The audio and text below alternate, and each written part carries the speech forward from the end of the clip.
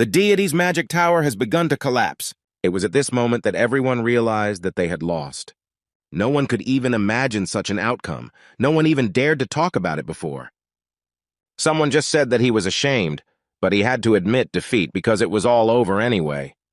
Immediately, the heavenly rebel Sun Wukong rose to his feet. Even without an arm, he still shouted that nothing was over yet.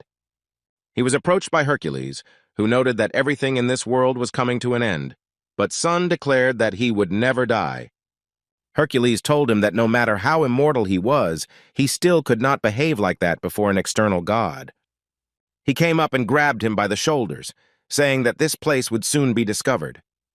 At that very moment, a mysterious ball appeared and bounced off the ground. It was Kim Yu-wan's doing. He admitted that he thought that they had all died long ago. The guy sat down and the others asked why he came back alone. Kim looked away and remained silent. The guys immediately guessed that Merlin, Asura, and Vishnu were also dead, and Kim confirmed their guesses. They were all dead. They also noticed a strange blue ball and asked the guy about it. Kim said that it was stupid chaos. Sun was surprised that it was actually one of the outer gods.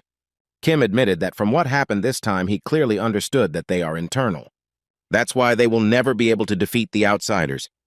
At that very moment, an unknown man in a robe appeared in front of him and began to use his magic. Kim was surprised that the stranger decided to use this method to win.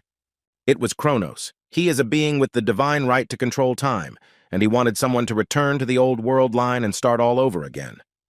Kronos immediately used the clockwork mechanism and said that perhaps he would not be in the world he returned to, but this was the only way. After all, that was the price to pay for turning back time and inverting the world line, so he shouldn't waste his time looking for it. Kim guessed that even the fact of his existence would disappear, and Kronos added that he did not know what form he would end up in. However, it makes no difference if only he disappears. Kim turned his gaze away from his comrade again. Kronos himself would prefer to end everything here, but this is their last chance. Kim asked, who will go to the past then? But before he could finish speaking, he noticed that all his comrades were looking at him strangely.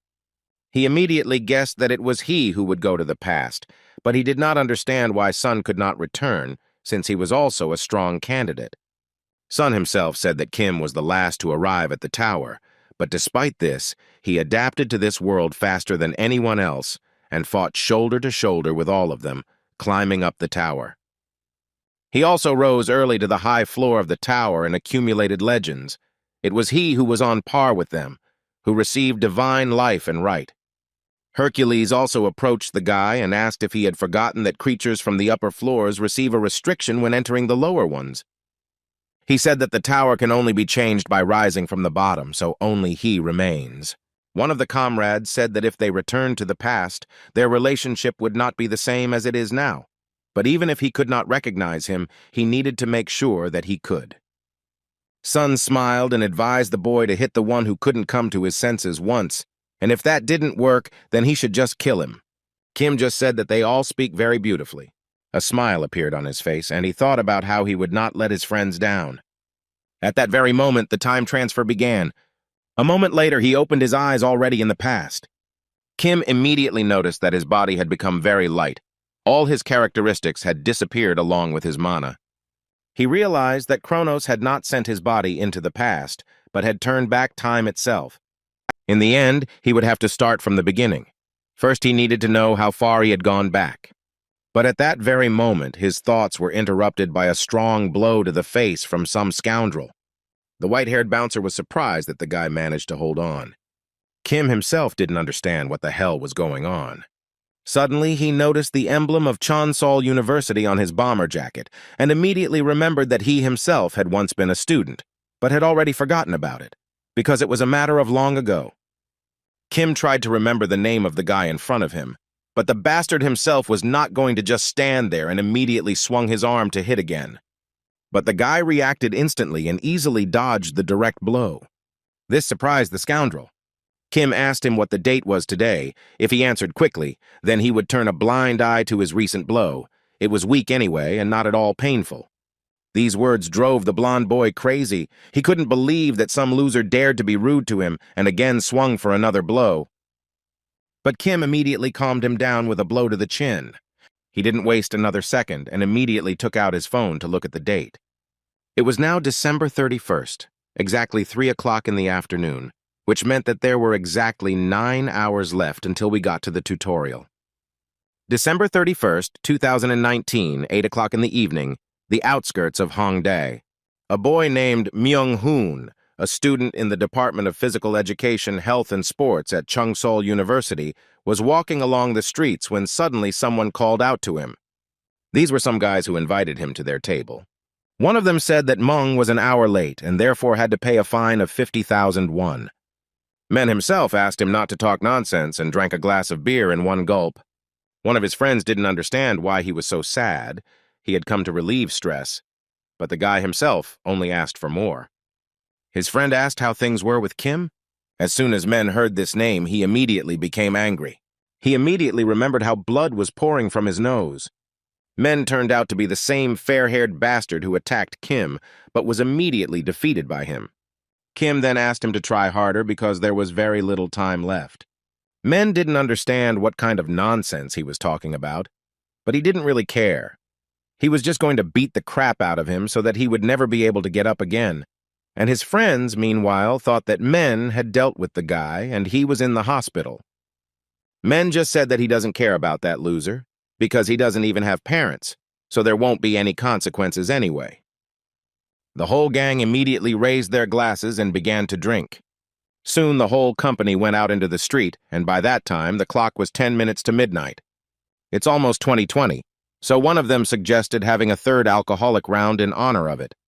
Men said that if they were going to go, they needed to move quickly. He was offended that he sobered up so quickly. Suddenly his friend noticed Kim with the suitcase. I didn't understand what the guy was even doing here. But it was even to his advantage, because now he would finish with him once and for all. He immediately took off his mask and called out to Kim. But he was not alone. His whole gang came up to the guy with him. Men's face was clearly filled with anger, and he asked Kim what he was doing here. Kim, in turn, remained silent and began to take off his watch.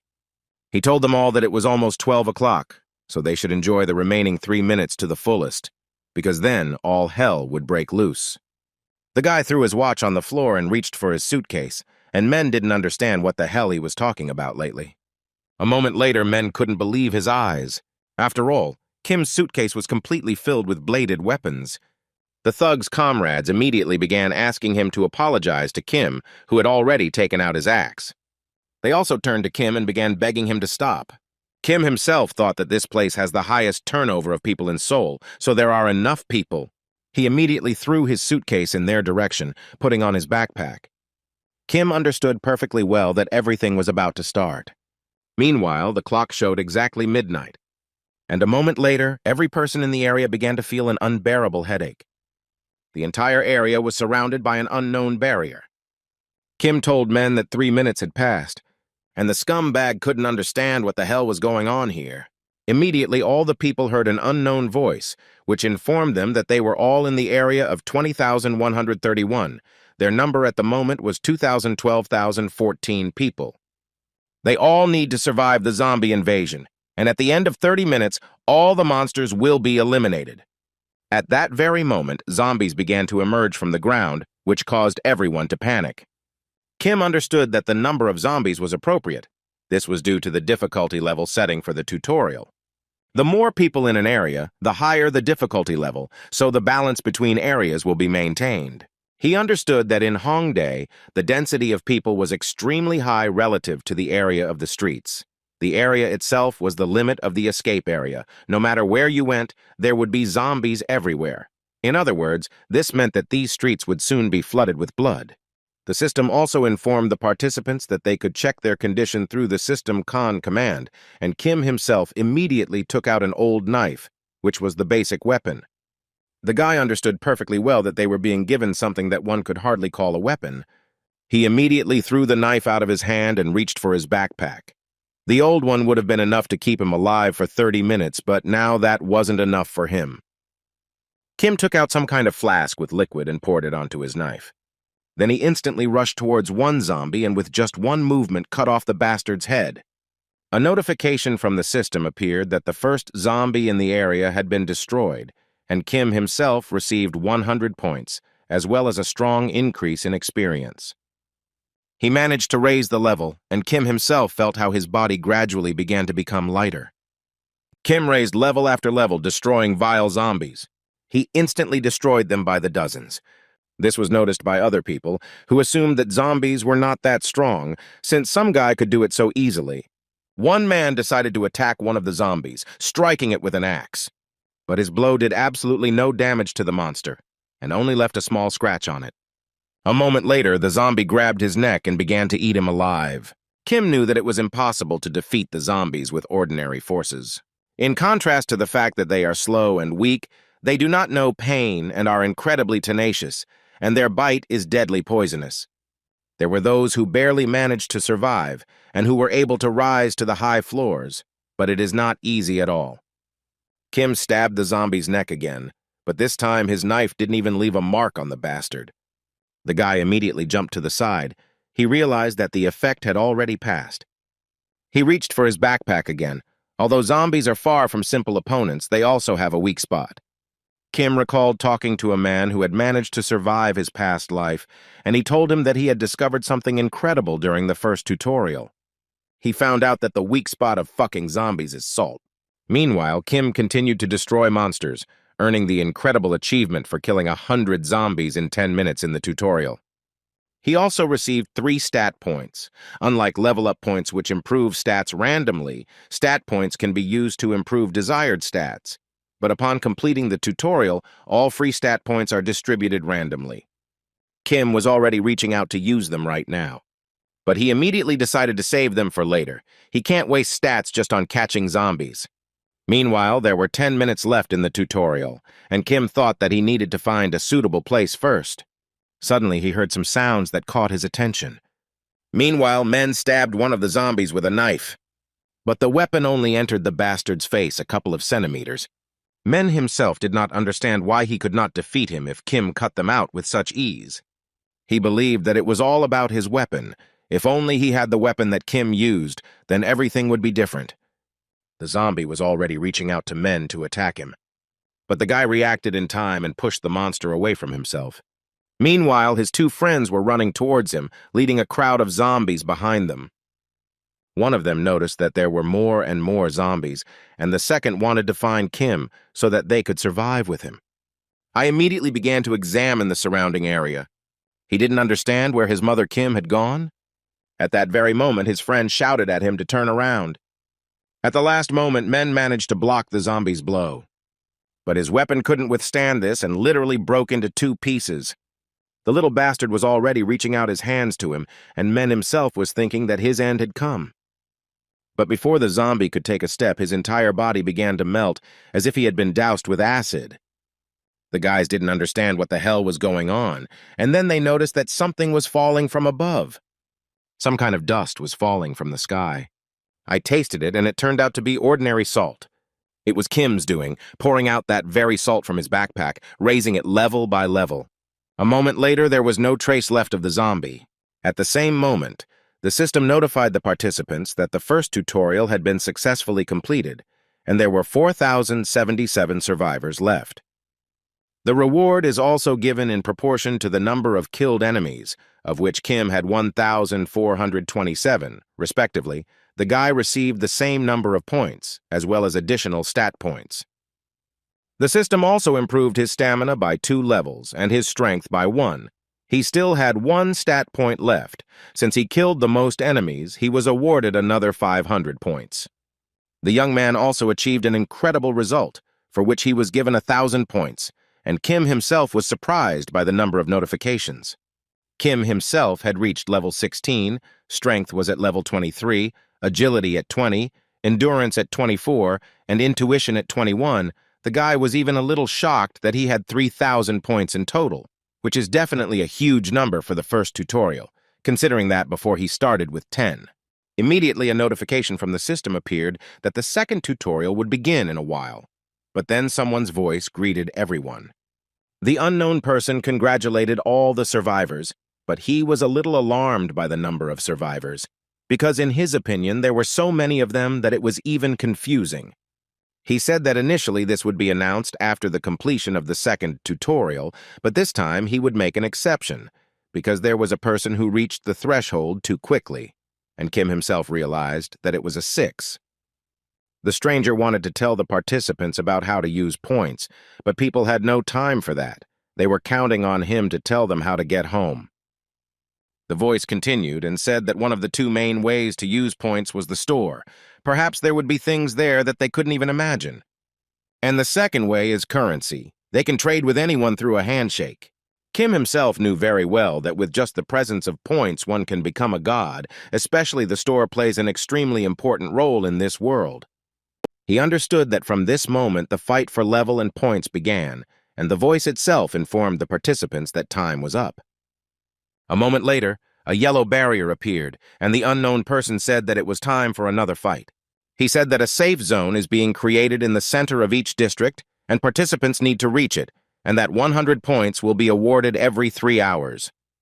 People immediately realized that the safe zone was the strange yellow area. Comrade Mina came up to him and said that they had to go already, but the guy himself didn't understand what the hell was going on. The guys also realized that their friend Chan died in the battle against the zombies, but Meng himself was thinking about something completely different. They noticed that he was not himself and was persistently looking for something, but men only said that he was fine. They also started discussing that judging by the way Kim had fought recently, he was a difficult person. Did he really have some kind of predisposition to using a knife? Suddenly, men pushed them aside and sped up. He noticed Kim and walked towards him. He immediately took Kim by the shoulder and asked him why he was going the other way when they needed to go in a circle.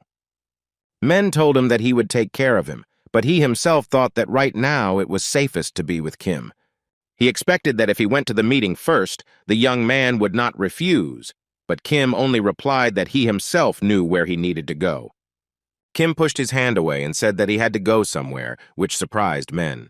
The guy also gave Menu some advice. If he really wanted to survive, he shouldn't curry favor with others, but just sit quietly in the safe zone. And he also advised not to be so arrogant. Men wasn't going to just tolerate this kind of treatment and was going to give Kim a punch.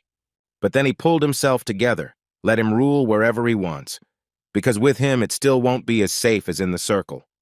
At that very moment, one of his comrades was about to enter the zone, but he couldn't.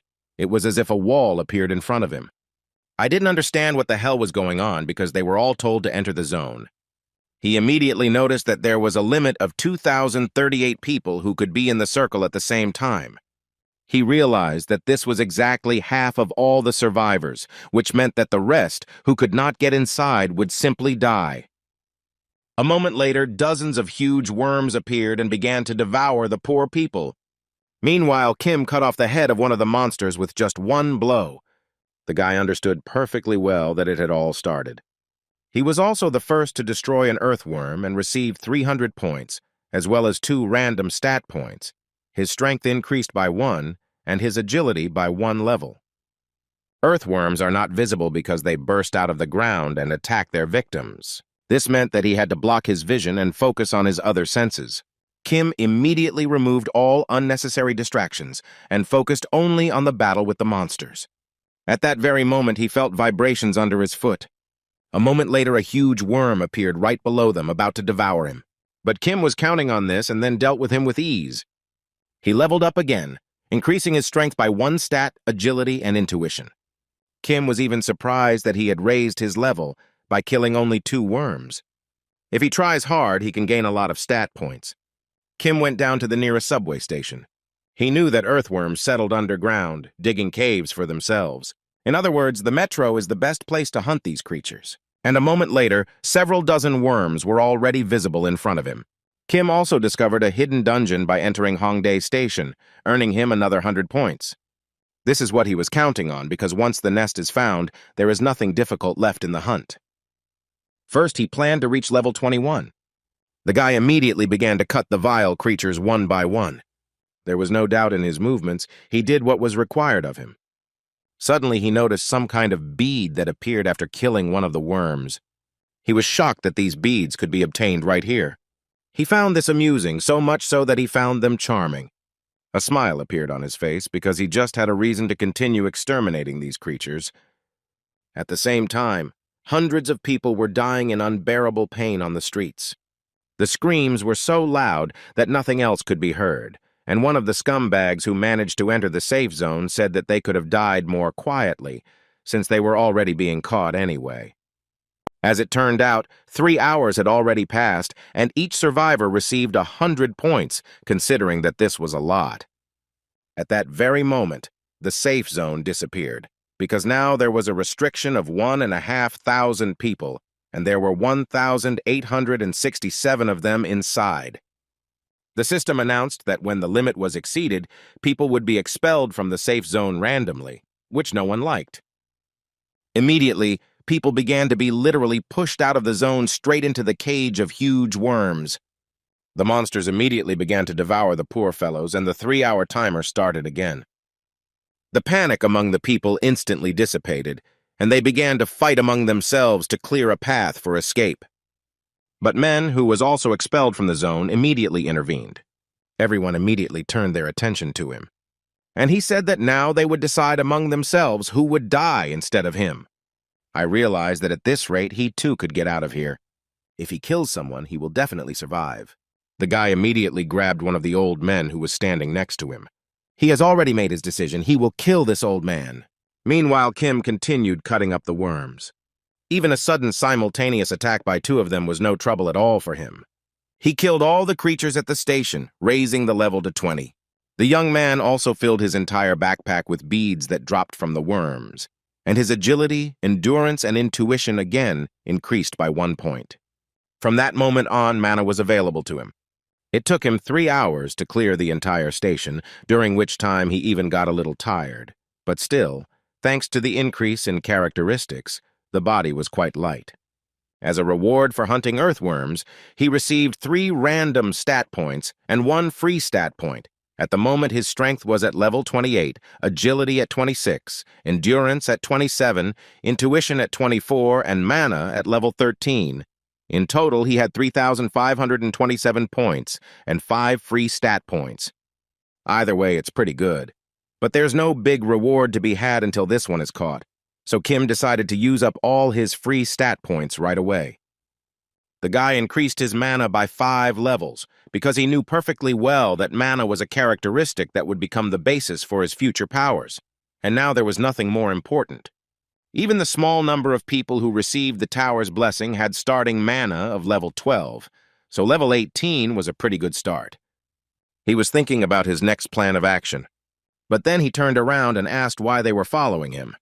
A voice came from the hole in the ceiling and asked the guy how he knew. Kim admitted that this is not surprising, because his actions attract a lot of attention. With a smile on his face, he asked if it was really boring to watch the other participants. Immediately, someone's silhouette began to appear. He thanked the guy because it was he who added color to his painfully boring work. At that very moment, the 6 leaders appeared in front of him, who were surprised that Kim had already reached level 20 in such a short period of time. The guy simply replied that he was lucky, and the 6 remarked that there are no people in this world more terrible than those who speak exactly like that. He immediately asked the reason for his call, and Kim said that he wanted to look at the store, and the 6 immediately thought that the guy wanted to buy some item. But this was not the case, because the young man said that he wanted to buy the skill. Immediately, a huge menu of choices appeared in front of him, and the 6 said that he might be the first person to buy the skill in the second tutorial. Kim himself thought that the choice was really big, so much so that it would take him some time to scroll through to the very end. After a while, he succeeded, but nothing caught his attention. He asked the 6 if this was the only choice, and he replied that this was all that could be obtained during the tutorial. The 6 asked what exactly he was looking for, but the guy replied that he was just asking, knowing full well that if he continued to ask more questions, he would only attract a lot of attention to himself, and that would not bode well. To begin with, he decided to take the skill of Monkey Eyes, which was possessed by the monkey that lived on the flower and fruit mountain. He spent 2,000 points to buy them, but the 6 admitted that it was not such a good skill, and Kim replied that he took them because of the name. With the remaining 1,500 points, he decided to buy a low mana sword. Depending on its use, an outstanding precious sword can be created. Six praised him for his choice, as the lower magic sword made up for the lack of attack power of beginners. Just when Kim thought that this guy was really getting on his nerves, he immediately said goodbye to him and wished him a pleasant time. Finally, he said that he had high hopes for the guy. These words did not please Kim himself very much, because it meant that he would be looked after as an object of special service. But by and large, he didn't care whether they were following him or not. He got here legally, so there was nothing to catch him on. The only reason to worry was the return, but Kim himself did not know whether they would be able to find out about it. The wind-up clock used to return was created by Kronos, Mir, and Odin, and since the central character among them was Kronos, as a penalty for using the clock, his very existence was erased. The Sixes, the so-called trustees, are just examiners. They will not be able to find a single clue that would lead them to return. Kim immediately activated his F-rank monkey eyes, which would allow him to expand his field of view and enhance his 5 senses when activated. Even if someone finds out about his secret, his goal will still remain unchanged. Kim planned to quickly raise the level of mastery of his new skill, because the real value of these eyes lies elsewhere. He continued walking forward through the station and noticed more worms that were mercilessly devouring people. Kim was going to deal with them all. There were still 30 minutes on the timer, which was enough to at least somehow improve his skill. He also took out his new F-rank lower magic sword. His guesses were confirmed. He thought that his main goal would be somewhere here. A huge mother of worms appeared in front of him, which was the boss of the second tutorial. In an instant, he dealt with all the normal worms, which shocked the boss beyond belief. Kim noticed that he really didn't look like the monsters whose goal was to devour people. She has a strong attachment to her children, and then she immediately started attacking the guy. But despite this, she had an equally severe lack of brains. She immediately slammed her mouth shut right where Kim was. But there was no trace of him, and the guy himself was in the air above her, ready to deliver his blow. Kim was going to deal with this creature in a jiffy. He immediately dealt a crushing blow to the boss's head. Then he took out his axe, which he had received at the very beginning, and showered the creature with a hail of blows. Blood immediately began to ooze from the wounds, and the mother of worms herself let out an incredibly loud cry of pain. Kim just smiled and wondered what the boss would do next. He instantly guessed that she would try to knock him over. But it was an extremely bad choice because he was already prepared for it. Kim slashed his sword straight across her torso, and then he stuck it into her body and literally slid it along her entire length. This was his plan. He knew she would try to swallow him, so he counted on being right in front of her face. At the right moment, he cut her mouth in half with just one blow. At the same time, a man fell to his knees and began to beg men for help so that he would let him into the circle. But he in turn only threw it away from himself. Men ordered him to keep the limit, since everyone had agreed to choose a person to die in his place. The crowd immediately began to say that they did not agree to such a thing, but Mung answered them that everyone agreed except them. So they shouldn't even think about going inside, otherwise he'll kill them all. Meanwhile, there were only 30 seconds left until the end of the second tutorial. The timer was running out, but at that very moment, earthworms appeared, who were going to eat all those who did not get into the circle. But suddenly everyone noticed that the timer stopped at 3 seconds. The very next moment, a notification from the system appeared that the safe zone would no longer decrease. All survivors also received 600 points, and there were 15 hours left until the end of the second tutorial. Meanwhile, Six turned to Kim again and admitted that he did not expect the guy to be able to defeat the mother of worms.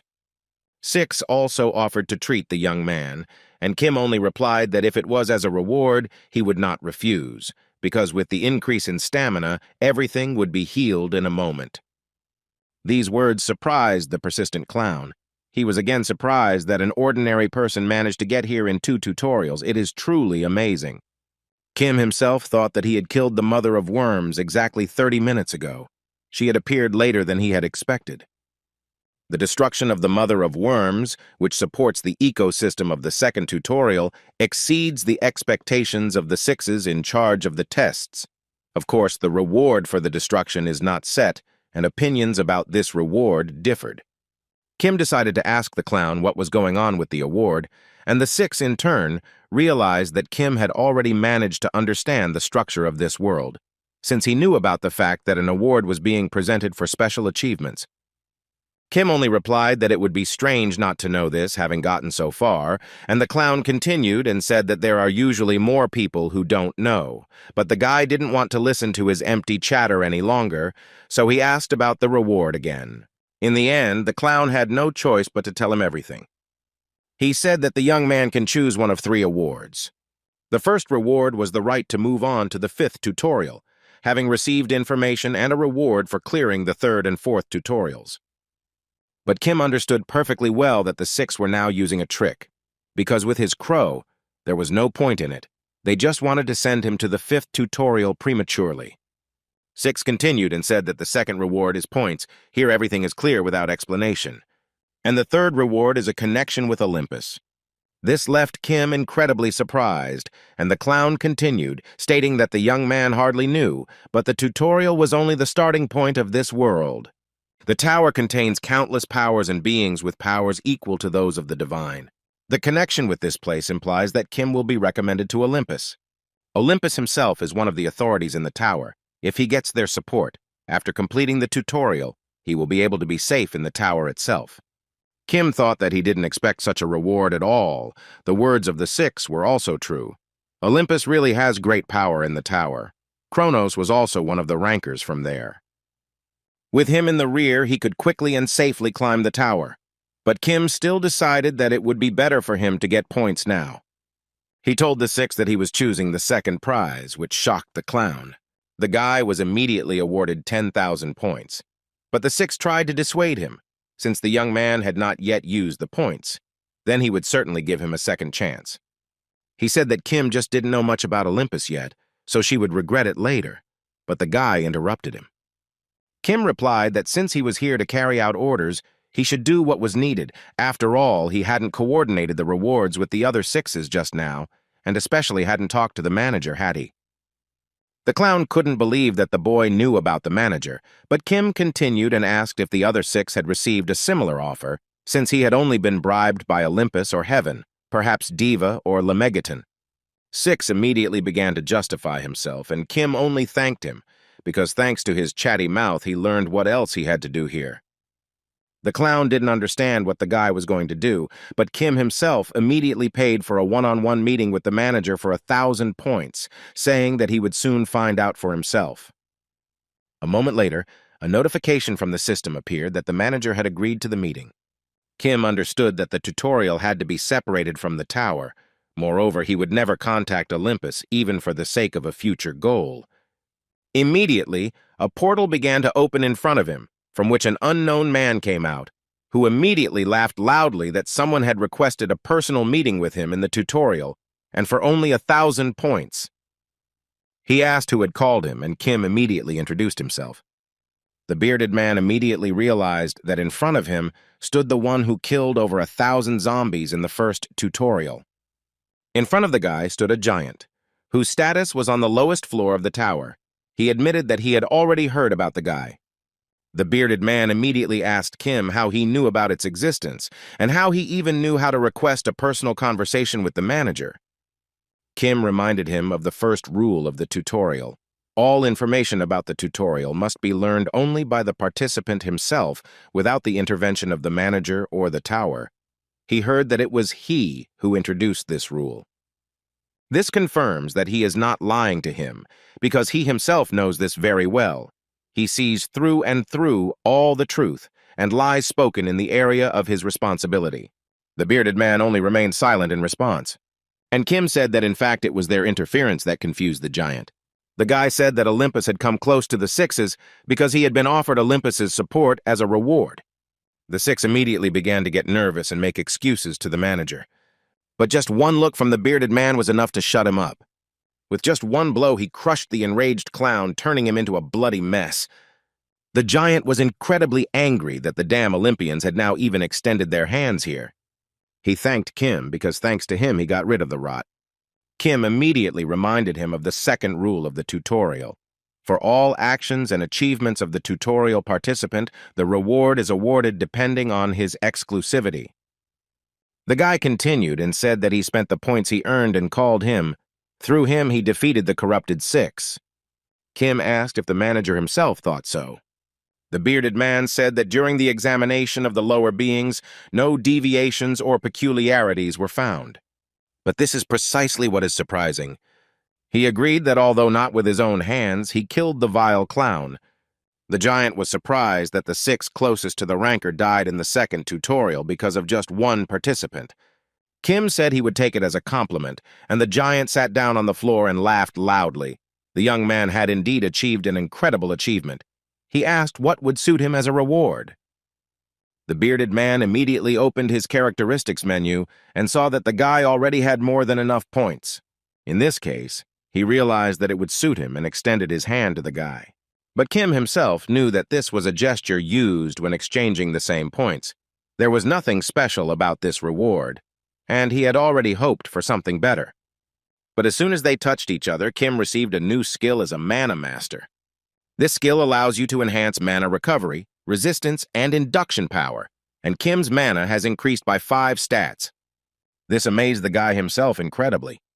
The giant immediately noticed from his expression that he liked this award. If so, the bearded man said that he needed to teach the low creatures a lesson, so it was time for them to say goodbye. Finally, he said that they would see each other again when the 3rd tutorial was over. A moment later, there was no trace of him. Kim himself couldn't believe that skills similar to the Master of Mana were in the tutorial. This skill itself was one of the abilities of the steward who dominated mana. Because of this, Kim's mana recovery was increased by 10%. Mana resistance was also increased by 10%, and the power of mana induction was also increased. Even though the mastery of the skill itself was at 0, but it was mana that allowed one to dominate the tower itself. Kim immediately used mana concentration, an art of mana control of great difficulty when the mana level was over 40. The guy immediately launched this clot of mana, which began to jump with incredible force at great speed throughout the entire room. Although his skill was not at a very good level, it was still not bad. Should he be grateful to Olympus for this? But this still wasn't enough. It was not enough for him to simply repeat the entire path he had taken and regain the strength he had before the soaking of time. Kim needed a big one, and with 13 hours left until the end of the 2nd tutorial, he decided not to waste time and headed to another nest of earthworms. He needs more cards to destroy the seemingly all-powerful external gods. After some time, there were only 10 minutes left on the timer until the end of the tutorial, so the people outside the safe circle suggested just waiting a little bit, since the Hongdae authorities were unlikely to just keep quiet. But those inside were against this idea, because there was no guarantee that after the 2nd tutorial there wouldn't be another one, and if you don't act, the safe zone will disappear altogether. The poor guy decided to compromise. He wanted to at least wait until the end of this tutorial. He was immediately grabbed by Mung, who ordered him to gather the next supply group and get lost. If he couldn't do it, then he would personally send them. Men told him not to be so upset, because thanks to him, many of those who were destined to die will be able to survive. This is their world now. So he should hurry, but suddenly some guy noticed something. Everyone immediately turned around and noticed some man in the distance who was walking in their direction. People immediately started thinking that he was simply crazy for walking outside the safe zone, or that he was simply too brave. Suddenly they noticed that the ground beneath the man began to shake. It turned out to be Kim, and a worm immediately tried to attack him. But the guy destroyed the bastard with just one kick. Everyone else couldn't believe what they had just seen. Men recognized him immediately. He asked everyone to ignore it and continue what they were just talking about. And in the meantime, there were only 5 minutes left until the end of the 2nd tutorial. Kim himself was already level 26, strength was at level 33, agility at 29th, endurance at 30, intuition at 26th, and mana at 30. In addition, he had a whole 10,000 points. Kim himself thought that he dropped in here just to get a reward for completing the tutorial. But he accidentally took on the role of leader. Before he could enter the circle, men immediately approached him, and with a fake smile on his face asked him where he had been, since he had been looking for him for so long. Men also said that he was very worried about him when he suddenly disappeared. Everyone else immediately started talking about Kim. They were still in shock that this young man managed to kill the monster with just one blow. As soon as they entered the safe zone, the others immediately took out their weapons. These were the people who stood at the edge of the circle, preventing others from entering. Men tried to explain to Kim that it was not what he thought, but the boy had already guessed that all those people standing outside had been forcibly pushed out and forced to carry food. Men said that they were destined to die anyway, and in this way they were benefiting each other. But Kim asked him in response whether they should risk their lives for this reason in obtaining food. Kim said it was a rather strange calculation. I told him that he had to become a coward to survive in this place. To stay alive in this crazy world, you have to become tireless, selfish, and cruel. Do moral standards and laws matter in such an environment? I also asked the guy if he still hadn't managed to adapt. Kim just smiled at him.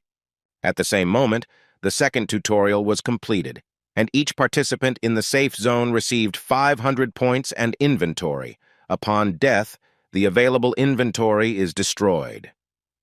Kim immediately threw his bags out of himself, because there was no need for it anymore, and finally he told men that since this was his way of survival, he should do as he saw fit.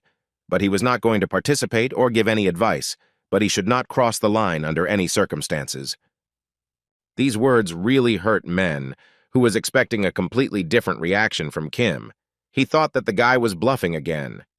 At the same time, the third tutorial began. This time, the participants had to hunt monsters in the area and pick up 50 entities. There was also a time limit of 72 hours. After the time expires, the area will be destroyed, and after the time expires, the gates will be activated. The people inside the zone were shocked that a huge number of monsters appeared again, but they were still safe in this circle. Suddenly, Men noticed some kind of passage, but he himself did not understand whether he really needed to collect 50 entities. A cunning plan matured in his head. He asked the others if they had heard what they needed to do. At the same time, Kim took out all his beads obtained from killing worms. As it turned out, they were mana essences, of which he had 132 pieces.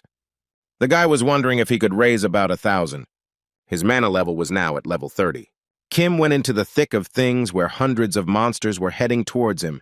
He also used the Mana Master skill, and his mastery level was only less than 1%. He had gotten the mana essences from the second tutorial quite well, but it still wasn't enough for him. Meanwhile, he used mana concentration, completing it to 100%. Mana concentration is also registered as a skill. Kim immediately cast a powerful spell straight at the bastards, destroying several hundred monsters in an instant. Although he had spent all his mana on just concentration, and it was difficult for him to control it now, it would definitely be useful when he increased his stats and mastery level. In any case, although mana concentration is the main technique that determines the scale of mana control, it is completely out of his style. Suddenly, he noticed several surviving monsters in front of him. They were literally shaking with fear in front of the guy. But Kim only took out his sword and used the monkey eyes skill. He was not going to waste the remaining time. On the second day of the third tutorial, a group of unknown people went deep into Hongdae Station. Although they had gone quite far, there was nothing they could do about it, because in 2 days, only 400 people remained from 1,400, so they decided to hide here. One of them was called Han, he was level 10, and the second was Khan, he was also level 10. Khan thought that this station had not been so huge before, and Khan only replied that the whole world had turned upside down, so there was no need to be surprised. A girl named Yim, walking behind them, noticed something in the distance. It was a 24-hour store, and its sign was still lit. The boys were immediately delighted, because this meant that they would be able to fill their entire inventory with food. Hana was only interested in whether there was ramen there, and Khan replied that they had no need for it without boiling water. While Khan was saying that he would have eaten it dry, a huge spider appeared above him, and a moment later nothing was left of his head. Kang and Yim couldn't believe what was happening. They were literally speechless. And then monsters began to appear from behind the columns, and they were the ones who set this trap. Even though the guys took out their weapons, they understood perfectly well that they couldn't cope because there were too many monsters. Yim thought that they had fought hard for survival and had raised their level quite well. But why did she doubt their victory then? At that very moment, one of the mutant rats attacked her. The girl managed to push her away with difficulty. But then a second rat jumped up and bit her right on the hand. Khan couldn't help her in any way because he himself was fighting against the zombies. Soon he too was bitten by this bastard. Yim couldn't believe that this was really happening to her. She wanted to survive so much. She was trying her best to do it. Is she really going to die here so senselessly? At that very moment, the rat that was about to attack her flew into little pieces. The boys noticed a crack in the window of a convenience store from which a soda can flew out. It was the work of Kim, who had just gone to bed when his sleep was interrupted by this noise. Yim couldn't believe what she just saw, because for her, it was some kind of absurdity. No matter how much the level and characteristics increased, was it even possible to kill a monster with just one can? Kim threw the can again at one of the monsters behind them, and literally took its head off its shoulders. The guy immediately took out his sword and was going to deal with all these annoying bastards. In a moment, he was cutting the spiders into tiny pieces, not even giving them a chance to take a step. And with the next kick, he dealt with the last spider. He immediately approached the terrified boys. They immediately began to thank him, because it was only because of him that they were still alive. Immediately, Khan grabbed the wound on his arm and fell to his knees. Kim took some ointment out of his pocket and threw it to him. He advised him to first apply it to the wound. The guy also asked what his stamina level was, and Khan in turn replied that he was currently around level 17. Kim said that in that case he would not die, although there was a chance that he would no longer be able to use the bitten hand, which seriously scared Kong himself. He immediately began to apply healing ointment to his wound in panic. Kim himself thought that he had slept for about 6 hours. The fatigue had generally passed, but he still would not have refused to lie down a little longer. For the first time in these 3 days, he lay down to sleep because extreme fatigue made itself known. The guy even had to buy a scent-blocking powder for 100 points, which removed all the scents in the area, giving him the effect of protection from monsters with a good sense of smell. But he never expected that other obstacles to his rest would arise. He had already turned to leave, but Yim called out to him and asked if he hunted here permanently. She said that losses happen here more often than on the surface. If he is unlucky, he might encounter an underground snake, which is quite dangerous. Kim replied that he was not here permanently. There was just a cafe and a place to relax. He said he had his own preferred hunting spots. The guys decided to follow him, and soon they came to an unknown place. Yim and Kang were surprised that it was a 2-story dungeon. The structure was also completely different from the first floor. Kim asked them why they came here, knowing about the danger, and Yim replied that since he was always here, he didn't know about the situation outside. She said that up there everyone was at loggerheads, no one trusted anyone, everyone was killing each other, and now there was complete chaos because of the battle for mana essences. The guy immediately guessed that they were probably attacked, which is why they decided to run away. Khan confirmed his guess. They came here because they were sure that no one would come after them. Kim recalled that in the process, they themselves almost died. Khan thanked the guy again for saving them, but at that very moment, a loud roar came from the cave. The duo didn't understand what the hell that sound was that scared them to no end. Kim was surprised that they followed him. He asked if they had any guarantees that he would not kill them and take away their essence. Yim immediately thought about the fact that they hadn't even considered this outcome because he had already saved their lives. Compared to the people up there, compared to the monsters swarming here, this guy is the most dangerous of them all. She told him that at his level he had definitely already collected enough entities, so there was no point in him killing them. But Kim asked, what if he wanted even more entities? He also said that even if he doesn't kill them, they will still die here. Yim didn't understand if he wanted to harm them, then why was he saying such things? The girl decided to ask him directly what he wanted from them. Kim just smiled in response. He said that he had a good offer for them. If they did well, they would divide all the entities among themselves. The boys agreed, and after a while the same underground snake appeared in front of them. Kan could only run away from her. He couldn't even look at her, let alone fight. He was already beginning to wonder if this was really a good offer, and immediately remembered how Kim had asked him if everything was okay with his leg. Kang confirmed this, and Kim only smiled in response and said that in that case he needed to run. Meanwhile, the snake continued to pursue him, and he screamed at the top of his lungs for help. At that very moment, Kim himself appeared in front of the creature's mouth.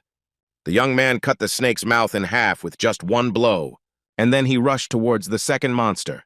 It was absolutely no trouble at all for him to cut it into small pieces. Kan just watched all of this, amazed by the guy's unreal attack speed. If he always kills so quickly, then how many entities has he collected already? Immediately, the same mana essences began to fall from the killed monsters. Khan thought that maybe the difference in the level of the monsters being killed was different, but the percentage of essences being dropped was also extremely high. In 2 hours of hunting, they managed to collect about 50 entities. After all, this guy is not just strong. He's on a whole other level. Kim asked the scared guy how many entities had fallen out this time. Kang replied that there were only 6, in which case Kim told him that he could keep one for himself. The speed of the monster's arrival couldn't keep up with the speed of the hunt. Kanu wondered where the guy was going to use so many essences. He also told Kim that Yim was a little late, but the guy himself replied that there was no problem with that. In that case, Khan decided to ask what his level was now. He suggested that with such a hunting speed, his level should already be serious, and Kim replied that over time the level stops increasing. The young man was going to raise it well in the next tutorial, but Kang couldn't get over the shock. How high is Kim's level if he can't rise anymore? Kim continued and said that the level itself is personal information. He should not ask others or answer someone's questions about it, the same with the characteristics. But Kang reminded him that he himself had recently asked what his endurance level was, and Kim had asked him if it would be better if his arm rotted. Kang immediately apologized to him. Kim also gave him advice to hunt monsters from time to time and also collect not only essences, but also raise the level. Yim immediately appeared, leading a huge horde of monsters. Khan thought that they didn't even have time to really rest before the vile creatures appeared again. Kim himself did not stand still and immediately rushed towards the monsters. His example was followed by Khan, who was able to destroy the local monster with his hammer. In fact, he was surprised that he actually succeeded, and in the meantime, his level rose. Yim also killed monsters and raised her level. Kim immediately approached them. Kang asked if they could collect the essences from these 2 monsters for themselves, and Kim replied that they killed them, so it was their prey. Now they both have exactly 50 pieces. Yim said that before they came here they had 20 pieces each, and she didn't expect that they would collect the required amount so quickly, so she immediately thanked Kim. The guy himself also thanked them because they sped up his hunt more than twice. Kim didn't even want to think about the number of entities collected, and meanwhile there were just under 3 hours left until the end of the tutorial. He understood that the time for activating the gate was slowly approaching, so he told the guys that they should go up. The guys were incredibly happy about this. They had been waiting for this for so long. Yim was curious about how things were going up there, whether it was still chaos there, and Kan thought that the further it went, the worse it was, but not better. He admitted that people outside really stress him out. At the same time, the gates on the street began to turn scarlet. This meant that the 3rd tutorial would soon end. One of the men had only 45 essences out of 50 boring ones. He told his partner that he was really scared because everyone around him was hiding knives behind their backs, chatting with each other as if nothing was happening. His comrade said that the probability of the essence dropping was also disgusting. He believed that it was faster to defeat a person and take it from him than to risk his life killing monsters. But even so, it didn't seem like anyone was going to do anything. But with the opening of the gates, this would change, and he himself was planning to quickly take the essences from someone and escape as soon as the gates opened. Suddenly, his friend noticed that the leader of the parallel side was looking suspiciously in their direction. It was Men who was heading straight towards them. The couple immediately realized that things were bad. Men approached them and said that they had not seen each other for quite some time, but they replied that they were not in the right relationship to greet each other joyfully. I just smiled and said that they themselves should understand perfectly well what was planned. They do realize that when the gates open, it will rain blood. The guy realized that this bastard was really smart because he created an entire gang for this moment. He asked Men how many entities he was missing, and he replied that compared to them, they and people had a lot more. Men said he needed about 700 entities. The guy understood perfectly well that even if they combined everything they had, they would only get about 300, an absurd demand, and thus a conflict could not be avoided. I offered to give them only 400, then they would good-naturedly retreat, and they would find the rest themselves. There was a cheeky smile on the bastard's face that showed his true face. The guy understood that if he refused, a total massacre would begin.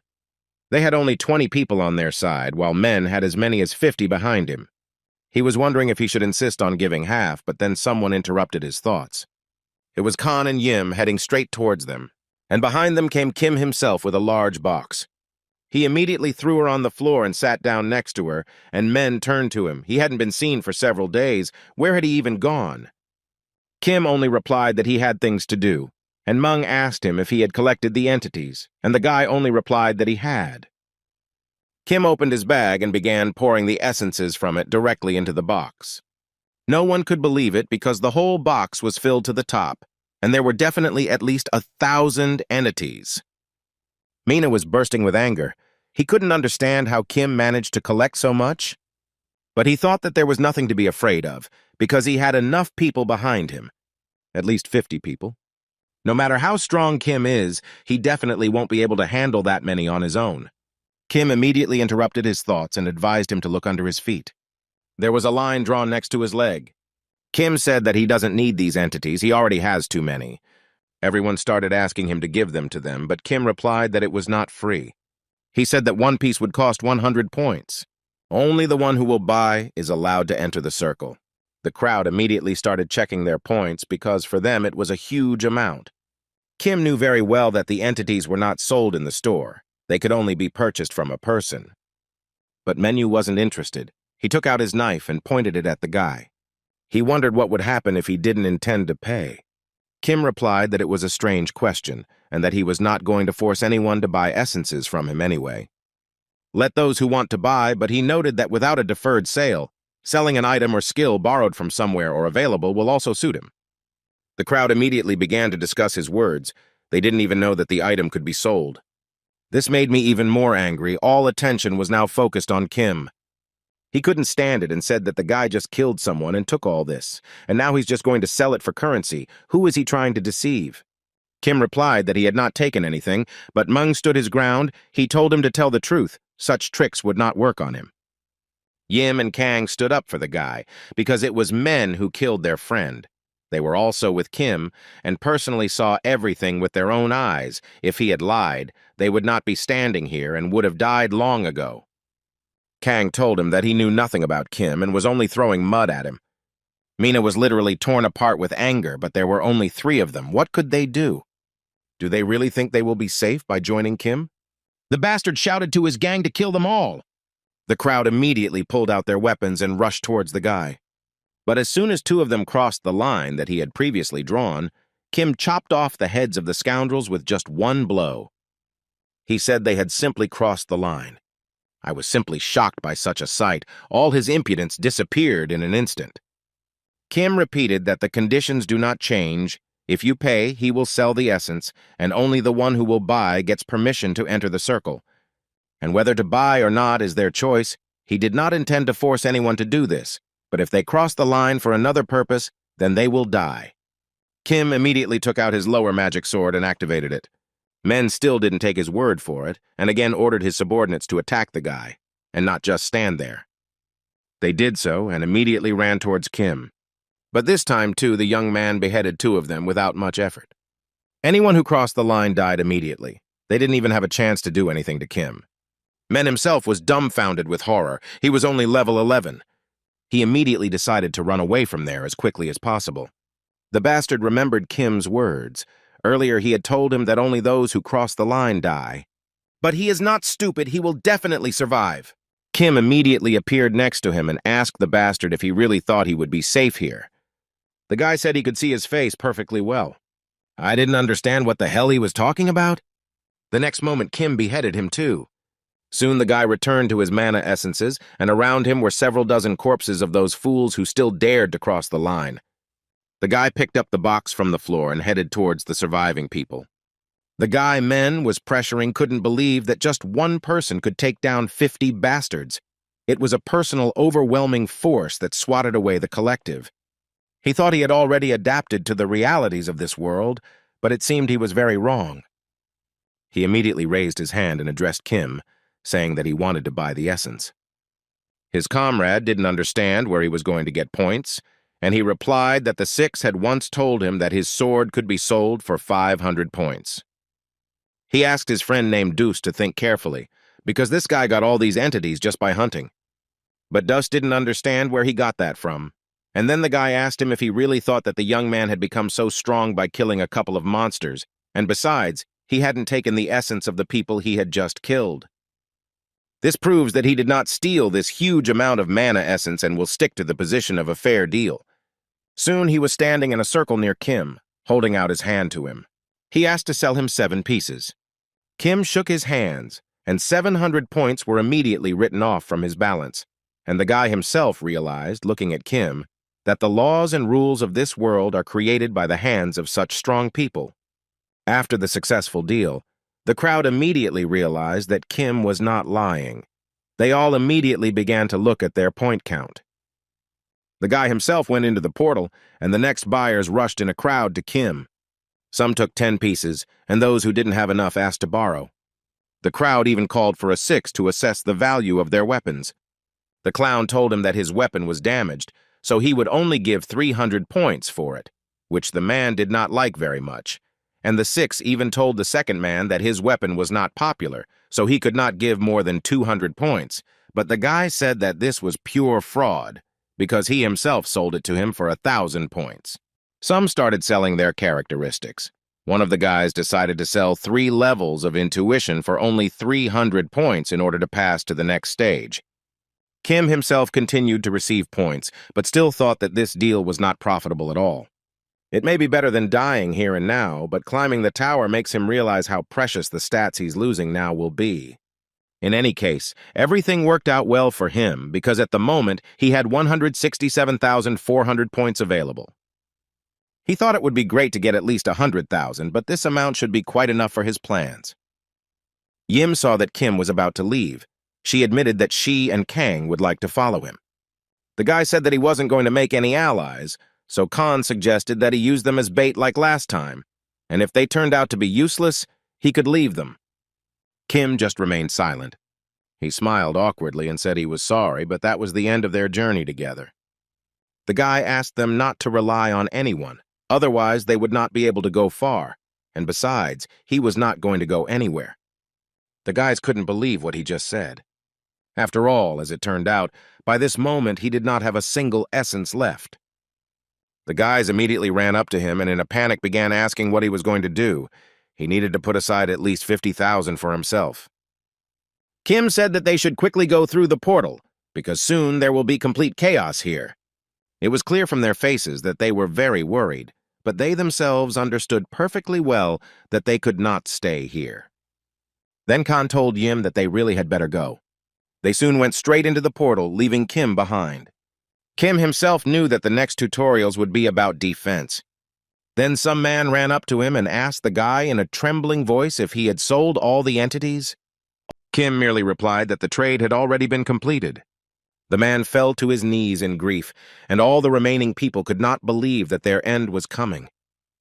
Kim himself understood that it would be better for him to move first, because from now on this place would become a battlefield where everyone would risk their lives just to get the essence. The guy moved away, and in the meantime there was about an hour left until the end of the tutorial. Kim immediately called the store. But I never expected anything like this. The same bearded man, who was also the manager, appeared in front of him. The giant asked the boy if he had called him. Kim said that he had called, but not him. He asked what had happened to all the sixes, since he had come to him personally, and he replied that he was recruiting new ones, since the staff had been significantly reduced.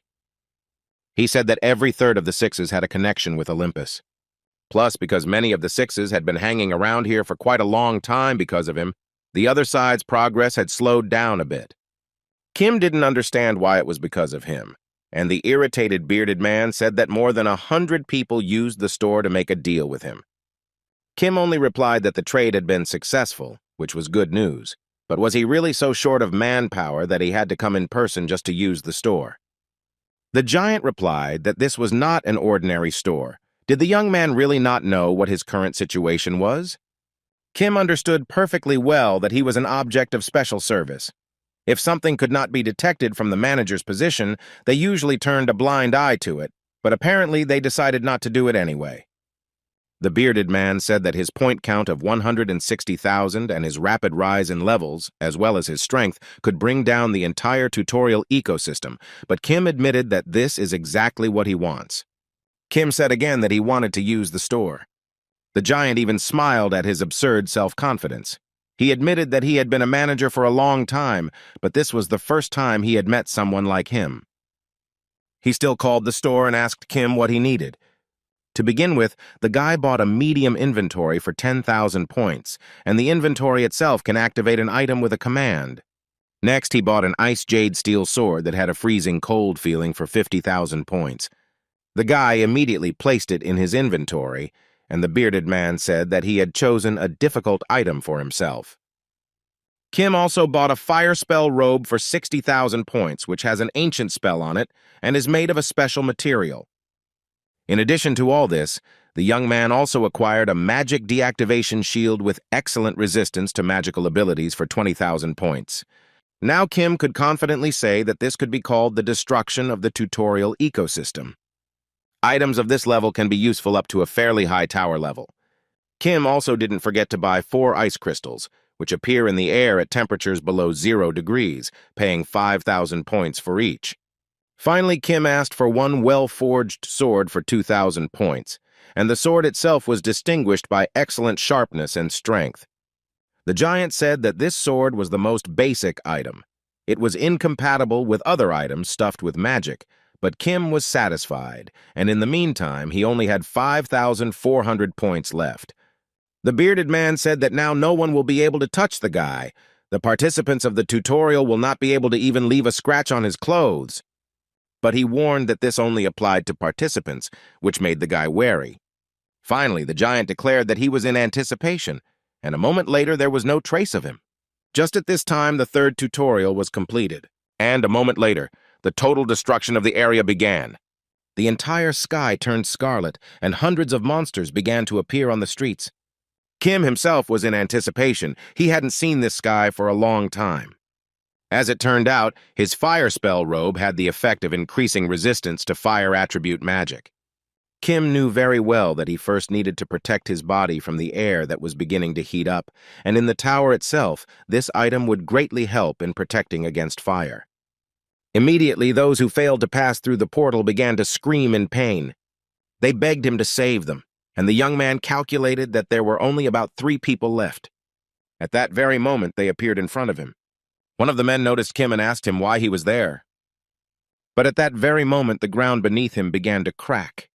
And the very next second, a column of lava broke through the asphalt. All 3 were burned alive. The system also notified Kim that a 176th giant had appeared. At that very moment, a bony hand appeared from half the ground. And soon the first skeleton appeared. It was a skull, a demon of a bad level. Within a couple of minutes, they had filled the entire area. Kim himself was surprised that there were so many of them. But the guy understood that the whole point was different, because there was a reason why it was called destruction. Immediately, a huge column of flame appeared from under the ground, and a moment later he appeared, the lower demon Surtra. Kim just smiled when he saw him. During Ragnarok, it was the size of a mountain, but now it is only the size of a large house. Surtra himself was the 176th child of Surtur. He stated that another world would disappear, being swallowed by the tower.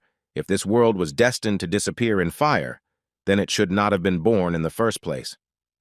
But Kim immediately interrupted him, asking him to stop. He wasn't even in menopause. So why such sentimentality in the case of the 176th child?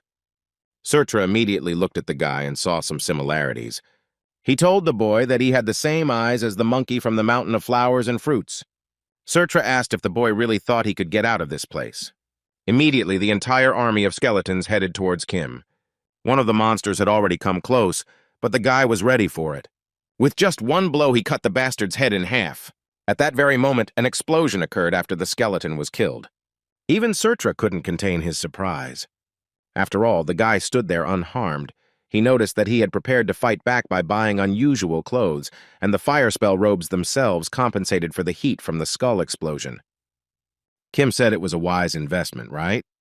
But he prepared all this not to fight him off, but to hunt him. Surtra said that these were truly impudent and presumptuous words. Would the youth be able to repeat all this when he got to him? Kim teased him in return, saying that he had already figured out that his ass was too heavy to lift, and Surtra wondered how long he could remain so cocky. The guy said that he was already fed up with his chatter. He immediately rushed at the horde of skulls. He continued to destroy the bastards, raising his level by 2 whole levels. Such a large-scale destruction of the creatures resulted in a huge explosion. But this is exactly why Kim needed the magic deactivation shield. The guy didn't hesitate for a second and rushed back into battle. He again managed to destroy several dozen skulls, and his level rose again. Also, agility, stamina, and mana have been increased by 1 level. Still, even though he was wearing a fire spell robe, it was quite difficult to absorb heat for 2 hours. He also understood that the explosions with which the skulls died were quite threatening, and the force of the blow was small, but since there was no way to dodge, he took it with his whole body. Kim would attack at long range with mana concentration, but this skill has a huge mana consumption, so it is problematic to use in a long battle. The shield was also slowly starting to reach its limit. He was damn lucky that he was able to withstand a good 1,000 explosions already. It was time for him to slowly get down to the main battle. Kim turned to Surtra and asked him to stop sending his minions to him. It was time for him to come down to him himself. The demon admitted that he had truly incredible items, so much so that he didn't understand how he managed to get such things in the tutorial. Surtra immediately jumped down straight towards Kim. The guy asked him if he had a conscience to commit tyranny on the territory of the tutorial, and the demon replied that he only punishes those who have no right. He pointed his sword at the boy, admitting that he did have it. He had the makings to become a ruler, rising to the endless tower and becoming a ranker. But he didn't understand why he was here, and Kim repeated himself and said that he came here to hunt him. Surtra laughed loudly in response. Was he really going to kill him? In that case, he needed to fight back. He immediately swung his huge sword at Kim. The young man himself put his shield in front of himself, realizing that his body had already absorbed enough flames, so he had to cope. The demon instantly dealt a crushing blow straight at him. Although it was hard for Kim, he was able to block Surtra's attack. The guy remembered a conversation with Sun Wukong, who told him how he managed to get these eyes. The method he chose was a bit unusual. He failed the 3rd tutorial. Of course, he failed not because he was weak, but there were simply all sorts of different reasons in any case. That is not what is important in this story. The demon himself was a little perplexed. He had the feeling that the guy had deliberately exposed himself to his attack. But he still didn't understand why he needed it. Suddenly, Kim himself appeared from under the rubble, which seriously surprised Surtra. Kim said it was really hot. He thought he was going to die. The guy himself remembered that his comrade had fought hundreds of battles with him on his own whim, but he had managed to win only a few battles out of countless numbers, and there were several reasons for that. This was because he had Jingubang, a divine item that could grow infinitely, and he also had the original cloud Kinto-un, which was known for being able to strike lightning and reach the end of the universe in the blink of an eye. It shouldn't be forgotten that he also had limitless mana that came from absorbing the entire Heavenly Treasure Peninsula, but the main reason why it was troublesome to fight him wasn't all that. Meanwhile, all the conditions of the hidden location were satisfied, and the monkey eyes began to evolve and turned into fiery eyes. Assimilated with the fire demon, now they distinguish between good and evil, truth and lies, have strong resistance to fire. Their rank rose to level A. The degree of mastery was slightly above 12%, and the effects appeared resistance to the fire attribute, maximization of all senses and battle prediction. Kim himself thought that even in these clothes, it seemed to him that his whole body was burning, and Sun, before receiving these eyes, endured this without special objects. Surtra immediately noticed the changes in the guy. Kim never expected that he would one day respect this idiot. He also summoned ice crystals and an ice jade steel sword. He also thanked Surtra, because thanks to him all the preparations for the hunt were completed. But the demon did not take his words seriously. What was he going to do in such a state? Kim replied that it was nothing. He also absorbed 2 ice crystals. The temperature began to drop little by little. All his burns also gradually calmed down, and cold was added to his mana attributes. Kim immediately felt a rapid drop in body temperature. He even started to feel a little cold. The guy knew that Surtra himself understood perfectly well that this energy that enveloped his body was completely opposite to him. The demon attacked Kim again, but this time he successfully managed to block his attack. The blast wave from their swords' impact was so huge that it caused a blast wave that spread out over several hundred meters.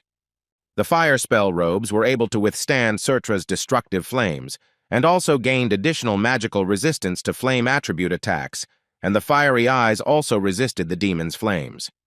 Soon the robes began to absorb Surtra's fire, and the temperature began to drop extremely. The whole body began to resist burns. Surtra was not prepared for this at all, and Kim eventually managed to knock his sword away. The next moment he was already next to the demon. Now it was his turn to attack. He immediately inflicted a deep cut on the demon's side. Surtra even screamed in pain, not expecting that some person from the tutorial would even manage to injure him. Meanwhile, Kim came up with a new plan of action. But he immediately stopped, as Surtra was not going to just stand there, and summoned several purple spheres behind him. The guy understood that this was very dangerous. Now he needed to dodge. He immediately activated the skill of Flaming Eyes, which allowed him to predict the course of the duel. Surtra immediately launched projectiles directly at the place where the young man stood, but it didn't work against Kim. He successfully managed to fight them off with his jade sword. Kim decided to absorb 2 more ice crystals, which caused him to get frostbite. The young man realized that with his current body he would not be able to withstand such cold for long. He needs to get this all over with quickly. Surtra struck again with a powerful blow, but Kim jumped aside in time. Kim took out his magic sword since there was no longer any point in conserving mana. With the next blow, he chopped off the bastard's leg. Because of this, the demon fell to his knees. But Kim wasn't going to stop there. At that very moment, a huge magic ball appeared behind Surtra. He flew with great force straight into the monster's face. This briefly limited the bastard's vision. Kim took advantage of this opportunity and instantly moved towards his face. Then, pushing off the bastard's shoulder, he found himself behind him. Surtra couldn't believe that some youth who couldn't even climb the tower dared to attack him. Kim had no intention of listening to him and immediately landed on his neck.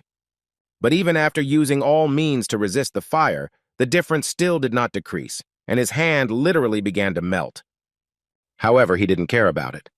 Third-degree burns immediately began to appear on his body, and his flame resistance increased by 1 level.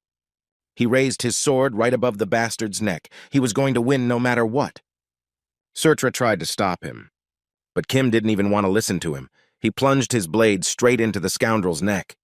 Immediately, a notification from the system appeared that the destruction of the tutorial had been defeated. But in reality, it was not so easy for the young man. He himself was a little shocked that he actually managed to kill Surtra, even though I understood that this was just the beginning. He leveled up 3 whole levels in an instant. He also got an achievement that was unbelievable. The system was not ready for it and delayed the calculation of the rewards for getting it, and a smile appeared on Kim's face. After such a hard battle, Kim fell unconscious, but soon he came to his senses and stood up. Judging by the fact that his burns have not yet healed, he was not unconscious for long. The cold that remained in the body was the same. For the body, this is no joke at all. He really thought he was going to die. Now he is in the intermediate stage of getting the golden flame eyes. The guy decided not to think about it now because the tutorial was not over yet. There was still a long way ahead. He walked closer to Surtra's corpse, which looked unsightly after the flames disappeared. But it was not just a body. The guy immediately began to disassemble the remains of the demon, because all the byproducts of his body were items, and considering that it was Surtra himself, these were quite rare items. After some time, he found what he was looking for. It was the heart of a giant, and Surtra himself, born in the land of fire, poured out the energy of fire and the power of a giant through it. The heart was a miracle cure, and had the effect of the giant's inherent strength and mana of the corresponding volume. Kim wanted to absorb it right away, but with his current body it would be problematic, since this miracle medicine changes the very structure of the absorbing person's body, which requires quite a lot of endurance. Suddenly someone called out to the guy. It was the same bearded manager who asked him if he had finished everything.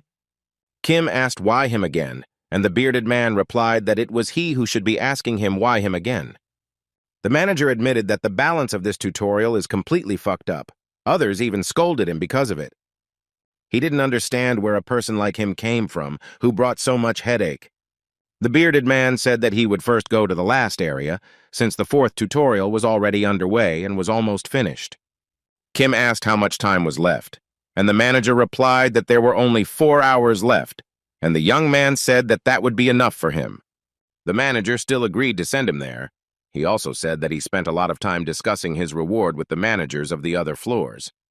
They shook hands, and Kim immediately received 10,000 points, the Heaven's Fate, and all his stats were raised by 3 levels. Kim was surprised by such a reward. He thought he was aware of all the high-level satisfactory skills, but this was the first time he heard about the Heaven's Fate. The Heaven's Fate itself was a rank A+ skill. It was given to the person who was destined to slay the heavens. Depending on the weight of the lives he would take in the future, his fate and value would change. The skill also gave him an effect that increased his stats by 3 levels. The increase in stats itself increased depending on the status of the killed objects and their number. Kim knew that high-level skills were not always good, but this one had high efficiency due to raising stats. But what caught his eye the most was that this skill also had a completeness. In any case, it was suitable for compensating for the lack of stats. The manager said that this was his entire reward and asked if he needed anything else, and if so, the guy asked to give him one small pill. Kim purchased that same pill for 10,000 points, which was a miracle medicine with a very sour taste that increases mana and stamina. The bearded man said that since the guy had no more business with him, he would go, asking him to rest a little after he took the pill.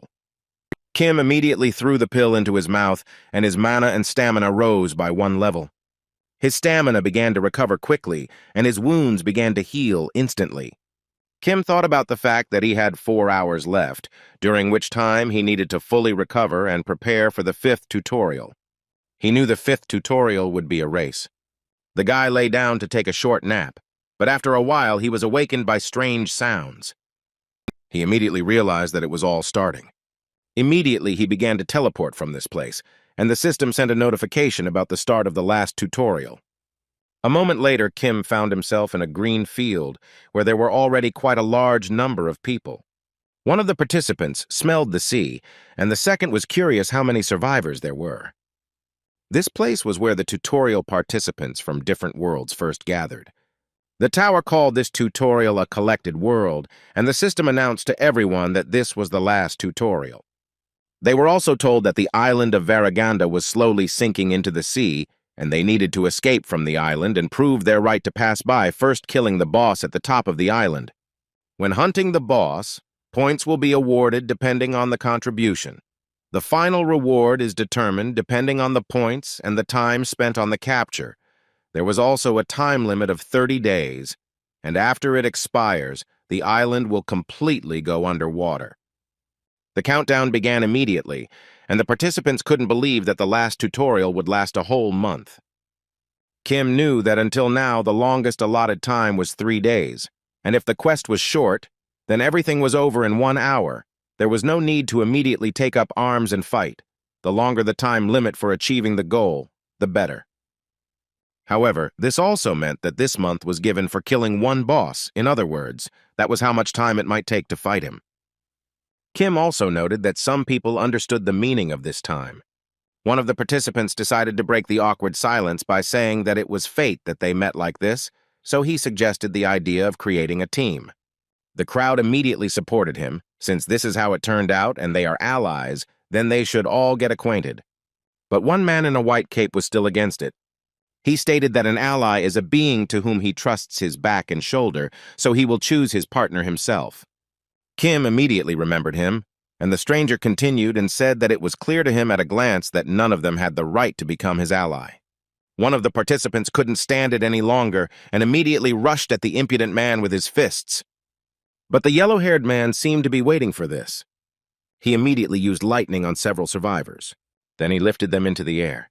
And he threw it on the ground with all his might. It was a guy named Hargan. He is the self-proclaimed heir to Olympus and a relative of Zeus himself. No one could believe their eyes. Kim himself understood perfectly well that Hargan had quite a lot of potential.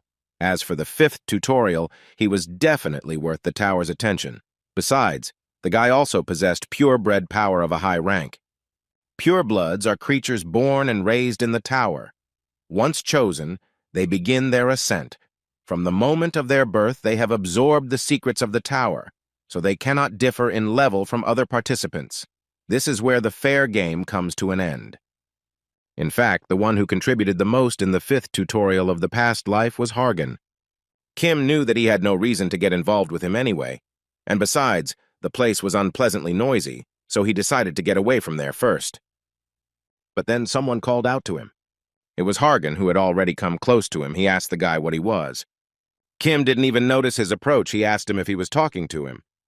Hargan replied that he was addressing him specifically. He immediately noticed the fire spell robe on Kim. This item is not available in the tutorial, so he was curious how the boy got it. Kim only replied that he bought it for points. This surprised Hargan quite a bit.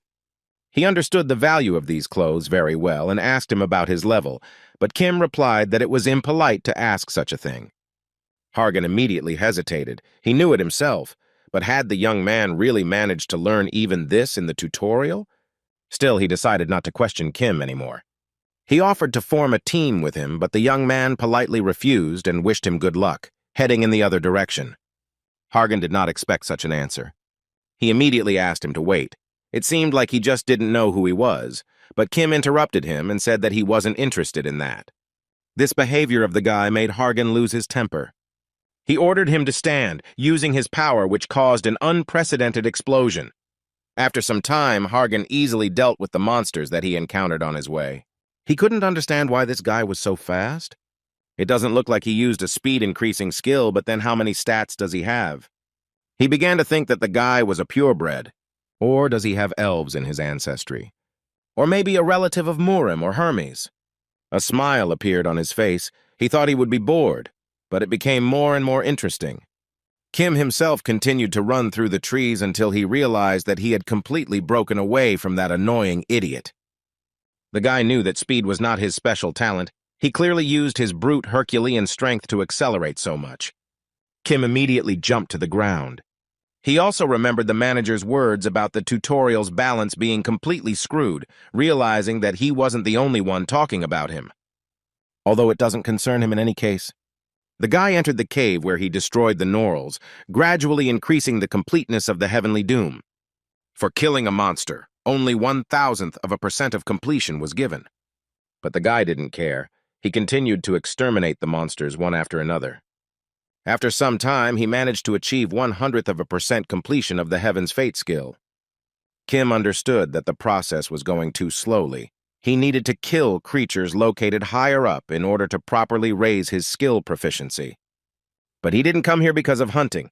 The guy immediately used a powder to mask the smell. His body had already recovered enough and the cold had already passed, so everything was ready.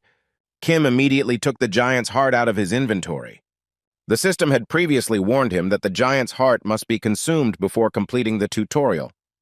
The guy did just that, and his whole body began to be penetrated by unbearable pain. He successfully absorbed the pure blood of the giant demon. Blood began to penetrate his body. From this moment, the battle of man with giant and demon begins. Kim immediately felt an incredibly huge heat. Since this fire is inside the body, it is not stopped even by the fire spell robes. It felt like the bones and muscles were being turned inside out, and the blood was flowing in the opposite direction, despite the fact that the fiery eyes resisted this flame of the giant race. There is no way to dull this pain, he just needs to endure it, because at the end he can get the greatest power. Giants usually smear themselves with blood, but they don't absorb it. Eating something like that in the tutorial is tantamount to suicide, which is why they first needed to get the fiery eyes. He had one single chance, and in the meantime, all his attributes began to increase at an incredible speed. Kim didn't realize how much time had passed.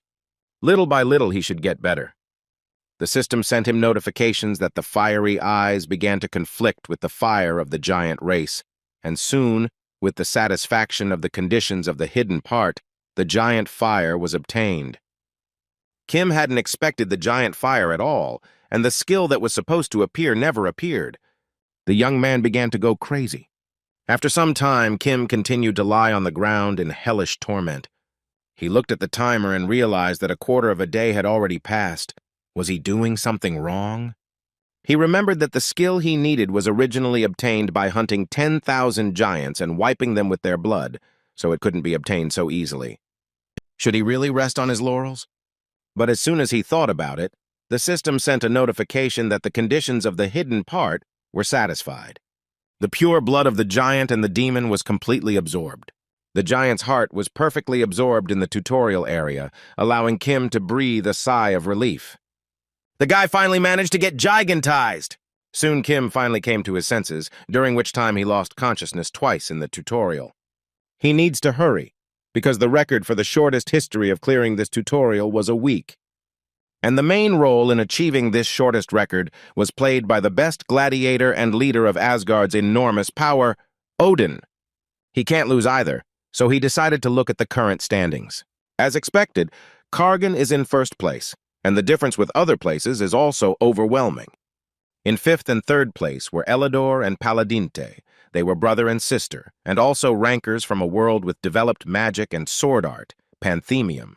Kim remembered that the tutorial involved people from at least 2 worlds or more. In second place was Yolche, but the guy had never heard of her. In fourth place was Lee, and Kim came to the conclusion that judging by his name, he came from the same world as him, but he didn't remember him at all. He wondered if they hadn't been able to climb up to the tower and had all died here, but he immediately decided to stop his pointless thoughts. He was already very late, so he needed to carefully check his condition and move quickly. By this time, Kim had reached level 57, and all of his indicators had reached unprecedented values, and the effect of absorbing the giant's heart was a significant increase in strength and agility. He needed to take care of maintaining an even balance. He also looked at his new giant flame skill. It is the innate fire of fire-kind creatures. It does not disappear even after death and remains in the body for a long time. It is inherited and increases power depending on mana and degree of mastery, and the skill itself was B-rank. Although the rank wasn't that high, but he didn't have any skill in the attack area, it was kind of definitely worth it. Kim couldn't decide where he should go now. He immediately activated the Flaming Eyes skill. Thanks to them, he immediately examined all the surroundings.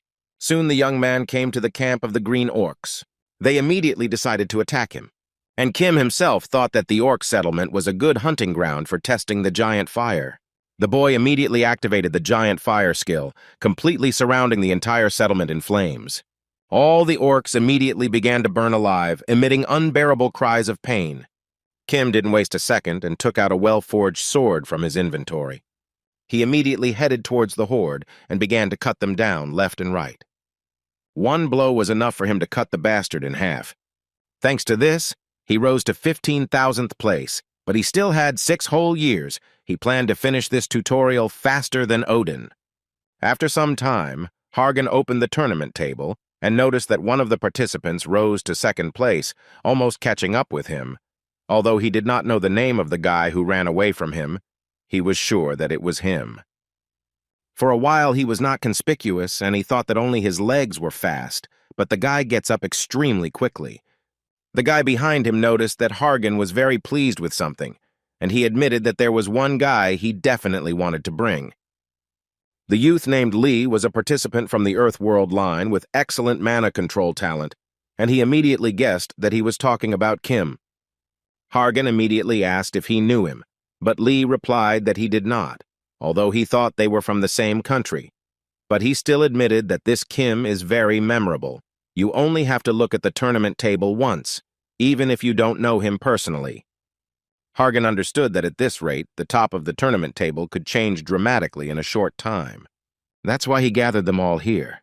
Hargan thought he had built a pretty good team, but there was still one last spot left, and it belonged to Kim. He told all his comrades that from that moment on, the hunt began. After some time, Paladinta managed to find something, and the guy himself was a half-breed with a mixture of a dark elf and an elf from Panthemium. Hargan praised him and went closer to some hole to look at everything closer.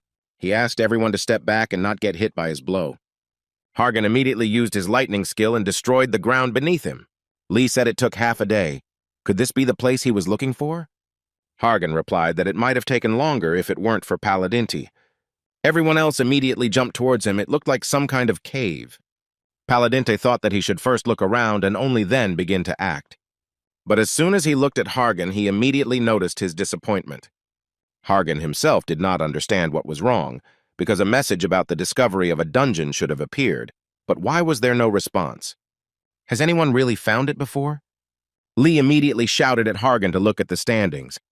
By this time, Kim had already overtaken him by a whole 140 points and took first place. All of Hargan's thoughts were focused only on him. They immediately headed inside the cave, and Hargan destroyed the monsters in whole packs. The boys noticed that their captain was quite angry.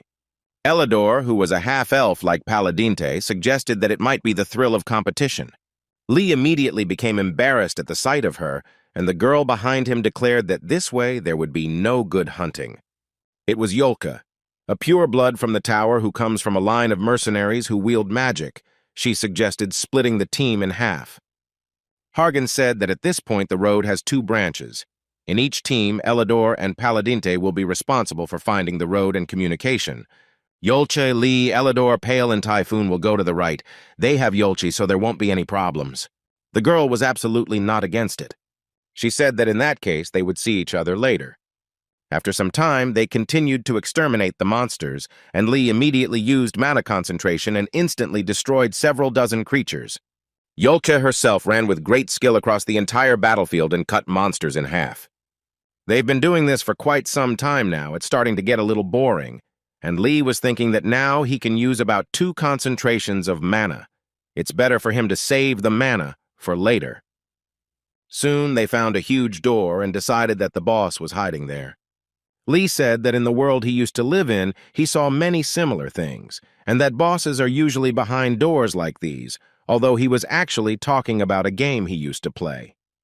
Yolka asked them not to lose their vigilance because the time of relaxation is the closest moment to death. Lee agreed with her and decided to check the tournament table. But at that very moment, he was dumbfounded by shock. Yolka noticed his strange behavior, and Lee asked her to check the tournament table. Immediately, an incredibly loud scream rang out throughout the room. It came from that very room, and Yolka ordered everyone to pull themselves together and Lee to take a position in the back. Lee himself understood perfectly well that the recent noise and the first-place points were definitely somehow connected, and at the same time, the door to the room opened. Before they could even enter, the system informed them that the dungeon clearing had been successfully completed. Lee immediately noticed the man in that room. He immediately realized that it was Kim, who had gained several thousand points in a couple of seconds, taking first place with 10,000 points. Kim himself, in turn, used all the skills he had to clear the dungeon and understood his current level of combat capability, so that was enough. He definitely needs to use the Giant's Flame carefully, taking into account the endurance stats. After defeating the boss, he received 3,000 points, and the completion of the Heaven's Doom was increased by 1%. Even by killing the boss, the mastery level of this skill cannot be raised much. Mindlessly killing a lot of monsters doesn't suit him. Should he mainly kill bosses? He still can't figure out what degree effect this skill gives. He needs to further improve its completion. Kim turned to the guys who entered the room, saying that they were a little late, because the boss was already dead. They couldn't believe that he alone was able to deal with this bunch of monsters. Lee understood perfectly well that, even though they all recognized Hargan as the strongest in the tutorial, this young man was actually able to clear the boss room alone. He also noticed traces of battle. Is it true that these are the skills of a person who came from the same world with him and went through the same tutorial? He realized that this man was a real predator.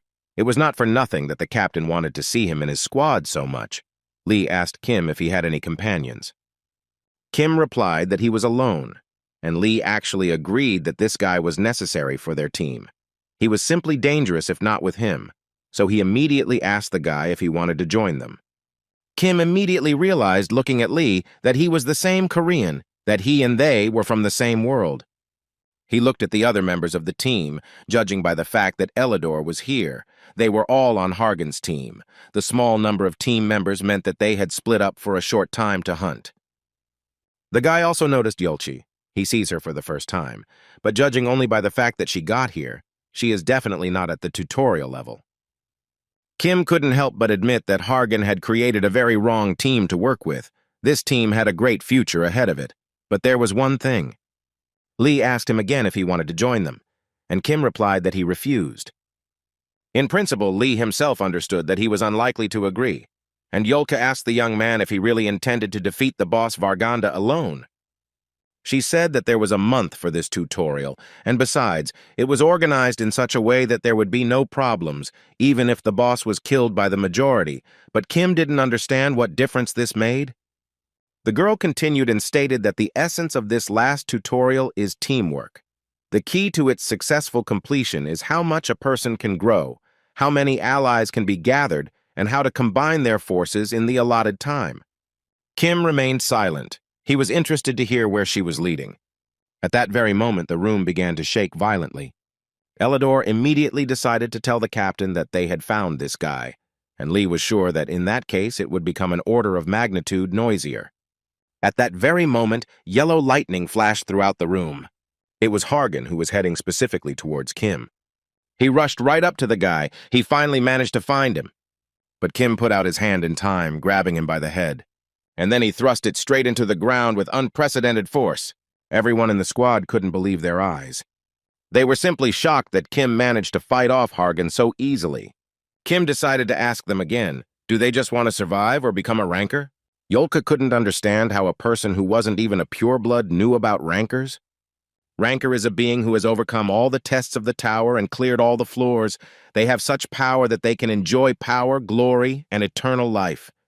Kim asked for forgiveness in front of him, but he was not interested in such a team creation. He was sure that he himself should become a ranker someday, but this is just a stage to achieve his goal. Yolcha became very angry and gripped her sword tighter. For people like her who were not chosen by the tower, rankers are a childhood dream, and the king leading their faces is a ranker that everyone sincerely wants to become. The girl asked Kim how he was different from them. Or is he going to become a top ranker? Kim said he plans to go even higher. His final goal was not some tower top, he was going to break through its ceiling. Everyone immediately fell silent, and Yolcha considered his words to be some kind of absurdity. By this time, Hargan had finally come to his senses. He immediately stood up and asked Kim what the hell he was doing. The guy brought his face closer to him and said that it was his own fault, because he was running as if he was about to kill, so he thought that he was attacking. Kim also said that when such a strong man flies at a person, all that remains is to be scared. Hargan immediately became kinder and asked for forgiveness in front of him, and Lee was surprised by the captain's stupidity. Did it really convince him? Hargan said that his speech was very insightful. He once heard from his father that there was a much greater power hidden outside the tower. He also noted that the young man might not know, but his father was an incredibly great man, and Kim himself was thinking about how one could not know the king of Olympus, Zeus.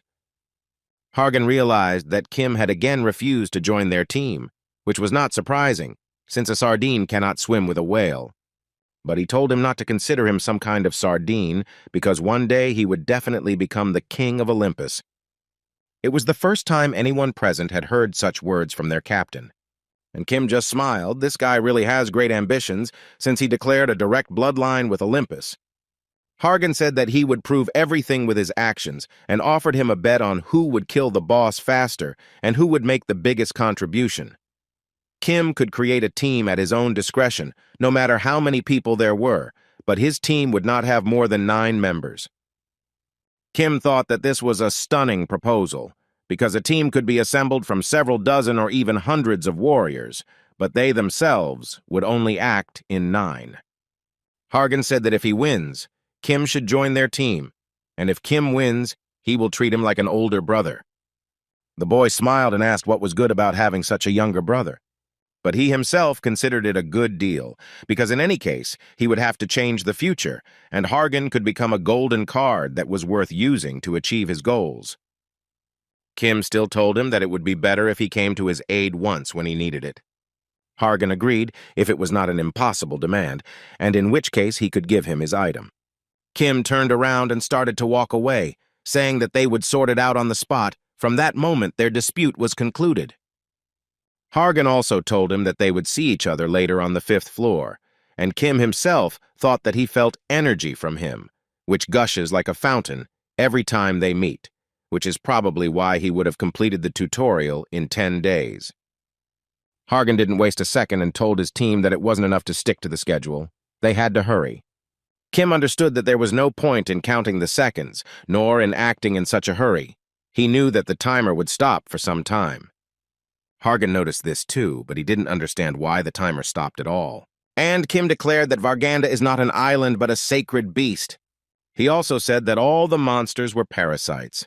They must have settled in the body of the huge sacred beast, absorbing its power and thus constantly tormenting it. Kim said that Varganda was going to dive underwater again because of them, because seawater kills all parasites. Hargan realized that the boss Kim had defeated was some kind of parasite king, and the guy confirmed it. This creature was constantly giving birth and raising its own kind. Hargan did not understand whether to believe this information, because it was said by a man with an unknown identity and origin. He knows information that is not available even to Olympus. Kim also said that the time limit is no longer in effect until the manager or the lackeys return the system to its original state. This was the hidden part of Varganda that Odin told him about. In fact, the 5th tutorial is a fight of time. The point is how much time will be left, and how many bosses will be killed during the time spent. He remembered asking Odin directly how he managed to complete the tutorial in just a week, and he admitted that it wasn't really a week. He just needed to stop time. Kim knew he had to use this time wisely because when the timer restarted, it would mean the tutorial would be over. People outside also noticed the timer stopping. They immediately thought it was some kind of system glitch. One of their comrades said that they should not pay attention to this, but use this opportunity to quickly raise their scores. Meanwhile, the Sixes were all on edge. Because the killing of the parasite dragon happened for the first time since Odin, did the manager not know about the tutorial error yet? One of the Sixes said that the manager had made a scandal with Olympus because of what happened recently, so he is busy with it now, but they needed to contact him faster, because the main parasite is not in a place that can be stumbled upon. After some time, Dwan continued to exterminate all sorts of monsters. This time his opponents were large red giants, who were horrified that the guy could kill one of their kind with such ease. They even called the young man a monster. Kim didn't like this at all. He asked them directly who they were calling a monster. After these words, the whole crowd began to run away from the guy in fear. Kim noticed that time had started to pass again. Apparently, the Sixes had finished sorting everything out. He wondered if it was possible to stop the timer again if he killed the main parasite again, although he understood that the already broken installation would not break again. In any case, he managed to gain about 3 days. He got much more time than he thought. In that case, he needs to set off slowly. His goal is the tower where the gods live. By this time, people on the top of the mountain began to slowly gather. Among them was Hargan's squad, and Elidor noted that by destroying the boss, you can get high scores and get ahead. Those people who have some kind of skills will take part. Lee immediately looked at all the participants. Judging by the mana, most of them had already passed level 20. Yolka said that in any case they got here, this level is the base for entering the tower, and Lee was interested in whether all the players of the tower can manage mana. The girl answered him that the player can, and those who do not know how are the inhabitants of the tower in the overwhelming majority. Lee first heard about the tower dwellers, and Yolka told him that they were people born and raised in the tower, like her or Hargan. If such people were chosen by the tower and received the blessing of the system, they became purebloods. In that case, Lee suggested that they might still be able to kill the boss, but Yolcha replied that she couldn't say for sure. They would have initially said that they couldn't do it. But even she can't guess how strong their captain is. Suddenly, Elidor noticed someone in the distance. It was Kim who finally got here. He immediately decided to examine them all. Kim noticed that Elidor and Lee's mana flow was different from before. Apparently, they had increased their levels quite a bit. He also couldn't help but notice that Hargan himself had become stronger.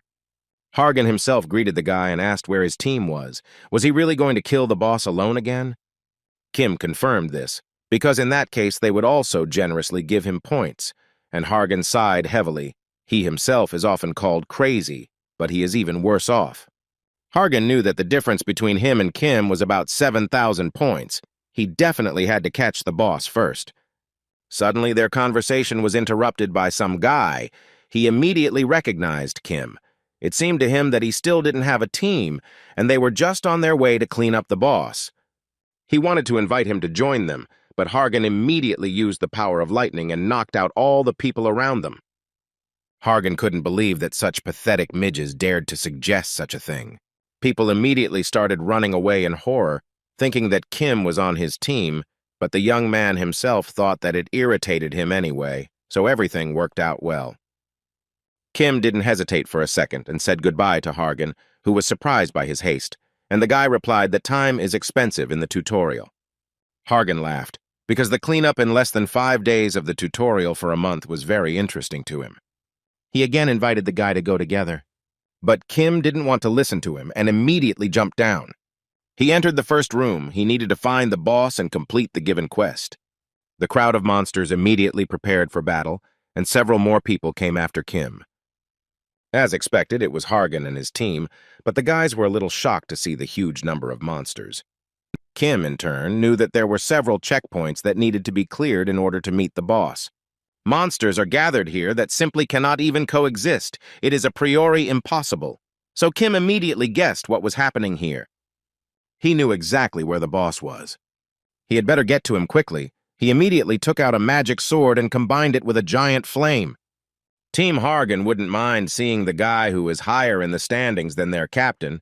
They'll be able to see for themselves if he's as strong as his scores show. And Hargan himself was not against watching this spectacle. He will give Kim a chance to prove himself. Before they could blink, Kim was gone. They couldn't figure out where the hell he had disappeared to. And Lee immediately noticed him, and Kim himself was in the air right above this whole crowd of monsters. Nobody could figure out what the hell this was. Immediately, Kim plunged his blade into the first monster, landing right in the center of the entire crowd of creatures. The boys realized that the young man was a monster even worse than their captain. Lee immediately closed his mouth, noticing how angry the captain was. Harrigan himself confirmed his suspicions. He declared that he could not lose to Kim and immediately rushed into the crowd of monsters. He was able to easily destroy creatures using lightning magic. Kim also did not stand still and cut the scum into small pieces, turning them into a bloody mess. The rest of Hargan's team just stood there and watched it all. Little by little, they began to move forward.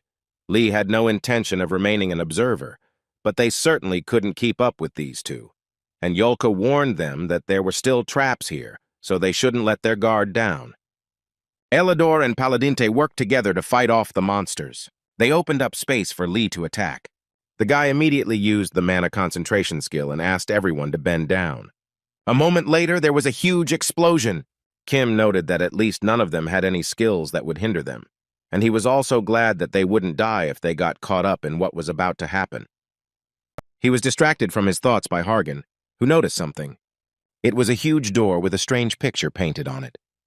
Hargan suggested that this was a depiction of war, and Kim himself saw it for the first time in person. The young man understood that what he needed was behind that door. He immediately began to open the door, and Hargan was unhappy that the guy had again decided to go silently, and Kim reminded him that he had originally intended to act alone. Hargan noted that they were together now anyway. Was it really that important to him? As soon as Chemo entered inside, the most terrible scream was heard again. Some people even went numb from this scream alone. What was going on there? Hargan knew what kind of boss this was, but only a little. He must be gigantic. They soon entered inside, and Kim immediately ordered them to step back. In front of him was a huge dragon, which was chained. The monster noticed them. It was Chimera who immediately broke the chains. He was the third boss. The system notified the boys that they needed to kill the sealed Chimera, and upon achieving the goal, the tutorial would end. There was also information that one person can free, subdue, and control the Chimera. The time limit stops with the destruction of the seal stone, and the tutorial itself can be completed regardless of the conditions. The owner of the Chimera will receive additional points depending on the number of participants killed by the monster. Elidor guessed that this was a test in which, while killing the Chimera, you had to protect the seal stone from people you considered allies. Yolcha noted that there were 10 people here. Such a number could be easily monitored, so she thought that there would be no problem with this. She thought that even if someone did something unexpected, they had a captain. But still, there was only one person here faster than him. Kim immediately took a step towards the monster's seal. but was stopped by Hargan, who did not understand what he was going to do. The young man told him to let him go, but Hargan did not understand. Was he really going to betray everyone right now? Had he forgotten about the argument? They have to kill not the participants, but the boss, to finish the tutorial, and Kim replied that he would win the bet and he would finish the tutorial, which made Hargan angry. He didn't understand why he needed this. Kim replied that he knew he would act that way, so he was going to do it alone. The guy immediately took his sword out of his inventory. And then he destroyed the seal that held the chimera. The system immediately identified Kim as the owner of the chimera. A new task has also appeared. They need to defeat a monster that has been freed from the seal. The creature itself let out an incredibly loud roar. Hargan was beside himself with rage. But Kim paid no attention to this and ordered Chimera to destroy the wall next to them. The monster immediately began to carry out the order and crashed into the wall at full speed. The others did not expect anything like this. Kim stated that as long as he controlled her, Chimera would not attack them, because their enemy was completely different.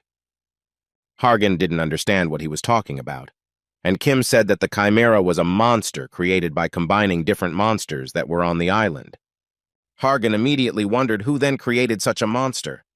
He didn't understand who the real boss was then, and Kim told them all that the choice was theirs. They could go with him, or they could stay here. Lee asked the captain what they would do, and Hargan decided that they would go after the boy. They entered the hole created by the Chimera. The boys couldn't believe that the entire path was strewn with human corpses. Hargan was interested in where that fourth room of the fifth tutorial was, which the system had not notified about in advance. And Kim understood that they were already there. Soon the young man entered a room where an unknown creature in a cloak stood, and the entire space was covered in corpses and the remains of people. Kim immediately turned to the stranger, and the system sent a notification that the boss had started updating. As it turned out, he came to the room of the creator of the Chimera. Now his goal is to destroy him. The creator said that this was the first time something like this had happened to him. The guy aimed at the right to control the Chimera, but not to betray, but on the contrary, to come to where he is. This even amused the scoundrel. He also felt the blood of Zeus flowing in Hargan next to the boy. The bastard said that even though he was a half-breed, he would be quite useful, and these words really angered Hargan himself. He was furious that they dared to call him a half-breed, and Kim said that in front of them was the black magician Child, who had long disappeared from the Ranker Tower. Hargan immediately realized that he was talking about the same Ranker who was the examiner on the 50th floor. He had heard of him. Child used hundreds of players who participated in the exam as test subjects, and then mixed the blood of various monsters to create the Chimera. He didn't understand what such a person was doing in the tutorial, but Kim told him that there was nothing to be afraid of, because by doing such things, he had shamefully lost to one player, and then violated the law of the tower. Now he had almost lost his strength. Because of what happened then, he was sentenced to create tutorial bosses for 1,000 years, but even after this period, he was unable to regain his power, and Child himself did not understand how the guy even knew about him. Kim smiled and pointed to his eyes and asked if he remembered them. This immediately made the scoundrel lose his temper. Child instantly released his mana. Hargan couldn't believe that he had such powerful mana. But Kim said that the bastard had lost his power, and Kim replied that it was his power with the loss. If it was his past version in front of them now, they would have died instantly. Child shouted, "Where did the guy get those eyes? Is he really a relative of that very monkey?" Kim asked him where this offended tone came from. It was he, being an examiner, who stooped to killing participants and experimenting on them. Child ordered him to answer his question, but Kim had not come here to satisfy his curiosity. "Because I couldn't just let such a bastard live and breathe." Child's army immediately rose up and stood up for him. Hargan didn't understand what was going on, and Lee asked if they could join the fight. Hargan shouted, ordering them all to kill these creatures. The guys immediately entered the battle. They cut the vile monsters into pieces. Every member of the team gave it their all. They all fought like true warriors. Kim knew that these monsters were level-up chimeras that would appear on the bottom floor of the tower in about 100 years. Fortunately, the only thing to be afraid of would be their numbers, since they were still not fully developed. So with the guys fighting like people at the top of the standings, he can focus on his goal. Child immediately used the dark coffin skill. The scoundrel said that this is a coffin of absolute strength. Even chimeras will not be able to choose being imprisoned in it. Although he has lost his former strength, but he will not allow any participant of the tutorial to dare to look down on him. The bastard immediately slammed the coffin shut and sealed Kim. He would neither let him live nor die. But to his surprise, the coffin began to collapse instantly. And then it was completely destroyed by just one blow from Kim. Child couldn't believe this madness. He immediately noticed the guy's hand, but still couldn't believe it. The scoundrel asked the young man how the hell he was connected to Olympus. Gigantomachia was the head of the great gods, and the main role was the fight against giants. And the son of Zeus and the main hero of the 12th test was a cruel killer of giants, and a man who did not hesitate to punish evil, but was infinitely affectionate to the weak. He was a being who surpassed anyone in strength, and he was the hero that Kim revered most. As it turned out, Kim used the gigantization skill, and the giant's power began to leak into his hand. Temporarily, the attributes of endurance were replaced by attributes of strength, and partial gigantization also began to occur. As expected, even after eating the giant's heart and increasing his strength and endurance, this was his limit now, but it should still be enough. Childa wasn't going to just stand there. He said that he would listen to his answer after he tore off his arms and legs. Even if he was a direct descendant of Olympus, he was still just a green youth. Kim just told him to shut up. The bastard instantly used the skills of the dark coffin with a triple boost. But even this was not enough to defeat Kim, because he easily broke it into pieces with just one blow. Child still believed that victory was his. He even mocked Kim, asking him not to die yet. He needed to hear a lot from him. The bastard attacked him again using the infected poison fang skill. Kim remembered a conversation with Hercules, who warned him to give up on killing the creator of the chimera. Even though he had lost his power and was banished to the tutorial area, he was still very dangerous. Hercules also told him that he simply needed to gigantize, but Kim thought that it was too reckless since it could take a considerable amount of time to learn to control the skill. Hercules merely replied that it would be difficult, but by no means impossible. A second before Child's skill hit the guy, he easily blocked it. The bastard himself couldn't believe such a thing. Even though this guy is related to Hercules, he can't break his spell with just this power?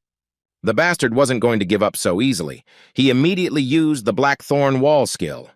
This was his strongest defensive skill. He was sure that the guy would not be able to break through it. But at that very moment, the entire wall began to literally crack. Child couldn't believe it. His rage knew no bounds. He directed dark magic straight to the wall to somehow stop Kim. Still, the crack stopped. The bastard was pleased that the young man finally stopped. He was sure that the guy simply gave up trying to destroy this wall. But his self-confidence did not last long, because at that very moment the wall completely fell apart into small pieces, and a moment later the guy's hand was already reaching for his throat. Kim immediately grabbed the bastard and threw him to the ground with all his might. Child was terrified. He could do nothing. He immediately received another crushing blow right in the face. Kim continued to beat the bastard to death, and he himself remembered the words of Hercules. He then told him that if he failed to get the fiery eyes and gigantization, then he shouldn't even think about dealing with Child.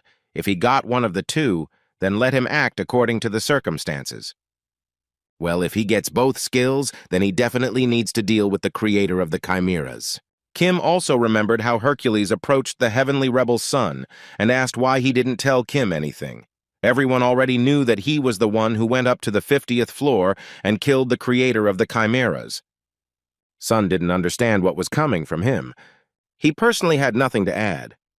In any case, with these eyes you can see everything. Meanwhile, Kim continued to trample the bastard into the ground.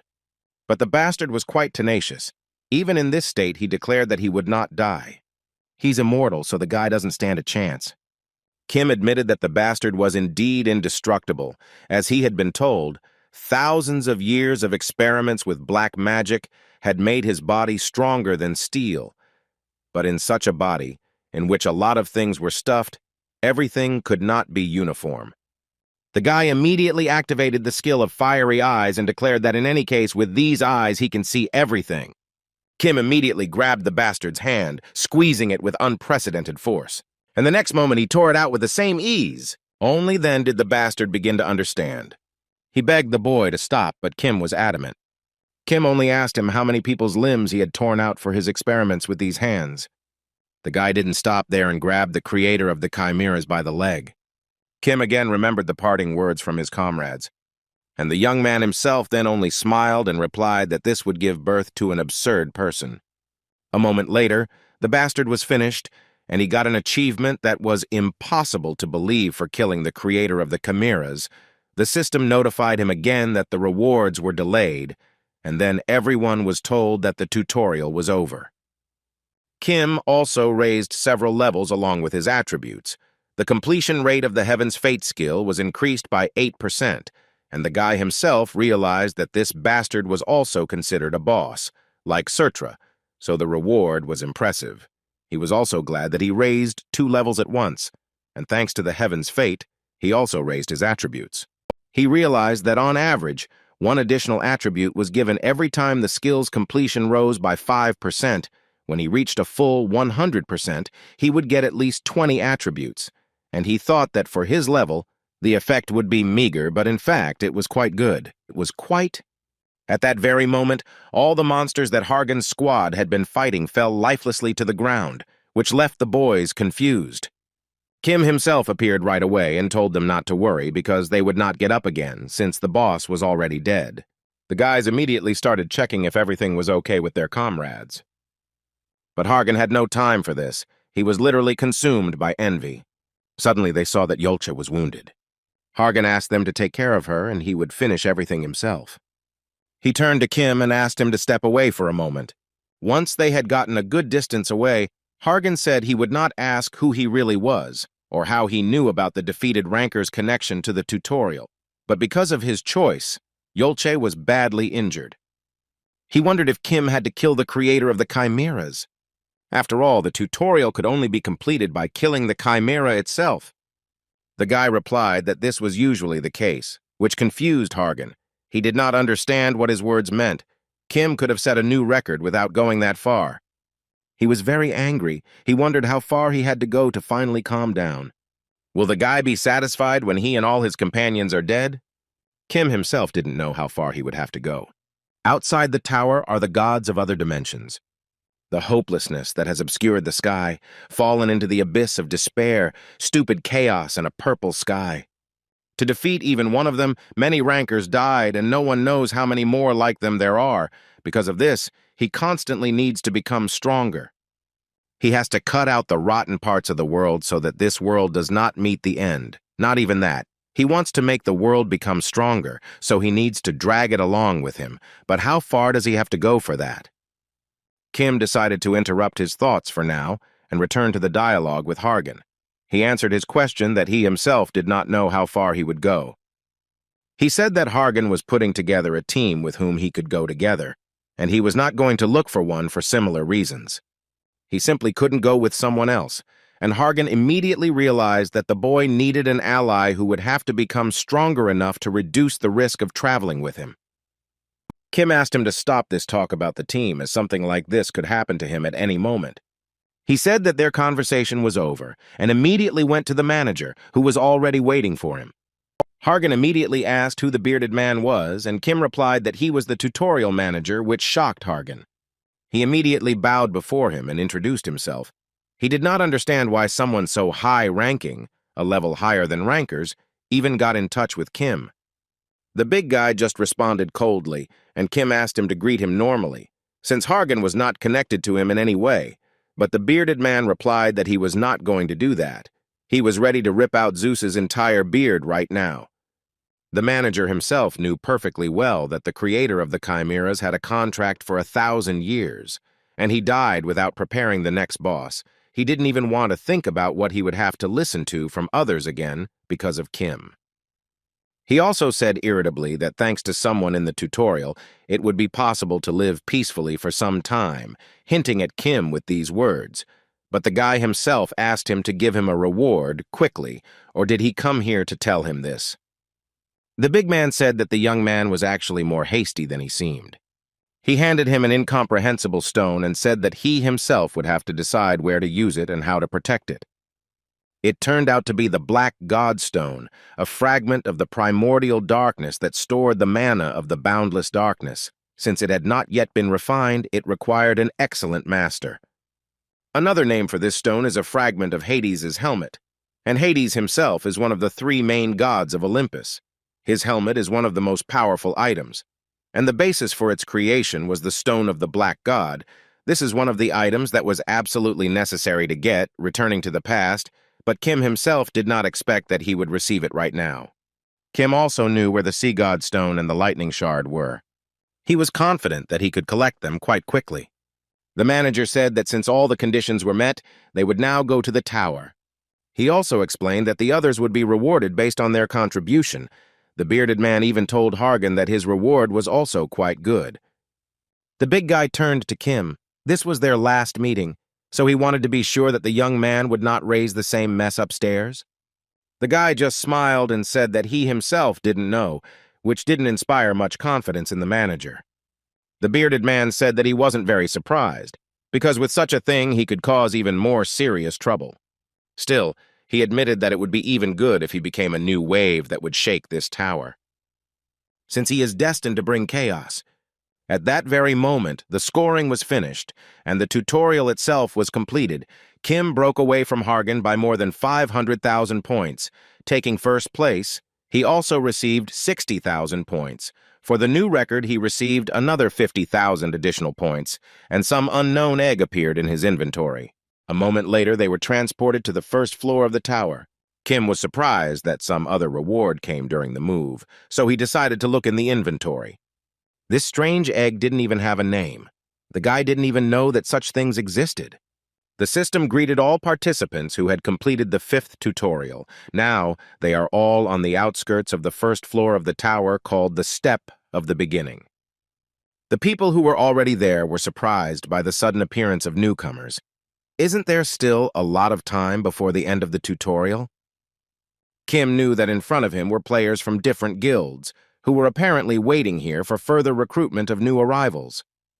Hargan immediately noticed someone.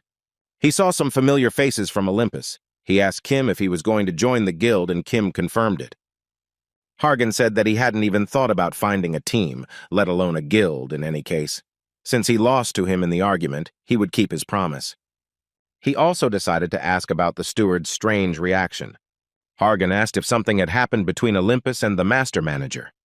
Kim said that for him Olympus is fair and right, but Hargan did not understand what he wanted to say.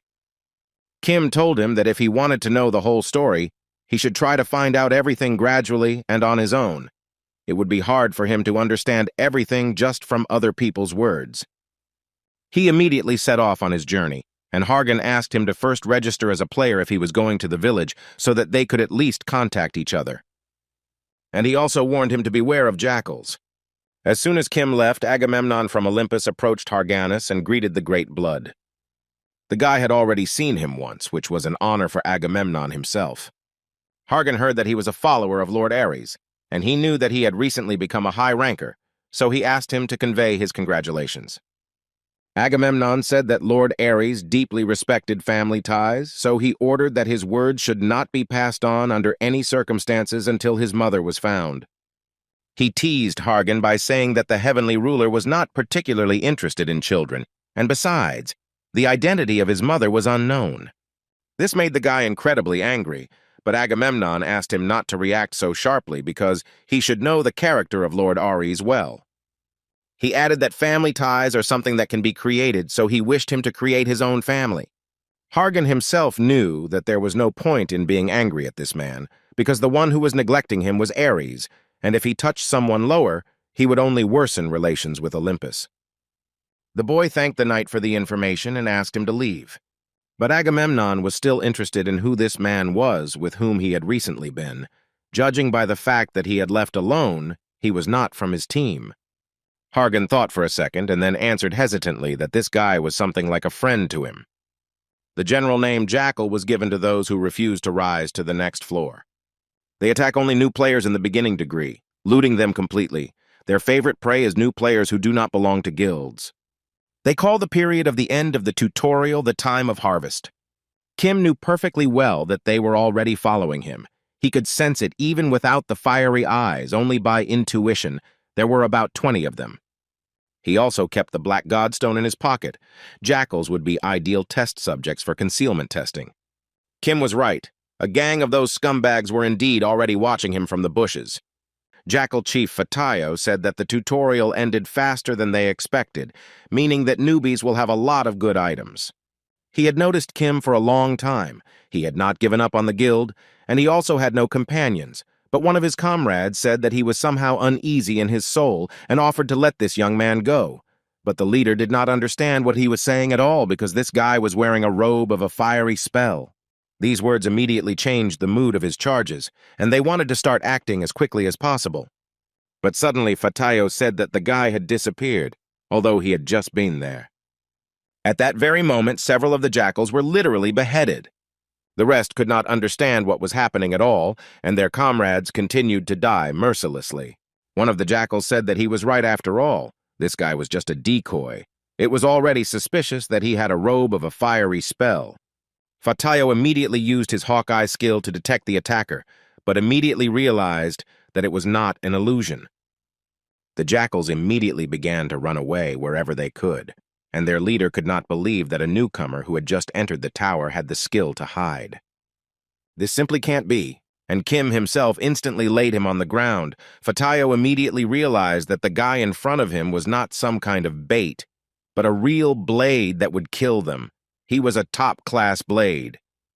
But if such a player climbs onto the first floor, he is fined. But why did he attack them then? And Kim himself told him that he had a question for them. If they answered honestly, then he would let them go. Fatayo screamed that he would kill him, but the boy immediately struck him again, calming him down. Kim said that if he continued in the same spirit, he would not stop there, and the bastard immediately began to beg for mercy and said that he would tell everything. Kim asked him if he knew where to find a man called Cloudless. Fatayo couldn't believe he knew about it at all, but how?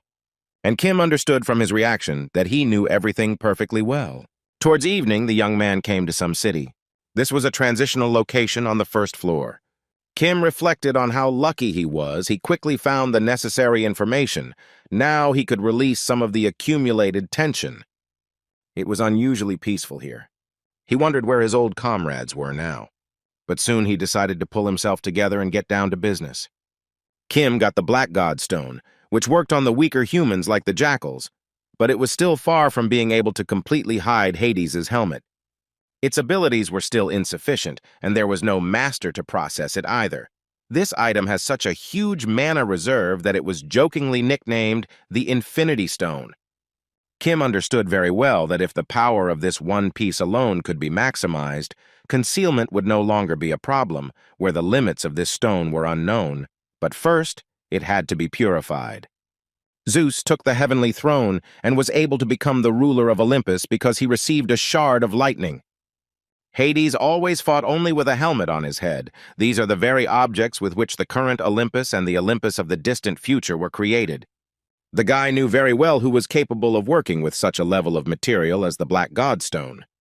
At the same time, he came to some place, and a smile appeared on him.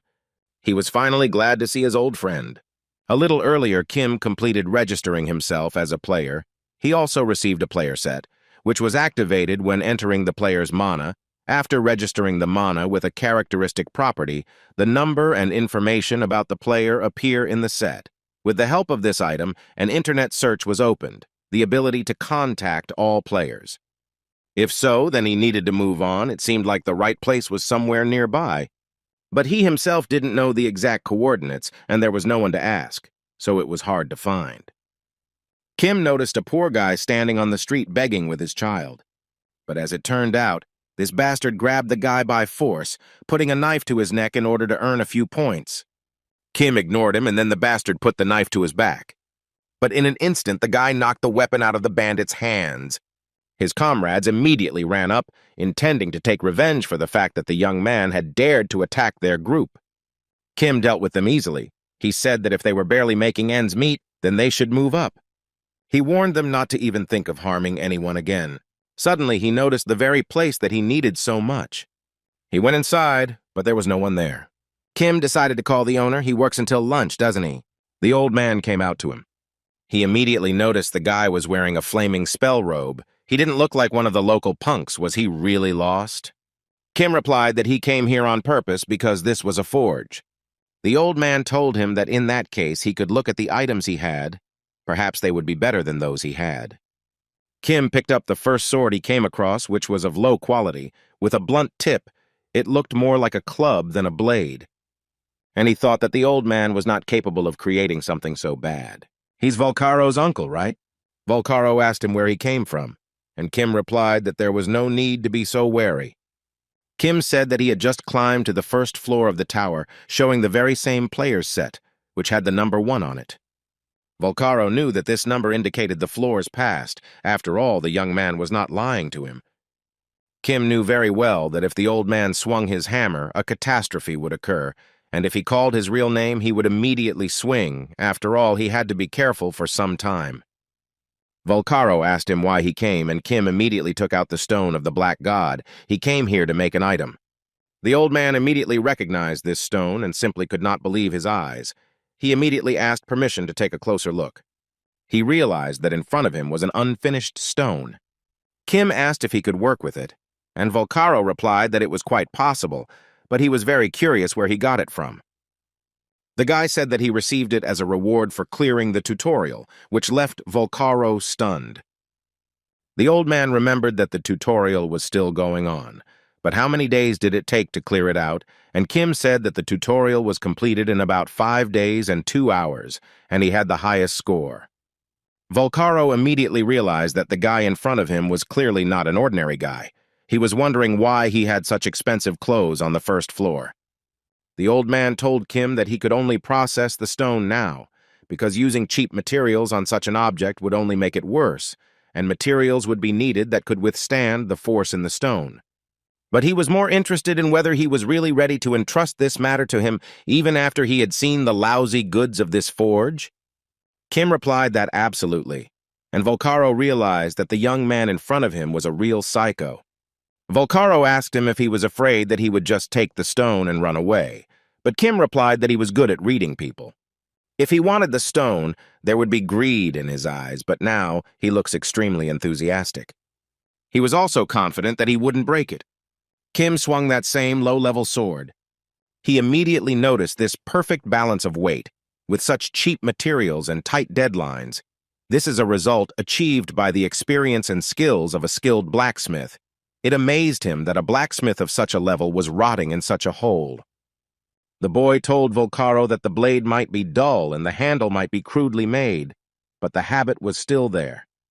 He also noticed that the old man had forgotten to mess up the balance of the weight. Volcaro immediately laughed loudly.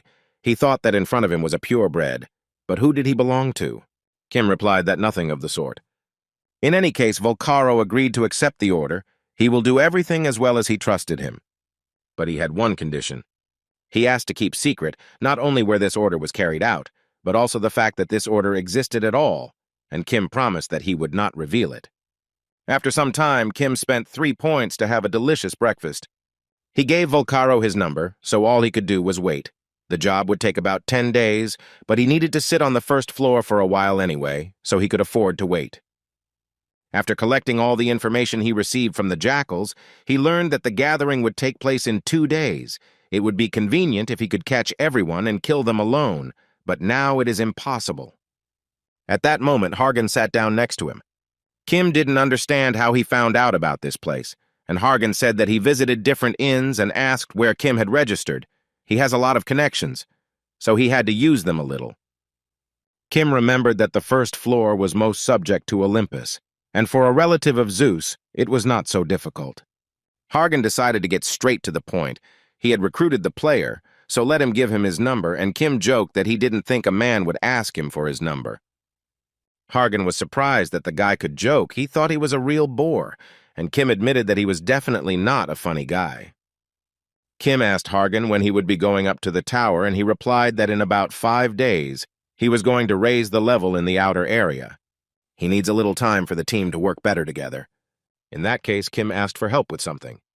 The guy wanted Hargan to help him pull out the roots of the jackal pack. Hargan himself understood that even just finding them in the crowd was a problem, but with 10 people, Considering the members of his team, it was quite possible. But Kim replied that they would only go to work together. Hargan didn't understand anything. He asked to explain everything in more detail, but the guy said that it was still too early. Let him come the day after tomorrow evening. Then he would tell. Otherwise, he would go alone. Hargan immediately panicked and declared that they would go together. He would definitely come the day after tomorrow evening. He immediately finished his breakfast and said goodbye to the guy. Even Kim was surprised by such a rush, and Hargan explained it by saying that he needed to be quick to get everything done, since everything had turned out this way. Kim noted that he really liked the team assembled in the tutorial. He is going to develop it and rise with joint efforts. But suddenly the guy turned to someone, saying that he had apparently been waiting for too long. He told the man in the robe that if he had business, he should quickly lay it all out. The stranger admitted that he was a little surprised by Hargan's sudden arrival. It was Agamemnon who approached Kim and greeted him. He was from Olympus and asked to talk to him for a little while. Kim told him that he could have greeted Hargan, since he was, after all, of the noble blood of the heavenly ruler. But Agamemnon replied that he was currently on a mission and had come to meet him anyway. The man knew that Kim had taken first place in the tournament table of the last tutorial, and Hargan had taken second place. According to the announced results, the difference between first and second place was incredible. Everyone gathered in groups and said that a monster had entered the tower, and Kim admitted that he was pleased to hear this. Agamemnon continued and said that Hargan called him his friend of sorts. Doesn't that sound strange? Kim just sighed and replied that yes, while he thought about the fact that he had managed to bribe Hargan. The man continued and noted that he still hadn't joined Hargan's team, which was actually a good choice, since connections from the tutorial don't last long, and players who can rise in the tower and players who become rankers are very rare. But Kim is different. He has a chance to cross the ranker level and become a top ranker, to become a great being of this tower. So shouldn't he still rise with those who are somewhat up to standard? Agamemnon suggested that he come to Lord Ares from Olympus, promising that they would give him everything he wanted, because Lord Ares was different from that non-entity who knew his own mother, hinting at Harganus. Ares is the legitimate son of Lady Hera and Lord Zeus. He is a great being who has already become a top ranker. Agamemnon offered Kim to become his follower rather than cooperate with a mudblood who did not know his roots, but the guy immediately interrupted him. He was already pretty fed up with this, after all. Olympus is quite consistent with the faction that tries the hardest to hire new players. However, he was not interested in this. He immediately stood up and was about to leave, thanking Agamemnon for the tea. The man did not understand whether he was now refusing Olympus's offer, and Kim replied that this was exactly the case. He was not going to join anywhere. A few days ago, he had already refused the offer of Hargan, the son of Zeus, who personally invited him to the team. He didn't understand what Agamemnon's words about the mudblood, Hargan's mother, and so on meant. For him, it didn't play any role. Kim also added that Agamemnon is not even Ares, but acts as if Zeus and Hera are his parents, which made the man lose his temper. The scoundrel wanted to say something else, but Kim did not want to listen to his worthless chatter. He had only one answer. He will not cooperate with unworthy people like them. After some time, Agamemnon was approached by his assistant, who noticed that something was wrong with him. Agamemnon asked him how many jackals could be mobilized now, and the boy realized that it was to catch Kim. He reported that the jackals were currently collecting money, and in a few days they would be able to collect a sufficient number, but Agamemnon was furious. Did his assistant really think that it was necessary to prepare so seriously for the murder of just one new player? The assistant asked him to think soberly. This young man set a new record in the tutorial and overtook Mr. Hargan. Would it be possible to do this with a small number? Agamemnon came to his senses a little and asked him to prepare at least 100 men first. Once the harvest time is over, they will kill this bastard. 2 days later, Kim and Hargan met again. Kim had already told Hargan about the conversation with Agamemnon. First, he needed to meet someone. It took a long time to find his place of residence, but Hargan did not understand who he was talking about, and the guy asked him to follow him first. Hargan decided not to ask unnecessary questions and simply followed Kim's instructions. He noticed those eyes on the guy again. Is Kim really related to that monkey? He remembered what Childe had said. It was definitely about Sun Wukong, the great sage equal to the heavens. Not even 100 years have passed since his ascension to the tower, and he has become a top ranker, a fighter with the best innate qualities in the history of rankers. However, Kim not only used Sun Wukong's abilities, but also controlled the same fire as Appleton. Hargan didn't understand who Kim really was. He didn't join Olympus. Could it be from another faction? He also remembered the gigantization skill that the young man had used. This skill on Olympus was only possessed by Hercules, who killed 10,000 giants, but among the descendants of the giant race, all without exception have this skill. Is Kim really a giant if that is why he does not enter Olympus? At that moment, Kim interrupted his thoughts. He asked him to respond properly, and then he opened the door. They entered the building, and the man inside apologized, but trading was over for the day. If they are looking for something, let them leave their first and last name and number, and he will contact them tomorrow. Kim only said that he was looking for the Cloudless. The man immediately started running away as fast as he could, but Kim wasn't going to let him go just like that. He immediately caught up with him and grabbed him by the collar. But the fugitive was not going to give up so easily and took out a dagger. Kim reacted instantly and blocked his attack. And then he threw him to the floor, ordering him to sit still. The fugitive did not understand what kind of power this was, and Kim began to say that he knew who he was. His nickname was Chan Nam Woong, and his real name was Mu Unjeong.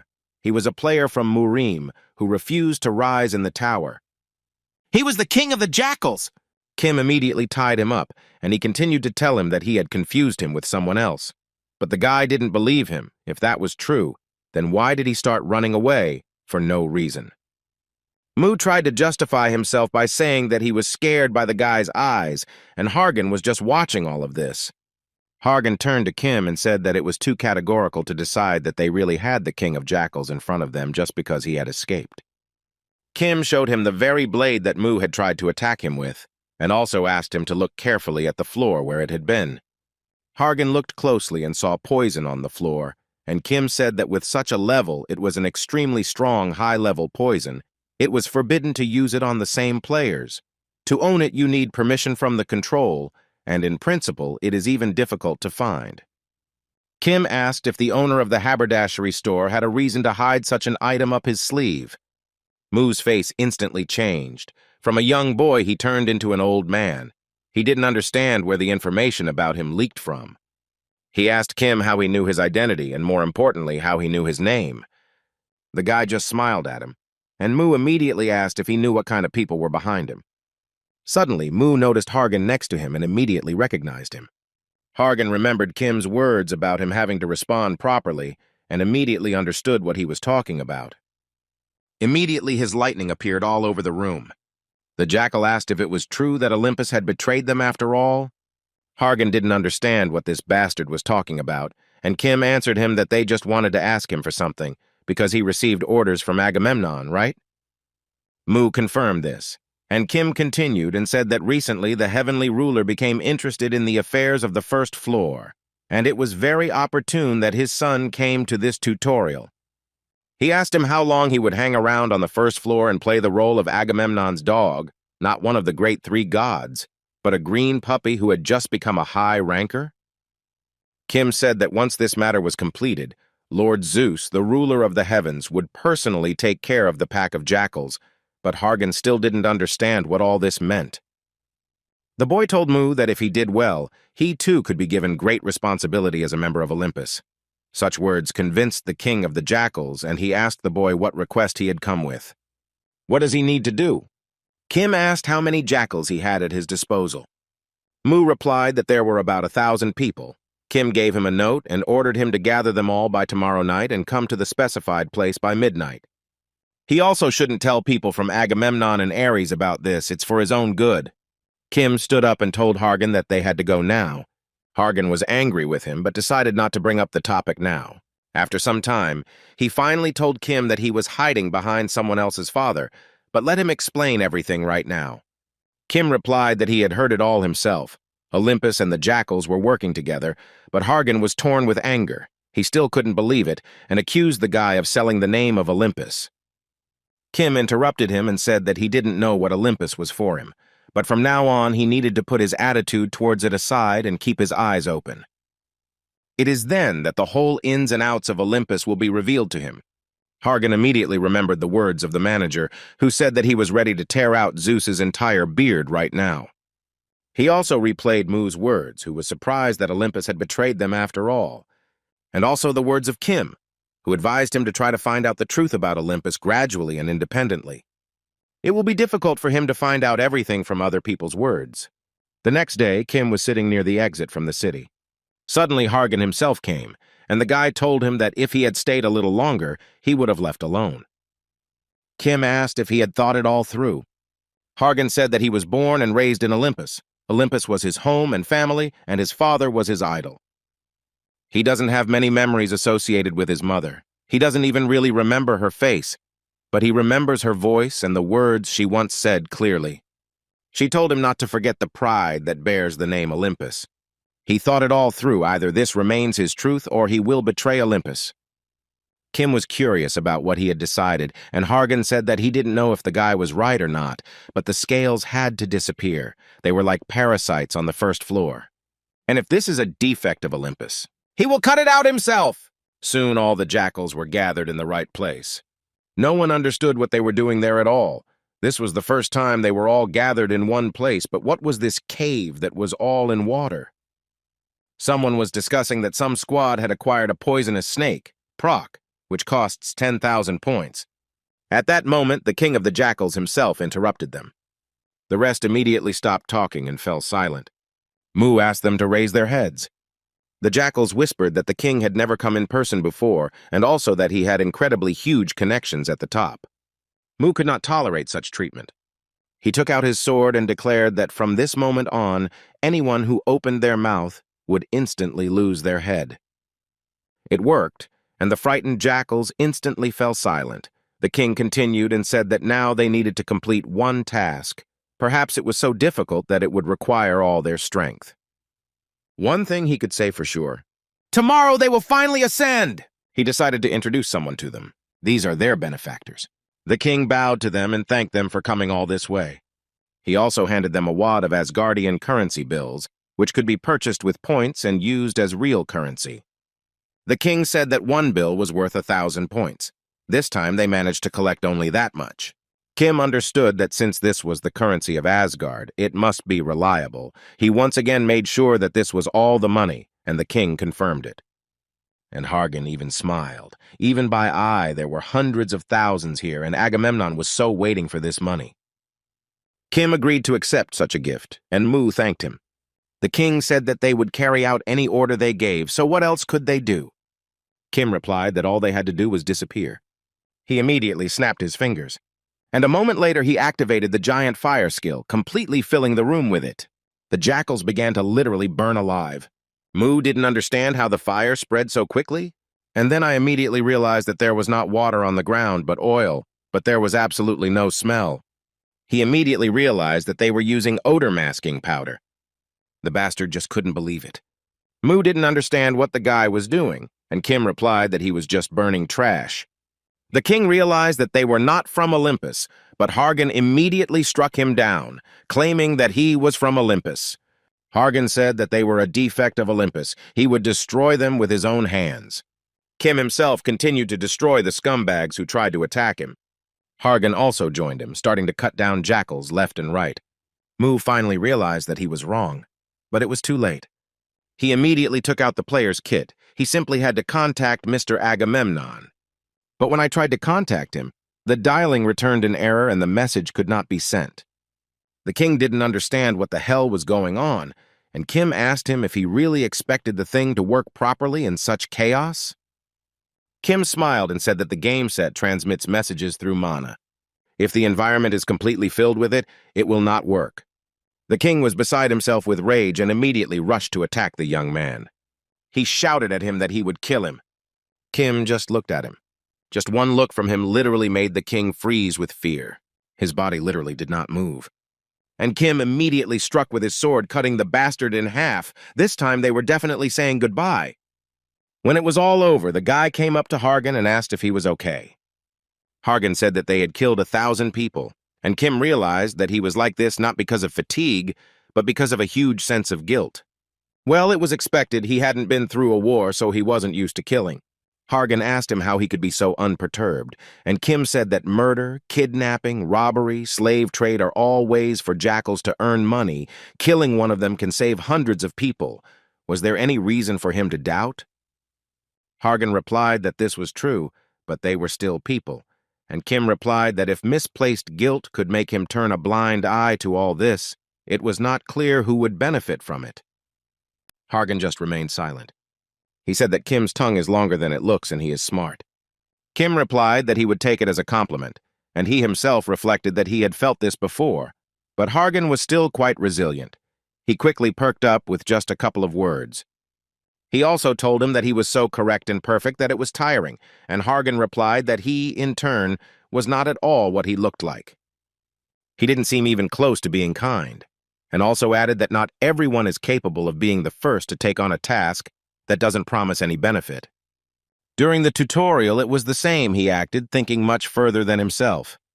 Hargan admitted that he had been taught such moral standards since childhood, which made Kim smile. Kim still said that he was wrong about something because he got the benefit. The guy immediately opened the inventory and took out a wad of money, which the king of the jackals gave him. Hargan never expected that he actually took them, but Kim said that he had made a big contribution to the matter, so he handed him the money. Hargan had never seen such a huge sum before, and Kim made fun of him, saying that if he didn't like such dirty money, he could refuse. He immediately replied that they would divide them, which was what Kim had been counting on. Kim decided to ask him one more thing. He took second place in the tutorial, so what did they give him as a reward? At the same time, Agamemnon was literally bursting with rage. He didn't understand why he couldn't connect with the scales. The bastard was sure that they wouldn't dare run away with their money in their hands. At that moment, one of his subordinates burst into the tavern. He found the jackals, but it would be better for him to go with him for a while. Soon they came to that very cave, which was strewn with the corpses of these scum. Agamemnon couldn't believe it. Was Mu dead too? He immediately confirmed his suspicions upon seeing his corpse. He was only interested in what happened to the money he had collected. But his anger and despair knew no bounds when they were not there. At the same time, Kim sat and thought about the fact that he had already obtained enough money. He had in his hands a pack of bills worth about 380,000 points. Even though they split it in half with Hargan, even rankers rarely have such amounts, so they don't have to worry about their lives. If he had his way, he would immediately run to Asgard to exchange them for points, but then the Olympians would find out that it was he who exterminated the jackals, and he had to be involved in the unrest on the first floor from the very beginning.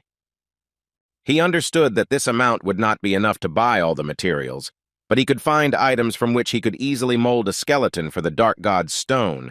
He would be able to finish making it faster than he thought. The stone has the highest rank among the items he currently has, and somewhere at this very moment it is slowly acquiring its true value in the hands of the best blacksmith. In fact, the problem was different. He got an unknown egg about which there was not even normal information. Items like materials might be unfinished or have inaccurate descriptions, but even he had never seen eggs like these. As it turned out, for second place, Hargan received the Hand of Thunder, which was a high-ranking item even for rankers. In that case, there should be something unusual in the egg. There is a high probability that there is something at least at the level of the Dark God's stone, or even better. Kim's brain was already boiling. He couldn't even imagine what was inside. Suddenly, something caught his attention. He noticed a strange pattern on the egg when he first examined it. There was definitely nothing like this.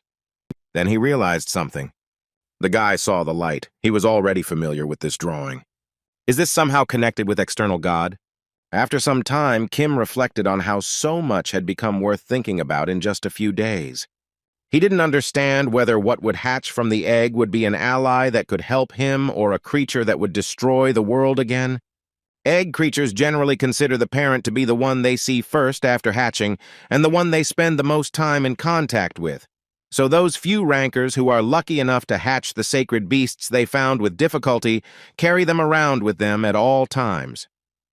Kim didn't know if this egg could be grown too. It was a wild gamble. But he still decided to pull himself together. He should stop worrying. Nothing would change from endless thoughts. Now he needed to focus on closer goals. As it turned out, Kim came to Volcaro's forge again. The old man said that the stone was really damn strong, he called it, because he wanted to ask something. He decided to decide what kind of weapons and armor the guy prefers. Kim didn't understand why he was asking him this, and Volcaro said that a byproduct of the stone had appeared. He planned to use it to prepare another item, and since the stone has enormous power by nature, such powder would be more valuable than an ordinary stone.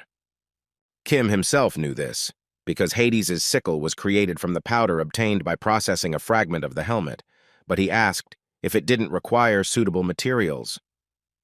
Volcaro admitted that he doesn't have any materials like adamantium, but he does have something similar, and the powder was created as a result of processing, so mithril will be enough.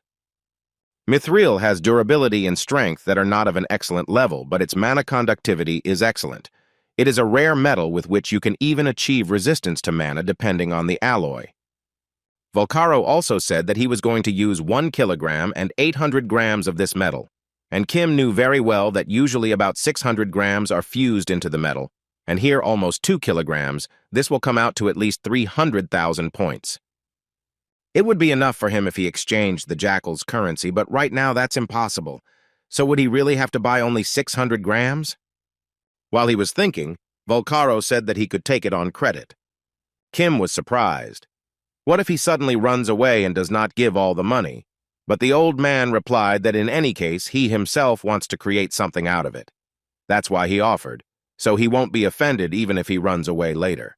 To be more precise, the value of the thing he entrusted to him is tens of times more than some mithril. Not even that. The value of this stone cannot even be calculated in points. After all, he entrusted him with his mission, so shouldn't he reciprocate with the same trust? As expected, this old man is the same as Kim knew him to be.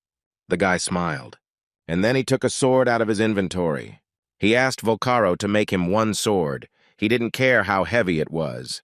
The main thing was that he could lift it, and he got the sword so that he could make it in this shape. The old man was even glad of this, because he was most confident in the skill of forging this type of weapon. A week later, Agamemnon arrived at the Olympus faction's guild house. He was full of doubts, so he didn't expect such a chance to come his way. The bastard came up with a new plan. Destroying the pack of jackals was his test from the tower, after which he could get greater opportunities. If he arranges everything well, then everything will return to normal, and perhaps the ruler of heaven will take a closer look at him. One of his subordinates immediately ran up to him and reported that all the players who were on the 1st to 10th floor had been gathered. There were about 200 of them. Taking into account the intervention of the tower's restriction manager, the support arrived duly. In this case, Agamemnon decided to act. He turned to the army of Olympus. They all set off to catch the criminal. Kim himself thought that the heavenly fight skill had not progressed at all while he had been waiting, and had only been hunting for 10 days. Apparently, he had really already reached the completion limit for the 1st floor. He also only leveled up 1 level through hunting. Suddenly, he was interrupted from his thoughts by a new message from Volcaro, who informed him that everything was ready. The old man himself looked at the processed stone of the Black God, which was incredibly beautiful. He couldn't stop looking at it. He himself didn't expect to see such a beautiful light again. Suddenly, he heard some sounds outside. The old man immediately took his hammer. He knew that this day would come someday, but it would be good if he had at least 1 more day. Volcaro went outside, where the entire army of Olympus, led by Agamemnon, had already come to him. The bastard admitted that he didn't expect to find him in this stinking hole, so that's why they couldn't find him. The old man asked why they were making such a fuss. Agamemnon replied that he himself knew the answer to his question perfectly well, because he was none other than the criminal Hephaestus. The knights could not believe that the blacksmith from Olympus was in front of them. There was information that some newbie was causing chaos on the 1st floor, but they would never have thought that everything would be like this. They didn't understand how they could capture a ranker, no matter how many people they had, but Agamemnon ordered them not to be afraid, because on the 1st floor, rankers receive a significant reduction in strength. And Hephaestus himself immediately swung his hammer. He ordered the bastards not to make him laugh, but to attack faster, he would smash all their heads. Agamemnon just laughed. He said that his lameness was a consequence of the punishment of the ruler of heaven. He didn't even have any equipment, and he still called himself a ranker? Besides, they also have rankers. A guy named Chris immediately emerged from the crowd. He is the highest-ranking Olympus on the Apollo side. Hephaestus never expected to see him here. He didn't even know that he had become a ranker, and also reminded that when interfering in the affairs of the first floor, the penalty for rankers is appropriate. But Chris didn't care. He reminded that the old man was also a ranker. Since this was the case, Hephaestus told him to attack faster. From Hephaestus's blow, most of the knights who were around were instantly defeated. But the old man did not even attack them, but fought with Chris. The collision of their weapons created an incredibly huge blast wave. Chris said he respected him. Even though he became a ranker millennia ago, instead of desiring more power, he wielded the hammer in accordance with his beliefs. And Hephaestus himself asked, was it really only for this that he respected him? The old man threw him away from himself with a powerful blow of his hammer. And he literally crushed into a bloody mess those bugs that dared to attack him. Chris reminded him that the fine would be serious, as he had attacked players much lower in level than himself. He also added that he really respected him for being able to give up power for the sake of principles. For being able to give up everything, this could not but inspire respect. That's why he didn't want to fight him. They attacked each other again with incredible force. This time, the explosion from their attacks was even stronger than last time. When the dust settled, Hephaestus's entire body began to literally turn to stone. He recognized the shield in Chris's hands, and he reminded him that it was he who had created it. It was the shield of Aegis. Chris said that even though it was only a duplicate, it was enough to suppress him in a tired state. And a moment later, Hephaestus's entire body turned to stone, and he himself fell to the ground. Agamemnon was incredibly happy that they had succeeded. He ordered the knights to bring Hephaestus's body. But suddenly Kim appeared and said that this wouldn't work. The guy instantly chopped off the leg of one of the scumbags who dared to take a step towards Hephaestus. Kim stood right in front of the old man, not allowing anyone to pass. He asked them what such lousy people were doing in this wonderful place. Agamemnon recognized him immediately. All the other knights knew him too because he was the player who set a new record in the tutorial. Agamemnon said that the guy was very arrogant since he decided to intervene alone. Kim himself immediately noticed Chris. He was surprised that the rankers were fighting on such a narrow street. He also understood that if the fight dragged on and the steward intervened, Olympus would lose a significant portion of its influence on the first floor, and he needed Hephaestus at the very least for the sake of the gigantomachy. Agamemnon asked him if he was really going to wait until the petrification wore off from Hephaestus. Suddenly, the scoundrel noticed that Hephaestus had just moved. Aegis's petrification only works once per day, and since it's just a copy, it's unknown how long the effect lasts. If the petrification wears off and this old man can move again, it will be very bad. He understood that he could not waste any more time here. Agamemnon immediately ordered the knights to kill Kim and bring the criminal here. One of the knights said that if they killed a newcomer, they would also be fined. The bastard didn't think long and immediately took out his sword, cutting off the poor guy's head. Agamemnon didn't care about any fine. He said that whoever kills him and brings in the criminal will be appointed manager of the first floor. The knights immediately rushed to attack. They no longer cared about any fines. They only wanted to kill Kim. Kim, in turn, took out a magic sword and began to imbue it with the power of giant fire. One blow was enough for most of the knights to literally burn alive. Kim instantly used his fiery eyes to find the right trajectory. He immediately rushed into battle and began to cut down the bastards left and right. One of the knights still managed to get close to him from behind, but Kim noticed it immediately and instantly cut him in half. Suddenly, he noticed a spell flying at him. The guy didn't think for long and immediately used mana concentration to block the attack. As a result, a powerful explosion occurred. Kim asked them if they really thought they could win with numbers alone. The knights just continued to attack him without success. Agamemnon couldn't believe his eyes, because all the knights were players who had reached at least the 10th floor. He couldn't believe that there was actually a newbie in front of him. Meanwhile, the fiery eyes took control of the giant fire, and Kim immediately used a pillar of fire across the entire battlefield. What interested him most was how long Hephaestus was going to sleep. But his thoughts were interrupted by a fiery projectile of incredible power that flew at him. The fiery eyes and the fiery spell robes immediately began to resist the sun fragment, and Kim immediately recognized this skill. He realized that Chris had begun to act. Chris asked him how he was connected with Hephaestus. Kim replied that he was his client. Chris didn't really believe it. An ordinary client would hardly interfere just because of such a relationship.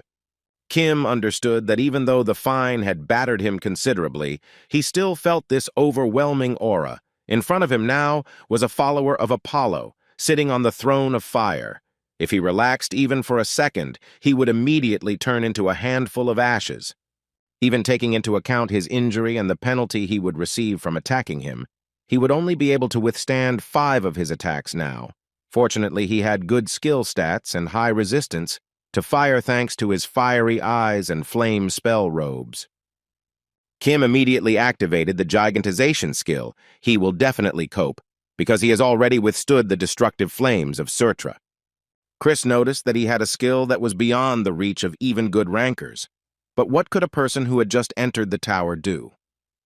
He immediately attacked Kim with his spear, but the guy put his hand out in time, trying to block the blow. His whole body resisted the sun fragment. He succeeded, but not without consequences. He got burned. The guy himself understood perfectly well that he couldn't withstand the ranker's attack with simple force. If he had at least ice crystals, he could increase his resistance. But Chris wasn't going to just stand there. He attacked the young man again, not giving him even a second to rest. He had to use the manhwa skill. But even this could not stop the flames. New second-degree burns appeared on his body. If this continues, his body will be completely fried. But the good news was that Chris's penalty for an attack of this level would also be serious. Chris himself was also seriously wounded and quite battered. All Kim could think about was that he had to hold out 2 more times. If he holds on a little longer, then everything will definitely work out. But at that very moment, Chris appeared in front of him at breakneck speed and dealt him a crushing blow with his bare hands. Kim never expected this. The force of the blow was so great that the guy literally broke through the wall of one of the buildings. But even this did not remain without a trace for Chris. His condition was getting worse and worse. Kim himself managed to survive. He underestimated the enemy too much. Relying on the fact that they were on the first floor, he is still fierce, even taking into account that he is wounded and they are throwing fines at him. There was still a little bit of fighting left, but he was hard to deal with. I had to endure it 2 more times. Suddenly, he noticed a strange glow that caught his attention. Kim immediately guessed what it was. He thought for a long time about where it was lying around, and it turned out that all this time he was in Hephaestus's workshop. He was incredibly lucky because he found the true stone of the dark god.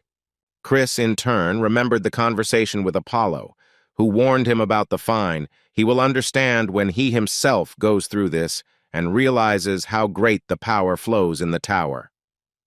It was at this moment that the realization finally came to him that Apollo's words were not an exaggeration.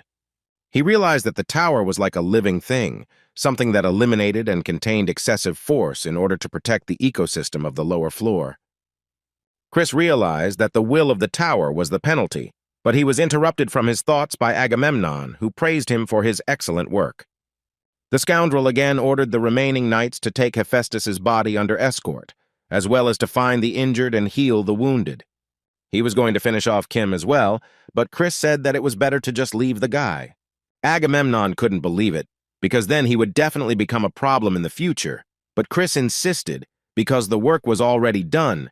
They had already caused chaos on the first floor and violated the laws of the tower. He wanted to avoid unnecessary killings. But at that very moment, a huge explosion came from the hole in the forge. And then Kim himself showed up. Chris could not believe it, and Agamemnon asked again, did he still think that he should be left alive? Chris only told him that he was really dangerous. He noticed the darkness attribute mana around the young man. This is a special case, especially when this mana is felt from a dying person. Agamemnon told him to rest and they would deal with the guy themselves. But literally a moment later he was speechless. The knights who dared to approach Hephaestus were killed on the spot, and Kim himself instantly found himself next to the old man. Agamemnon noticed the movement of Hephaestus's hand. He realized that the petrification had no effect on his consciousness, which meant that the effect would soon wear off. Did the bastard order the knights to attack the guy again, or were they going to stand there and just watch? Kim used an unknown force, and a moment later, darkness pierced every night. All of them turned into zombies in an instant. Chris immediately noticed that the young man had a simply unimaginable thing. After all, the tower had summoned a real monster, but Agamemnon did not understand how he could talk about it so calmly. He replied that he himself had recently said that they would deal with the guy. Wasn't his role initially limited to suppressing Hephaestus? Agamemnon didn't know if he was real now, but Chris asked him to relax. After all, he too is going to see it all to the end. Kim continued to destroy the knights sent to certain death. Suddenly he noticed Chris heading towards him. The young man immediately summoned a giant flame. Chris himself was surprised that the guy could control the mana of two attributes at the same time, because it was difficult even for a worthy ranker. If only such a person were on the side of Olympus. Chris turned to Kim. He said that he had better join them. If his goal was equipment, then they would give more than he left to the criminal Hephaestus. Kim replied that something like that could not be the goal, and he had already given an answer to this proposal from Agamemnon. In that case, Chris was not going to just stand there. The young man was extremely surprised that he could still fight. Chris admitted that he did not expect to hear such words from the newcomer, but he himself thought that perhaps in 100 years the guy would talk with pride about what happened today. That having barely risen to the first floor, he somehow fought with him, and then he would already be the same ranker, and then he would rise even higher. But that's if he survives here. Kim realized that Chris had decided to destroy, but he was still going to take Hephaestus away. He understood that if the old man did not join Olympus, the next gigantomachy might not happen. He needed to hold out at least in order to prevent this tragedy. Chris, meanwhile, continued to prepare for his attack. He summoned a huge ball of fire. Kim didn't believe that attacks of this level were still possible for him. He admitted that Chris was indeed incredible. The next moment, there was an incredibly powerful explosion. Agamemnon watched this from the side. He understood that the use of power of this level on the first floor by a ranker was an unacceptable case. It would be a real miracle if the penalty did not destroy him. When the dust from the explosion settled, he saw the real picture of the battle. They both lay unconscious, which could not but please Agamemnon. He had already begun to rejoice, but at that very moment he was struck from behind. It turned out to be Hephaestus, who had finally come to his senses. He stated that nothing was over yet. Agamemnon couldn't believe it. Was the old man really not even afraid of a fine? Hephaestus replied that he was not sure about the others, but he would definitely kill him alone. The scoundrel begged for mercy. Hephaestus didn't even want to listen to him and was about to deliver a crushing blow with his hammer. But at that very moment, his attack was stopped by an unknown person. As luck would have it, Hephaestus appeared right now. Agamemnon could not believe his eyes. It was the first floor manager who easily blocked his powerful strike with just one hand. The manager asked Hephaestus how long he thought he should have to watch a huge faction wreak havoc on the first floor. If they wanted a decent fight, then let them go upstairs. Hephaestus laughed and said that there seemed to be some misunderstanding. He did not intend to fight. The steward immediately turned to Agamemnon, who was incredibly frightened. It immediately took off his helmet with just one flick. The manager ordered him to convey to Zeus that if he did something like that again, he would rip out all the hair on his face, just like in the good old days. Agamemnon couldn't even stand on his feet because of this. Hephaestus understood perfectly well that this idiot had this thing hammered into his forehead, so he would convey everything verbatim. He was pleased that the insignificant Olympus was completely destroyed in this battle. Kim remembered how, just before Chris's attack, he had received a notification from the system that the egg had started to grow teeth. The boy didn't understand whether the egg wanted to take advantage of his moment of weakness to absorb him, or whether it wanted to protect him. But soon the egg began to enter a state of sleep again. Kim himself had just come to his senses. He didn't even remember when he lost consciousness. Hephaestus was already standing above him. Kim immediately stood up and addressed him as an uncle, but Hephaestus did not understand this. The old man asked if he was okay, and Kim replied that he was not, and again addressed him as uncle. Hephaestus asked how long he was going to call him that, and Kim pointed out that he couldn't call him aunt, which angered the old man. Kim reminded him that he still owed him his life, so any appeal would do. Didn't he think so? Hephaestus only remained silent. He thanked him with difficulty, How many times did he have to repeat it for him to understand? And Kim himself was thinking that he hadn't even said it twice. Kim noticed that his uncle was more timid than usual. The old man finally decided to confess that his real name was not Volcaro, but Hephaestus. He was the blacksmith of Olympus. But the guy didn't even react in any way, and Hephaestus asked him if he wasn't surprised. Kim replied that he was very surprised, and the old man told him that either he didn't know how to lie or he didn't try. Hephaestus reflected that this youth actually knew his true identity, which is why he initially suspected him of being from Olympus. But now he knows for sure that this is not the case, just as he knows that he is not an ordinary player. Hephaestus turned to Kim and said that the Olympians would be lying low for a while because of what had happened this time, so he decided to rent a good forge for a few days. His principle is to pay several times more for help from either a friend or an enemy. The guy just needs to wait a few days. Then he will make him a better blade. This brought a smile to Kim's face. He stood up immediately, and he himself thought that as soon as the sword was completed, he would climb up to the tower. But Hephaestus was not going to let him go so easily and yelled at him to go to the hospital first. After some time, Kim continued hunting for different monsters. He spent the whole day in the hospital, but he can already move a little. He assumed that he would personally enter into a fight with Olympus only after the 10th floor, but things didn't quite work out. Still, the benefit was great. Olympus will have to do everything with an eye on the manager, so it will be difficult for them to act freely on the first floor for at least several years. And the relationship with Uncle Hephaestus became similar to what it was before the rebirth. Kim understood that everything that happened would greatly affect the upcoming second Gigantomachy. He also obtained the true Dark God Stone, but it was difficult to control it constantly, and the difference in power with Hades' helmet was simply enormous. No matter how different it was from the completed helmet, after processing, 3 changes became noticeable. The description of the stone no longer being refined disappeared, and the percentage of resistance, amplification, and mana consumption of the dark attribute was increased. And the most important thing is that the call of Hell has become available. Hell itself is the very definition of Hades and something like the source of his power. Judging by the fact that there is a restriction, it is simply impossible to summon the full power. But even so, the true essence of the power of the Dark God Stone can be understood. This stone is closer to a conductor of power than to a storage. He was still learning to use it, so he was starting to get into it to some extent. His thoughts were interrupted by a new message from Hephaestus, who wrote to him to come. After some time, Kim came to the new forge of Hephaestus. He noticed that it was quite large, probably cost a lot of money. He knew that his uncle's quality items were worth several tens of thousands of points even in the worst-case scenario, and he received a portion of the amount from the sales of his items in Olympus, perhaps even among the rankers. Rich people like him were about 1%. Kim entered the room and assumed that, judging by the silence, the old man had already finished. Hephaestus immediately handed him some canvas along with a box, and the guy thought about how he, as always, got straight to the point as soon as he entered. The young man took an incomprehensible box and began to shake it, but they had agreed on a blade. "What is it?" Hephaestus told him to open it. Kim said it was empty, and the old man told him to look more carefully. Inside were transparent gloves made of a special material. They have excellent mana conductivity. Kim immediately put them on and suggested that Hephaestus created them with a mixture of mithril, which surprised the old man.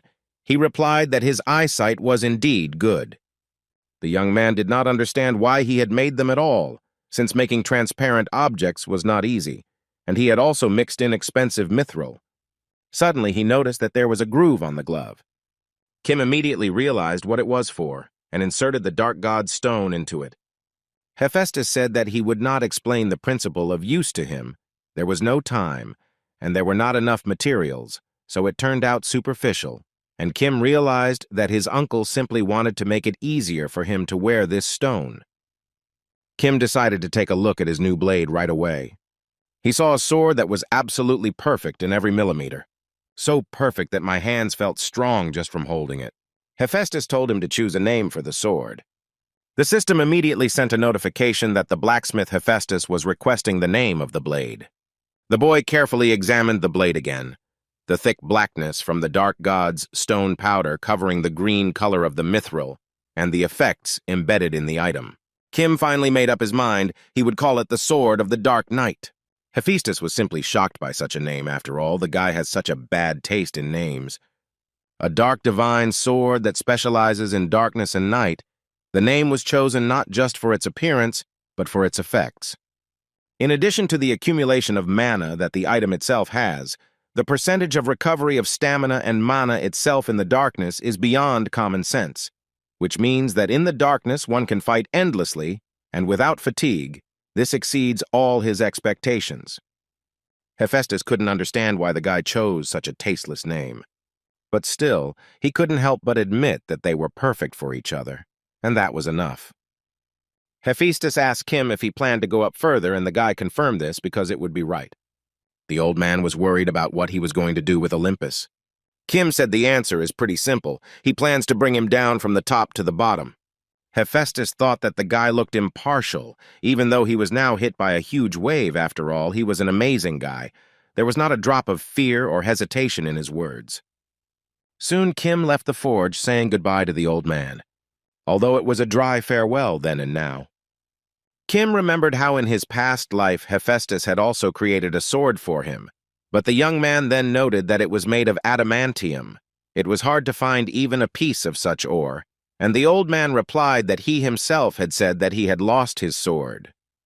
He said that to fight these damn outside idiots you need a sword of at least this level. The boy immediately noticed that his fists were all covered in blood. Then he realized that he had melted his hammer and then used his own fists instead of it in the work, but he did not understand why the old man did this.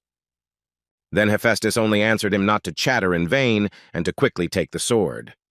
At the same time, Kim understood that it was like tearing his heart out of his chest and giving it to him. The guy bowed to him, already standing on the street. He was glad to meet him again. At the same time, Shuri, the Coliseum test supervisor, was sitting in her office, humming a song. She noticed information about Kim, who was a new player who came to the first floor 12 days ago. This guy had the best time in history for completing the tutorial, and his potential was rated at S rank among the newbies this time. They were really good. She thought that Hargan also had good skills, which was quite interesting. But this Kim who took first place beating Hargan did not give her peace. After all, he came alone to a test in which participation in a team is recommended. Is there really no one on this floor equal to him? But Shuri quickly came to her senses because this place is impossible to get through. Even if you send rankers here, let the guy try as much as he wants. Kim himself was already in the Coliseum. He knew that this was a test of strength, that is, military skill, a simple test, to pass which you just need to defeat the enemy. He looked at the leaderboard of this place. As expected, Sun Wukong was in first place, having lasted for 19 rounds. If you compare this result with his record before the rebirth, it is unrealistically high because then he managed to rise only to the 12th position. He also noticed the name Hargan, who was able to last 16 rounds, which was quite good. Perhaps his position is now even higher than it was before his rebirth because he received the Hand of Thunder, and so he flies upward as if on wings. Kim didn't know what floor Hargan was going up to now, but he would catch up with him soon. Soon the test began, and the boy knew that it was impossible to foresee the end, because the more opponents you defeat, the greater the reward you will receive. If he aims to be a ranker, he must challenge his limits. Immediately, the first enemy appeared in front of him. The monster immediately rushed towards Kim at full speed. The guy immediately took out his mana sword, and then he dealt only one blow to the scoundrel. But that was enough to cut him into 2 pieces. The system sent a notification that he had passed the first floor test, but his real mission was only beginning now. Kim decided to challenge the next test, and the system began the second round. Shuri watched all this and simply couldn't believe her eyes. Hargan had also managed to kill a couple of orcs, so she expected something like this. But wasn't this a historical event? Kim is faster than even Sun Wukong, the all-conquering Buddha, the great sage equal to heaven. Meanwhile, the guy continued to destroy his opponents with incredible ease. Shuri noticed that he was fighting without stopping. It seemed like the boy was not using powerful skills in order to conserve his stamina and mana. It's as if he doesn't see the trials he's going through and looks much further. She realized that he was aiming for the top ranker record. By this time, Kim had successfully completed the 15th round, but he was not going to stop there. He used the giant fire skill, creating a sword out of it, and attacked the enemy. But this time, his opponent managed to hold out. Then he decided that there was no point in dragging out time for long. The boy immediately used the gigantization skill, and the giant's power began to seep into his hand.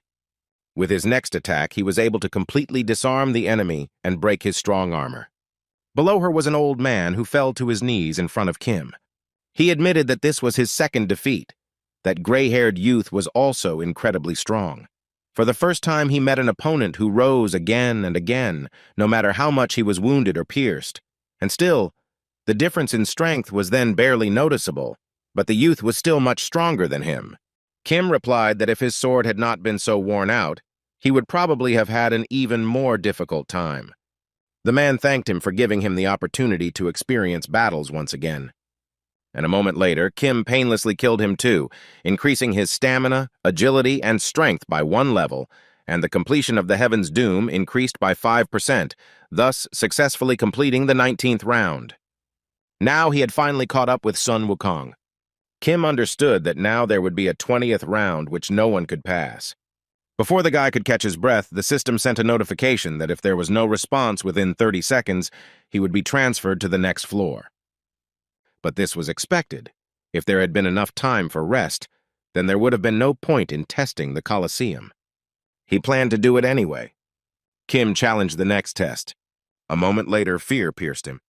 It was a powerful anger and energy that penetrated to the bones. Kim immediately prepared for the fight using the strength of a giant. At that very moment, the gates opened, and Kim saw an ominous silhouette. He barely managed to stay on his feet from such force. Kim was shocked that the enemy was suppressing him even with the power of gigantization. A moment later, the monster itself appeared in the arena. He remembered Sun Wukong telling him about the duel against him. Then he lost consciousness from his tail strike and simply passed out. With his vitality, he was able to survive it, but otherwise it would have been instant death. Kim couldn't believe it, even though this was the final test, but for him to end up on the first floor, could he have been mistaken? Sun Wukong told him that he was 100% sure that it was him. A serpent with 8 heads and 8 tails, so huge that it can embrace 8 mountain peaks and valleys, a divine or demonic being close to the dragon race, and an ancient fragment of the external god. It was definitely sealed by Susanoo a long time ago, but he never expected that the monster would actually be here. Kim came to his senses, he smiled, admitting that the gentleman managers really worked tirelessly. He did not understand who set such a level of difficulty. Yamata Orochi immediately appeared in front of the guy. The monster didn't wait a second. He immediately attacked the guy, and he had no choice but to dodge. Kim understood that with his current body, he only had to shake his head the wrong way once and he would die right there. He continued running around the arena to gain at least a little time. The snake struck again and Kim tried to block it. He succeeded and was able to stay on his feet. Kim decided to take advantage of the moment, finding himself under his tail. He immediately jumped on him and started moving towards his head. In a moment, he was already above her. Kim used the Dark God Stone, stating that the Orochi he knew was not like this. He immediately struck his sword straight at his head. But it didn't work. The cut was too shallow to do any harm to him. This made the snake really angry and he started to rage. Kim understood that even with the Dark Knight sword with the energy of the Dark God Stone embedded into it, the scales were so strong that it was as if there were no blows. He continued to dodge the snake's attacks while striking with his sword. If you look at it this way, this test was incredibly difficult. But Kim knew that the tower never presented an insurmountable challenge. He understood that it remained in Orochi's body. He just needed to find it. Shuri watched all of this. She didn't understand why the guy stopped attacking at some point. Did he really realize his arrogance? But this is not surprising because he has already achieved an impossible result. She wanted him to give up, but Kim had just found what he was looking for. Shuri couldn't believe her eyes. Meanwhile, Kim was about to strike his blow. He pushed off the ground with all his might. He managed to jump on its tail and continued running towards its head. Shuri realized that the guy was aiming at something. She knew that near Orochi's heart there was a single spot where scales did not grow. This is Yamato Orochi's only weak point. Kim was just next to him. He immediately thrust his sword in with all his might. The snake continued to rage, making incredibly loud screams. Kim was surprised that he still couldn't calm down. Shuri could believe it. Could the myth really have been revived? An evil serpent that wields magic and is capable of embracing the body of 8 mountain peaks and valleys. Only the highest ranker, Susanoo, was able to put this catastrophe, which almost destroyed an entire floor of the tower, to sleep. For this, he used an indestructible, mysterious sword that was enchanted to seal those creatures that it pierces. Susanoo left a wound in Orochi's heart that never healed and became his only weak spot. The system immediately sent a notification that he had dealt with the 8th head of Yamato Orochi. His level had been raised. The completion of Fatuma Nebels had increased by more than 12%. His strength and endurance had risen by 1 level, and his agility by 2 levels. His achievements were recorded in the Colosseum, and Kim himself reached level 69. All of his stats exceeded level 60, and some even exceeded level 70. Kim thought that his level had increased on the 19th test, but this was already serious, because it was hard to rise above 60 levels with just decent hunting. Now there are exactly 31 levels left until the 100th, and he is managing to develop faster than he expected. His thoughts were interrupted by Shuri. The young man knew that in front of him was an elf with 6 blades on her lower back. Her movements were quick and unnoticeable, hiding traces of her presence. He was the overseer of the first floor test, Shuri. She immediately decided to get down to business and asked directly if he knew about Orochi's weak spot. Kim replied that the tower did not give impossible challenges, even though it was the last stage, but the level of difficulty seemed too much to him, so he took a closer look. So he found a solution by pointing to his eyes. Shuri immediately realized that he had fiery eyes with golden pupils. Kim confirmed this, but said that they had not yet reached the golden pupil stage. Shuri immediately thought that the guy had fiery eyes and gigantization. He was a player who had the skills of a peak-level high ranker. She assumed that he was a member of Olympus or the heavens, or perhaps he was the heir of the great sage equal to the heavens. But in any case, no matter which faction he belonged to, she was now convinced. Shuri immediately calmed him down, explaining that the test supervisor could not divulge not only the progress of the test, but also information about the player who took part. But Kim thought that she had drawn completely wrong conclusions, but he somehow did not care. She also said that he was entitled to an additional reward from the manager. Shuri handed him the blade. The manager told her to give it to the player who could pass all the tests of the floor. She admitted that looking at Orochi, she thought that the day she would hand over this sword would never come. The elf handed him the sword and asked him to check it himself, because she also didn't know what it was. Kim immediately pulled the blade out of the holster, but it was broken. Shuri immediately thought that this was some kind of mistake and the sword was of low quality. But Kim knew perfectly well what it was. The young man was even surprised that it was here. It was a fragment of the Totsuka blade, used by Susanoo long ago to imprison Yamato Orochi. A special power was sealed in it, but it could only be returned by finding all the fragments and putting the sword together. The guy put it in his inventory. Now it became clearer to him what to do next. But Shuri immediately said that she would talk to the manager if he was not satisfied with the reward. But Kim replied that everything was fine. He was quite satisfied, because he understood that this was only a bonus and the real reward was given separately. The system immediately flooded him with notifications. For passing all the tests on the first floor, he received 20,000 points. All his characteristics were increased by 2 levels, and the young man also received the 8th Orochi heart, which possessed powerful strength. Kim knew that the strong poison stored in this heart could not be taken in the usual way, but if the poison was neutralized, one could obtain a medicine so miraculous that even a high ranker would covet it.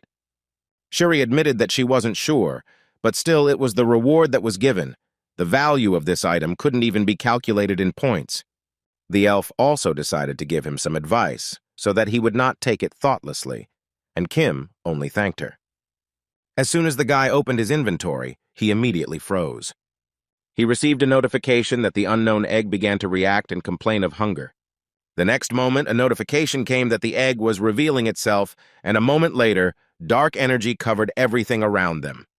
Shuri couldn't understand what the hell it was and immediately took out his blade, and Kim realized that the egg was hatching. Suddenly, he realized what was meant by the appearance of himself. At this moment, many eyes and thorns appeared. Shuri couldn't understand how it could get in here, since this place was protected by the tower's power. She was about to do something, but Kim asked her to wait a little. At that moment, an unknown egg began to absorb Orochi's 8th head. The thorns literally began to pierce the snake's corpse. Shuri was thinking that this was a creature that she had never seen before. She told Kim that Orochi's corpse belonged to him, so it didn't concern her anymore. But how is this also his ability? The guy answered uncertainly that something like that. But to be honest, he himself is not sure. Kim turned to the unknown creature and asked him if he had eaten enough. Immediately, a notification came that the egg was nodding its head and singing a song, and Kim thought that it looked creepy, but behaved like a little child.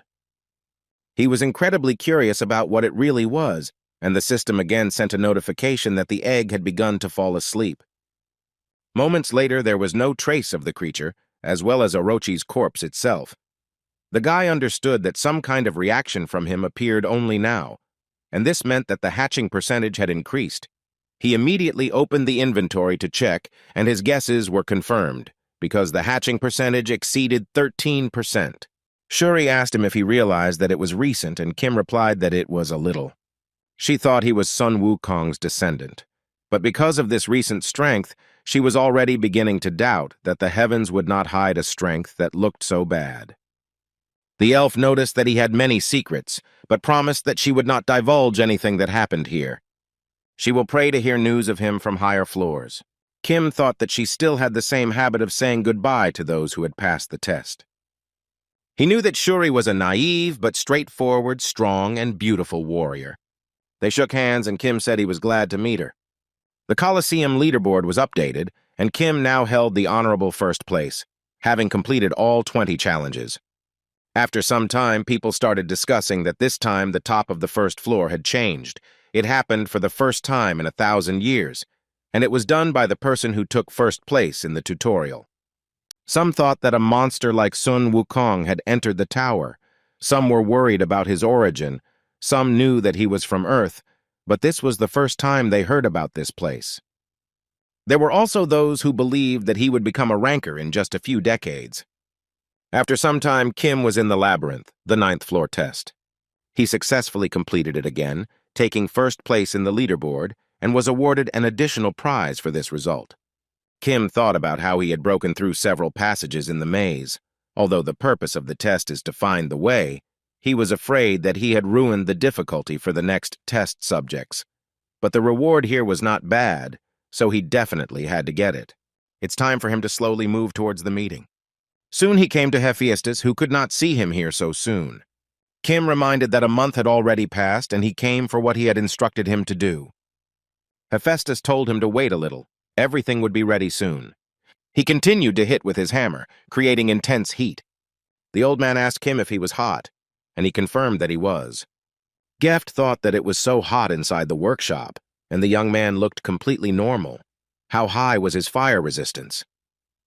He decided to ask him about passing the 9th floor test. It took him 10 days. But why so long? What did he do again? Kim said that he himself did not know why this was so, which infuriated Hephaestus. He said that if the guy still wanted to take what he ordered, then he should answer the question quickly. The young man said that the labyrinth did not necessarily have to have one exit, so it took some time to create new paths. Hephaestus realized that he did all this in order to collect all sorts of rewards for clearing. He never does anything like ordinary people. Now he became interested in how he will pass the next test. Kim replied that he would tell him the next time he came, and Hephaestus immediately realized that he would need it for the next test as well. It was the first time in his life that he had made a weapon like this, not one with excellent mana conductivity, but one with the worst. The old man said that the blade's mana conductivity was low, but its resistance was also high, so he focused on the materials he usually used to create armor, and Kim immediately guessed that the blade was made of ores like fail, tar, and obsidian. Kim admitted that it was indeed a failed creation with the worst mana conductivity, but considering that this was what was required, it was a pretty remarkable success. He immediately tried to activate the mana sword skill on this blade, but the system sent a notification that the skill activation failed. An unknown force was blocking the mana, but that was what he needed. It was even better than he expected. Kim admitted to Hephaestus that he liked everything, and the old man said that it was an interesting challenge for him, too. They shook hands, and the guy handed him 10,000 points in Asgardian currency for a job well done. Hephaestus did not expect at all that Kim was going to give him money and was incredibly angry with him, but the young man replied that if he got used to free things, then a big trouble would happen to him. He addressed him as an uncle and said that he would come again. Soon Kim called a portal for 10 points, and the system checked the record of passing the 9th floor test. Finally, he's moving to the double-digit floor. Kim set the coordinates for the portal. It goes to the 10th floor, to the world of Murim. At the same moment, the teleportation process itself began. A moment later, the guy found himself at the starting point of the 10th floor, in the northern city of martial arts. Kim knew that this was a huge continent surrounded by sea, the Murim ecosystem created by the existence of strong people. The test of the 10th floor, unlike other floors, begins immediately after ascending to it. Many recruiters tried to recruit newcomers to their clan. Each of them did everything possible to ensure that as many people as possible came to them. Kim understood that this was a test in which everyone was trained in the martial art of the chosen clan and had to pass its tests. Because this test is completely different from all the previous ones, many players were unable to pass this floor, so they stayed here. Someone interrupted his thoughts. It was some man he assumed from Kim's clothes that he had good skills. Was he a swordsman by any chance? Before the young man even had time to answer, he immediately declared that it was fate and that he absolutely had to join their Blue Blade clan. He began to tell that the history of the Blue Blade clan began long before this tower, but Kim was not interested in this at all. He understood perfectly well that the large clans were not interested in such a place, but even if they were interested, they would not come here personally. The man noticed that the young man was not listening to him at all, and Kim apologized to him, but he was going to another clan. This angered the stranger. Did the guy really just ignore him and the Blue Blade clan? He immediately reached for his sword, although he didn't plan to do so, but that was also true. The man said that it was clear from one glance that the young man was acting cautiously. He was lucky to get here, and he already imagined himself to be someone. Does he even know what their clan is? Kim only thought about how he had gotten himself into an annoying situation. He understood that the stranger was showing off his strength by pushing the players who had just risen. But he couldn't deny that this was a good way for small clans to attract attention. The guy asked him if he was afraid of a fine, because if he touched a player who had just risen, it would have a bad effect on the clan's reputation. The man confirmed this, but in Murim, the world of strong people, there is a way of life. He cannot stand silently when his clan is insulted. He said it was too late to ask for forgiveness. Kim immediately interrupted him. He had no intention of doing so, since he was already behaving like this. There was nothing he could do. The guy looked him in the eyes and asked him to attack. Just one look from him was enough to make the man freeze with fear. Soon, people gathered around him. They discussed that he was trash from the Blue Blade clan named Yang Wan.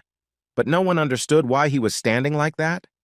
Wan himself was on his knees, and people continued to spread rumors that the head of his clan was obsessed with foreigners and had apparently ordered them to find one again. He immediately jumped up and started running away. It was a huge shame for him. He was literally torn apart by anger, and he promised that they would definitely meet this impudent boy again. On the 10th day after going up to the floor, Kim continued to run quickly somewhere. He knew that the right place was terribly far away. He had walked over 5,500 kilometers during this time. In the world of Shurima, this is a big problem because there is no suitable means of transportation, so you have to run through everything on your own. Soon, he found himself on the heavenly mountain of the new region.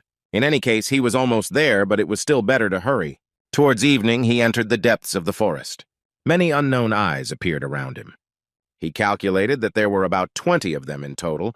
He also knew that each of them had good skills. It was not for nothing that the heavenly mountain was considered a lair of monsters. The monsters themselves couldn't understand what this guy was doing. It didn't look like he was lost. Did he really come here on his own, knowing what kind of place this was? Kim interrupted their conversation and stated that they did not need to be so careful. He was not their enemy. The young man asked them if this was the base of the heavenly demon divine cult. He was immediately surrounded by a multitude of people with blades. They said that the guy knew perfectly well where he was going. Kim understood that he had already experienced something similar during a skirmish with jackals, but these cases were still incomparable. The Heavenly Demon Divine Cult is a clan that has long been a rival to the Murim Alliance, the unification of the entire Murim world. Now they are unable to go beyond the Heavenly Mountain, but still remains the leading clan in heaven and earth. The purebred Kwan Ha-muk, who had walked over 40 floors of the tower, came out to the guy. Ha said that judging by the energy emanating from the guy, he is not some kind of rabble. He also added that if a young man wants to join, he should state his floor and name and demonstrate his skills. But Kim astonished him by replying that he had no intention of doing so. The guy said that he came here to undergo the test of the divine cult of the heavenly demon, and the system immediately sent him a notification that the test had begun. Instead, they all went somewhere, and Ha said that no player had taken on the divine cult test for a long time. He also came to the conclusion that, given that he had deliberately come all this way, he should probably know why the players were so avoidant of their test. Kim suggested that it was because the success rate was so low, but Ha said that was the wrong answer. He said it wasn't because the probability was low, but because it simply didn't exist. Until now, no player has managed to pass the test, and so an unspoken law appeared in these lands not to accept the test of the divine cult of the heavenly demon. Kim knew that it was impossible to join the clan if you were not a player from the high floors. So no matter how strong their cult was, it is only logical that their authority fell. Ha showed the guy where he needed to go. Kim did so, and then a notification came from the system. The young man entered the disposition, but still failed to resist it. If he goes the wrong way, he will fall under the influence of the illusion effect, and the guy immediately noticed that the road is absolutely not like the one they had been walking on until now. He needs to find the real road among dozens of others. Ha warned him to be careful because just one wrong step and he would be lost. No one would be able to find him unless the heavenly demon himself intervened. He also wanted to tell him something else, but when he turned around, there was no trace of the guy. Kim himself used the skill of fiery eyes. He continued to move forward.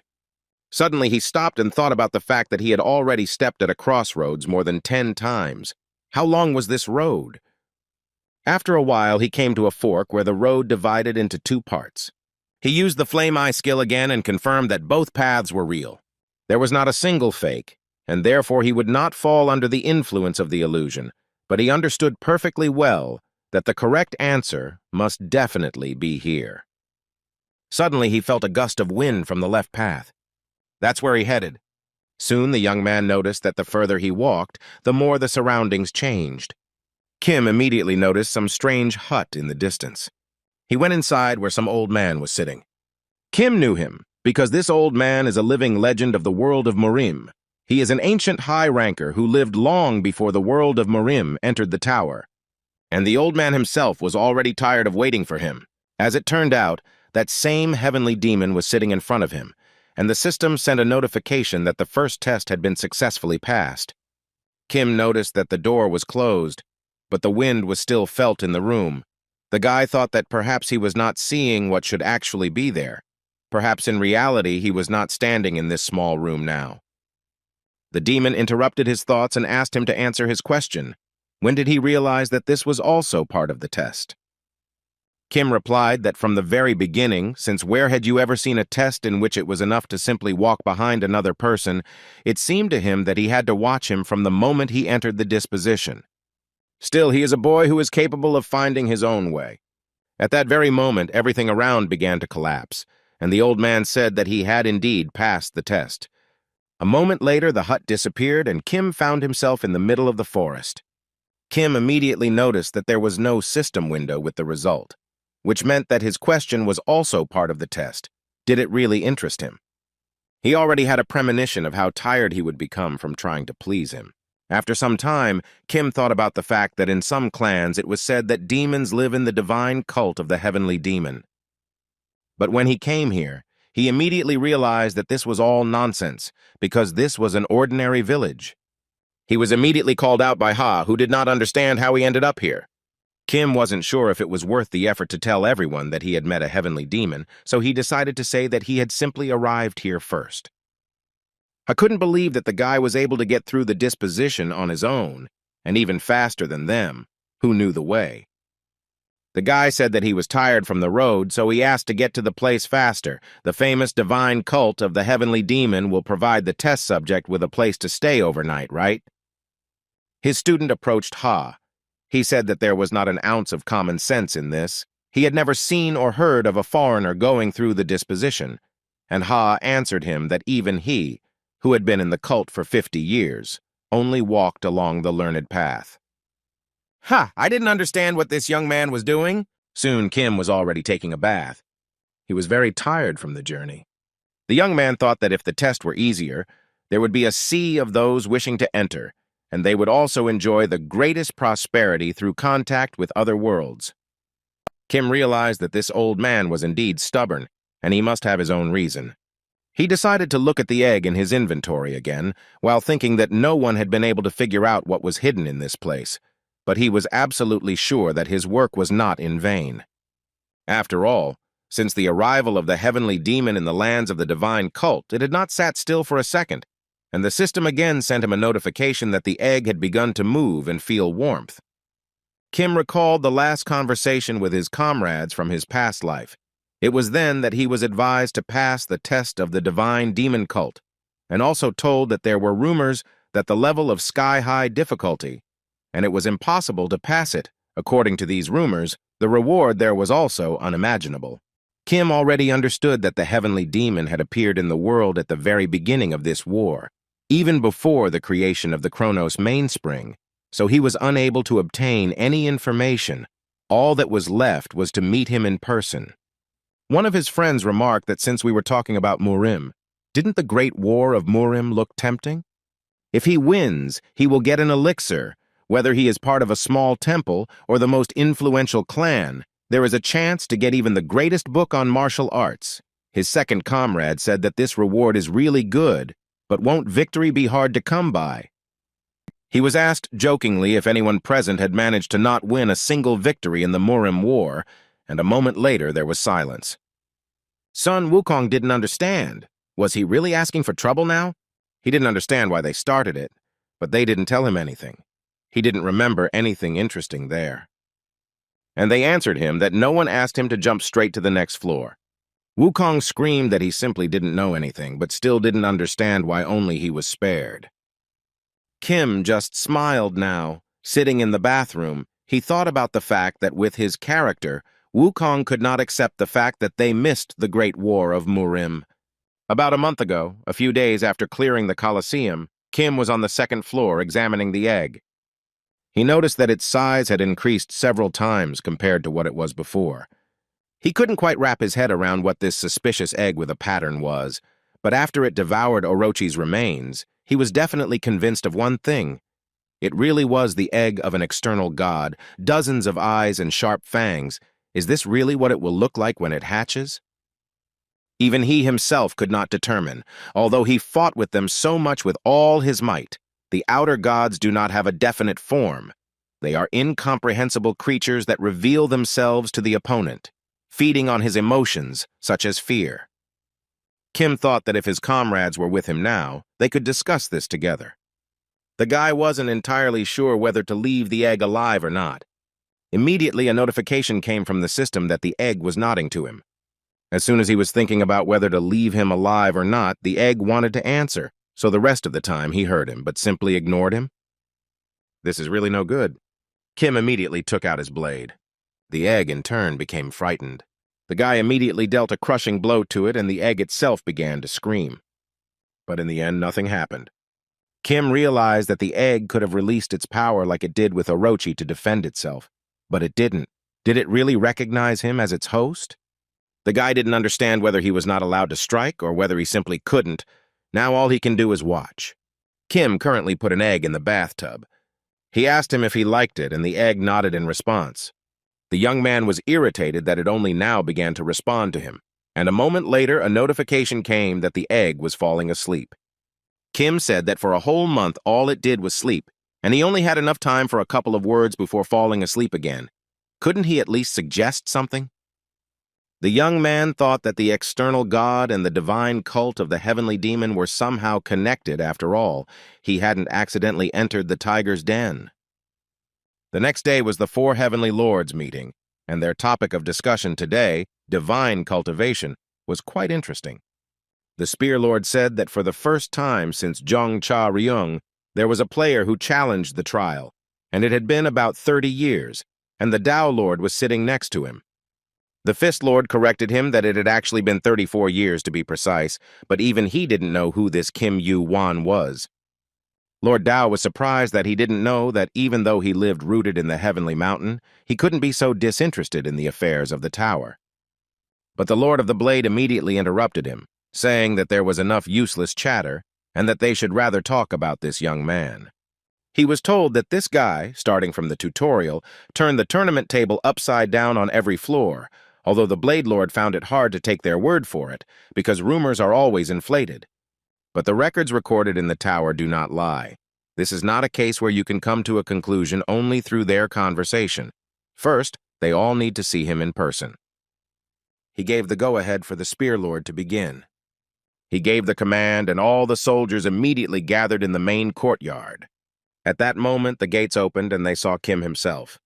They immediately noticed that the young man did not have the slightest bit of anxiety, not only in front of so many warriors, but even in front of the lords of the divine cult of the heavenly demon. Kim walked inside and they could immediately tell that this guy was really strong-willed. The young man himself knew that before him were four heavenly lords who had reached the pinnacle of divine cult in each sphere. He was surprised that it was they who would conduct the second test, and not the heavenly demon. They were convinced that it was indeed unusual, in which case they decided to immediately begin the second test, but at that very moment someone interrupted them, asking them to wait a second. It was Jong Cha Ryung from the Black Wind Squad. He apologized for interrupting them. He dared to ask the Heavenly Lord if he could allow him to check on the young man first. The lords immediately began to discuss this. Soon they said that he could act as he pleased. Kim came to the conclusion that judging by the fact that a fine had already been imposed on him just from visible aggression, the man in front of him was quite strong. But he still had to try. Kim said it didn't look like an official test. The Blade Lord replied that this was a valid point, for there could be no test for which there was no reward for passing. Therefore, as a reward, he will give him one of the medicines of the divine cult, the scarlet blood pill. He asked if it suited him. The young man replied that this suited him perfectly. Kim accepted the test from the system from Choncha. Some of the restrictions and some of the fine were lifted from the man, and he immediately prepared for battle. The scarlet blood pill itself was the best medicine among all the divine heavenly demon cult had, which had more value than the small pill. Kim understood that Jong Cha's penalty was settled to the 30th floor level. For the 10th floor surprise test, the difficulty level was high. But what kind of difficulty are we talking about if people at the level of heavenly lords are personally opposing him? Is this really the order of a heavenly demon for someone who has passed the first round of testing? He didn't expect this at all. Chung Cha interrupted his thoughts. He admitted that he didn't know what the heavenly demon saw in him, since he recognized him. And Kim assumed that, judging by how much he chattered, he was still unable to obtain the demon's confession. The guy smiled at him. This made the man lose his temper. He immediately rushed to attack him. But Kim was able to easily dodge the blow by just tilting his body slightly. This hurt Cha's pride even more. He continued to attack the young man with unprecedented force, but not a single blow hit the target. Cha shouted that the young man was right. He couldn't get a confession. He swore to devote himself entirely to the divine cult of the heavenly demon, and he spent his entire life passing the test. By putting his life on the line and climbing up the tower, he tried to become a warrior who would revive the clan. He studied martial arts and tempered himself time after time. He threw down a real challenge to the test, so why could some stranger do it? He didn't understand who he was to receive his confession. Kim answered him that he was no longer a child. The young man decided to take out his sword after all. He instantly blocked his attack. He managed to block his blade and leave Cha in a vulnerable position. And when the chance arose, he immediately decided to attack. Kim used the giant's strength, which began to be absorbed into his hand. and then he delivered a crushing blow right to the man's back. Kim said that he was unable to achieve recognition only because he was weak. There was no other reason for it. The lords merely watched all this. The Blade Lord couldn't help but smile on his face. He admitted that for the first time in a long time, he saw something interesting. The guy was so good that he didn't even really use the sword. The Tao Lord asked what would have happened if there had been no penalty, but the Fist Lord replied that there was no point in such speculation. The Blade Lord ordered that the young man be given his well-deserved scarlet blood pill. He said it wasn't such an incredible item, but still. Kim replied that he didn't even try, so it was enough, and the Fist Lord asked if he really understood the value of this medicine, since usually a player from the 10th floor is not even given the chance to touch this item. Lord Dao noticed that the boy acted as if it was a child's game during the test with Chong Cha. Was this a bluff or impudence? The Blade Lord asked the boy if he had ever studied martial arts and what clan it belonged to, since he was very good with a sword, and Kim replied that he was just teasing. The old man even laughed at this answer, in which case he decided to move on to explaining the essence of the test. The second trial of the Heavenly Demon Divine Cult will be conducted by a Fist Lord named Peng. Peng replied that this was no ordinary duel. The guy would only need to endure 3 of his techniques. The test itself would take place in 3 months, and to pass it, he would be provided with everything, in addition to miraculous medicines and high-class combat techniques. Let him just say what he needed.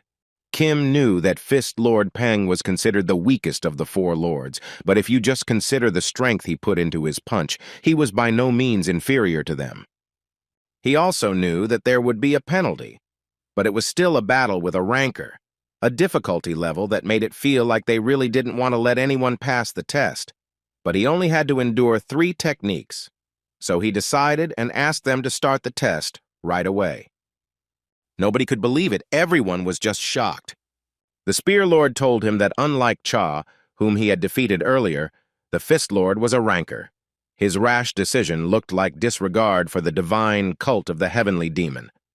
Kim responded that if it sounded that way, he apologized, but he was in no way disparaging the cult. The Spear Lord tried to dissuade him again, but Pan said that since this was his wish, it should be fulfilled. But then the Blade Lord intervened. He asked him to stop, because this was a test issued by the head of the cult, and this case was different from the previous tests. The test can only be changed by the heavenly demon himself.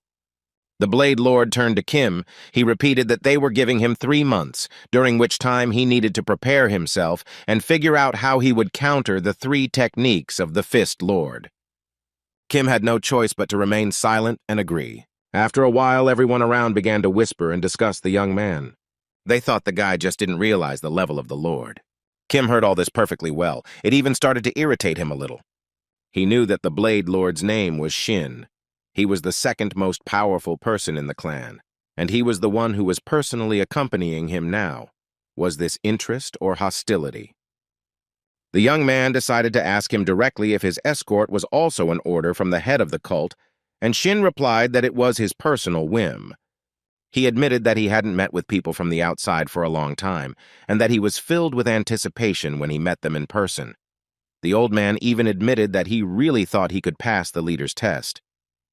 Kim noticed that the old man spoke as if he wanted him to pass the test. But why did this feeling differ from when other clans wished for someone to join for the prosperity of their clan? He didn't understand. Why did it sound so sincere? His thoughts were interrupted by Shin's words. They came. If the young man wants to prepare himself, he should visit the martial arts repository where books on martial techniques and weapons are kept. But why does he suddenly need a hospital? Kim said that he would look at the weapons and books later. He decided to ask again if he really said that they would provide him with everything except high-class martial arts and miracle drugs, and Shin confirmed it. In that case, he said that they would regret these words. Soon the doctors began to collect all their goods. The chief physician of the divine cult of the heavenly demon named Il never expected that the guy would ask them for everything they had. There were at least a few hundred kin here, enough for the cult to take on the Moram Alliance. How the hell was this kid going to use all that on his own? Il decided to repeat it again, but all the medicines that he had left after 3 months would have to be returned, and only he could use them again. Kim said he remembered everything perfectly well, and he would also have to pay for the cost of the damaged medicines he returned from his own funds. Since they had agreed, Kim said that they would see each other in 3 months. Il whispered again to give back all the remains, and Kim thought that there would be nothing left anyway. After some time, he arrived at the cult's training cave. The guy noticed that everything here was arranged in such a way that it could only be opened from the inside. From the outside, you could now only get in by breaking the entrance. This was ideal. He immediately took out all the medicines he had taken from the hospital. Kim started eating them all. Soon he was able to increase his resistance to poisons for a full 46 hours. He had never eaten so much medicinal herbs before. It was a rare, disgusting thing. Getting hit in the stomach with a sword during a fight would have been better for him. Kim knew that some of the medicines were poisonous, but he tried not to take any that were deadly, and that it only resulted in stomach cramps. And all this was in order to absorb the 8th heart of Yamato Orochi. He kept wondering where he could get enough medicine to neutralize Orochi's poison, but who would have thought that he would be so lucky here? At the same moment, a notification from the system appeared that the egg had opened its mouth. Kim realized that the egg was reacting this way to Orochi's heart, but immediately declared that he would turn it into an omelet, which horrified him. It immediately fell asleep, and Kim continued to eat the medicine. Soon he finally absorbed Orochi's 8th heart, and the poison immediately began to spread throughout his body. Kim was heavily poisoned, his poison resistance was increased by 1 level, and his mana continued to rise with each passing minute. The young man realized that he couldn't cope and needed to take more medication. His mana still continued to rise in level at an unprecedented speed. Kim himself did not understand what kind of abnormal growth this was. On the other hand, he had always been curious about this mana control thing, and now it was as if the mana was flowing through him on its own. He thought that perhaps he could absorb every last drop of mana from Orochi's heart. To tell the truth, he himself didn't think that everything would be so difficult. This will definitely take a long time. A month later, Cha came to that same cave with Ha of the Heavenly Demon Cult. A whole month has passed, and there has been no word from the guy. One of them thought that he would at least go out once to study some secret technique or something like that. But it feels like he was going to sit there for the whole 3 months. Ha thought that no one who reaches the 10th floor would miss the opportunity to learn the secret techniques of martial arts. Kim should also understand this. So what is he doing? Even the Lord of the Fist, in order to stretch his stiff muscles, went into a secluded hall and trained so hard that the heavenly mountain shook every day. And Kim had been so quiet the entire month that he even wondered if he had died by chance. Cha was wondering why the hell the young man needed all these medicinal herbs, when suddenly Ha noticed something. At that moment, the entrance to the training cave began to open. Kim came out of it, not understanding whether they had really come to meet him. The guys were simply in shock. The young man was really alive. Soon they brought Kim a good meal. Kim, who had lost a lot of weight, ate like crazy, but Ha couldn't understand whether he had been starving all month. There should have been enough cereal balls in the cave. Kim replied that since he planned to go out at least once, he didn't want to eat something tasteless. The guys realized that the young man had really been eating only medicinal herbs for the entire month. Ha had seen absolutely no wounds, or signs of poisoning either. But suddenly he realized something. Most likely he needed an antidote. He knew that sometimes items with excellent effects are not used because of the strong poison they contain. Most people would rather not consume something like this, but if given free access to antidotes, it might be taken. But how powerful must the effects and poison be that so many drugs were needed? Kim interrupted his thoughts by thanking him for the food, but he had to go. I didn't understand where he was going again? Back to the training cave? The guy said no and asked where the martial arts archive was. After some time, he came to the right place. Kim immediately noticed the impressive security around the archive. Some of the guards looked insanely close to ranker level, but that's not surprising, since the martial arts archive is the most important place for all schools. Here are stored the information that is the origins and foundations of the school. Moreover, this is the archive of the divine cult of the heavenly demon, the first man in the celestial kingdom. His thoughts were interrupted by one of the members of the cult. He was warned about his visit. He will accompany him. Soon they were already there. Kim asked if he could read all these books, and the man confirmed this. However, he warned that behind the other door there was a section that he was not allowed to enter, but otherwise he could freely use the premises. He left him, leaving the boy alone. Kim immediately realized that these were all books with low-level techniques that could be given access to an outsider. This archive was 4 times larger than the Namgung clan archive. He had visited many archives in the martial arts school, but he had never seen anything like this before. Well, he only had one thing left to do. Since there were only 2 months left until the test, he had to get all of this done in a month. We need to find a way to stand against the Fist Lord, one of the 4 lords of the heavenly demon divine cult, one of the strongest masters in the world of Murim. Kim knew exactly what he was looking for and was sure it was somewhere here. He needed the origin of the heavenly demon cult, the technique created by Jungmu Jin, the heavenly demon himself, namely the beginning of the heavenly demon. A month later, the same cult member came to the Blade Lord to report that the boy had been in the training cave for a whole month, and now had spent a whole month in the archives reading books on martial arts. He went to look after him, and it seemed he had decided to read all the books, but he believed that this was impossible, not to mention that it could hardly be done in 3 months, and that it could hardly be done in 3 years. Shin remarked that it was just like that time when he took away all the medicinal herbs. It must be admitted that his actions were quite specific, and the assistant replied that it was just like wasting his time. After all, it didn't seem like the youth was worth the attention of the heavenly demon. The old man only smiled. He admitted that he could neither foresee nor understand his actions, but that was precisely why he placed more and more hope in him. After meeting with the Blade Lord, the assistant went to the archives, where Kim was already leaving. He noticed that it was only noon, and he was already about to leave. He usually stays here until late, but the guy replied that he'd just finished his business. He got everything he was looking for. A month later, everyone was discussing how the guy spent the first month in a training cave, the second in the archive, and the 3rd month locked himself in the cave again. In the waiting room before the training ground, Peng was fully prepared for the test. Pan thought that the young man had wasted his time. Was there any point in his 3 months of isolation? But he couldn't help but notice that everyone around him looked so excited about the new star's appearance that he would try very hard not to kill him. A lot of spectators gathered on the site itself. They hadn't seen anything like this for a long time. It's not every day that they are given the opportunity to witness the mastery of a lord. One of the onlookers heard that Kim is quite famous, and large guilds are practically fighting over him. At that very moment, Peng himself came out onto the platform.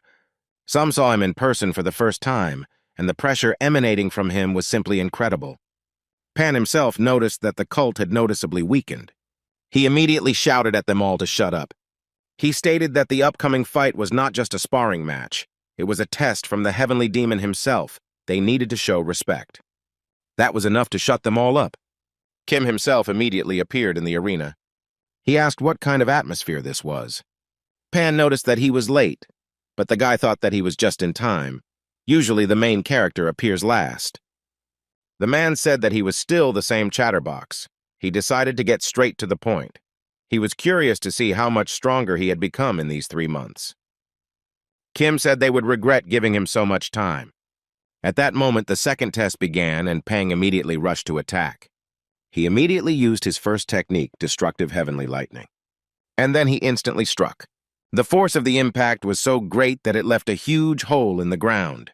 But Kim managed to successfully dodge this attack. He understood perfectly well that it would be very dangerous if he were to come under this blow. Pan noted that it was a smart decision to evade. If he tried to block this technique, he would turn into a pile of mincemeat. Kim also knew that in the world of Murima, mana was called ki, but for a ranker who was already limited by the penalty of the 10th floor to have such a level of strength, the Lord of the Fist was not in vain full of determination. This is his second encounter with a ranker, but the level is completely different. Chris was wounded in the fight with Hephaestus, and his penalty was much stronger, not to mention the fact that he is much weaker than the Lord. Pan himself decided that the time had come for his second attack. He used his second technique, 100 Thunder Punches, and Kim noticed how his fists began to accelerate at an incredible speed. The young man used the skill of Flaming Eyes, which allowed him to calculate the trajectory of the blow and dodge in time, although it was incredibly difficult. Kim continued to dodge over and over again. Pan couldn't help but notice that the young man in front of him wasn't just fast. He seemed to have read all of his movements. He realized that it must be his skill that made his eyes scarlet. The Fist Lord realized that this was a skill that gave him the ability to predict his attacks. No wonder he was so overconfident. This made Pan laugh. He told Kim that the world of Murim was too big to be traversed with just one skill. And as long as he is under the same sky with him, he will not be able to dodge this technique. At that very moment, the sky began to be covered with dark clouds, and Peng prepared for his third attack. The Blade Lord knew full well that this technique would not only hit the training ground. He asked the Spear Lord to create a barrier to keep the audience safe. Kim also noticed that even the Heavenly Lords hesitated. After all, this technique should be special. He understood that such an attack would hit the entire training ground, and he would definitely not be able to dodge it. But because of the wide area, the blow itself should be weaker. So he decided to block it. The young man immediately used the giant's power, soaking his hand with it. Pan saw that he had decided not to evade. It might have been the right decision. But it won't work with him. He immediately used his third technique, Origin Storm. And a moment later, powerful lightning struck across the entire arena. Such force created huge holes. Some spectators barely dodged. If they had been hit by this attack, they would have died instantly. They finally realized what level of power the Heavenly Lord had. But they were more interested in what was going on with Kim. The guy himself continued to stand in place, not moving a centimeter, and the system sent a notification that he had successfully withstood 3 techniques of Lord Fist Peng. The second test of the divine cult of the Heavenly Demon was successfully passed. Kim thought that the strength was quite befitting of a martial artist who had risen in the tower as a player and become a ranker. He was able to block the attack, but he couldn't help but admit that the mixture of martial art and skill was simply incredible. Peng himself believed that it would be possible to block the technique, but not for someone of his level. Not only did he block the attack, but he also remained completely fine. This brought a smile to the man's face. He asked if he wanted to continue the game, and the system sent the guy a notification asking if he wanted to continue the test. Kim couldn't help but notice how Peng sparkled at the penalty. He realized that the Lord of the Fist was now planning to fight in earnest. The guy stated that this was exactly what he wanted, covering his body with an unknown aura. Pan couldn't believe his eyes. Where did this guy get the Heavenly Demon's beginning technique? Kim replied that it was hardly right to call it that. It was nothing more than an unfinished shield. And the Tao Lord told the other lords that he had heard that the young man had spent the entire month in the library. Now everything became clear. Even the Blade Lord was clearly shocked. Shin thought that this technique itself was the basis of the beginning of the Heavenly Demon, also known as materialized mana. It is a form of something that has its own self, even if it is in a basic form where it can barely take shape, but it is definitely the beginning of the Heavenly Demon. He was incredibly curious about what else this guy was capable of. Kim, in turn, turned to Peng, since it did not seem like he wanted to make the first move. He would have to do it for him. The guy immediately attacked the Lord, but he managed to block his blow, and Kim was glad that there was at least some effect. If he had a real beginning of a Heavenly Demon, he would even be able to subjugate it. They continued their fight, and in the meantime, Kim managed to withstand the Lord of the Fist's 47th technique. Pan couldn't understand what was going on. It should be a normal shield, but he felt uncomfortable fighting against the Heavenly Demon's martial arts. However, I noticed that the technique felt different than at first, which meant that the unfinished technique was gradually starting to weaken. Pan told the guy that they would fight fairly now, and Kim admitted that he didn't think he would hear that in a fight between a player and a ranker. They continued exchanging a barrage of blows again, and the guy had already withstood Pan's 59th technique. But this did not go unnoticed for Kim. He was already starting to get tired.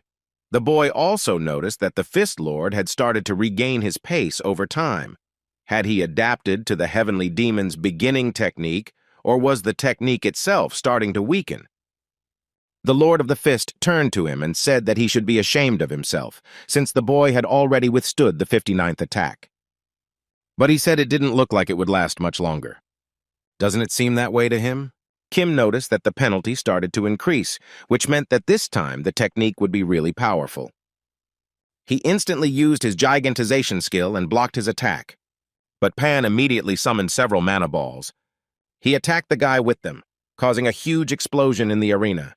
The Lord was thinking that even if this brat had half-mastered the heavenly demon origin, how could a greenhorn who had recently ascended to the 10th floor be able to fight him at such a level?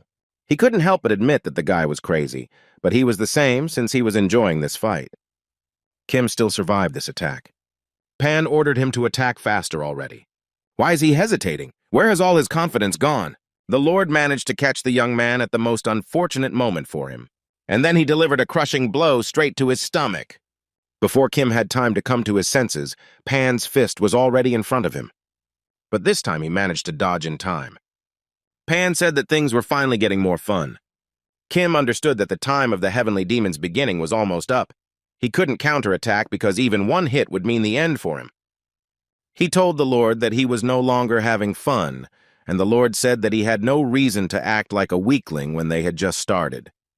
He asked him if he really planned to continue to evade, but the young man himself realized that the longer the fight dragged on, the more disadvantageous it was for him. He needed to end it quickly. He just needs to somehow close the distance between them and force him to stop attacking for at least a second. He immediately used the gigantization skill, and all the giant's power was completely concentrated in his right hand. This allowed him to grab the Lord's hand. He only needed one loophole, and all his strength points were temporarily converted into stamina points. The guy only needed 1 second. He managed to completely block Pan's powerful punch. The Lord himself couldn't believe it. He managed to completely neutralize his technique from such a close distance. But Kim himself just smiled. He instantly struck with his sword. This attack allowed him to leave a wound on the Lord's body. Although it was not so easy, Pan thought that this was some kind of absurdity. He had just shed blood in a duel with a player. But the most important thing is that he himself opened a loophole for the guy to strike him in the chest. If they continue like this, then it will not be difficult for him to win through a couple of techniques. But this is a test, not a duel. He was sure that if Kim had a little more time, and his level and characteristics were a little higher, then he would definitely win. So he said he was admitting defeat. The whole crowd immediately started shouting that this was impossible. How could a heavenly lord admit defeat in front of some stranger? Shin agreed that it was indeed a miracle. He actually began to think that this young man might actually be worthy of recognition. The old man also said that their task was only to observe. After all, the heavenly demon himself is watching everything that is happening now. Kim immediately received a notification about the perfect completion of the second test of the cult. He also received the skill of the heavenly demon spirit. After a while, the Spear Lord was worried that the archive shouldn't be left open, since everyone was rushing there in search of the heavenly demon technique, but Shin reassured him. He said that it was no coincidence that this technique ended up in the section with basic martial arts techniques.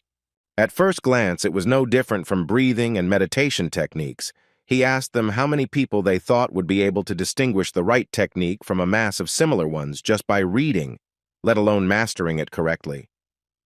The Tao Lord admitted that finding and studying it was a challenge in itself, which was why Shin told Pan that he had nothing to be ashamed of.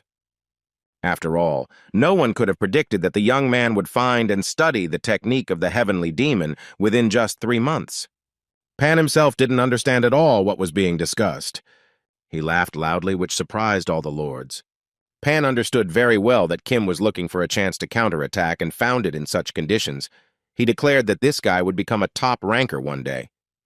He also didn't hesitate to say that maybe someday Kim would even surpass the head of the cult.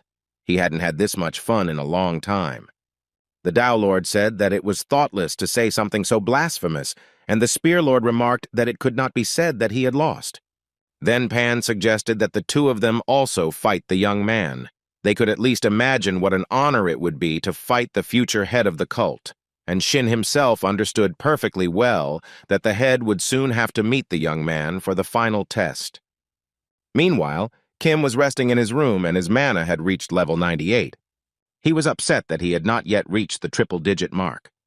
He thought about the fact that the cuts on Pan's arm and chest were not deep. If he had not admitted defeat, he would have definitely lost in the end. Although he held it with his right hand while striking with his left, the problem was not only the difference in strength, something more was needed to fight rankers. But, no matter, the main thing was that the second test was successfully passed. His wound should also heal within 2 days. He was glad that he was regenerating so quickly, otherwise he would have to listen to the doctors grumbling again about how he had already taken all the medicine anyway. He also received the A-rank Heavenly Demon Spirit skill, which had the effect of splitting the soul to create a clone, and the power of the technique depended on the amount of mana invested. He got it himself and didn't receive it as a reward, which is pretty good. Even most rankers wouldn't refuse an A-class skill. Kim understood that the final test, which the Heavenly Demon had polished to perfection, would not be a meeting with his illusion, as during the first test, but a personal one. At that very moment, his thoughts were interrupted by a knock on the door. He was told that the Heavenly Demon was calling him. Soon he came with his assistant to the head of the palace. The man said that the chief ordered that only he should go inside. Kim did so, but was completely unaware of his presence. He supposed that it must be difficult for him to detect the presence of a high ranker for now. Immediately, a notification from the system appeared that the egg had started to bare its teeth, which alerted Kim. He immediately understood where he needed to go. Coming closer, he saw the Heavenly Demon himself on the throne. The Heavenly Demon was already waiting for him. Kim replied that he was told that he had called him. The demon confirmed this. He asked how his hand was. Kim showed him her condition, and in the meantime, the effect of the Dark Knight sword was activated, which accelerated the speed of health recovery by more than 100% at night. The old man immediately noticed his blade. He said that it was a good sword. Even he would not refuse to take possession of it. And Kim just thought that he was still as insatiable when it came to swords. The guy replied that it was impossible because there was one uncle who would eat him alive if he failed to save his own weapon. The demon immediately guessed that this blade was forged by Hephaestus, so he had the right to speak such words, and Kim asked him if he really knew his uncle. The old man replied that he had never met him personally. He had only tested several swords forged by him. He declared that enough chatter had been enough, and suggested that the young man begin the final test, something Kim had not expected, even despite the condition of his hand. But the demon reminded that he himself had said that everything was fine. The guy noted that he could move it but not fight, and the old man replied that it didn't matter. He wouldn't need his hand anyway. Kim, for his part, hoped to approach the final test in his best form. At that very moment, the demon literally evaporated before our eyes. The boy immediately noticed the illusory barrier, and the old man asked him why he didn't go further. Kim understood that the barrier was not like last time. It was something more reliable and elusive. He immediately activated the skill of the flaming eyes, which began to resist the funeral incense, but failed. Kim couldn't get through any further. He knew that if he got caught, he might just faint. At that very moment, out of nowhere, a demon's hand appeared and grabbed him, and the system sent a notification that he entered the grotto of the Heavenly Demon. Now the final test of the cult begins. Kim didn't understand what was happening at all. A moment later, he found himself in an unknown place. The demon told him to follow him. Kim decided not to ask any more questions and simply did as he was told. Suddenly, the old man asked him if he had mastered the spirit of the Heavenly Demon properly, and Kim confirmed this, saying that it was prescribed to him as a skill. The old man said that it would be easier for him to control him this way. After all, the world had become much more convenient. He also admitted that he enjoyed his recent fight and wished him good luck in the future. Kim didn't understand what these words meant. At the same moment, a notification came from the system that the egg began to bare its teeth and swallow saliva. Immediately, the young man noticed an incomprehensible energy in front of him. He was absolutely sure that this power was from outside the tower. He barely but poured out the energy of the external god. Now he understood why the egg responded to the appearance of the Heavenly Demon. The demon said that in front of him was a sacred flame, that's what they call it. Long ago, there was a prophecy that was passed from mouth to mouth since the cult of the Heavenly Demon settled on this mountain and found this flame, and the cult itself exists only to protect it and find a master for it. The old man said that the first Heavenly Demon, and the second, and his teacher dedicated their lives to this until their deaths. And it was the same story with him. Kim heard about this prophecy for the first time. Does he really believe in it? The old man replied that before they were declared a cult, they were a religion, and as happens with any religion, as soon as faith weakens, So does support. Over the years, stronger Thracians than their cult appeared in the tower, as did stronger people. But he, a heavenly demon obliged to protect the sacred flame, had no other choice. It was then that he declared that anyone who wished to join the cult of the heavenly demon must undergo trials to prove that he was worthy. Kim realized that he had created all these trials to protect the flame. The old man confirmed this. Under the cover of the trials, he could further hide and protect the sacred flame. That was why the trials were so difficult. The boy wondered who else had gotten as far as he had, and the demon had told him that Blade Lord Shin had managed to see all of this. But in the end, he failed. And now his time has come. He must hold out in the sacred flame until it accepts him. Immediately, a notification came from the system that if the test was refused, it would be terminated early. Kim understood perfectly well the difficulty of this test. He had, of course, heard that there was one hermit who sat for 40 days in a furnace, but he received this test only when he approached the top of the tower. He didn't understand whether he would survive there at all. Even if he could withstand the attacks of the Fist Lord with the heavenly demon technique, but in the face of such power it was all useless. He would be an ordinary person there. Kim noticed that the flame was growing, fueled by his fear. This force, which has only taken the form of flame, gnaws and burns those people who fear it. He must convince himself that he is not hot at all. At that moment, a notification came from the system that the egg had opened its eyes and bared its fangs, but Kim ordered it to sit still. If he eats everything, there will be nothing left for him. It had been a long time since the guy had such a feeling that something more terrible than death could await him ahead. This is the fear of creatures from outside, external gods. Memories of the days when he fought them immediately came flooding back to him.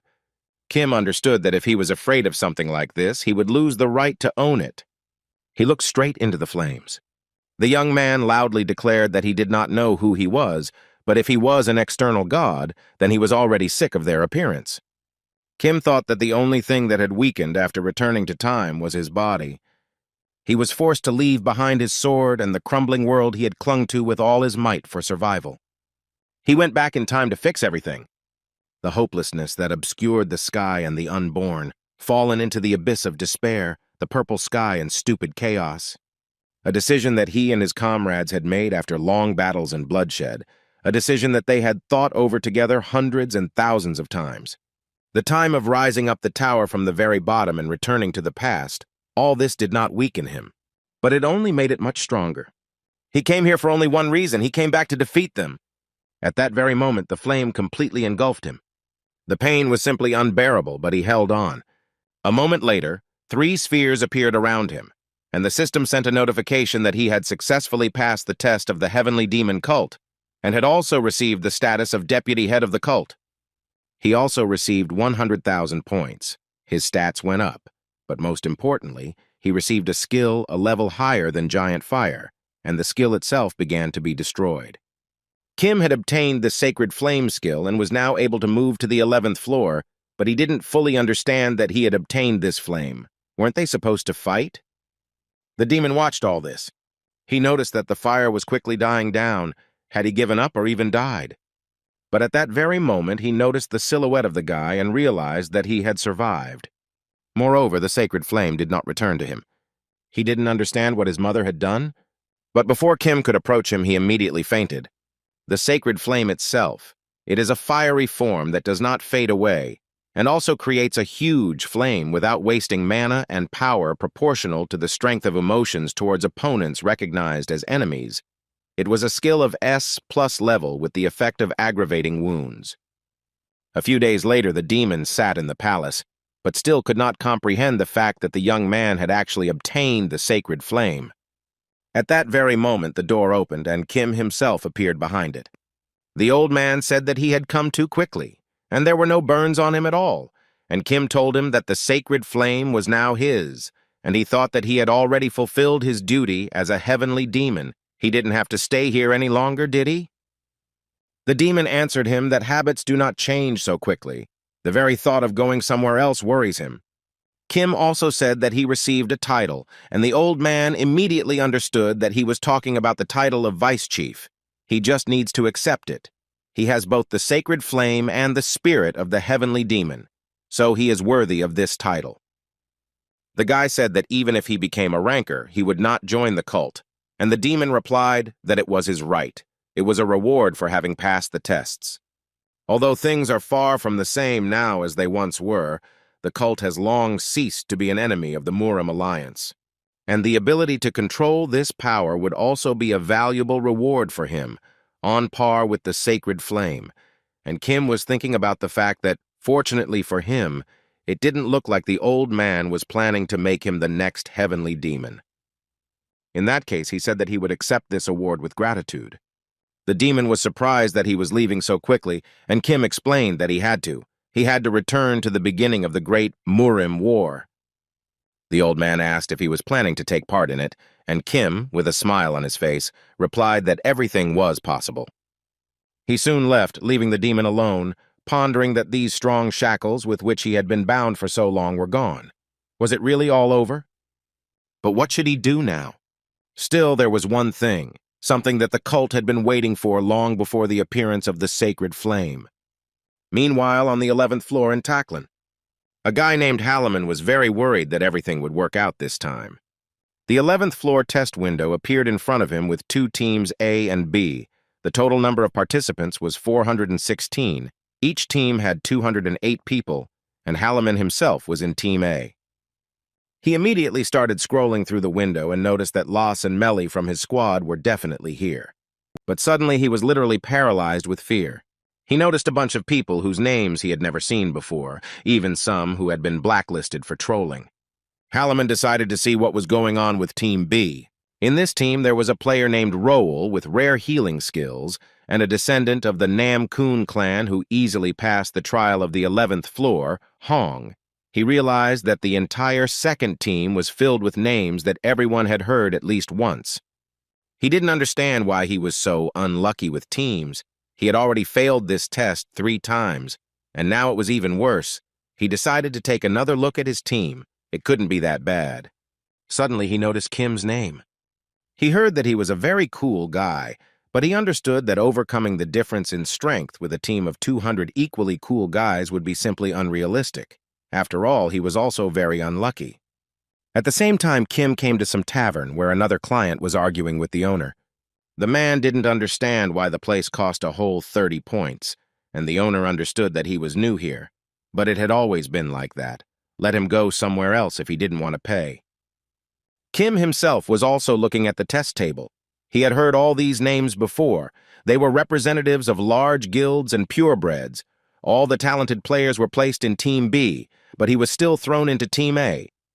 He knew that Hypnos was the overseer on the 11th floor. He was a ranker from Olympus. Was this really how they were taking revenge on him for the past? The guy realized that they wanted him not only to fail the exam, but also to die. How vile and low that was.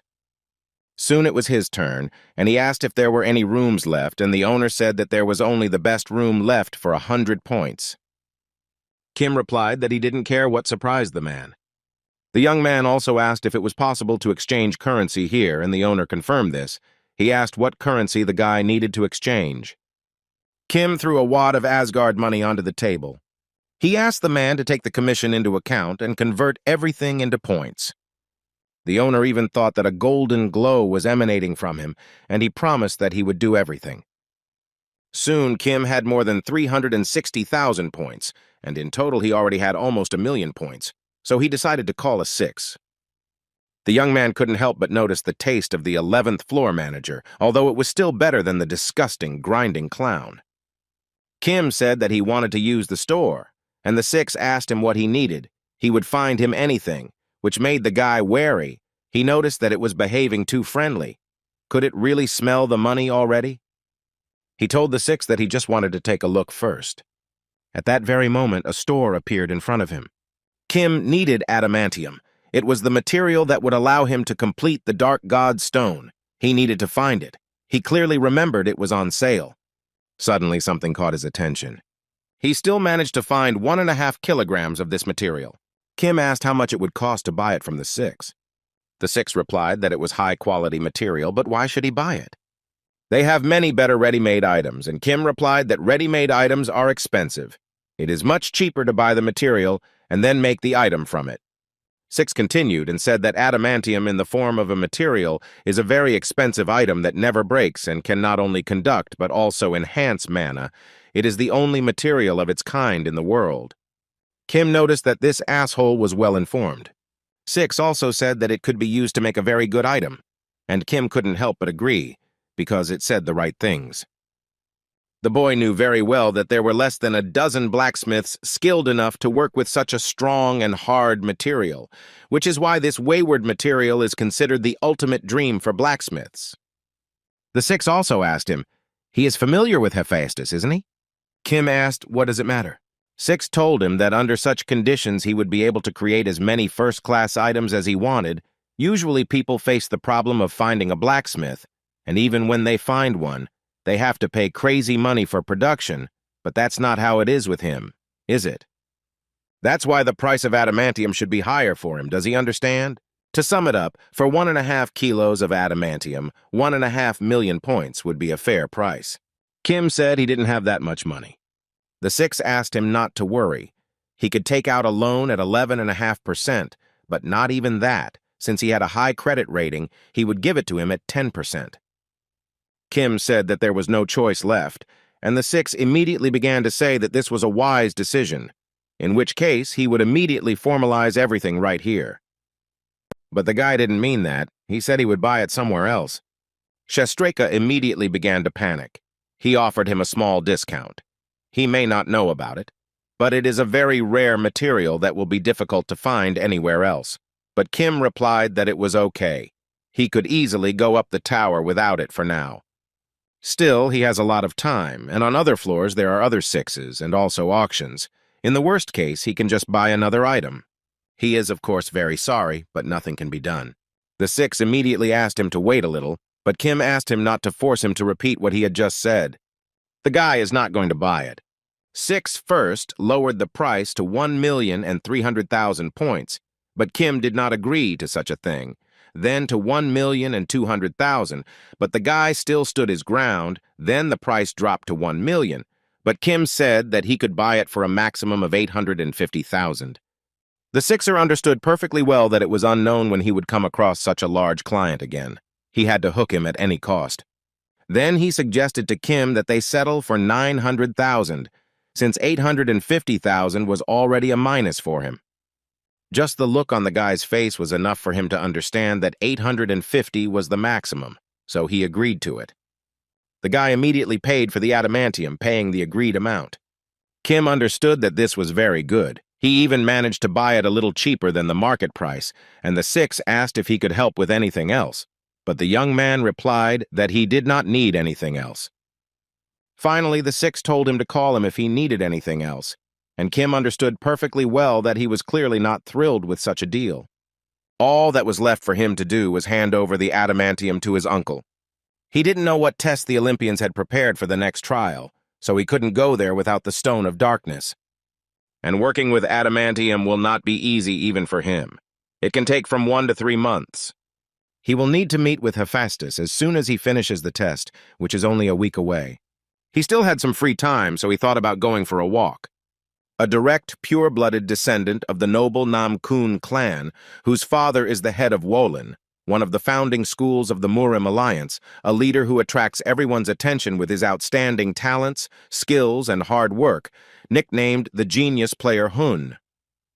At the same time, in the labyrinth of Agrias, the dungeon of the 11th floor, a group of people had just finished clearing it, probably the first ones who were able to pass it so quickly. One of them said that reaching the very end should of course be doable, but it was somehow too easy, and the second asked him not to forget who was on their team.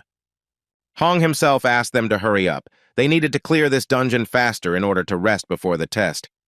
Someone said that it didn't seem like they needed to worry about preparing for the test at all since the opposing team was full of weaklings, but Hong said that they had a guy named Kim who was a tough opponent. He heard that he had passed the test of the Heavenly Demon Cult. But they still didn't understand what this caution was for, because with such a team it was obvious that they wouldn't win. But Hong still asked them to stop these conversations and not to relax ahead of time. They needed to make maximum efforts in any circumstances, that's all. The boys listened to him, admitting that their captain was indeed reliable. Hong himself was thinking that he had never seen Kim in person, but he had constantly heard about him. He didn't know where he came from, but it spoke volumes about his own abilities. Hong hoped that he would have a chance to fight him during the test. Suddenly, his thoughts were interrupted by something. He immediately ordered everyone to stop. They saw before them many burnt corpses of monsters.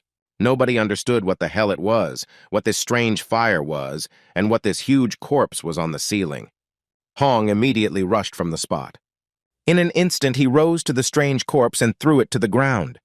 Everyone immediately realized that this was the boss of this dungeon. No one could understand if someone had already completed the entire dungeon, and Hong carefully examined the boss's corpse. He noticed something strange. The monster was clearly burned, but there were no traces of fire around. He did not understand what kind of skill this was. Not only was the creature burned, Hong also noticed a blade mark about 4 inches long, and the monster's skin had softened from the heat, allowing him to kill it with one blow. He immediately thought that this was the work of a ranker, but he didn't understand why a ranker would clear a dungeon of this level. He had absolutely no idea other than that this was the work of the ranker. Hun turned to his team and told them to turn around and head out, as this dungeon had already been cleared. At the same time, Kim examined his new object. It was the thread of the Spider Queen Agrea, which had excellent mana conductivity and great elasticity, and it itself was stronger than steel. Kim knew that such a skein of thread must be worth at least 1,000 points, but he could simply save it and use it later. He once again used his new Divine Flame skill, which exceeded all his expectations. Since he didn't understand the principle of its use without trying it, he wanted to practice before the actual test. The firepower is not that great because the skill's completion is low for its level, but that's not the most important thing. The flame grows by absorbing the enemy's emotions. This skill is hard to control regardless of a person's willpower. Its power directly depends on the strength of emotions. This had always been the most terrifying part of the Outer God's skills, but now that he had it, he knew that he couldn't ask for a better skill. As his mana and completion increased, the power of the skill itself would also increase. He also raised the Heaven's Fathom completion quite well, which was already over 90%. For the 11th floor, he had achieved much more than he had originally expected. He still had a long way to go, but he was also growing faster than planned. Kim hoped that everything would continue to go smoothly. He entered some building and immediately noticed someone's gaze. It was Halliman who apparently noticed him. The boy immediately approached him and asked if he was Kim Yu-Wan. Kim didn't know who it was, but he was wondering what he wanted from him. Halliman introduced himself and said that they were all from Team A as well. He assumed that the guy already knew that the distribution of teams had not worked out very well, which is why half of the players had left before the test itself had even begun. But he assured that the remaining half had not yet given up, because each of them had at least heard his name at least once. Kim didn't understand where he was going with this, and Halliman immediately tried to explain that Team B was full of skilled people, but he was sure that only he could handle them. The guy also added that they didn't leave only because they believed in him, but Kim immediately assumed that most likely they just didn't have enough points. Kim knew that the penalty for failing a challenge ranged from 100 to 1,000 points, which was a considerable amount for low-level players. Since just giving up is a waste of points, they want to at least try to stick to someone reliable, right? Halliman immediately tried to justify himself. He said that they only wanted to discuss the strategy for passing the test with him, but Kim told him that if they did not want to die, then it would be better for them to just give up, because passing the test was not such a treasure that they would risk their lives.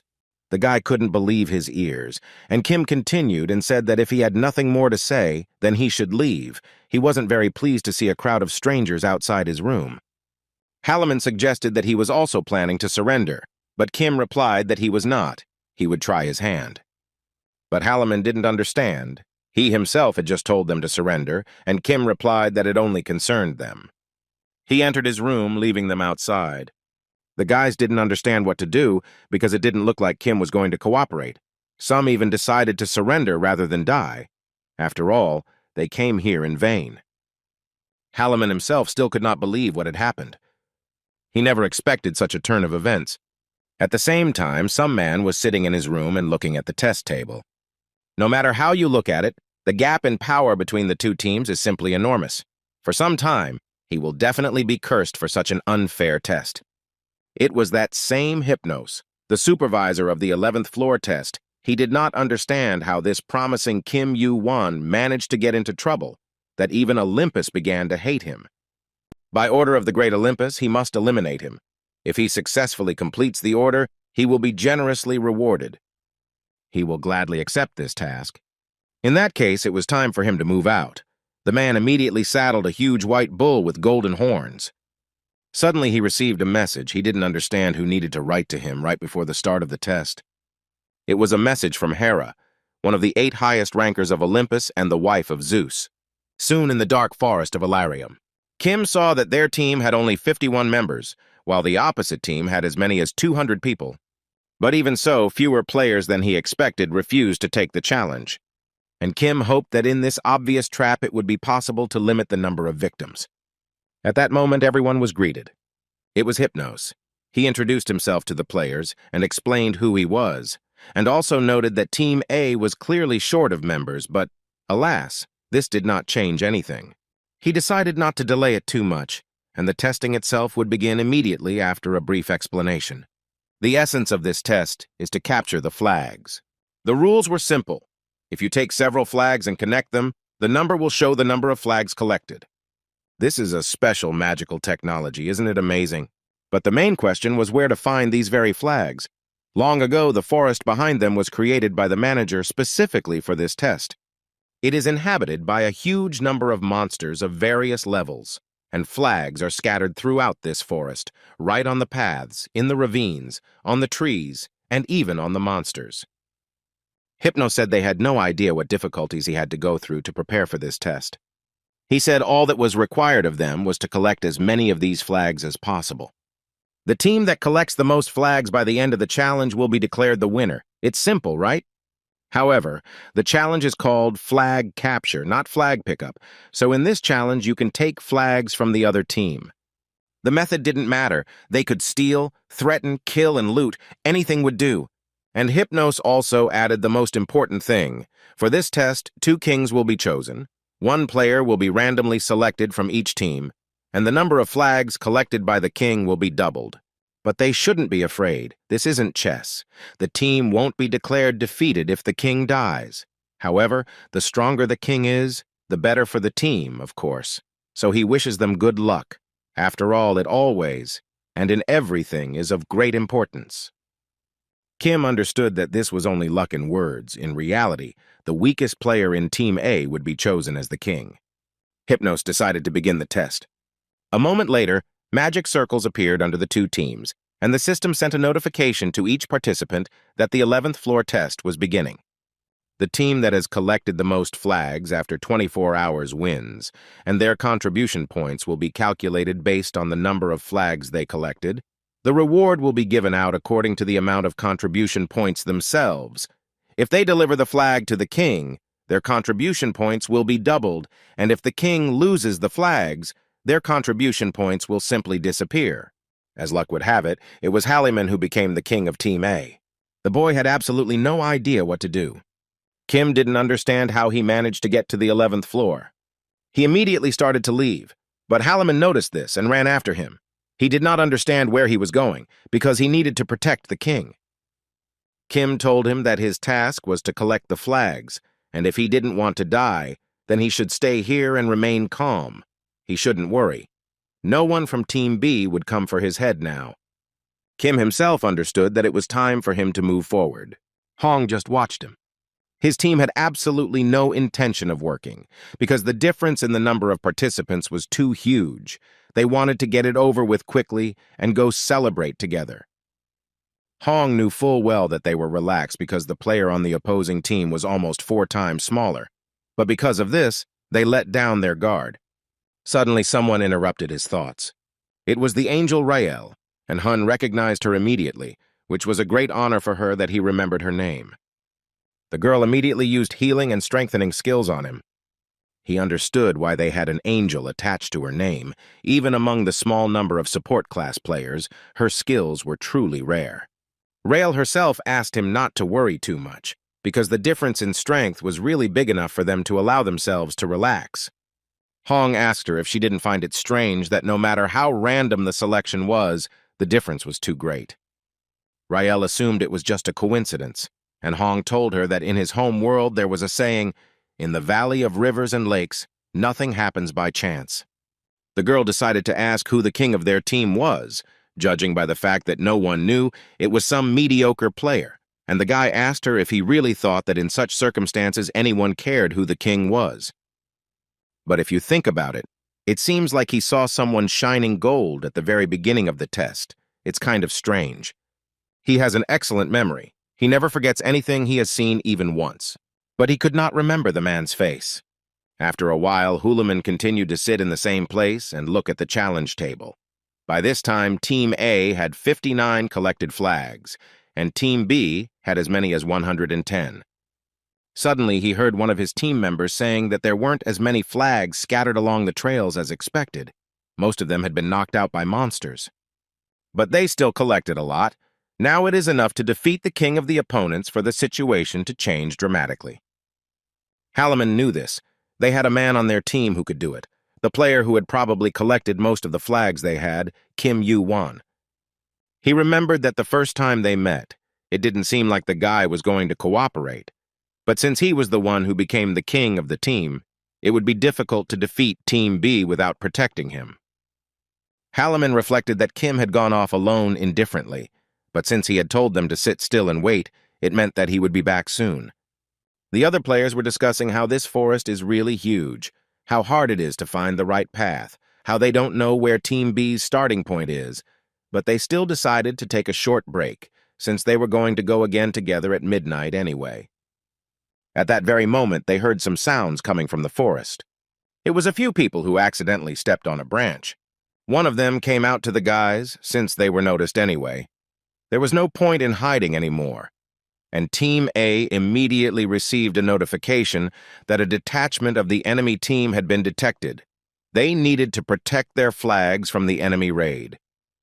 The attacking group discussed what was bothering them, that Team A had Kim Yu-won, but no matter how strong he was, even he couldn't do anything without the king. Moreover, if they captured the king, they would be able to get a lot of contribution points. But Team A wasn't going to give up so easily. One of the guys was going to fight back and ask the others not to be afraid, because there were 10 of them here too.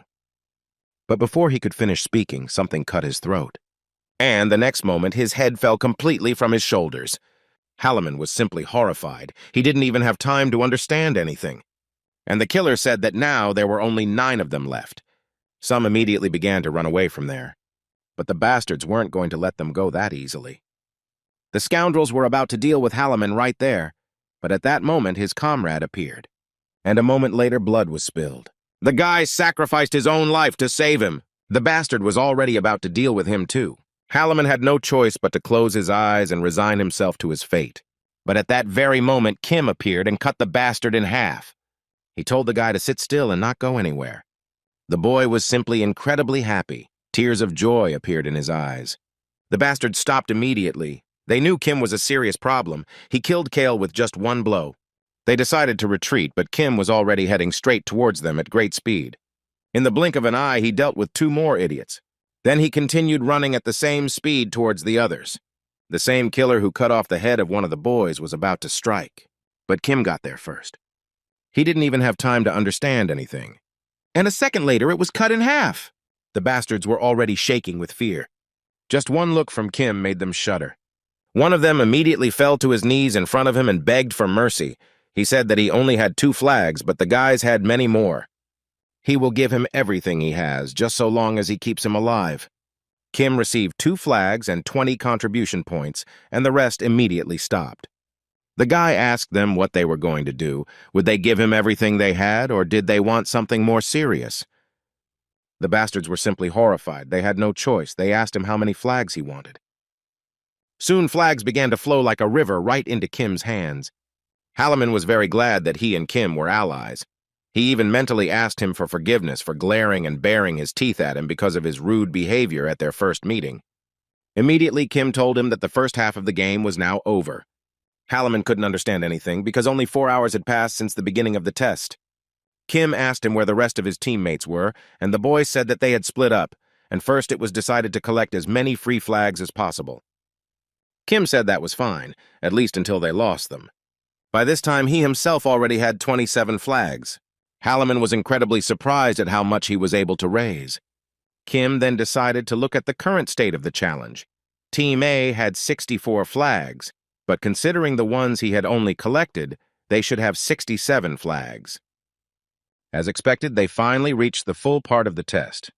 Kim asked Halliman to listen carefully. He explained that by this point, everyone had already collected enough flags, so the opponents had probably already decided that it was more effective to hunt the players of the second team than the monsters. He was sure that more people would come for the king, as had happened recently. Kim asked if they had another king. Halliman confirmed this, and Kim told him that from now on he should not go further than 20 meters from him. Even he would have a hard time without the king. He asked again if he understood everything, and Halliman said that he would be even closer than 20 meters, and Kim warned him that the real game was starting now. After some time, the losing squad of Team B came to Hong and reported everything. They started making excuses that they couldn't even keep up with Kim's attacks. This guy finished off Kale and Max with one blow. Just one look from him made them shiver. Hong only thought that they were just pathetic. Despite the fact that Team B was mostly made up of above-average players, they ran away in fear from Kim Yu-won, even though they were 10 against 1. He asked if even if they went in groups, they could be defeated by one person. They confirmed it, even though there were more of them, but it was of no use. They also said that Kim met with the king of Team A, and Rail suggested that in that case, there was a high probability that he would protect him from now on.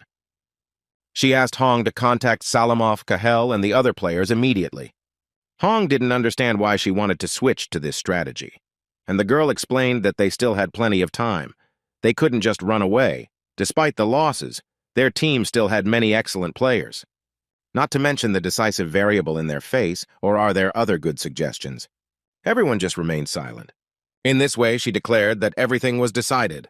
They will catch both the king and Kim Yu-won at once. At the 12th hour of the challenge, Kim and Helene continued to earn flags by defeating enemy players. Halliman realized that this was no longer a competition between two teams, but rather 200 people trying to catch a monster named Kim with a joint effort. By this time, Kim already had 100 flags. This is exactly 1,000 contribution points. Although he has already collected quite a lot, it is not yet time to hand them over to the king. Kim didn't think they could have any serious problems because Halliman was constantly moving under his supervision. But if suddenly this guy's moisture was stolen or he was killed, then things would be really bad. It would still be better to give him the flags right before the end of the test, and his thoughts were interrupted by Halliman himself. He noticed that everyone was already shying away from just one look from Kim. He asked if they were aware of the situation or if they sensed it instinctively. Kim thought about how recently the B-team players had been giving up and voluntarily handing over their flags when they saw him, and he assumed that they had already exchanged information. He told Halliman that Team B already knew that he was now with the king. He explained that they were all teammates, so they probably exchanged player kit numbers. Most likely they agreed to just hand over the flags and run away if they crossed paths with him. But Halliman didn't understand why they were doing this. They couldn't win if they just gave up their flags, and Kim replied that they were definitely up to something. At that very moment, he felt something. Kim instantly caught the arrow that was flying straight into Halliman's face. The young man himself simply froze in place from fear, and then he fell to the ground. Now Kim understood why they avoided battles and tried to keep as many of their teammates alive as possible. It was all for the sake of the encirclement strategy that had been used since ancient times in the world of Murim. They are trapped in the net of heaven and earth. Kim said that they should have killed everyone anyway, which scared Halliman. He swung his sword, and the boy immediately began to beg for mercy. Kim struck and drew a circle around him. He told Halliman not to take a single step outside that circle. He should keep in mind that he would die as soon as he stepped out of it. The guy didn't understand why he was asking him to just die here peacefully, and Kim asked him if he was even listening to what he was telling him. He just needed to stand still.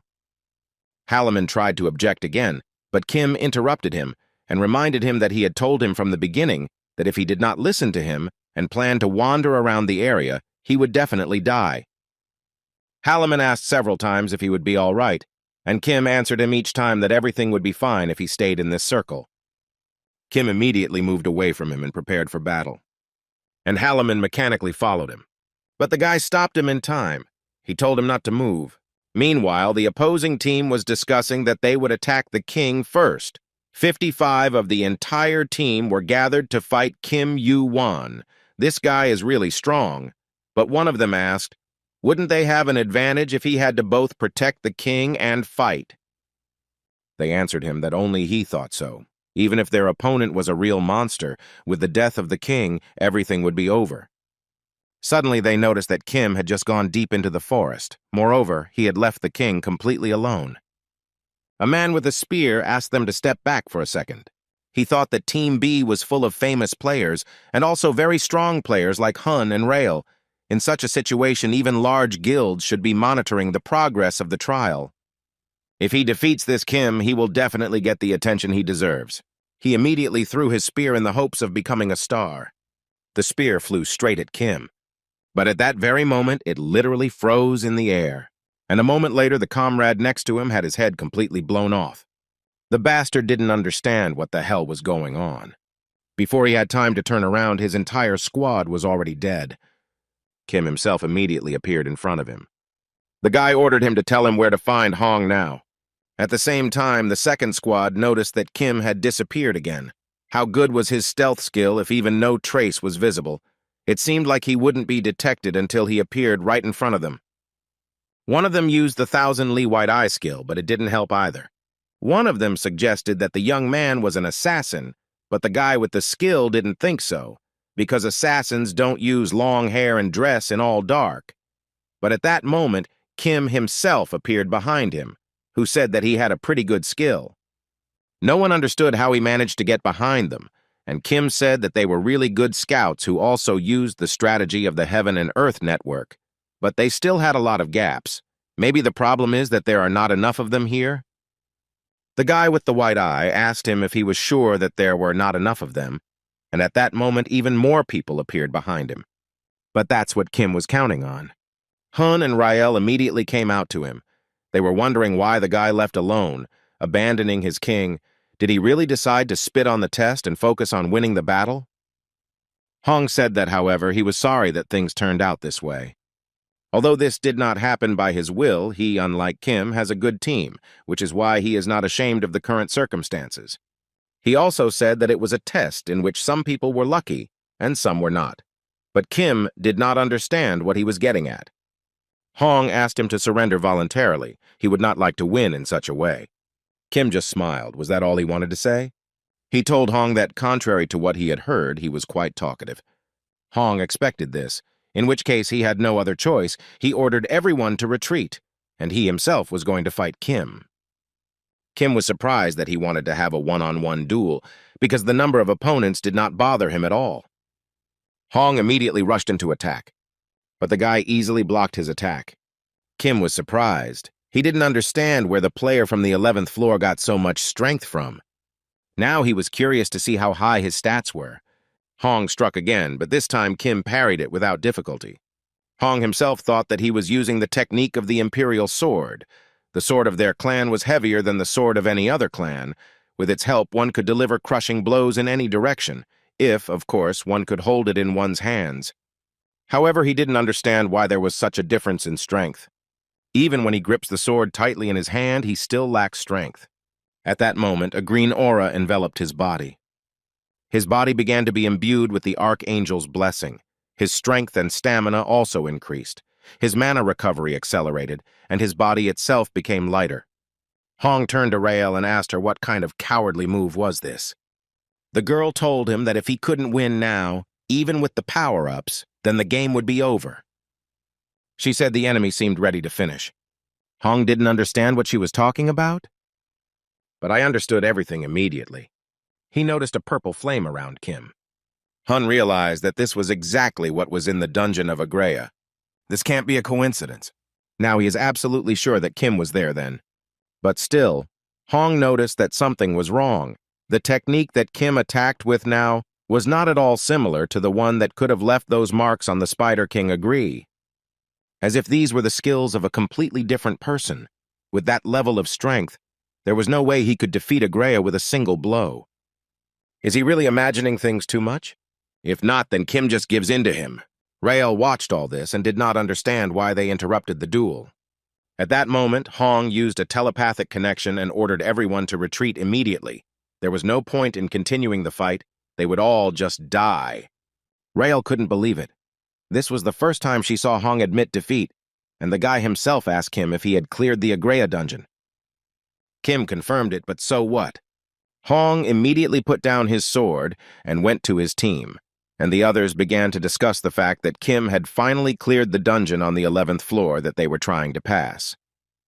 One of the guys asked Hong if he was serious now, no matter how strong the opponent was. But giving up before a full-fledged battle was low. If they went out together, they might at least have a small chance of winning. Hong didn't understand what kind of victory they were talking about. Kim Yu-won single-handedly narrowed the gap between the teams. Don't they think that makes him worthy of passing the test? He said that if they wanted to continue the fight, then without them he was leaving, and Rael answered him that he turned out to be a coward, despite what they said about him. Hong told her that he could say whatever he wanted. He valued the lives of his comrades more than his pride.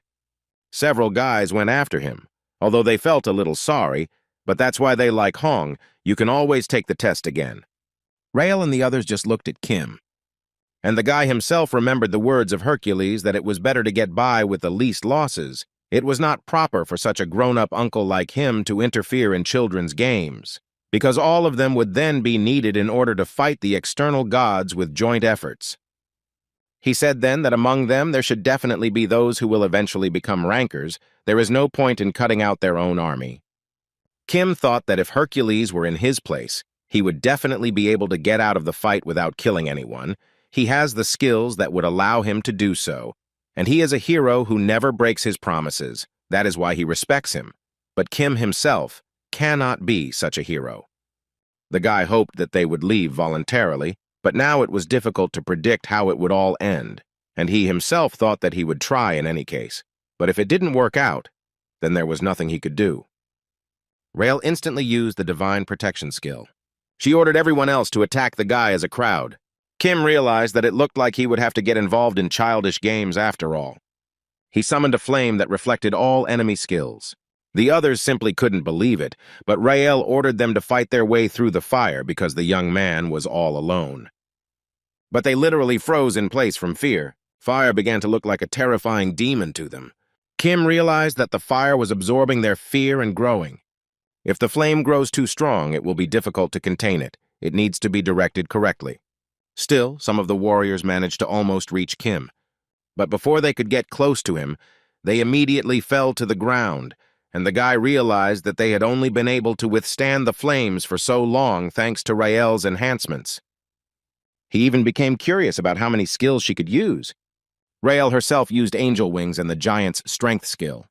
She didn't understand what the hell was going on, despite the fact that he was using universal buffs for all players. As soon as they reached the flame, they all froze in terrible fear, as if they were faced with an illusion they couldn't break through.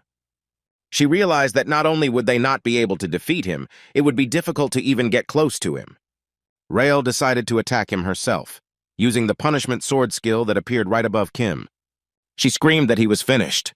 Kim only gripped the sword tighter, and Rael's face was filled with incredible shock. She didn't understand how this was even possible. After all, her punitive sword literally shattered into pieces from one of his blows. The rest froze in horror, and Rael remembered Hong's words about them needing to retreat. Now she realized that he was right after all. Rael used telepathy and transmitted to the entire team that they needed to retreat. At this rate, there was nothing to count on. If everyone here dies, they will lose, even if they capture the king. Kim said that if they were planning to retreat, then they should give up their flags, and then he would pardon them, which surprised Rael, who didn't expect him to hear telepathy. But Kim didn't hear her. It was clear from their faces what they were talking about. Rael asked what he would do if they just left, and Kim asked her in return, would he let them go? He suggested not to waste their energy, let them just calmly carry the flags to him. Soon the guy had 8 flags, and Rael asked him if he really wasn't going to kill anyone. She said that even though he had taken all their flags, they could collect more, but he was the only one, and he was also without a king. But Kim didn't understand what she was getting at.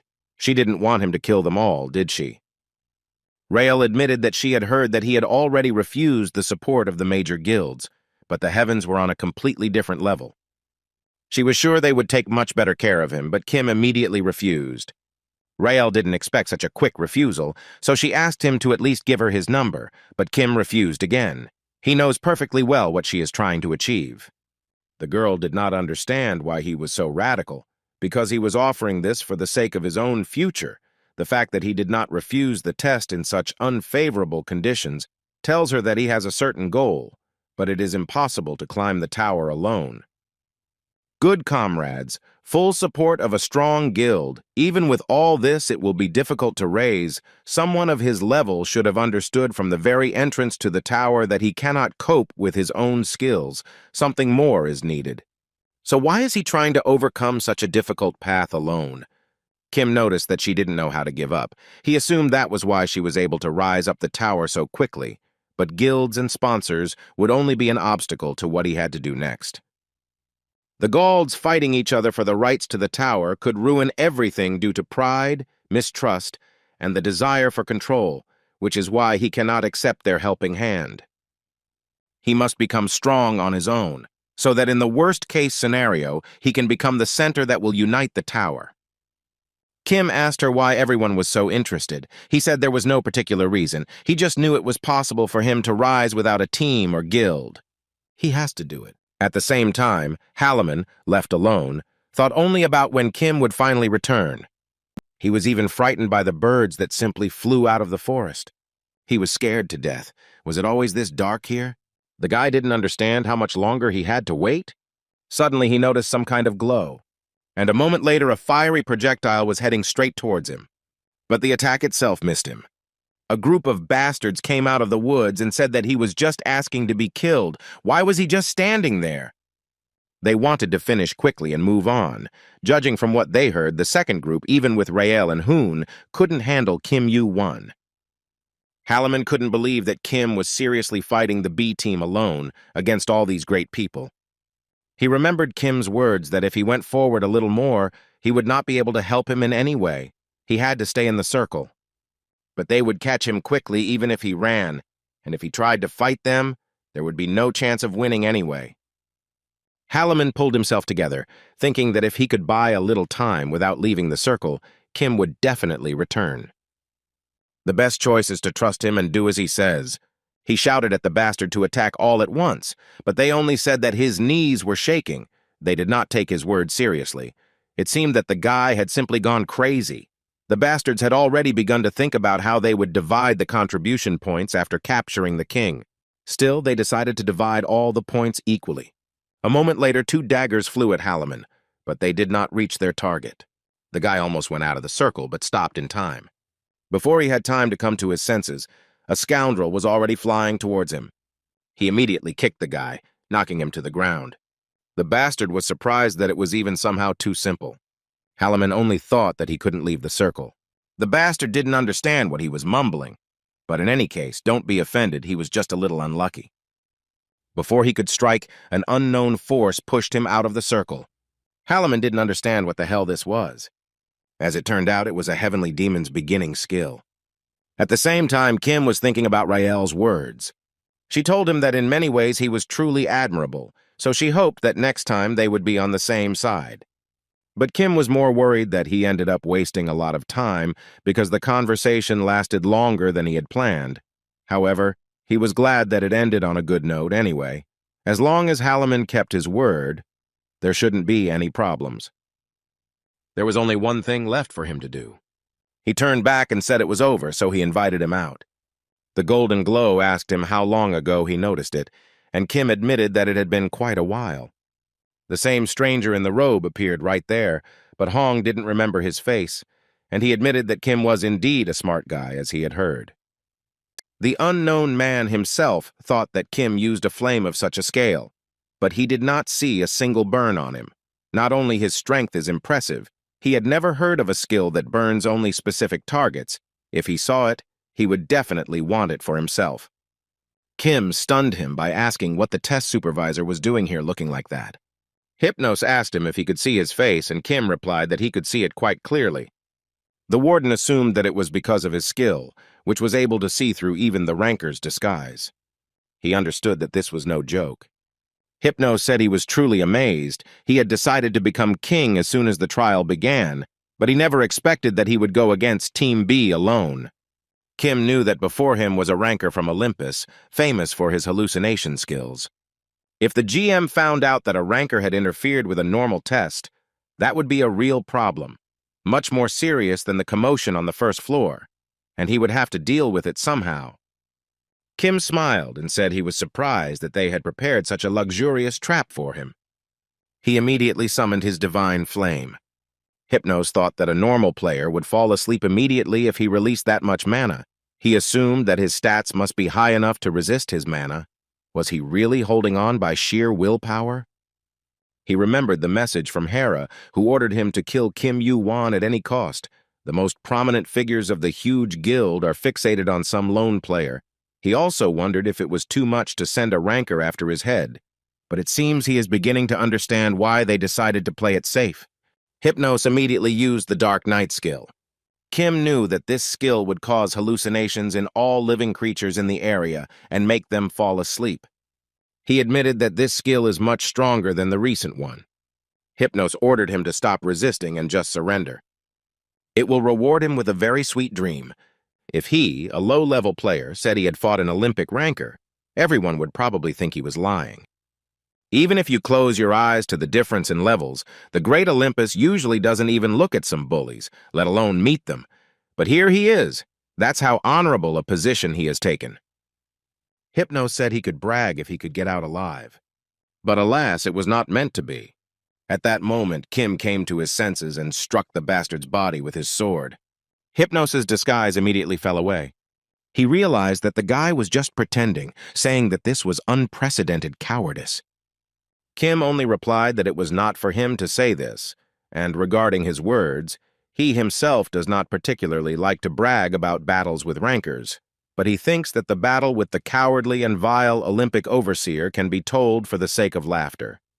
Hypnos stated that such incitement would not change the outcome, but Kim didn't think so. The guy himself began to be affected by the Dark Knight skill. His stamina recovery was accelerated by 200%, his mana recovery speed by 100%, and his mana gain also rose by 100%. Kim said that this would change everything because night is not just his time of day. Kim himself understood perfectly well that the Sword of the Dark Knight really shows its true value in the dark. It had many limitations, but in the ideal conditions for it, there is no stronger weapon. The guy knew that his opponent was a melee mage. He used Dark Attribute mana, which is great for illusion skills. Even though he managed to wound him, this does not exclude the fact that he is facing an Olympic ranker. However, he was still confident in his abilities against this type of opponent. They immediately began to attack each other. Kim had no trouble parrying his sword attack, but Hypnos had no intention of stopping and only picked up the pace. Kim was able to dodge this time. He immediately tried to counterattack, but there was only an illusion in front of him. The young man immediately guessed that the real one was behind him and reacted to his attack in time, and then used the divine flame to roast the sellout rat. Hypnos jumped back in time because the flames were really strong. But Kim wasn't going to just stand there and aimed his fire straight at the bastard. Hypnos noticed that the fire suddenly became even more fierce. It was getting hotter and hotter. He also noticed that the flame itself did not burn him, but for some reason he felt heat from it. He thought that it was just a controlled fire, but could the flame really read his emotions and react to them? He realized that his strength changed depending on the strength of his fear, and this really irritated him. Hypnos immediately used his skill to open a path to the guy. Kim was even a little surprised, after all. It was immediately obvious that he was up against a ranker. He didn't expect Hypnos to blow away his flames like that. He immediately tried to attack from close range, but the scoundrel was ready for this and held out his sword in time. They continued to exchange a barrage of blows, but neither of them was going to give in to the other. Even Hypnos admitted by this point that this guy was still very talented. If he became a ranker after some time, how terrifying a monster would he be? He understood that this could not be allowed to happen under any circumstances and immediately activated the Moon Dream skill. At that very moment, the moon itself appeared above them, and a moment later it exploded and its fragments fell from the sky. Kim simply asked him if he was not afraid of the manager at all. Hypnos replied that he served only Olympus, but the guy thought it was funny, and the bastard said that he could think whatever he wanted, because some worthless puppy would never understand the highest goal. Kim thought that they couldn't even imagine how heavy a burden was placed on his shoulders. He also remembered Kronos' words that anyone who went back in time in this way would be forced to shoulder the weight of the entire tower. So the returnee must bear all the burden and determination of the desperate to fulfill this duty. This is all so that this world, in which tens and hundreds, billions, tens of billions of creatures live and coexist, never again stands on the brink of despair. Kim knew that even he, having made this promise to the people he left behind, was not sure he could proudly speak of some higher purpose. He told Hypnos that he might not understand his words, but at least he knew one thing for sure. The essence of the highest goal lies in self-sacrifice, and not in sacrificing someone else. Kim smiled and told the bastard that it was much cooler this way, wasn't it? The next moment, hundreds of pieces of debris fell on the guy. Hypnos just laughed at his words. He did not understand how he dared to speak of such things, having no idea of the great intentions of Olympus. Even though the bastard understood that this act he had just committed could be an unacceptable crime for the tower. But he still continued to console himself with the thought that all this was done for the sake of Olympus. At that very moment, Kim appeared behind him and plunged his blade into his back. Hypnos was simply in shock. He did not understand how the young man ended up here. Kim didn't say a word and simply pulled the sword out of his back. The bastard only thought that Luna's dream was a skill that made fear come true, even if the guy's eyes could penetrate his illusions, but he couldn't help but be scared by the sight of all those boulders falling on him. He asked the guy what kind of eyes he had, and Kim only replied that they were very good. Hypnos started shouting that it wasn't the end yet. Since the illusions weren't working, he could use something else, and Kim interrupted him and said that it was the end. It may only be half completed, but this skill is the best counter to hallucinations, which is why he was so confident in this fight. Even so, Hypnos did not want to give up and was about to strike again, but at that very moment someone's silhouette appeared behind him. It was the steward himself who instantly broke his sword in half. Hypnos immediately fell to his knees before him, but the man wanted to get straight to the point, so he asked him to explain. The bastard started saying that he was very sorry. But the manager was not surprised that Hypnos regretted what he had done. He immediately guessed that it was an order from Olympus. But the scoundrel immediately began to say that this was not so. It was his personal initiative. The manager naturally did not believe this. He understood perfectly well that Hypnos was trying to take all the blame on himself. But even if this were so, Olympus would still not escape responsibility. He told Hypnos that he was removing his powers as an overseer. Moreover, he was also taking back all the rights that Olympus had given to the 11th floor, which made the bastard lose his temper, and he started yelling at the man that this was too much. But the manager was not going to tolerate this. He asked him how he dared to raise his voice at him. Then he delivered a crushing blow straight into the bastard's stomach. He stated that attempting to kill the test subjects was an unforgivable crime for a warden, so as punishment he would spend 1,000 years between life and death. At that very moment, the ground beneath Hypnos began to crumble, and he began to beg for mercy. But no one even listened to him. He blamed Kim for everything, and the guy only waved his hand at him one last time. A moment later, the hole in the ground closed along with Hypnos. The manager was not surprised to meet the young man again, as he had heard Kim was indeed not an ordinary man, but he did not understand what the young man was counting on when he entered into battle with the ranker. Kim replied that he had to go through a lot of tiring things because of the lack of control over what was happening. The guy himself knew that the stewards could be called a kind of rulers of the tower, since they had the authority of a high-ranking official. But as long as he did not violate the laws of the tower, there was no point in being afraid of them. The guy asked him if there weren't a lot of strange things happening during this test, starting with the distribution into teams. As far as he understood, the warden was the representative of the administrators at the trial, and the man understood that the young man wanted to say that he was to blame for this, and Kim only replied that someone had to be responsible for all of this. This brought a smile to the face of the manager. After all, he is a cheeky guy. He also agreed that the young man was not wrong, so he promised to give him a solid reward upon completion of the test. Kim wondered if he would go back on this promise later, but the man said he was the manager and asked not to compare him to anyone he had met before. He also said that they have a lot of witnesses here, so he thinks that's enough talk. Hong watched all this from behind the bushes, and the manager finally said that a storm was approaching the tower, a huge storm of change.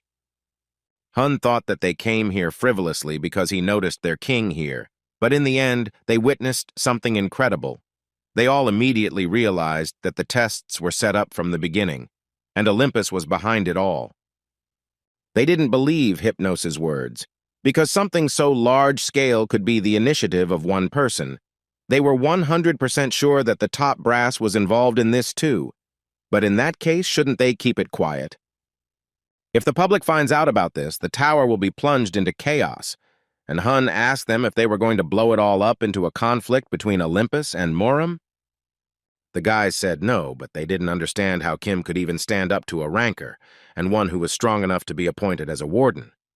Hong knew that this wasn't the first time a ranker had lost to a player. Sun Wukong had also been able to defeat a ranker when he was still a player, but considering that the guy's opponent was an Olympian, he would definitely bring with him an even bigger storm than Wukong had done back then. Hong asked Kim what he was planning to do, because he was sure that this incident would raise the whole of Olympus on its ears, and every member of this giant guild would henceforth treat him with hostility. He did not understand how he planned to deal with such a large number of enemies alone. But Kim's answer astonished him, and the youth declared that he would fight until he had defeated Zev, the ruler of Olympus. Hong didn't understand what kind of problems he had with the Olympians, and Kim told him that he only helped a blacksmith who didn't want to forge weapons for them. Since then, they were hunting for his head. Hun immediately guessed that the guy was talking about Hephaestus. He heard from his clansmen about the recent incidents in the tower.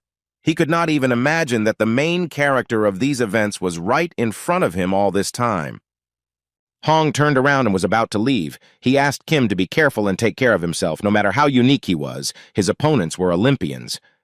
His comrades did not understand where he was going, and at that very moment Hong received a new message from Namkung Jin. He told them that the Great Morim War would soon take place, so they were returning to the Namkung clan. After some time, Halaman literally cried with happiness. He really thought he was going to die. Kim only answered him that he didn't die, and that was good. But still, he wanted to say something else. Halaman was immediately scared. Had he done something wrong again? Kim just smiled and said that he didn't give up and stood firm, so he praised him for his good work. Meanwhile, Kim already had 618 flags. Halaman understood that if he accepted so many flags, he would receive a sea of contribution points and a hefty reward. But that was not what made him happy now.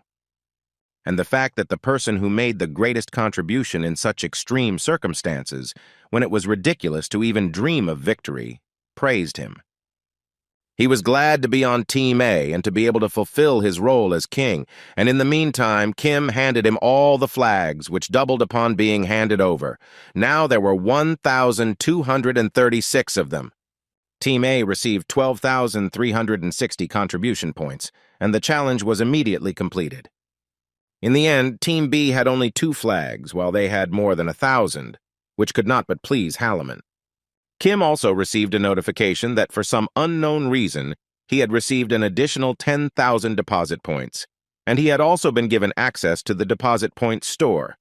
The ranking of the 11th floor was updated. Kim took first place with more than 22,000 points, even beating Zeus, who only had about 9,000. From that moment on, he was given access to the 12th floor. Some time later, in a small hotel on the 12th floor, Kim was thinking that he would have been satisfied with a little more than 10,000, but it turned out to be even twice as much. He assumed that the extra 10,000 points were a reward from the manager, which was just an insane amount.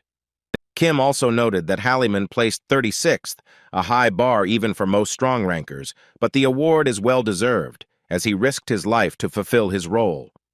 In the tournament table, he also saw the name of Hargan, who took 6th place in the ranking.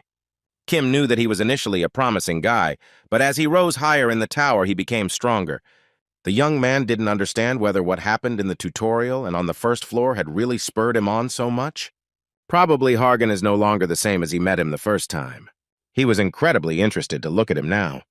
The Namkoon clan is the largest organization after the Heavenly Demon cult and the center of the martial arts world, leading the Murim Guild.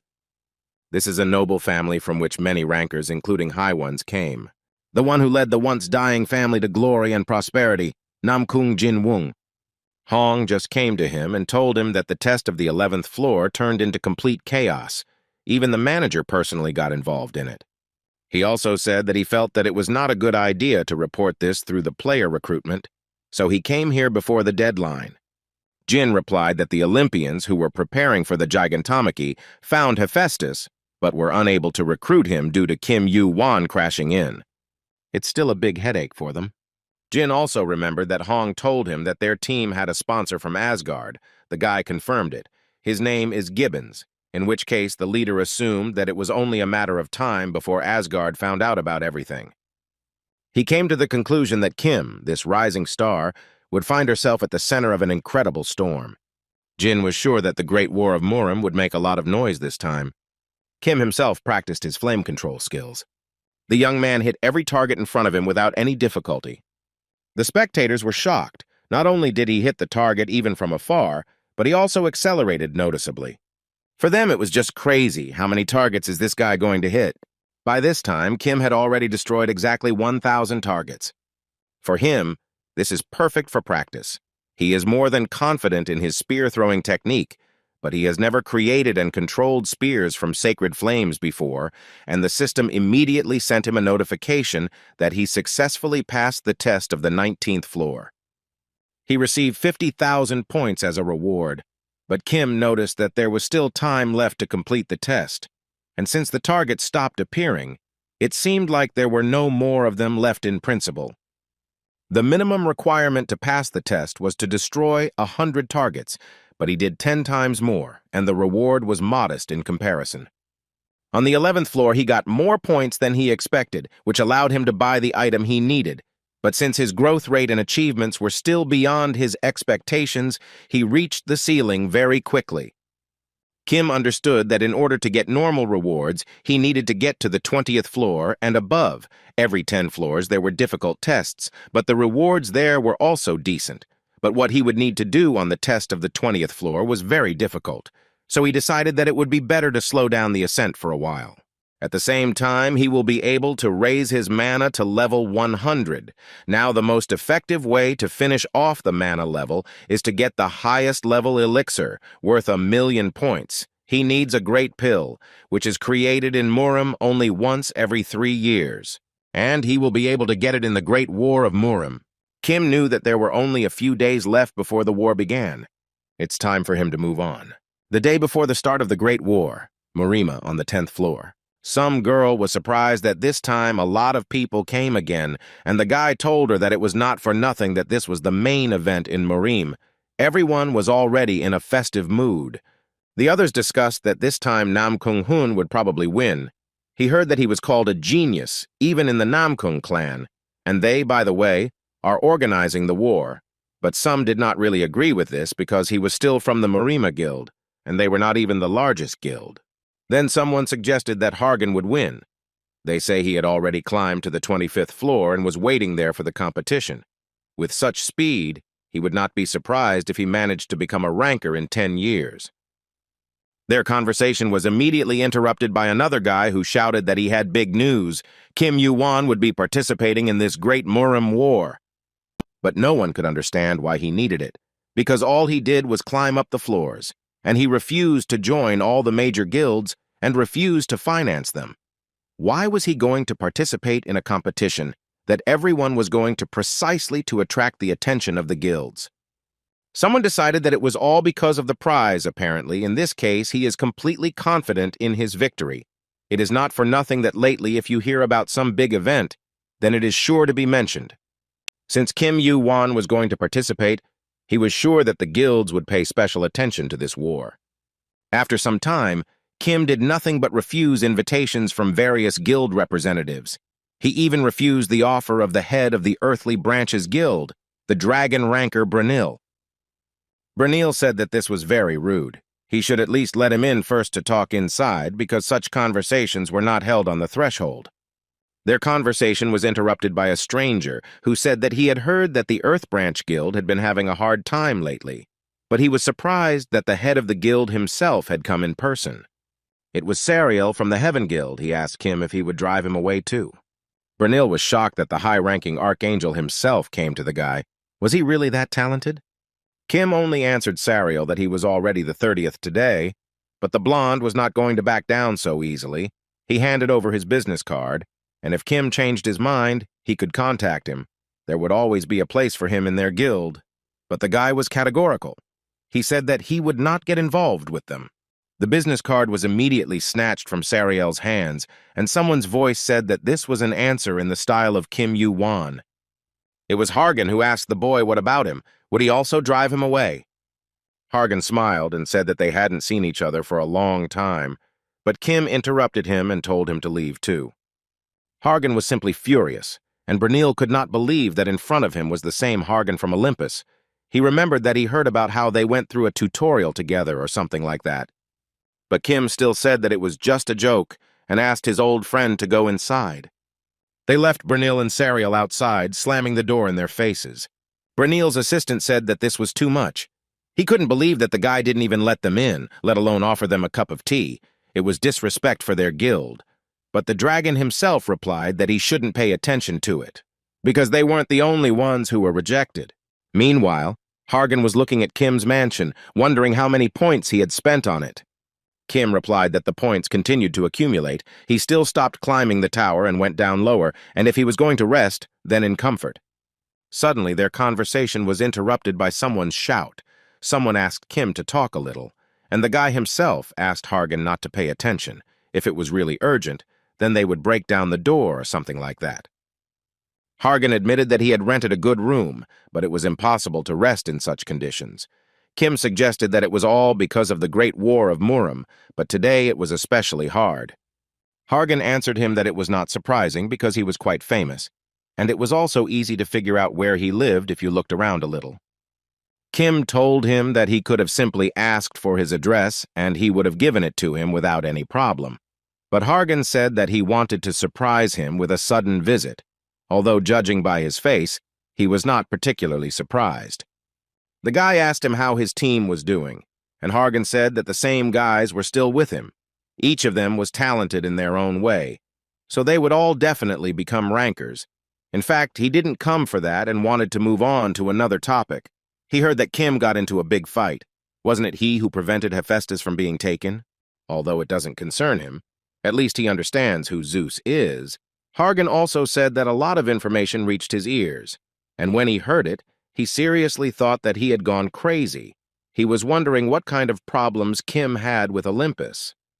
Kim was surprised that he came to him despite all this, and Hargan replied that he was not one of those people who depended on the opinions of others.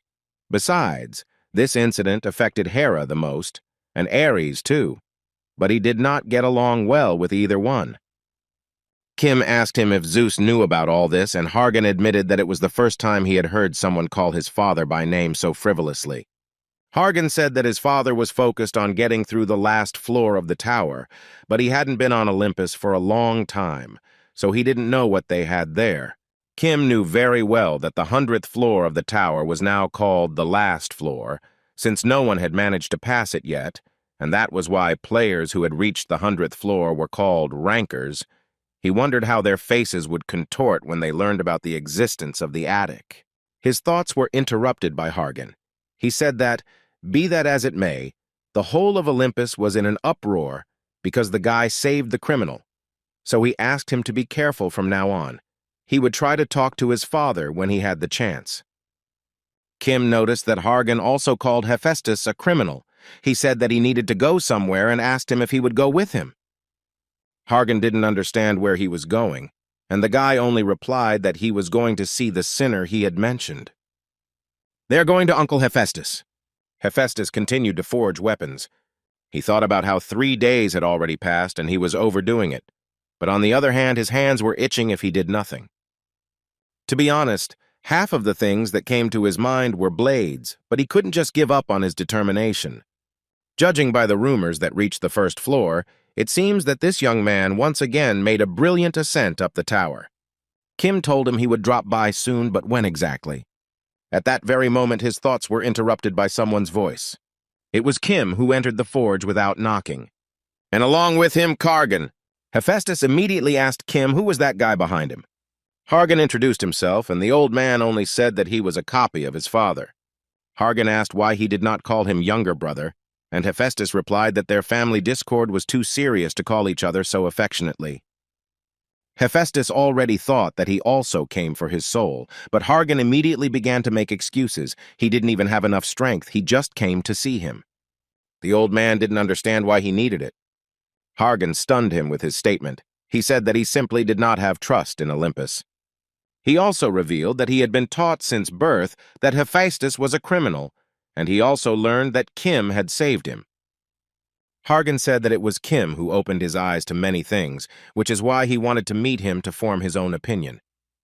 Hephaestus, when he looked at him, could not help but notice that his eyes and gaze were the same as Zeus's. Was this because he mostly took after his father?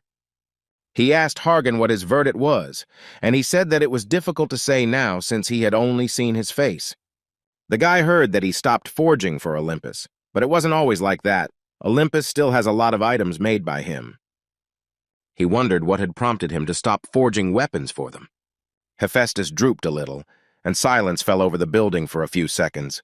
And then he said that it all happened at the very beginning of the Gigantomachy. Giants are one of the few races that held a dominant position in the tower due to their natural strength and grandeur. Although there were people who feared them, pointing the finger at their power as some kind of aberration, the Olympians, who owed their existence to the giants, followed them. The giants, in turn, perceived the Olympians as comrades, or rather as friends. He considered them his friends in return, but suddenly something terrible happened. They were struck in the very heart by the weapon he had forged. The Gigantomachy itself is a war that was unleashed by the Olympians led by Zeus when the giants began to be rejected. The reasons for this terrible war were simple and outrageously political. The opinion of the giants from the outside was not good, and the greedy human nature was eager to appropriate all the power that had previously had to be divided. The giants of Asgard, the giants of Olympus, and members of both guilds went to war against each other. And so the war grew, the sound of clashing swords spreading through the air like thunder, and the ground around the tower was flooded with rivers of blood. His giant friends were sacrificed. And all this is for the sake of raising the status of Olympus, all so that the Olympians can wash themselves clean of their collaboration with the giants. Since then, he stopped working for the benefit of Olympus. This is what prompted him to stop forging weapons. Kim thought about how before he went back in time, he told him this story with tears in his eyes. Now he was overwhelmed with the same feelings as then. He simply restrains himself, gritting his teeth and clenching his hands into fists to save face. Hephaestus continued and said that several decades ago the Olympians told him to start forging weapons again. He assumed that they needed them for the remaining giants, and Hargan immediately realized that they wanted to repeat the Gigantomachy. The old man assumed that everything was still in the preparation stage, but such a possibility existed. That was the end of the story. Who to believe is up to him to decide. Hargan may think that he is wrong, because he does not exclude this option. Hephaestus also added that he would continue to oppose Olympus in any case. The old man turned to Kim. He had come here not only to introduce them, so he called him to his place. The goods he needed were in the warehouse. Kim noticed Hargan's condition, but decided it was better to remain silent for now. Now it's better for him to be alone with himself. Hargan himself was simply beside himself with anger, but he didn't show it. He just clenched his fist even harder. Soon Kim and Hephaestus were alone, and the old man confessed to him that Hargan seemed like a nice guy. Now he understood why he brought him here. Was he really planning to take him as an ally? Kim replied that his praise could be trusted, so he invited him to join them. Hephaestus only asked not to drag him into this. The guy had some kind of mess in his head, and Kim replied that he had the same. He still didn't trust him, did he? Hephaestus said that Hargan is currently in an unstable period. It is impossible to predict whose side he will choose in the end, so he will keep an eye on him for a while, and then decide. In any case, it is better to try not to blab about it anywhere. Hephaestus approached some door and removed the sealing chain from it. He showed Kim his order, but warned that the item was a bit complex in nature. Considering how the boy named his sword, he decided that it was better not to trust him with this moment this time, which is why he named it himself. It was Kaney's glove. Kim knew that Hades's helmet, which his uncle had made in the past, was also called Kaney, so he thought that an item of a completely different shape would receive that name. Hephaestus said that he spent all the adamantium that he sent and also placed the true stone of the dark god on the outside of the glove, but he will not see it. This glove is so thin that you can't even believe it's made of adamantium. Hephaestus himself thought that Kim had fought with the ranker on the first floor, so there was no doubt about his strength. But the problem with Kaney was that she would accept the master not by his strength, but by whether he was worthy of it. He was worried whether the guy would be able to cope with her. Kim wanted to tell him something. Suddenly, everything around him became dark. And then a huge eye appeared, looking straight at him. The eye turned to Kim and asked him who he was. Kim wondered if he should ask such a thing. But he immediately guessed that this was Kaney's test and presented himself to the eye. The eye replied that he came another time. Kim was shocked, he thought. It couldn't possibly be talking about his return in time. The guy asked the eye who he was and what he wanted. And the eye said that he was just an eye, and then just mumbled something incomprehensible about a mouth and words. Kim asked if he can't speak because he's an eye and not a mouth. It was kind of annoying for the guy. Kim knew that not much was known about the 3 divine items of Olympus, including the one created from the fragment of the dark god Kaney. Kaney disappeared right with the invasion of the outer gods, and even what Kronos told him about him was only pitiful bits of information. In the past, it was Hades's helmet, now it became a glove. Kim did not understand. Was this creature sealed in the fragment of the dark god, or was it the fragment itself? He would really like to take this chance to learn more about Kaney, so that he could better understand his power and find the best use for it in the future. But it would be impossible to have a normal conversation. The eye turned to him again and asked where the guy got this egg from. Immediately, Kim received a notification from the system that the egg had woken up and started screaming. The eye immediately began to release dark energy of simply colossal density. Kim was well aware that it was dangerous. His body could be torn to pieces if he simply touched it. He needed to dodge, but it was too late. We'll have to block it with sacred flame. The next moment, Kim realized that this was not an attack directed at him. All this energy went straight into the egg. And then the percentage of eggs hatching began to increase at an unprecedented rate. Soon it reached 40%. Kim couldn't help but notice this, as the hatching rate had increased by almost 30%, much more than when the egg devoured Orochi's body. He was almost certain that this was the egg of the external god, therefore the eye could well know where they came from, especially considering how much it pumped up the hatching. Kim asked the eye directly if he knew what kind of egg it was. Let him say whatever he wants. The eye began to close, and finally it said that it was watching. Kim shouted at him to stop. At that moment he found himself back in the forge, but immediately Hephaestus's hammer appeared above his head. The old man never expected this. He stopped a couple of centimeters from the guy's head. Hephaestus was surprised that he was okay. He was just suddenly enveloped in dark energy. That's what he thought. Kim just thought that he was about to die. The old man asked how he liked the glove, and the boy replied that everything was fine. The material was so good that he didn't feel it at all. To be honest, he was focused on meeting this thing and not on the sensations of the material. Kim did not understand if it said anything else, but he definitely heard the word observe from its lips. The Dark God's shard, or Kaney's shard, held an unexpected secret. Including the Dark God stone fragment, he remembered all 3 fragments. To find out more, he needs to get 2 more, and of the remaining 2, he can get this one first. His next target is the trident piece. Soon they returned to Hargan, who was frightened by the fact that the whole forge was shaking. What happened there? Hephaestus told him to ask Kim because he only tapped a little with a hammer. Hargan noticed the glove on Kim's hand. He approached him and asked if he was okay, and what Hephaestus had just talked about. Kim replied that he didn't know, and Hargan asked if they had fought there, had they. The young man admitted that he would already be in the next world if he had fallen under the blow of his hammer. He also said that there was nothing to worry about, but he really didn't understand what happened. Kim asked him if he had collected his thoughts, and Hargan admitted that he had not yet.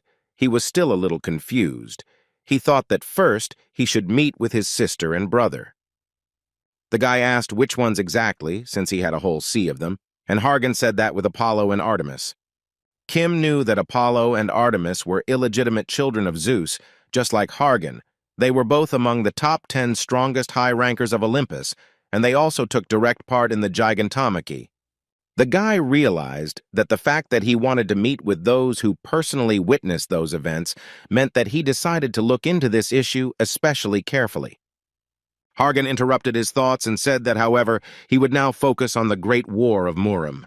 The prize is nice, but first and foremost, he wanted as many Olympians as possible to know about it for the sake of increasing influence, and Kim admitted that he didn't expect that he cared about such things. Hargan said that he is not Ares. If he wants to gain his own power, he has no choice but to constantly prove his worth. Besides, this competition would gather many more skilled participants than the previous times. He heard that the stands would be filled with ranker spectators. He couldn't pass by such a huge stage called the Great Murim War. Hargan asked the guy if he even realized that more than half of the rankers would come to see him. He also said that there is a rumor that this time a particularly important person will take part in the war, namely the deputy head of the heavenly demon cult. Hargan asked him if this awakened the spirit of competition in him. Kim only thought that he was this deputy head. The deputy head of the heavenly demon cult is a title that gives the right to command any players that are part of the cult. But the problem is that the cult has been practically inactive in Murim until now.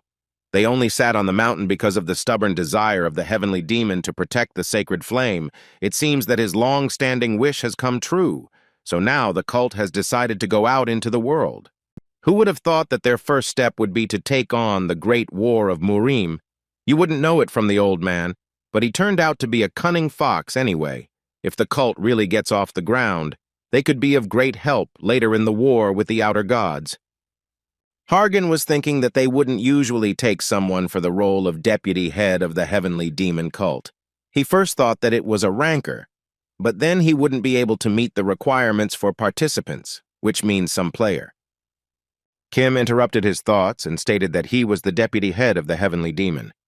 This shocked Hargan incredibly.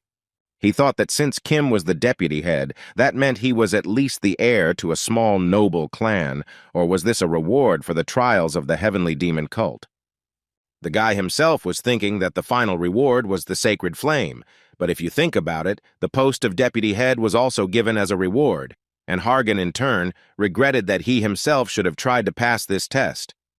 He also told Kim that his value would skyrocket if the public knew about it, but the boy didn't plan on joining anything anyway, however.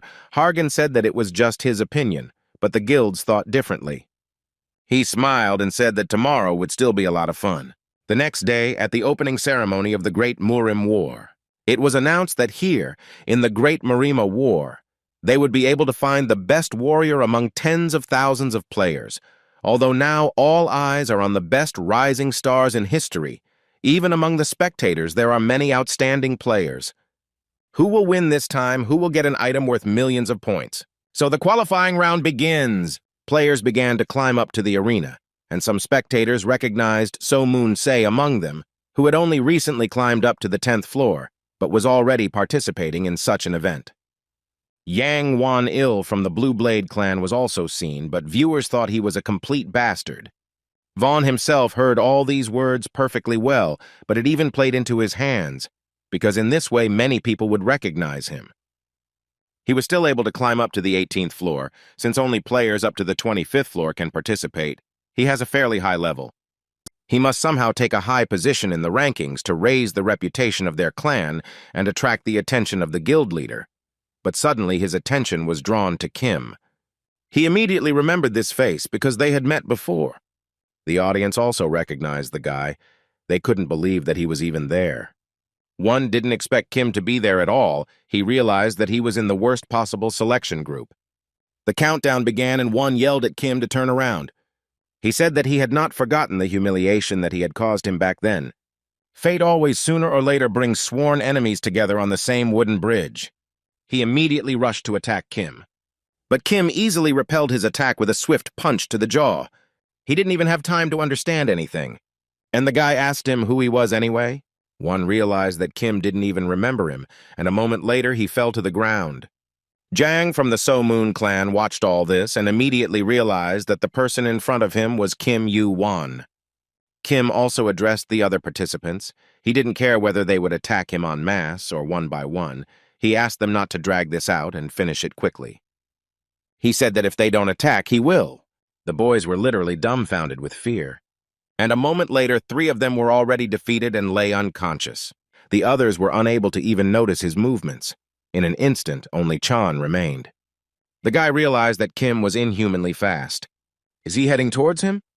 Not even a second passed before Kim was in front of his face and hit him with the handle.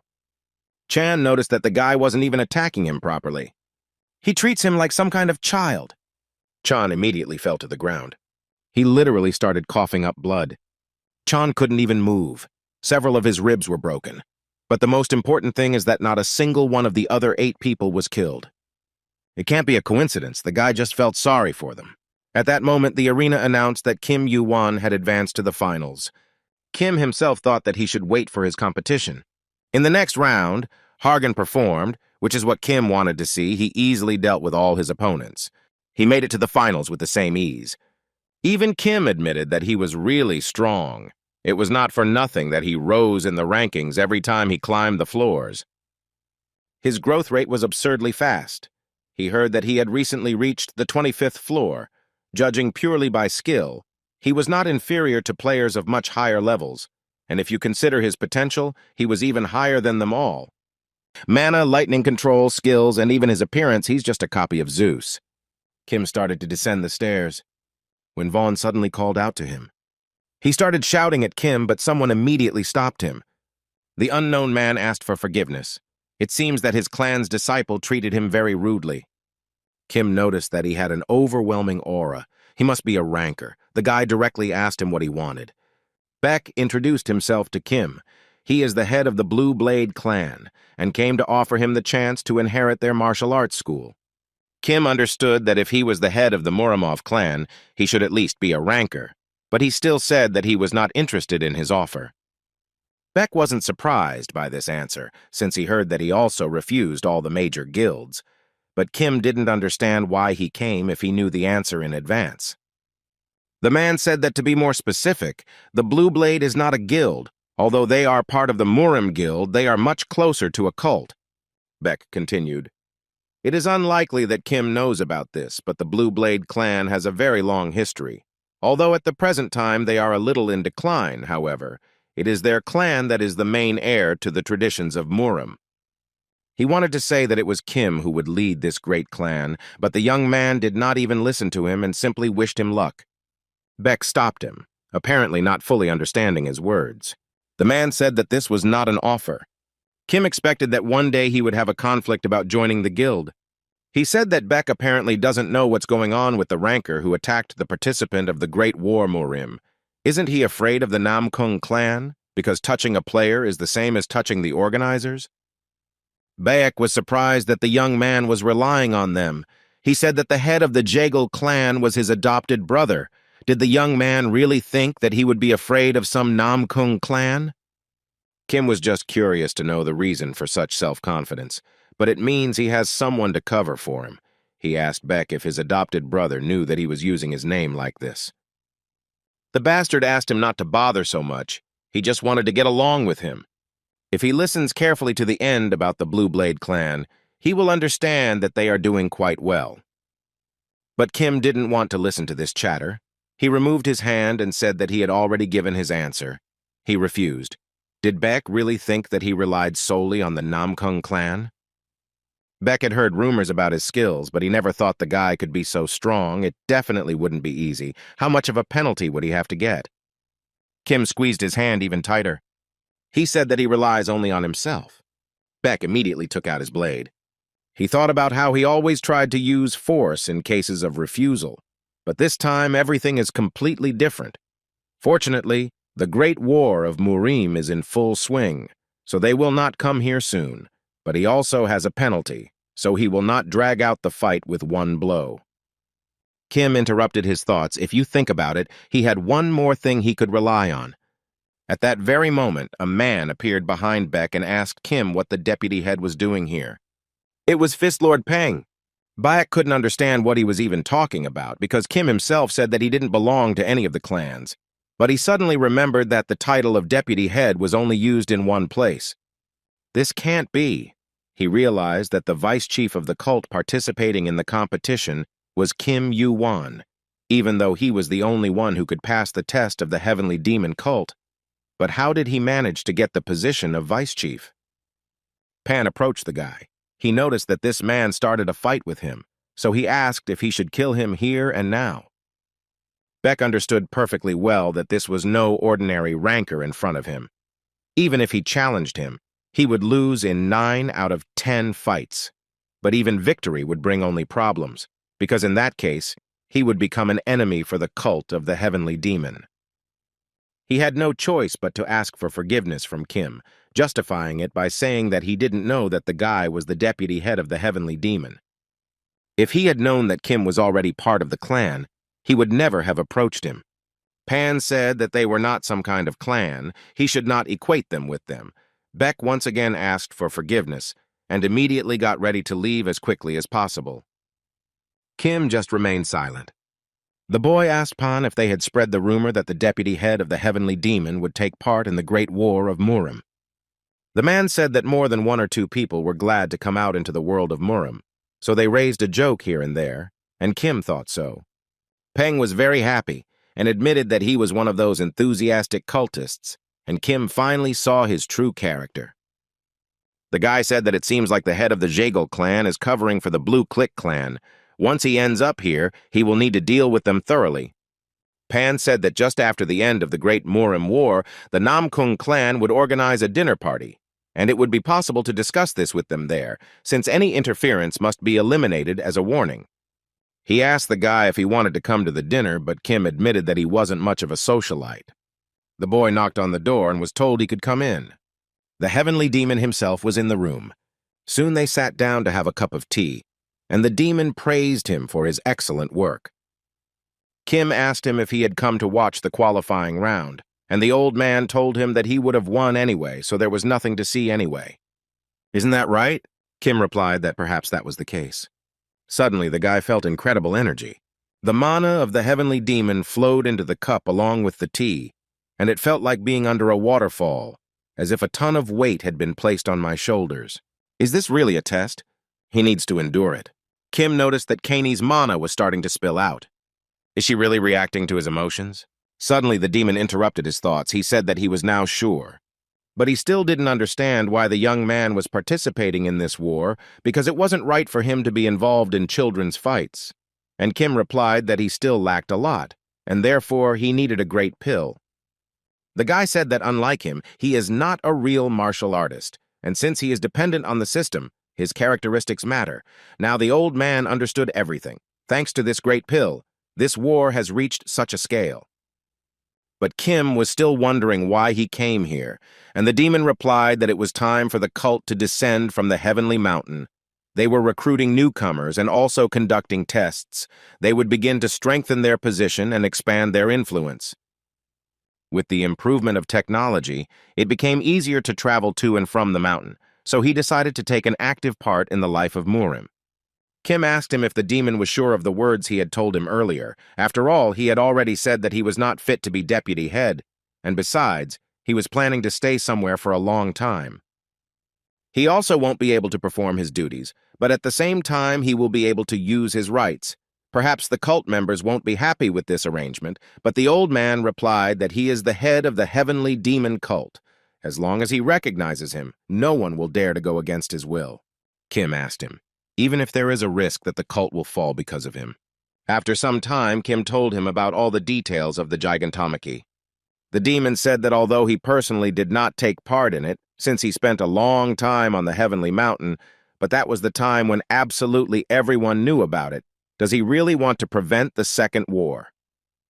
Kim confirmed this, and the old man now understood why he had said earlier that he was an enemy of Olympus. The young man decided to ask again if he was sure that he was ready to risk losing the cult because of a conflict with Olympus. And the demon only replied that he would find out when he himself faced everything. What was the point of being afraid to go to sea because of the risk of getting caught in a storm?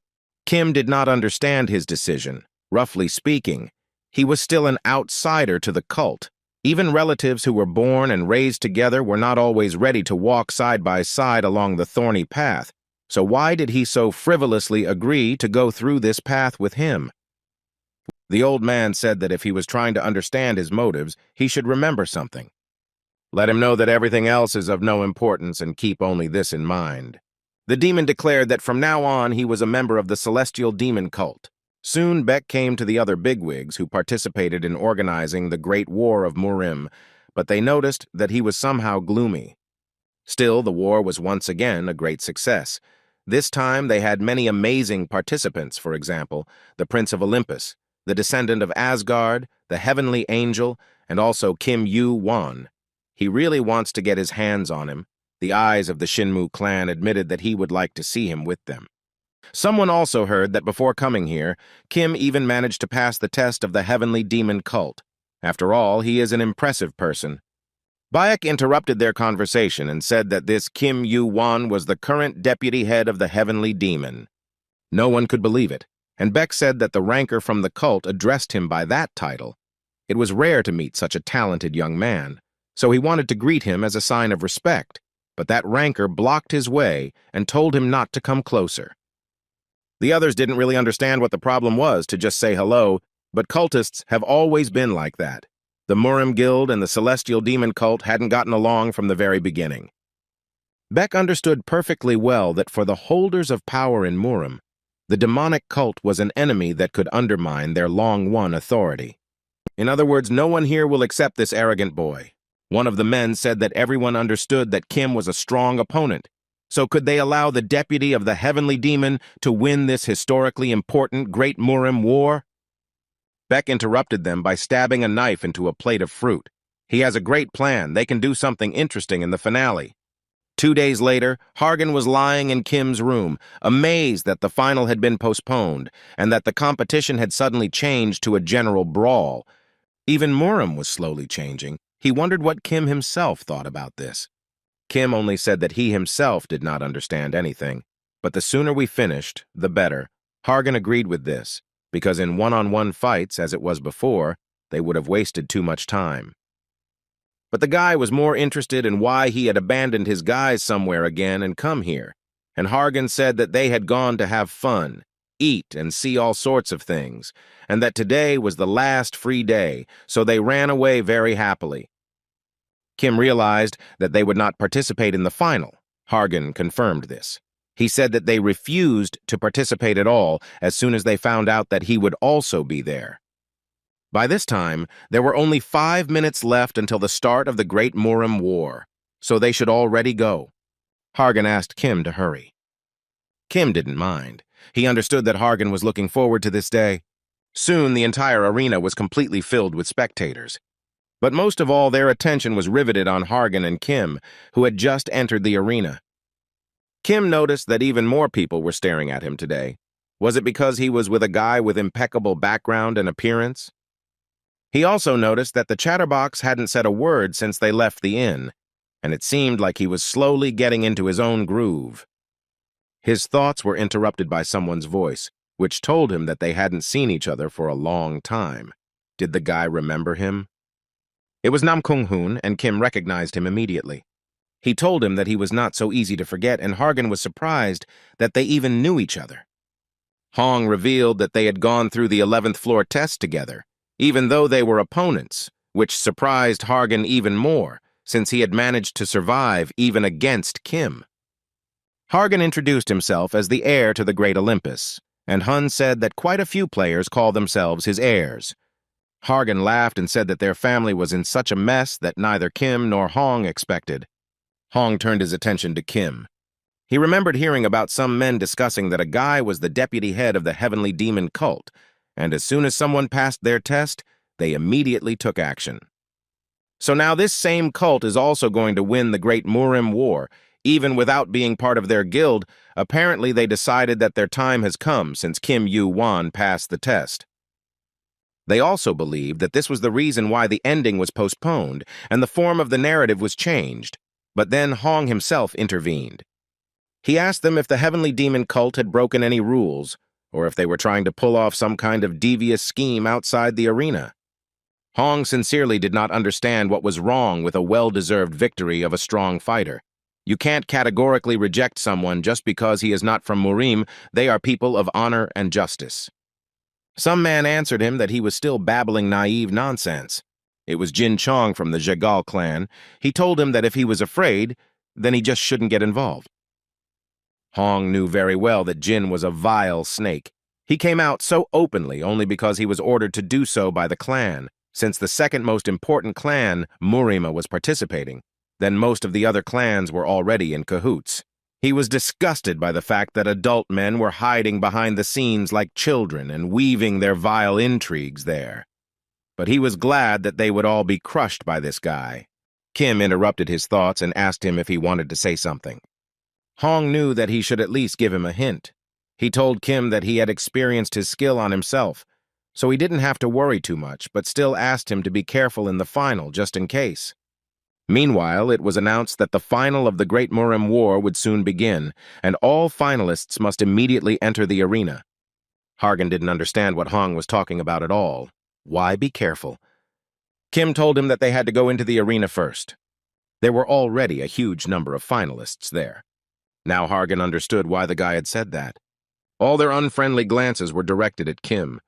Kim immediately understood what was going on, but thought it was very childish. Hargan told him that he was the only opponent here for himself, so he asked him not to let anyone else beat him up. Kim told him to take better care of himself. They gave each other a friendly fist bump, and Kim declared that nothing terrible would ever happen to him. Meanwhile, the scoundrels from the Murim Alliance were discussing that everything was about to begin. They were sure that this great Murim War would be unforgettable, and since it had already happened, why not leave these new rules forever? They were not against it, and Baek turned to Ken, the head of the Jagal clan, and said that he had made a huge contribution. They had almost given all their glory to the cult of the Heavenly Demon, but Ken himself did not think so, because all this was thanks to his plan. They both laughed together and agreed to visit each other sometime. But not everyone was so cheerful. The head of the Namkun clan realized that this was complete rot and stench. Now Murim is ruled not by those who are stronger in wielding a sword, but by those who are better with words. But the fact that someone like Ken rose to the second position and gained even more power than the Namkun clan was entirely due to his incompetence. So he decided that he would take responsibility and bring change to Murim. He would make this great war a turning point. But at that very moment, the smile disappeared from the faces of the scoundrels, and they were simply in shock. The scumbags couldn't believe it. They watched the finale unfold and couldn't understand how this Kim Yu-won was still alive. They were interrupted by a heavenly demon who asked them if his new deputy chief was doing a bad job. He was a little late with his greeting, but he came here at the invitation of the Namkung clan. Meanwhile, Kim left no chance for his opponents. He was terribly calm, and there was not a drop of fear in his eyes. Baek didn't expect this turn of events at all, and Chief Namkun greeted him. After all, he came such a long way here. The others were not so happy about the appearance of the heavenly demon and immediately prepared to attack. But Mu immediately warned them that if they drew their blades, they would die at his hands. No one dared to take a step towards him, and Mu told them that this was a wise decision. From what I've heard, it seems like the deputy head of the heavenly demon is still winning so that the cult can win the Great Murim War. Isn't that some kind of absurdity? But no one said a word, and Mu asked what was wrong with their faces. Did he really look angry? There is simply some kind of misunderstanding here because he has nothing to be angry about. He declared that the obstacles they had so diligently erected would be destroyed anyway. Meanwhile, Kim continued to fight in the arena. Suddenly, out of nowhere, a huge axe flew at him, but he managed to dodge it in time. Kim knew that this was not a simple weapon. In the world of Murim, it was called a ki weapon. His opponent must be very talented if he was able to use it. Now the serious attacks began. The man with the spear immediately approached Kim and tried to carry out his attack, but the guy managed to block it. and then completely break the distance. Kim told him that he felt like everyone was targeting him right now, and Jin told him not to be offended by the injustice. He stated that the Celestial Demon cult is simply a long-standing enemy of the Murim Alliance. Kim realized that the conditions of the final were changed just for this. He didn't know who came up with this idea, but the method was very simple and effective. If you put several thousand people to fight at the same time, it is quite natural that the strongest opponents will be attacked in a crowd, so those who do not know all the ins and outs will not suspect anything unusual. Kim told him that there was nothing to be offended about, because a mess was a mess. He immediately activated the magic sword. An unknown force began to block the mana, and the sword's effectiveness itself was partially reduced. Jin now realized that this guy really lived up to his strength. Creating a key sword of this size was only possible with a mana level above 60. But contrary to what was said in the rumors, his skills are not even close to the level of a ranker. He was still overestimated, because he can definitely be dealt with. The scoundrel decided that it was time to finish the calculations and gave the order to his charges. Everyone immediately rushed at Kim to crush him with their numerical superiority. But then Hargan's yellow lightning appeared. The guy instantly pushed them all away from Kim, causing them to fall to the ground. Hargan asked them all if this was too much. Jin asked him in response if they could consider that he was on Kim's side after his recent actions. Hargan replied that yes, he hoped that their clan would be able to maintain good relations with them, but he now knows one thing: whoever decided so is a real idiot. He was surprised by the very fact that he had to choose a side. After all, people from the Jagal clan had always been known for their long tongues, but the others didn't like it. How dare he utter such filth? Hargan merely stated that his words were as their actions were, and then he immediately took off. Literally a second later, he was already next to Jin. And then he launched a lightning bolt at him. But Jin still managed to stay on his feet, but he couldn't help but acknowledge this overwhelming power. Jin shouted at his men to quickly deal with Kim Yu-won, and he would take care of the rest. But before he could finish speaking, Hargan again dealt him a crushing blow right in the chest. Jin asked him if Olympus was not hostile towards Kim, whom he was so protective of. Hargan wondered how he knew this. He realized that there was an informant for the Jagal clan in Olympus, and Kim must have noticed him. Still, they really do take on too much. He rushed to attack the bastard again. Jin himself couldn't understand what the hell was going on. Hargan, of course, inherited the blood of Zeus and was very talented, but he, Jagal Jin Jong, was a genius player and the future head of Murim. At that very moment, another blow landed right on his jaw. He never expected to be so helpless in front of him. And Hargan continued to deliver dozens of blows with incredible speed and force. Jin told him that if he hadn't suddenly intervened, they could have easily eliminated Kim Yu-won, but this only made Hargan laugh. He asked him if they really thought they would have enough strength just because the whole crowd would attack him. At the same time, Kim dealt with the crowd of losers who dared to attack him. He instantly reacted to the attack from behind and easily repelled it, and then completely knocked out the attacker. Hargan, meanwhile, told Jin that it was sad to watch such low-born bastards use such dirty tricks, but to let himself be outmaneuvered by a guy who fought at that level? Jin didn't understand what this meant. Hargan kicked him again, right in the stomach, and it began to dawn on Jin that he really meant that Kim was stronger than even him? But this is impossible because Hargan is a real monster. Lying on the ground, he asked to stop. He admitted his defeat. The rest of the cowards immediately threw their weapons on the floor and also surrendered. They immediately began to run away from the arena with all their might. In the end, only Hargan and Kim remained in the arena. Kim asked him if he was ready, and Hargan replied that yes, he had waited long enough for this. It is not for nothing that they say that fruits picked at the right time are the most delicious. Kim knew he was waiting for a long time, but first he wanted to ask him two things. He asked if he regretted going against Olympus again, and Hargan replied that he was not an idiot, so he was well aware of the consequences of his actions. In that case, Kim is ready to move on to the second question. Had Hargan forgotten how he had knocked him out with one blow in the past? Of course, he couldn't forget how he was immediately defeated by a guy who wasn't even a ranker. Until now, he hadn't even used his sword hanging on his belt, and his magic sword was quite weak. It was obvious that he was holding back his strength. Hargan told him that he remembered everything perfectly well, because it was impossible to forget something like that. He decided to ask a counter question. Does he look the same as he did that day? Kim replied, no. In that case, Hargan was going to bring out the power that he was trying so hard to hide. He immediately became close to Kim. But the guy easily blocked his attack. Their power was so great that it caused an explosion throughout the arena. The spectators couldn't even look in their direction. They didn't believe that this was a battle between two players. Were they sure they weren't rankers? Meanwhile, the guys continued to exchange hundreds of blows. Hargan asked him to try applying a little more force. Kim attempted to strike with his sword, but Hargan successfully parried this attack as well. The fight was on such a different level than the other players that they couldn't even understand anything. They prayed for the boys to hold back their strength, because their attacks were spreading even to them. In the corner of the arena stood Hong, who was still able to stand on his feet. He understood that now it was finally worthy of being called the finale. He had, of course, heard about Kargana, but he had never expected such power. The son of Zeus, whose name was extolled alongside his as the genius of the generation, this awakened in him a spirit of competition, but in the end, trying to compete with him would be pointless. At that level, even several players of equal strength wouldn't be able to defeat him. It seems even Kim Yu-won is having a hard time. Could Kim really defeat a ranker with such skills? Meanwhile, the boy fought off Hargan's constant onslaught. He couldn't help but admit that he was very fast. He must have an incredibly high level of agility, but his thoughts were interrupted by another attack from him.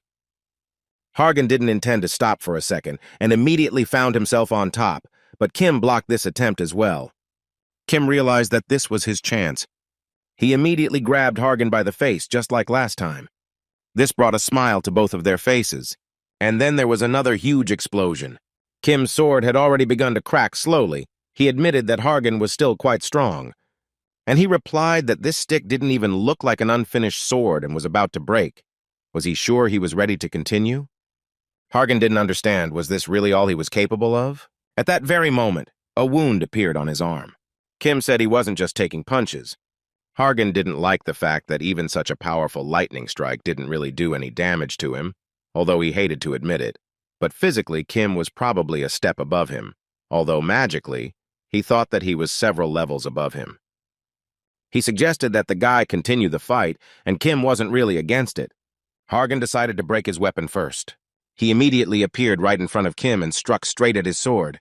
Hargan continued to strike blow after blow at his weapon. Soon, the sword couldn't take the pressure and literally broke into pieces in Kim's hands. This was exactly what he needed. Kim interrupted his thoughts and said that it was quite good. Hargan didn't understand what was going on, because the guy should already be one step away from losing, and he sounded so relaxed. At that very moment, Kim released dark mana, which literally occupied all the space around them. Hargan noticed that this mana was absorbing all his lightning. It was just some kind of absurdity. Kim didn't wait a second and immediately struck him right in the face. The power was so great that he flew across the entire arena. Kim, meanwhile, noticed that some guy was still holding on with all his might, but he didn't have time for that. He immediately knocked him out with one throw of a stone. And then his face appeared all over the arena, and he was declared the winner of the Great Murim War. Kim looked at his broken blade. It was the perfect sword to practice mana control with, but it broke faster than expected. Just like he ordered from his uncle, it had the worst mana conductivity. But thanks to the mana suppression, he should look about equal to Hargan. It was hard to fool rankers with a simple game, but this way, he should convince them, although the last blow still bothered him a little. Immediately, some kind of doll appeared in front of him, which declared him the 834th winner of the Great Murim War. What were his feelings? Kim was brief and said he had fun, and the doll asked if that was all he wanted to say. The guy confirmed this, and the doll immediately brought him his prize. As everyone knows, the main prize of the current competition is a great scarlet medicinal pill.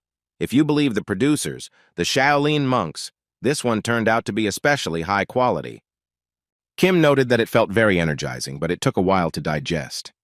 Next is the 20th floor. Before everything planned, he still needs to prepare a lot, but first of all, he decided to start with raising the characteristics. The heads of different clans also watched all this. Ken, the head of Jagal, couldn't understand why Hargan would even side with this guy. Wasn't he the son of Zeus? Shouldn't he be Kim Yu-won's enemy? But no one showed that anything was wrong. They said that a truly strong fighter had won. This was a real success for the world of martial arts.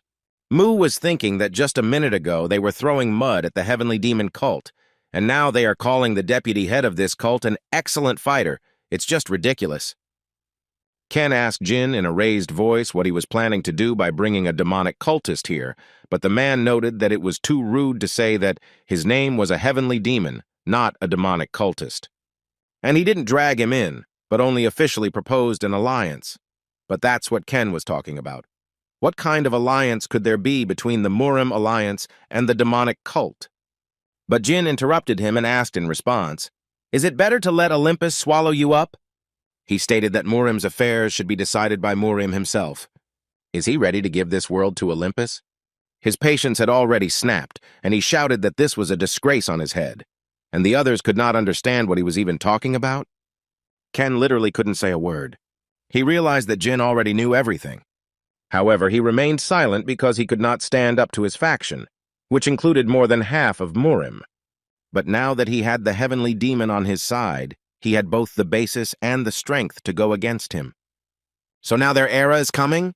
He is the head of the Jeagle clan, a general and a great strategist, so this is how he ended? Mu interrupted them. Since their family quarrel seemed to have died down, he would ask them one question before leaving. The old man asked which one of them was Moon Sobek.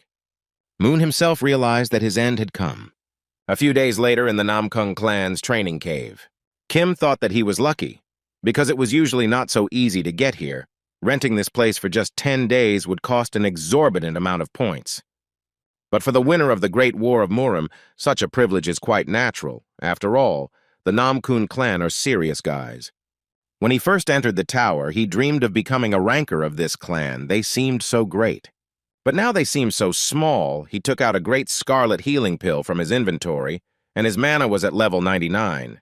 Kim knew that he only needed one level to reach 100, but it definitely wouldn't be easy, he remembered from his past life, that the benefits of the pill depended heavily on the person taking it. In Murim, everyone talks about chi circulation and breathing techniques, but in reality, the most important thing is concentration. The question is how much mana exactly he can handle. Kim swallowed it, and a moment later, mana literally began to enter his body. He felt pure and invigorating mana spreading throughout his entire body. The purer it is, the greater the resistance. It seemed like she was being held back somehow by his mana master skill, but it wasn't enough at all. Kim thought his chances of leveling up were at least 50-50, but at this rate he was in danger of failing. Sometime later, on the 20th floor, in the Sea Kingdom of Portugal on the island of Neptune, a couple of kids were screaming for help. They didn't understand what they had done to be treated like that, and one of the scoundrels ordered them not to waste their time crying. Were all giants like that? He said that these creatures are not even 10 years old by their standards, and they are already 4 meters tall. It is probably getting harder for them to hide because of how big they are growing, right? The bastard said that they should have behaved more obediently when Asgard still supported them. They shouldn't have messed with demons. And his partner decided not to waste time and told them to spill everything. The guys didn't understand what they were talking about, and a member of the Scarlet Wolf Guild, Horang, said that they were talking about the Portuguese legend, the Stone of the Sea. There is a fascinating legend in the maritime kingdom of Portugal, which says that whoever finds the sea stone will become the god of the seas. One of his comrades thought that this was just nonsense, but Horang himself did not believe everything under the sun. He had heard a more specific rumor. They say that the giants hid the stone of the seas somewhere. This rumor from Olympus reached him, so it inspired confidence. The guys told him that he already knew their relationship with Olympus. But Horang did this precisely because he knew about them very well. If the interrogation yielded any results, then they were lucky. And if not, then the 20th floor is under the control of Olympus, so they won't care if a couple of giants die. The bastard said that if they didn't want to die, then let them lay out a stone somewhere, but suddenly he was interrupted by someone's voice, which asked, what kind of barbarity was this in their peaceful age? Following this, someone's silhouette appeared from the forest. Horang warned him not to try to play the hero unless he wanted to end up headless. But suddenly he recognized the stranger. It was Kim who immediately used the Flame Eyes skill. His senses were heightened by 10%. And then by as much as 25. Even in the cave, the guy felt that an incredible amount of mana was circulating at an unimaginable speed, in which case there was no point in slowing down the absorption. Mana literally rushed towards him, and soon the mana indicator reached the 100th level. Due to overcoming the threshold of the characteristic, a new unique skill was opened. Meanwhile, his senses had already sharpened by 50%. Kim immediately activated the sensory field skill, which allowed him to receive information about all objects and creatures within a radius of 50 meters. The bastards realized that there could be no mistake. Before them was the winner of the last great war of Murim. Kim said that he didn't understand his words about playing the hero, since from their point of view it looks like that. Then he will prove to them that he is not playing. He immediately jumped up and headed towards them. The sensory field itself is one of the strongest sensory-type skills. It can be put on par with the skill of Sun Wukong's golden flame eyes. The young man already possessed it before returning to the past. The bastards didn't even have time to understand anything. One of them immediately took out a weapon to defend himself. But it was useless against Kim. The young man was already right under his nose. The bastard couldn't understand where this guy got so much strength from. Still, he managed to jump back a little. He shouted for Kim to admit which faction he was from, even though he didn't know which clan he belonged to. But he definitely couldn't get involved. They have laws here, too. Horang suddenly intervened. He said he recognized the guy. The bastard was surprised that the deputy head of the heavenly demon cult, Kim Yu-won, came to them. The giant boy named Buar and his sister Nuyar were shocked that it was that same Kim in front of them. But one of the bastards wasn't going to be scared of him. He said that the guy was a pathetic puppy who barely made it to the 20th floor. Did he really think that they would be the same as all the small fry he had encountered so far? Horang immediately calmed him down. He told his partner that the young man was the deputy head of the cult, and someone could be accompanying him and sitting in ambush now. The bastards were not happy. This time, the giants were very lucky. Horang thought that Kim was a thorn in the side of Olympus. How lucky, because now there was an additional reason to rob them. He needs to see the 20th floor supervisor immediately. Soon Kim was left alone with the giants, and they thanked him for saving them. The guy said that no matter how young they were, killing a couple of people should be a piece of cake for giants, so why didn't they try to fight? Buar replied that he was apparently well informed about giants, but who was he, from Olympus or Asgard? Nuir told her brother that no matter what, he saved them, but the boy didn't think so, because Kim was a human. Did she really think that he would help them for nothing? Kim replied that he was smart, and Buar came to the conclusion that he also wanted the Stone of the Seas. After all, they told those bastards that they didn't know anything. Why were they all so similar? Buar continued, but Kim interrupted him. He said that he knew that they did not have the Stone of the Seas. He came to meet another giant. He needs Urfa. He wants to meet their elder. The boy said that the elder does not accept any of the people, so he needs to leave. As he already said, he will be able to kill even a crowd of people like him. Kim understood perfectly well that giants can in no way be called weak. After all, they are gifted with enormous strength from birth. They could put up a serious resistance, but further disagreements with people could lead to a new wave of giant exterminations. So they have to hold back, even though the guy is young, but very wise. Buar was about to leave, but Nuir asked him to wait a little. The guy realized that she had already contacted the elder, and the girl confirmed it, because this man saved them. So she thought that it was at least worth letting the elder know. Nuir asked for forgiveness from Kim. After all, it doesn't depend on them whether he can meet with the elder or not. Kim himself understood this. Suddenly, the girl received a new message. Soon the boys saddled huge wolves and headed off somewhere. Buar was perplexed. He didn't understand why the elder even wanted to meet this guy. Nuyar only wondered if he had the druid's training skills, because how did he manage to subdue the big wolves so easily? Well, be that as it may, she didn't think that he could be called an ordinary person. He had shown himself well in the Great War of Urim, but Buar didn't share her opinion, because he wasn't even a ranker, and he still didn't like him. It was very suspicious that the person even knew about the elder. The guy fell silent and thought deeply about something. Nuyar immediately asked him not to dare fight with him. The boys jumped off the mountain, and then they found themselves in the place at the great tree of Adam. Buar asked the boy how he liked the view. Isn't it amazing? This tree cannot be felled or burned. and the elder even said that it is one of the world trees, although he does not know whether this is true or not. Kim knew full well that the giant tree, which was thought to be impossible to fell or burn, had burned to the ground in the second gigantomachy before he returned in time. The guys distracted him from his thoughts, but he froze in place and did not go down. Kim jumped down to them, and Boar said that from now on he had to watch his behavior carefully. One wrong move, and he would be crushed into a pancake. After some time, they entered the village of giants. None of the residents could believe it. Did a man really come to them? Nuyar asked Kim not to pay attention to them. He was a guest of the elder, so he had nothing to fear. Soon they came to some house. Boar asked if there was anyone inside. A voice from the hut answered him to come in. The door swung open, and Kim thought that they had finally met. A high-ranking player who lived before the first gigantomachia, the one who is called a living legend among giants. The elder of the giants, Urfa, greeted the human child. Kim went inside, and Urfa asked his name again because he was already getting old, so his memory began to fail him. Kim repeated his name, and the giant immediately remembered it because he had heard about it. Little Hephaestus often mentioned it. He is at odds with Olympus, even though he is not even a ranker, but a young man who has barely reached the 20th floor. It is truly amazing. However, it is not a matter of courage, but rather recklessness. Urfa gave him advice that if the guy valued his life, then he needed to stop going against them, because for them he was just a pathetic crumb that could be simply brushed away at any moment. Kim admitted that he had heard that the giant was a pacifist. But is he really just afraid? This angered the giant. How dare a youth mock him? The floor beneath their feet began to literally crumble, and Kim said that he may have heard that Olympus was in the midst of preparing for the gigantomachy.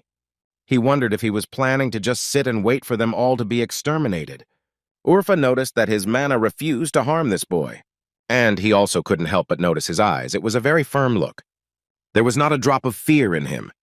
The giant admitted that he was indeed as fearless as he had heard. Kim is right. If he just hides, holding his breath, then their extermination is only a matter of time. It may happen not even in 100 years or 10, but tomorrow. Urfa also heard from Hephaestus that the young man was looking for the legendary stone of the seas. But contrary to rumors, they did not have it, but he knew where it was. Kim didn't understand why the elder decided to tell him this. Urfa replied that he had two reasons for this. Thanks to the recommendation of little Hephaestus, he could be sure that Kim was not in league with the Olympians. And the second reason is different. They just looked at each other, and a deathly silence hung in the room. Soon Kim came out of Urfa's hut. Kim realized that the giant had just been looking at Caney. Urfa told him that the second reason is that he is the strongest player of the current era. No matter how much Uncle Hephaestus praised him, he was clearly overrated. Kim didn't understand. Had Urfa just carried out his test to see if he was worthy of the stone of the seas? One way or another, he will soon find out the location of the stone. After some time, he was already near the sacred tree. Kim didn't know if it was as strong as the staff of the sage equal to the sky, but at the current level, it would be difficult for him to leave even a single scratch on this tree. And this means that he can have a blast.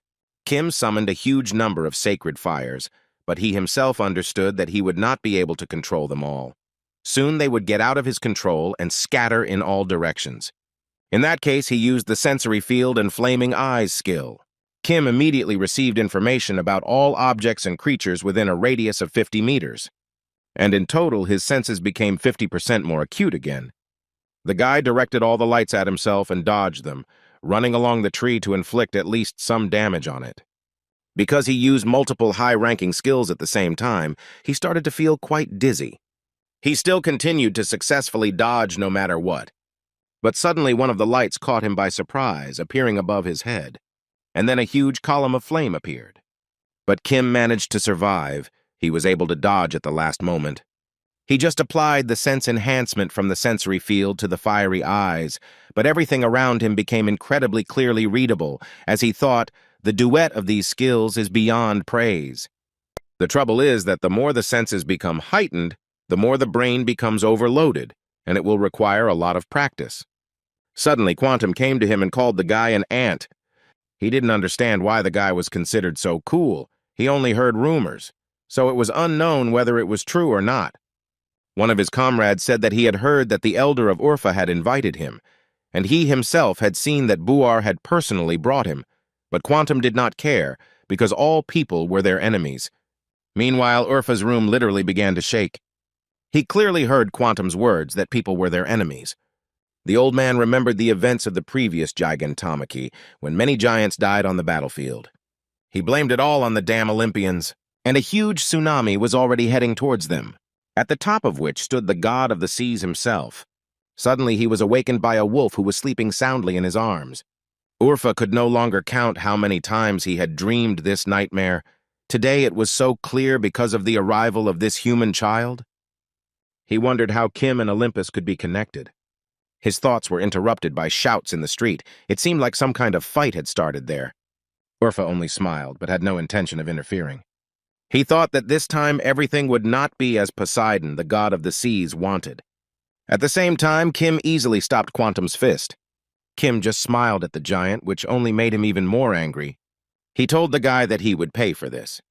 But the young man clenched his fist even tighter. He did it so hard that Quantum literally began to writhe in pain. No one could believe that a man had managed to suppress Quantum with just force. Kim then threw the little bully to the ground. The guy also turned to his friends. There are not 5 of them. Let them call all their friends. He will play with them as much as they want. Soon there were already a lot of people. Kim managed to defeat even Tulkar and Vulcan, and Bor and Nuir could not believe their eyes, no matter how strong this guy was. But how is it that dozens of giants cannot defeat one man? Meanwhile, Kim grabbed the huge giant by the collar, and then he threw him to the ground with great force. But the big guy wasn't going to give up just like that. Kim immediately activated the gigantization skill, and the giant's power began to seep into his hand. Thus he easily finished the fight with just one blow. He had already asked that they attack him not one by one, but all at once. Didn't they understand that? The rest of the giants just watched all this in silence. Buar told his little sister that she, of course, asked him not to fight with this guy, but he himself was asking for it. Shouldn't they show due respect to the guest once? The giants noticed this couple, which surprised them greatly, because it is not every day that you see the descendants of the god of giants fighting. But Kim had never heard of anything like this. But these two are certainly impressive guys. Buar admitted that his fists were itching from the first second he saw him. He was interested to see what the famous Kim Yu-Wan was capable of. Kim smiled and told him not to be shy about looking, since they wouldn't be able to admire it for long anyway. These words also brought a smile to Buar's face. He liked his attitude. The giant immediately attacked Kim from above. The boy immediately activated his fiery eyes and sensory field skill, which allowed him to read the enemy's attack. He dodged the brutal blow with ease. But Buar was a smart guy. He immediately pushed off the floor with his hands to launch a kicking attack. Even Kim didn't expect him to be so agile. Buar gave the command to his sister, who was already behind the young man and was about to strike from behind. Kim instantly drew his sword and blocked her attack. Thanks to this, he managed to break the distance with her. Kim knew that it was rather unwise to try to fight them with physical strength alone, without using mana, but since he had decided to train for now and not fight, he should only use the skills that he needed to practice. He dodged another blow again. Buar asked him if Kim knew why he never argued with his sister. The answer is painfully simple. It's all because she's stronger than him, and in the meantime, Nuir was already on top of the guy to finish this fight. Kim did nothing until the very end, and a moment later there was an explosion. But the giants didn't understand anything, because they were absolutely sure that they had struck straight at the guy. Meanwhile, Kim was hovering in the air right above them. He used the Hermes step, the long-lost sandals of Hermes that were imbued with his power, increasing his jumping power by 50%, and also giving him the ability to double jump in the air. But there was one limitation. It could only be used once per day. This was the skill that Kim had purchased with his contribution points on the 11th floor, and it was also the last skill he needed to practice today. He had already done the jump, so there was only one left. Kim headed straight down at incredible speed. He instantly found himself between Buar and Nuyara, and then he struck the girl's hand with his sword. This infuriated Buar beyond belief, but Kim had already disappeared. The giant was very angry. He suggested to his sister to crush this fidgety bastard. They immediately began exchanging a flurry of powerful attacks. The rest of the giants just stood there and tried not to get hit by one of the stray blows. The couple managed to surround Kim again, but the guy managed to slip right out of their hands again. By this time, the giants were already quite tired.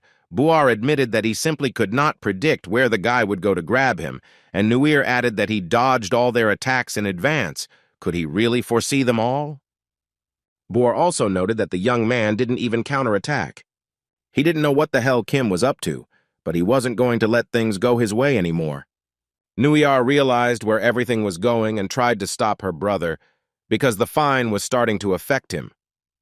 Kim knew that Buar wasn't even a ranker yet, so holding back his mana with a penalty meant that he was going to hit with all his might. Kim used the flaming eyes again, which activated the battle prediction. The guy decided that he would not dodge this blow, he would go straight at it. Kim just needed to find time to attack. His fiery eyes were constantly calculating the path to attack. He realized that it was a hurricane of mana. The next moment, Buar delivered his crushing blow, but Kim was ready and dodged it in time. The giant didn't expect the guy to crawl right under his blow. Still, Kim is even crazier than he thought. The guy smiled and replied that that was just the way he was. The audience couldn't understand what just happened. Nuir understood perfectly well that her brother had put all his strength into this blow, and the guy had simply gone ahead. Kim turned to the couple and said that at least they were worth something. He extended his hand to Buar, but added that it was true. It was still not enough. The giant knew that today was not his day, but he was still going to get revenge on the guy tomorrow. Then he will definitely succeed. He shook Kim's hand and thanked him for the battle. 10 days later, Kim was dining at the same table with the entire Buar and Nuir family. Buar suggested to the guy that they have a battle after the meal. Today, victory would definitely be theirs. He also asked the other giants to eat faster. They were just wasting time, and Kim asked him to stop. He didn't want to fight today. Buar didn't understand this at all, and the guy explained that tomorrow he was going to the test of the 20th floor, so he needed to save his strength. Nuir thought about how when she and her brother first fought against Kim, she was sure that if they tried hard, they would definitely win. But even the 5 of them couldn't do anything against him, even though they were young. But defeating 5 giants in a couple of minutes is impossible for an ordinary person. She didn't even imagine how strong Kim was using mana. Kim noticed that the girl was thinking about something, and Nuir admitted that she simply remembered their fight. She said that he had noticeably become stronger over the past 10 days. But the guy didn't even notice it. It was as if nothing had changed for him, because he still hadn't tried out the new skills. Buar remembered that Kim said that he was looking for the Stone of All the Seas. Will it return to them after the test, or will it rise higher? Kim said that he would first find the stone and then go to the next floor, but Buar didn't understand anything. He said that the test was tomorrow. Would he really have time to find this stone in that time? Suddenly, Quantum realized that the stone was somehow connected with the test, which meant that the Elder did know where it was. Kim said that not only Urfa knew about the stone, but also all the divine giants. They are their descendants, and his father probably also knows about the stone, he just doesn't tell. Quantum asked if this stone was really that important, and Kim confirmed it. The giant immediately thought that they really should have found it and kept it, but he still didn't understand why the Elder told Kim about it.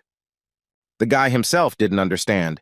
He said that Urfa only told him that he was the strongest player. This made Quantum incredibly angry. He couldn't believe that the Elder did this, but why did he remain silent all this time? He understood perfectly well how they were suffering, and all because of this damn legend. Nuir asked him to calm down, but Quantum believed that he was right.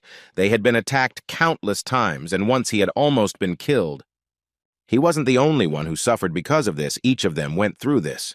He risks his life every time he leaves the settlement, hides and tries not to be seen. He can't even answer when they poke him with a sword. Is this stone really more important than them? Buar couldn't comprehend that the Elder thought that this stone was more important than their lives. Kim interrupted him and said that the Elder had done the right thing. He explained that if the stone had been kept in the settlement, they would all be dead by now, but this secret saved them from complete extermination. These words finally drove Quantum crazy. He was going to hit Kim straight. Who does he think he is to say such a thing? Kim dodged his blow again. And then he twisted my arm and shoved my face into the floor. Kim asked him how he still didn't understand that Urfa protected them all. The guy told him to stop blaming him. He didn't tell about the stone so that they wouldn't blab. Kim asked him to think about it. He let go of the giant and headed for the exit. The others immediately asked Quantum to calm down, because he was already getting it from him all these days. But he didn't care. He was going to go to the elder so that he could explain himself. Even Buar intervened. He also asked him to calm down. Maybe Urfa acted rashly, but tomorrow everything will fall into place. Stop filling your brain with this. Buar himself wondered whether the elder had really hidden all this from them, but what did he tell Kim? Soon Kim came to his hut and lay down on the bed.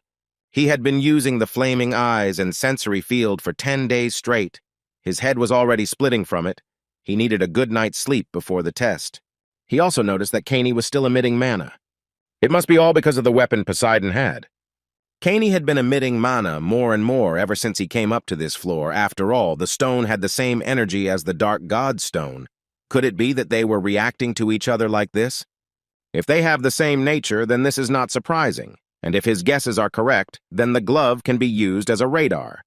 You just need to understand how to master Kaney and take control of the mana flow. He clearly felt that Kaney was yearning to find the missing part of himself. Kim tried to make the eye come to him. He will definitely achieve his goal, and in such a way that Hephaestus will dance with delight. Kim again ordered the eye to appear before him.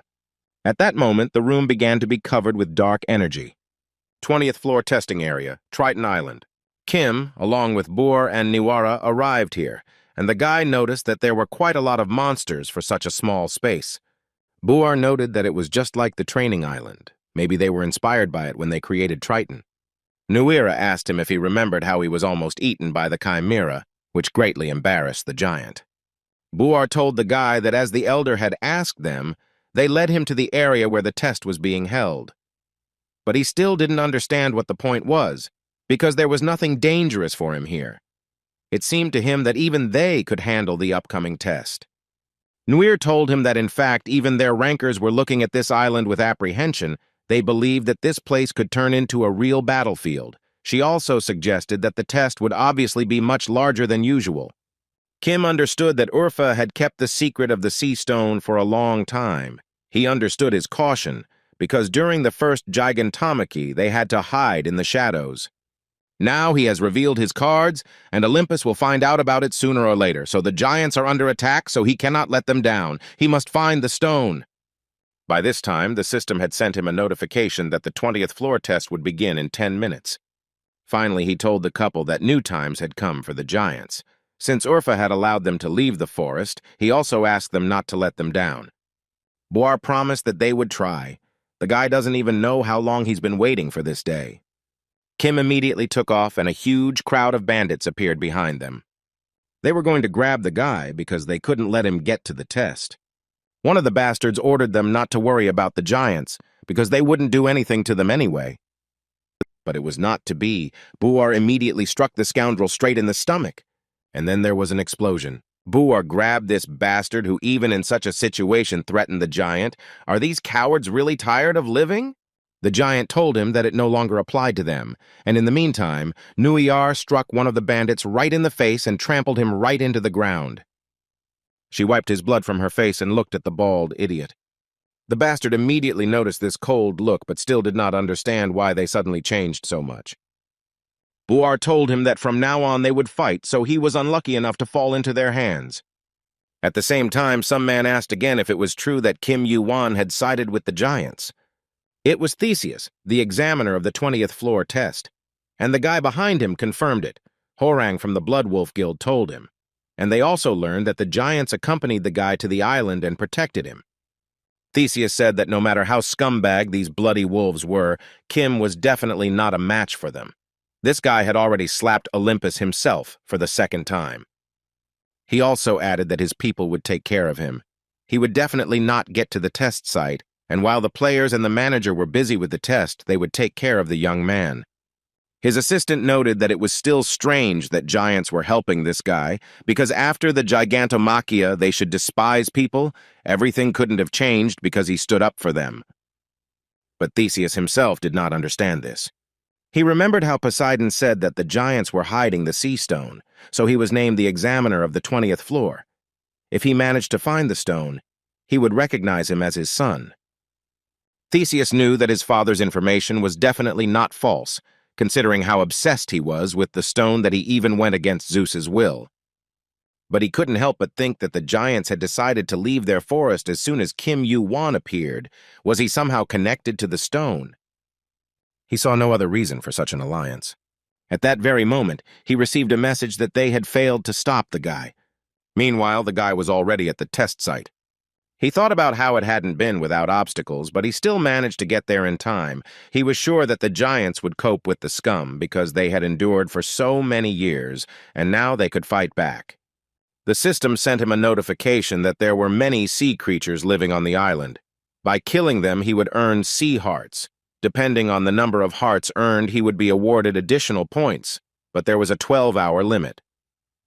Kim noted that the challenge itself was similar to the Capture the Flag challenge that was on the 11th floor, except that there was no limit to the number of people who could complete it. Many are confident that they will move to the 21st floor without any problems with the team. He even felt a bit offended for them. After all, no one else will pass this test? Kim immediately jumped into the water. He remembered Urfa's words that Hephaestus told him that he was looking for the stone of all the seas, but he said that the rumors were false because they did not have it. However, he knew where he was. To reach it, he will have to dive into the very depths of the sea, into waters filled with dangerous creatures. And victory over them is only the easiest of the tests that await him. Then he asked Kim if he was worthy of receiving the sea stone. After a while, there were only a little over 6 hours left until the end of the test. At the same time, a group of players continued to exterminate monsters. They already had 15 hearts, one per person. After all, the test turned out to be much easier than they thought. There's still half the time left. At this rate, they'll be able to get another heart for each team member. There'll even be time left for a bonus reward. A strange eye immediately appeared above them. They were given the task of finding Kim and preventing him from winning. This was an order from Olympus itself, but it would be difficult to carry it out with so many people. One of the guys thought that it was even good that they hadn't met him yet. They needed to manage to collect enough hearts before he appeared. Or better yet, that he didn't appear at all. He gave the order to his team that it was time for them to move out, so they split into 2 groups so they could collect the hearts faster. At that very moment, a huge column of water appeared behind them. Nobody understood what the hell was going on. They immediately prepared for battle. They thought it was a monster. But as it turned out, it was Kim who landed successfully behind them. The players immediately calmed down, realizing that this was the same player. But the next moment, they realized that this was not an ordinary guy. And Kim himself came to the conclusion that they are connected with Olympus. The guy didn't understand how Kim found out about this. Could it be that someone had let it slip? If the rumors about Kim Yu-won's feud with Olympus were true, then he was afraid to imagine what he would do to them. And Kim himself noted that judging by their faces, he had hit the nail on the head.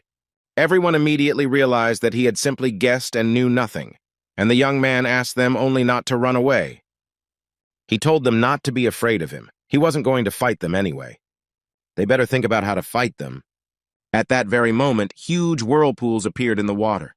And a moment later, colossal sea monsters appeared from there. The creatures literally began to crawl onto the shore. Akil didn't understand why the hell there were so many of them, and his comrade reported to him that they had a more serious problem. A whole crowd of monsters was breaking through from the other flank. They need to get out of here immediately. If they don't do it now, they won't be able to escape. Akil said that if they left the island, they would be disqualified, but his comrades didn't care. Couldn't he see that something was wrong with the test? Kim interrupted them and said that the test was fine. He just changed the conditions a little. The guy remembered Urfa's words. By breaking the symbols of the sun and moon, he would open the seal. After it fell, the test would become much more difficult. Akil still couldn't believe what it meant that the rules had been changed. So what were they going to do with these sea hearts now?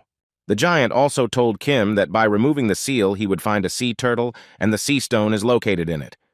Once the seal is broken, control of the test falls to the shoulders of the controller, and not even Olympus will be able to stop him. Kim then asked him how he knew all this. Urfa said that long ago an old giant himself raised this turtle and made it swallow a sea stone and then sent it into a deep sleep, and this giant was himself. The old man also warned that when the test was over, Olympus would try to attack him and take the stone away, but they would not allow them. The stone of the sea must not fall into the hands of Poseidon. He asked Kim to protect him at any cost. Kim thought about the fact that the monsters felt the power of the stone and came to his call, and they wanted to attack him alone. Soon Olympus would figure out what was going on. He was already sure that they understood that the test was no longer in their power. At that moment, he received a notification from the system that the sea turtle had awakened, and the purpose of the test had been changed. So much time has passed since the guy broke the seal, and she only just woke up.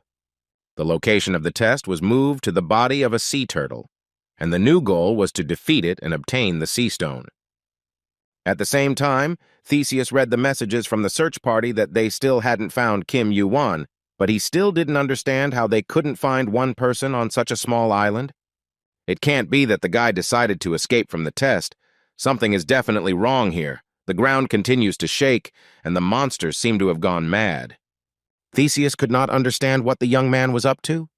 At that very moment, he received a notification that the rules of the test had been changed, and due to non-compliance with the new conditions, he was deprived of his position as an examiner. Immediately, everything around them began to change, and a second later they found themselves in the middle of the forest. Theseus didn't understand how the hell was going on here. In parallel with this, the sea turtle has already fully revealed itself. This turtle is the ruler of the 20th floor, the strongest sea creature that managed to approach the power of Zhongwu, the Taoist deity in the form of a turtle entwined with snakes. Theseus realized that after the seal fell, the test became more difficult and came under the control of the manager. If only they knew that the sea stone was in the turtle, they would have taken it away long ago. It must be thanks to its power that it became so big. He was sure that this was all the work of Kim Yu-won. Only this young man could have pulled this off. He needed to tell his father about everything and ask for help. Once the test is over, he will personally tear this guy to shreds. Suddenly they noticed the blood wolves who were badly beaten. Theseus greeted the new guest. They had not seen each other since the Gigantomachy. It was Suktar, a giant ranker and the 21st son of the fire giant Surt, along with the rest of the giants. Suktar said that they were not close enough to throw around such pleasantries. He heard that his life was in full swing. He had recently become an examiner. Shouldn't he be supervising the test? Theseus replied that the situation was getting tense. But what was he doing here? Was he really trying to ruin his test? And Suktar said that the blood wolves had attacked their young. The whole pack had attacked 2 small children, so they had to intervene. Was he not happy with something? Theseus understood perfectly well that things were getting worse and worse. He asked the giant if he was really trying to provoke him. So let him know that he can answer and will not allow anyone to interfere with the course of the test. He doesn't care who stands in front of him. At that very moment, his comrades appeared behind him, already prepared for battle. Suktar just laughed. It was strange to hear such accusations from someone who was to blame for everything. Did he really think that they came here to disrupt the test? They don't give a damn about him. They are only fulfilling the will of the elder of Urfa. That's why they won't let him lay a finger on Kim Yu-won. In parallel with this, Kim continued to exterminate sea creatures one after another. With the help of the sensory field skill, he was able to notice Suktara on the island. Well, finally the big guys joined in. It looks like Urfa decided to play big. He must not let him down. Olympus must be left with nothing. The sea stone will belong to him. He again rushed into the huge crowd of sea monsters. The guy pushed off the back of one of them, and then he jumped straight into the sea turtle's mouth. He plunged into the darkness, and the special ability of the Dark Knight Sword was activated. Under the influence of darkness, the speed of stamina recovery was increased by 112%, and mana recovery by 56%. The power of magical abilities has also been increased by 56%. But he still had to deal with a bunch of monsters inside the turtle. Just a little more and he will have the stone. There was a legend that whoever found the stone would become the god of all the seas. Kim knew that the sea turtle was part of this legend. At the moment, she is the god of all the seas. Soon Kim dealt with all the creatures in his path and reached the turtle's stomach. Kim knew that some of the monsters had followed him inside the turtle, chasing him, but most of them were probably drawn by the call of the sea stone, the divine sea crystal. Considering that monsters had lived inside the turtle before, this place can be considered not just its stomach, but a full-fledged dungeon with its own ecosystem. Suddenly, a strong stream of water appeared behind the guy. And then several monsters appeared in front of him. Kim realized that, judging by the size of the turtle, it could hold several tons of water. He had no choice but to try to break through. He activated the darkness attribute on the blade, and he headed towards a whole crowd of monsters. He beheaded one of them without difficulty. Then he started jumping on their heads. He literally hovered between them, not even giving them the opportunity to attack him. While it wasn't anywhere near Hades' invisibility, Kaney's stealth should have been enough for him for some time. Suddenly, a couple of huge monsters sensed something. One of them immediately attacked Kim. The guy managed to block this attack. Apparently, they got used to the stench of fish, and they smelled his scent right away, so they are trying to get rid of it like a virus. He immediately cut the giant into small pieces, and the Heaven's Doom skill had only increased by 0.005%, and by this time there was just under 1% left until it was fully completed. Kim thought he would be able to use this ability by the end of the trial, but at this rate he would hardly be able to do so. The number of monsters was astounding, so it would be better to avoid contact with them. He was more interested in where the sea stone was hidden. He doubted that it would just be lying around in the middle of the stomach. Most likely it was stored in the most protected place. In the organ that moved such a giant creature as a sea turtle, Kim was sure that the sea stone was located right in the heart of the mana. Considering how Kaney is shaking, there is no doubt that it is not just the stone. The mana heart is an important vital organ, which means the sea turtle ecosystem will protect it at all costs. He didn't know how many more monsters there would be on his way, but he needed to get there with the least loss of strength. He used his fiery eyes to navigate in the dark, thereby reducing the flow of mana that could be used for other abilities. If he gave up his eyes, he could strengthen his other senses. Kim immediately used the sensory field skill and then summoned the sacred flame. He was immediately surrounded by a multitude of sea monsters. It was as if he had fallen into a snake pit. Over time, Kim continued to exterminate monsters. He didn't understand where they were all coming from. In this stomach, he met more monsters than in all 20 floors. But their pressure still did not stop. His stamina and mana recovery rate have been increased thanks to the Dark Knight blade. But he still spends mana faster than it can regenerate, as if there won't be any left by the time he gets to the mana heart. The monsters continued to attack without interruption. By this point, he had already used up half of his mana, but he felt that the target was close. He's been wandering around inside the stomach for over an hour now. How many more monsters does he need to cut out? Kim didn't understand where the heart was. There will soon be no mana left. He needs to find it as quickly as possible. Suddenly, something caught his attention. He noticed a red glow, and then the heart of mana itself, which was guarded by many creatures. He couldn't even estimate their approximate number, but he didn't care about them because the goal was already close. Hephaestus had told him earlier that in this situation, he could only do one thing, to show the full power of Kaney. This is his best masterpiece that he has ever created. Kim understood that it would be something comparable to Zeus's lightning. The guy immediately used the Call of Hell, and at that very moment, that very eye appeared in front of him. He had exactly half of his mana left, but there was no longer any reason to conserve it. He ordered the monsters to get out of the way. The sea stone will belong to him. The sandals of Hermes, the aegis of Athena, and the sun chariot of Apollo are just some of the things made by Hephaestus, the tower's greatest blacksmith. However, if one were to choose the greatest of his works, it would definitely be Zeus's lightning, a weapon that can not only wipe out an island with a single blow, but can also control the weather at the will of its wielder. And now this weapon has a competitor in the face of Kaney. The monsters literally began to shake with fear. None of them dared to take a step. Kim knew that adamantium was capable of channeling the powers of the dark, sea, and sky crystals to their fullest extent, but Kaney's power was dependent on the hand of the master who created it. In the past, Kaney was created by one of Hephaestus's students, but this time he created her himself. In other words, his Kaney is a much greater weapon than Hades' Kaney. The monsters decided to attack Kim as a whole crowd. The guy told them that they were climbing towards me even though they knew they would die, how the power of the stone had brainwashed them all. Kim used the Hell Summoning skill, Kanei's special ability that sends targets absorbed by the eye's black mana to a specific location. The mana flow immediately absorbed all the monsters, and they disappeared in an instant. But Kim did not understand what this dark mana was and where it led. Suddenly he felt hellish pain. His arm felt like it was being torn apart.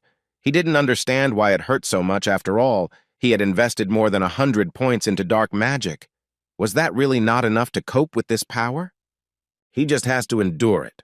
He used the Hermes sandals and jumped up, appearing above all the monsters.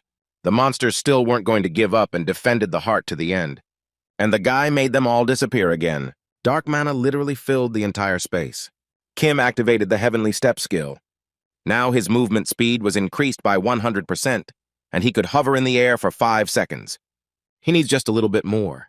He activated his fiery eyes to read the correct path, but still couldn't find this stone. Suddenly, he received a notification that Kanei had sensed the energy of the sea crystal. Kim immediately pinpointed its location. He decided to get through to him with one blow.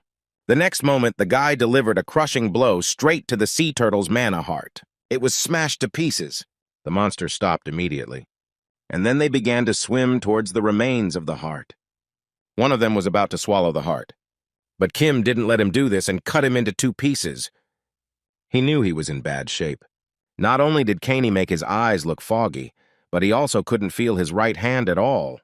If he wants to master this ability, he will need to increase his dark magic and stamina.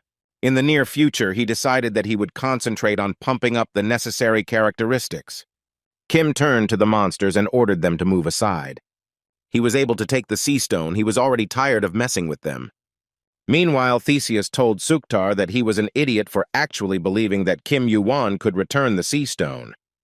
The giant answered him that if the elder believed in him, then so it would be. Theseus thought they were all stupid idiots. This guy doesn't have a single chance to pass this test. How can he defeat a creature that has absorbed the power of the stone? So be it. He will remain patient for now, but as soon as the test is over, he will kill them all. At that very moment, a loud cry from a turtle was heard. It echoed throughout the island. Immediately, everyone who was on the island received a notification that Kim Yuan had successfully passed the test. Theseus simply couldn't believe it. It was impossible. He ordered his men to catch the boy and bring him to him immediately. But Suktar didn't think so. He said that they would not allow them to lay a finger on him, but Theseus does not understand. Does he really want to drag the giants into this? Is he not afraid that a second gigantomachy will begin? Suktar did not understand what these empty threats were for, because they themselves were preparing for it, so they would decide everything here and now. Theseus answered him that so much time had passed and he remained the same fool.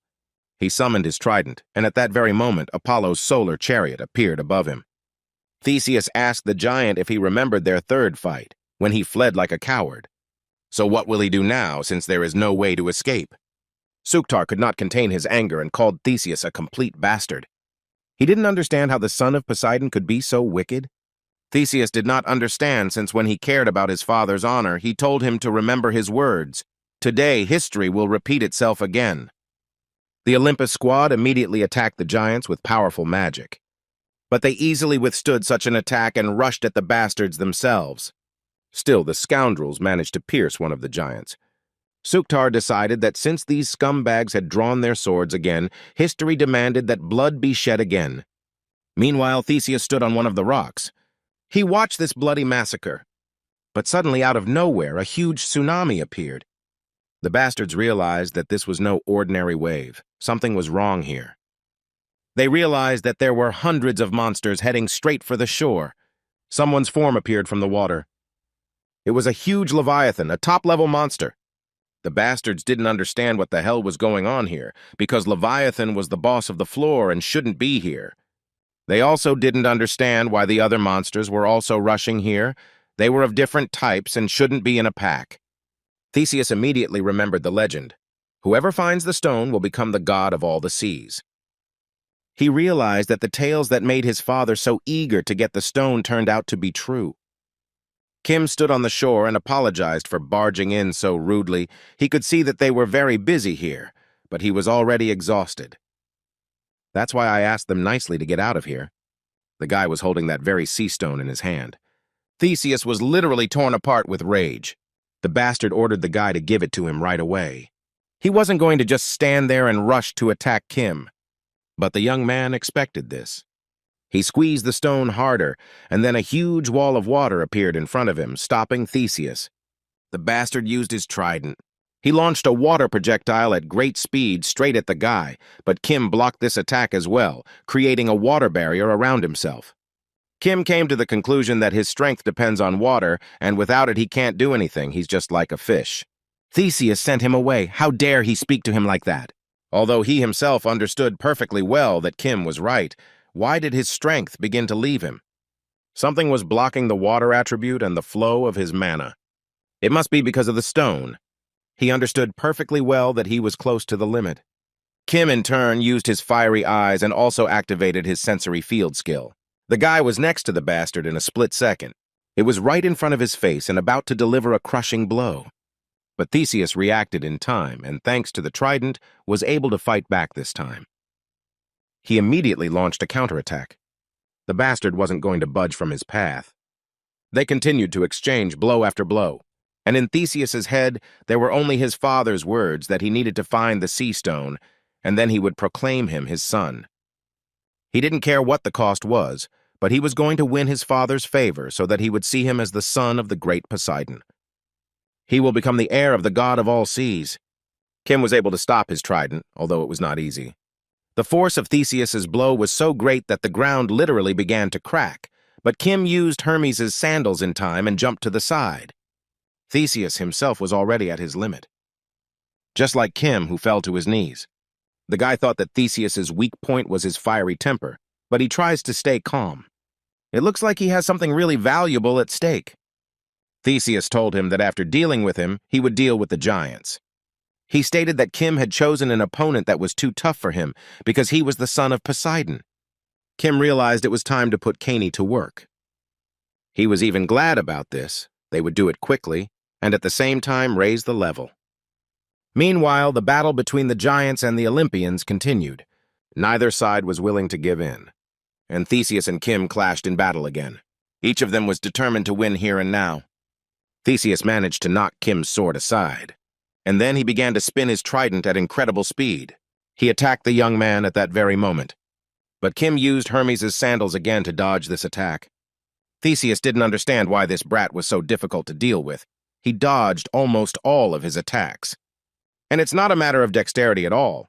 It's as if he sees where his next blow will be directed. Could this have something to do with the fact that his eyes suddenly turned red? Kim noticed that the scoundrel could barely use his water attributes because of the stone of all the seas, but he still had plenty of strength. It must be all because of Poseidon's blood, and besides, the difference in level also made itself felt. Suddenly, Kim turned his attention to the battle that was in full swing. Theseus asked him why he stopped. Did he really understand that he could not cope with him? Kim asked in response, why is he in such a hurry, afraid that the sea creatures will catch up with him? Theseus replied that he spoke rather boldly, as for a dead man, and he was curious to see how he would speak when he was left without his tongue. But at that very moment, one of his comrades stopped him and said that they needed to retreat, because the situation had gotten out of control. Meanwhile, Suktar cut off the head of one of the bastards. He ordered all the other giants to crush these annoying flies. None of these bastards should remain alive. Let them tear off their arms and legs as trophies. Theseus's comrade asked him to forget about the giants. If the sea creatures get to them, then they definitely won't cope. They need to retreat and do it now. But Theseus seemed not to hear him. He didn't understand how he could escape. After all, his goal is too close to him. Kim just smiled, looking into his eyes. The Olympian again asked Theseus to retreat, but he did not even want to listen to him. He hated that damn Kim Yu-1, but he still pulled himself together and ordered a retreat. The solar chariot immediately appeared. Suktar shouted that the day had finally come when Theseus himself was running away from him. He asked the bastard if all his words were just a show. Let him accept the fight. and they will end this once and for all. The giant immediately attacked the chariot with his flame. But she was already quite high in the air. And then she disappeared completely. Suktar asked Kim if they had won, and the boy confirmed it. Kim had no doubt about it. The giant was glad that they stopped hiding and running away. The day has come when the giants have triumphed on Olympus. Towards evening, they all returned to the giants' village. And immediately they began to celebrate today's battle. Everyone was simply crazy with happiness. Kim himself sat in his room and thought about this feast. But this is not surprising, because for the giants it was a long-awaited victory. He even thought about whether he should go to them. Although, why should he celebrate? Because he was clearly losing the fight with Theseus. If it weren't for the sea stone, he wouldn't have lasted so long. Theseus almost defeated him, and even Suktar could not have tipped the scales. If not for the monsters, then many giants would have fallen. Kim understood that they had no chance to resist Olympus yet. But if you think about it, he is moving towards his goal faster than he expected. He didn't think he would be able to go so far. Now that he has the sea stone, his steps will become even faster, but what is his next step? He took out a player kit from his inventory. Meanwhile, Hephaestus sneezed loudly. The old man thought that he was standing in front of the stove, but for some reason he was still completely frozen. Could he have caught a cold if he was shaking like that? Suddenly he received a message that he did not expect at such a late hour. It was a message from Kim, who said that he was going to come visit him and that he had something very interesting with him. Soon Kim came to Hephaestus and showed him the sea stone. The old man asked him if he realized how valuable the thing was that he was holding in his hands. Hephaestus did not understand how he managed to find it, because he had been looking for this stone for 1,000 years, and Kim replied that he was just lucky. This infuriated Hephaestus, because the guy spoke as if he had found him on the road like some kind of coin. The old man said that Theseus had not lived up to the expectations placed on him and had dropped the stone, and it was unlikely that Olympus would have the opportunity to climb to it for some time. Hephaestus was sure that the guy was immensely pleased with himself, and Kim wasn't even going to hide it. At least now he would have time to rest. The blacksmith was well aware that Poseidon would be furious, and Zeus would have to somehow restrain his anger. No matter how smart Kim was, he did not know the full depth of Olympus's political games, and yet he managed to turn the situation in his favor. He didn't understand how this was even possible. But now I decided not to dwell on this and take a closer look at the stone. As he thought, although its properties were different, he felt the same power as in Zeus's lightning. Kim asked him if he could process the stone, and Hephaestus replied that the question was not whether he could, but whether he could find the necessary materials for this. Kim realized that everything was the same as last time. How long will it take? Hephaestus said it would take about 10 days if he could find adamantium, which was currently unobtainable.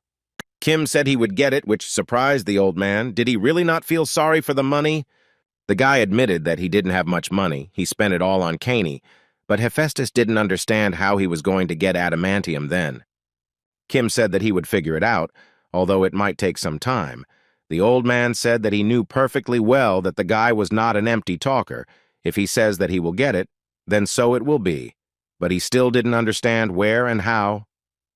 The young man noted that, as he himself said, Olympus would not bother him for some time, so he would concentrate on leveling up, since there was no time to waste now. Hephaestus realized that he was seriously considering going against Olympus, and Kim replied that he was going against them and everyone else. The old man didn't understand what this meant. What was he planning there? But Kim wasn't going to tell him anything now. He asked him to take care of the stone and not worry about payment. The boy went outside and remembered how surprised Hephaestus was. He was sure that the old man would have fainted if he had found out what he had planned. Suddenly, the unknown egg began to tremble again. Kim noticed that it had been active for at least half a day. Was this because the incubation percentage had increased? Kim asked the egg to wait a little longer. Perhaps they would meet his brothers and sisters soon. It's going to be fun. All the rotten stuff in the tower will start poking its heads out, and they're only too happy to bite them off, aren't they? Kim asked him to wait a little. He would soon have a proper snack, because someone had told him where a feast could be arranged for him. The guy thought about the fact that Poseidon was so desperate to get the divine sea crystal, so he must be completely furious now. Now he can only hope that everything goes as Hercules predicted. Even before the travel to the past, Odin, the head of the large guild Asgard, explained that such a valuable thing as the Sea Stone should not fall into the hands of Olympus. Once you get it, you should expect a counterattack of colossal force. He will literally hang the target on his back. Hercules also intervened. He said that as long as Zeus remained the ruler of Olympus, he did not need to worry about it. He would not be able to go against a simple player who was not even a marker, just to get the divine sea crystal. Once a major guild leader makes his move, other major guilds will react, which complicates the situation somewhat. Odin wondered what about Poseidon then, whether he should be expected to act without Zeus's knowledge, and Hercules assured him that his father would keep him in check so that he would not be able to do anything either.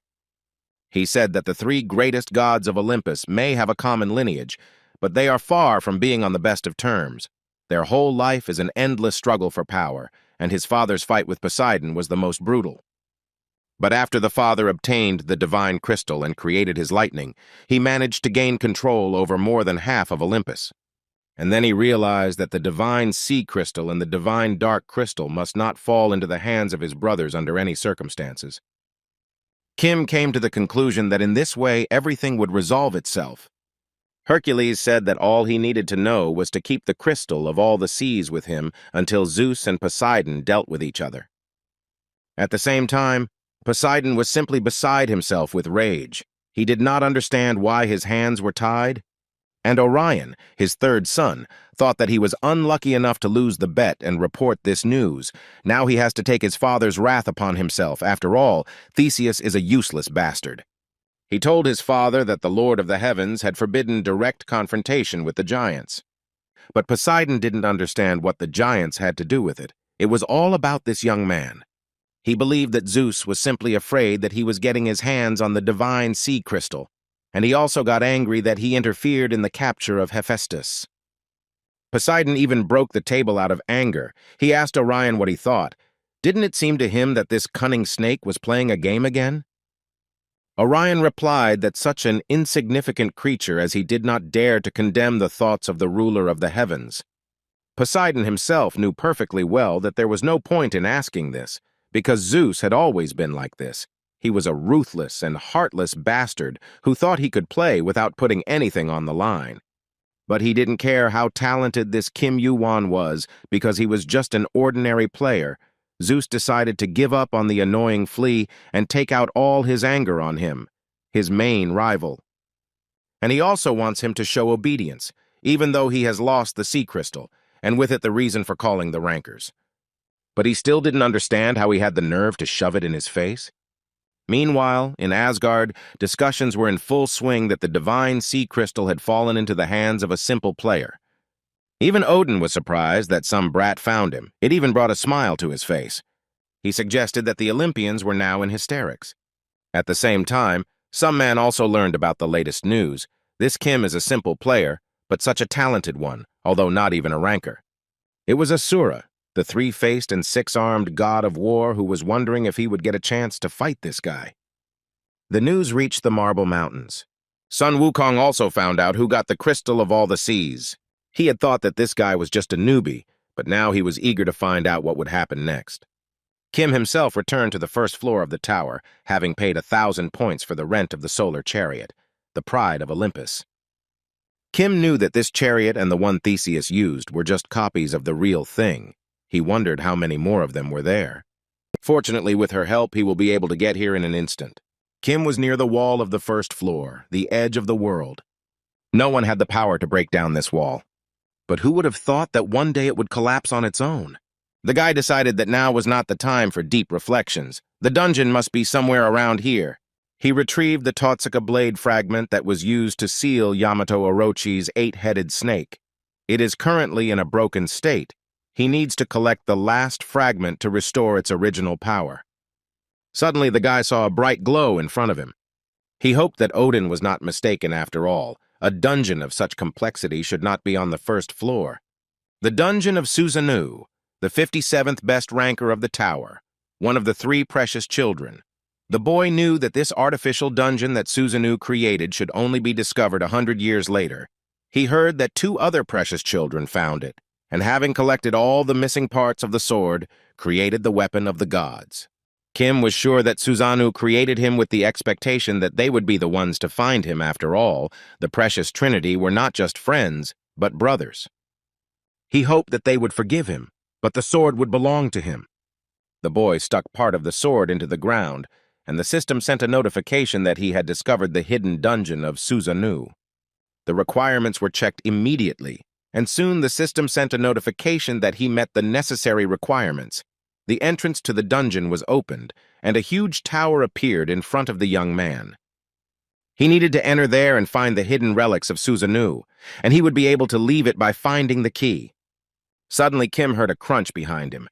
It was a herd of vampire hyenas, monsters of the 40th floor and above. After all, judging by everything, they wouldn't let him near the relics just like that.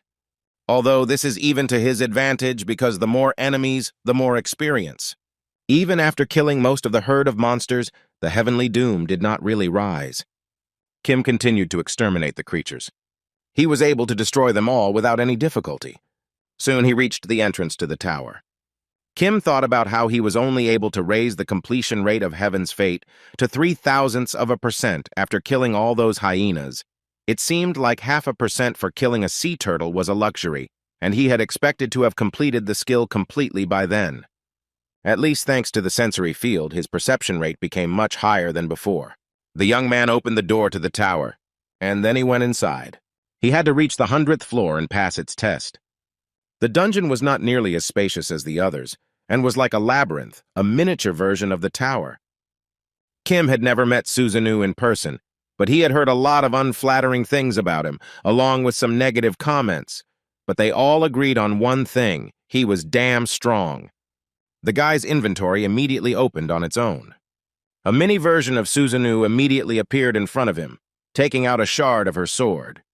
He didn't understand what was happening and where he was. And then he remembered that he had died and was now in his tower. He asked Kim who he was and if he had found Yamato Orochi. Kim confirmed this, and Susanoo noted that he looked as if he didn't understand who was in front of him, while Kim himself thought that his appearance was certainly ridiculous, but the thirst to kill was felt in him in full. He told him that he knew very well who he was, that he was Susanoo, one of the 3 precious children, a sword master, a spirit caster, and a necromancer, and that he was legendary as a bloody killer, and that he had become a 57th ranker in life. The guy also added that he died fighting an 8-headed snake. Susanoo immediately got angry and said that it was better not to bring up the topic, and Kim continued and said that in any case, he knew that he was an amazing person. He just didn't understand yet whether it was worth addressing him with all the honors, considering what a shitty life he lived. Susanoo even laughed. He didn't think that someone would bully him after his death. Let the guy show at least a little respect. He didn't expect that such rumors would spread about him. He asked the guy to say what he wanted, but he was wrong about something. His life wasn't shitty. It was great. And Kim was surprised that he was bragging about being a bloodthirsty killer. He admitted that he was even glad that he died so early. Susanoo was surprised that the guy knew perfectly well who he was, but still continued to be cheeky. He didn't look like a common person, so who did he belong to? But Kim said that he was a common player and had recently reached the 21st floor. Susanoo laughed. This dungeon was no place for a brat like him. The monsters on the 21st floor weren't even close to the creatures that lived here. But Kim said that he had already encountered a couple of monsters at the entrance. This surprised Susanoo. He forgot to say that he also had to accompany him while he had the sword fragment with him. Such were the rules, but the guy didn't really care. He also asked the boy what guild he was from and if he was a pureblood. Kim admitted that he was not a member of a guild and was not a pureblood. Susanoo immediately bombarded him with questions about where he came from, how he found this place, and where he got the fragment of the Totsuka sword. Kim just remained silent, but Susanoo still wanted to hear answers to his questions. The guy said that these questions irritated him, and Susanoo asked him to at least tell him where he got the sword fragment, and Kim replied that if he really wanted to know so much, then let him tell him where to go, because he wouldn't tell him anything for free. He hates labyrinths. They take up too much time. In the end, Susanoo agreed. He needs to go in a circle until he finds the door to the next floor. First, let him go in the direction he points, but immediately warn that he will have to go quite far. Kim understood perfectly well that the labyrinth was large and extremely confusing. It seemed that he couldn't do without his hints. Susanoo interrupted his thoughts and asked him to answer his question. The guy said that he got the sword fragment on the first floor in the Colosseum challenge. Susanoo couldn't understand. Did he mean to say that the fragment was a reward for the first floor's trial? Kim said that it was all because of the creature that became the final obstacle of the test. Suddenly something dawned on Susanoo. He realized that the boy was talking about the last head of Yamato Orochi. A multitude of terrible creatures immediately appeared in front of Kim, but the guy didn't feel a drop of fear in front of them. Susanoo just smiled. Kim noticed this and asked him why he was so happy, and he replied that it was nothing special. Let him do his job. Susanoo himself was thinking about the fact that a player came to him with strange Orochi items, but what did they do? He wondered how he would survive this. Susanoo asked the boy why he destroyed the wall even when he was shown the way, what was the reason, but Kim asked him not to ask any more questions. Soon the guy began to destroy monsters, raising his overall level and improving his characteristics. All these evil spirits and undead will die by his hand. Kim knew that Susanoo was recognized by Asura as a sword master because he was a necromancer, a person skilled in the arts of evil spirits, and was considered one of the best in the tower, so it was no problem for him to keep the souls of those he killed. The guy had the feeling that he was stepping on someone else's body when he climbed the tower. It was even somehow disgusting. Susanoo asked him to stop. There was a hero of justice there, and Kim answered him that he had met all sorts of people, but never met anyone like him. Soon Kim reached the 10th floor. The system sent him a notification that he entered the first room and must defeat the enemy, and the door leading to the second room will open after he fulfills all the conditions. He needs to go through a total of 5 rooms to go to the next floor. Kim immediately used the Divine Flame skill and aimed it at the monster. The guy noticed that the undead had tears in his eyes. He successfully passed the first room, and Susanoo wondered if he should tell him about one thing. Like the guy said, everyone here was killed by him. Everyone was gathered here, in the form of souls or undead. The oldest of them is probably around 5,000 years old, unless he is a skilled necromancer or has mastered the art of evil spirits better than him. He will not be able to save them. If the guy kills them, he will be freed from this, but everything will be different when he enters the 6th room. He wondered what he, the hero of justice, was going to do. Was he really going to ignore those in the back room and head straight to the 5th room? Kim told him that he was as much of a scumbag as they said. Even if he didn't say it, he would still challenge him. He would leave him behind if he couldn't keep up with him. Kim continued to go through floors after floors, dealing with every monster in his path. The guy didn't leave them a chance. The monsters begged him to kill them. They didn't want to suffer anymore. And Kim continued to absorb their resentment. Very soon he passed the 40th floor. And then the 50th floor, where I discovered the first relic.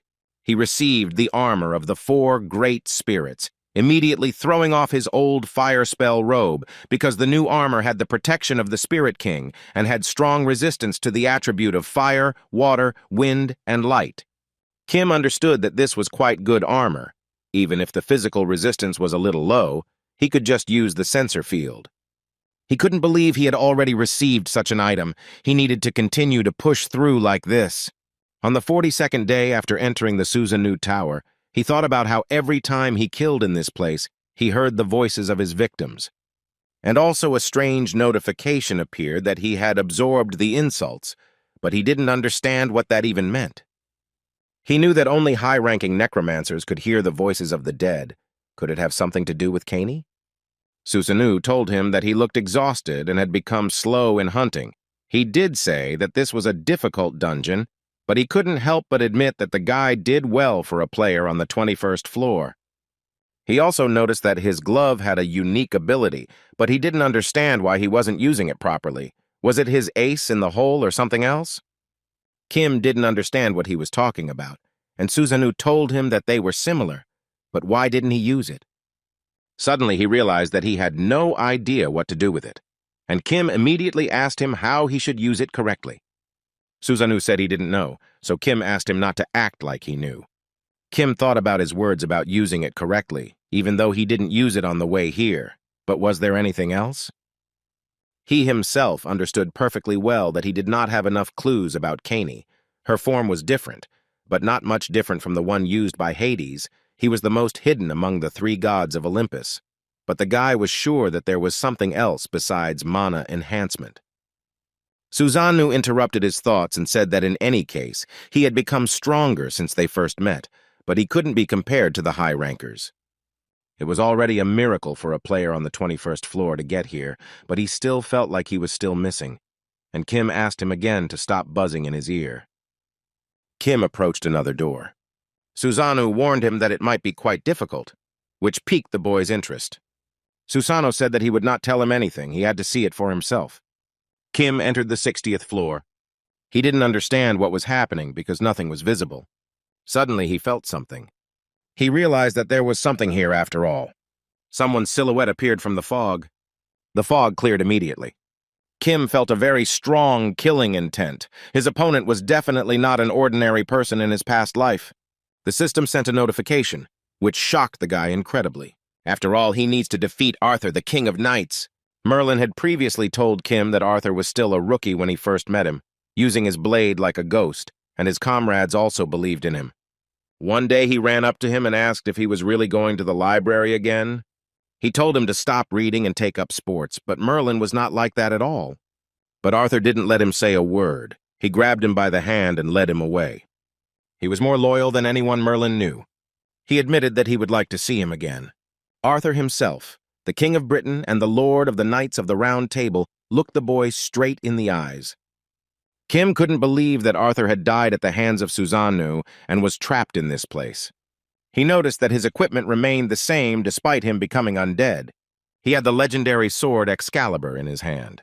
Kim knew that Arthur wasn't a ranker when he was alive, but he heard that his rank had risen quickly. Arthur himself interrupted the guy's thoughts and rushed straight at him at great speed. Kim felt the icy mana from the sword. The next moment there was a huge explosion, but the boy used Hermes' sandals in time to dodge the blow. Arthur had no intention of stopping and launched another lightning-fast strike, but Kim blocked it with ease. The sacred flame enveloped the boy's sword and it became stronger. Kim knew he couldn't defeat the real Arthur, but the undead Lord Susanoo was able to kill him. That's why Arthur isn't as strong as he used to be. Arthur himself was distracted by something and looked away. Kim immediately took advantage of this opportunity and struck him straight in the chest. But to his surprise, the blow did not go through. After all, an ice plate appeared that protected Arthur from the blow. Kim couldn't help but admit that his opponent was indeed very fast. Arthur immediately counterattacked and managed to leave a wound on the guy's arm. It was not for nothing that he was called the King of Knights. His fencing is a model for everyone. Now Kim understood why he was the only one on the 60th floor, because he was the intermediate boss. A multitude of ice swords immediately appeared above him. They immediately headed towards Kim at breakneck speed. Luckily, they didn't cause him any serious damage, but his temperature dropped significantly and frostbite began. His four great spirits' armor began to resist the cold. Kim dodged the spears themselves with his flame gaze and sensory field, but was unable to fight off the cold. Arthur attacked the guy with spears again and rushed into the attack himself. Kim realized that his attack scheme was simple, but overly sophisticated. Arthur was about to strike again, but the boy immediately used the sacred flame. His temperature increased significantly, and the frostbite disappeared. While Arthur was in the air, Kim immediately used the power of giants, and all of his stamina was temporarily replaced with strength stats. Although it was an amazing strategy, this time everything will be different. Kim instantly delivered a crushing blow to Arthur's shoulder. With this attack, he was able to completely cut off his right arm. And then the young man cut off his left arm, completely eliminating the possibility of counterattacking. Kim instantly delivered a fatal blow straight to Arthur's head. He walked up to his corpse and said that he could now stop fighting. Once again, the system notified him that he had absorbed the insult. Kim admitted that it would be better if Merlin saw him too. Suddenly, someone's voice asked again, "Did the guy just talk about Merlin?" It was Arthur who had possessed his hand, something the boy had never expected. Arthur said that if he listened to his request, he would make a contract with him, even if he had to depend on him for the rest of his life. In return, he asked the guy to give him the opportunity to meet Merlin. He had to tell him something. He said that it was Lancelot who betrayed Britain. Kim had heard that name often. He is the new owner of the Round Table Guild, a high-ranking person who raised the guilds to such a gigantic scale. Could a person like him really betray Britain? Arthur asked again if he would do his favor, but Kim disappointed him because he was not a necromancer. Although he can hear his voice thanks to this item, he does not yet have the ability to revive him as an undead. But the guy promised that he would try to do everything possible, since it was not completely impossible, because he would meet Merlin someday anyway. Whenever he thought about Britain, he had this feeling that he would have to get rid of Lancelot. It wouldn't hurt to get Artrua on his side as well, so he told him that he would fulfill his request. The system immediately sent him a notification that he had accepted the request of the King of Knights, the beginning of the cleansing of Britain. Upon completion, Arthur's absolute obedience would be obtained, and he would also receive his soul. Kim thought it was a simple request, but it turned out that there was some hidden part. His thoughts were interrupted by Susanoo, who said that everything ended up being quite trivial, but among the undead, Arthur was one of the most useful. The guy asked him where he was hiding and why he appeared only now. Kim decided to ask him directly if it was just a coincidence that Arthur was killed. Susanoo said that he would give him an answer if he climbed to the very top.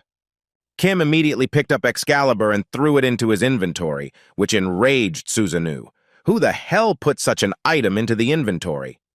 Kim just said that he planned this stupid test well, so he originally thought of doing it. The boy asked Susanoo to hurry up and go upstairs. He wanted to finish this and allow himself to sleep. On the 50th floor of the tower in the administrative office, some stranger came up to the counter and asked where this guy came from and where he was now. The boys were literally speechless, and the man yelled at them to stop stuttering and just tell him everything. Suddenly, a second man entered and asked if Sun Wukong was going to continue making a scene, or if he should call him Sun Wukong's spirit.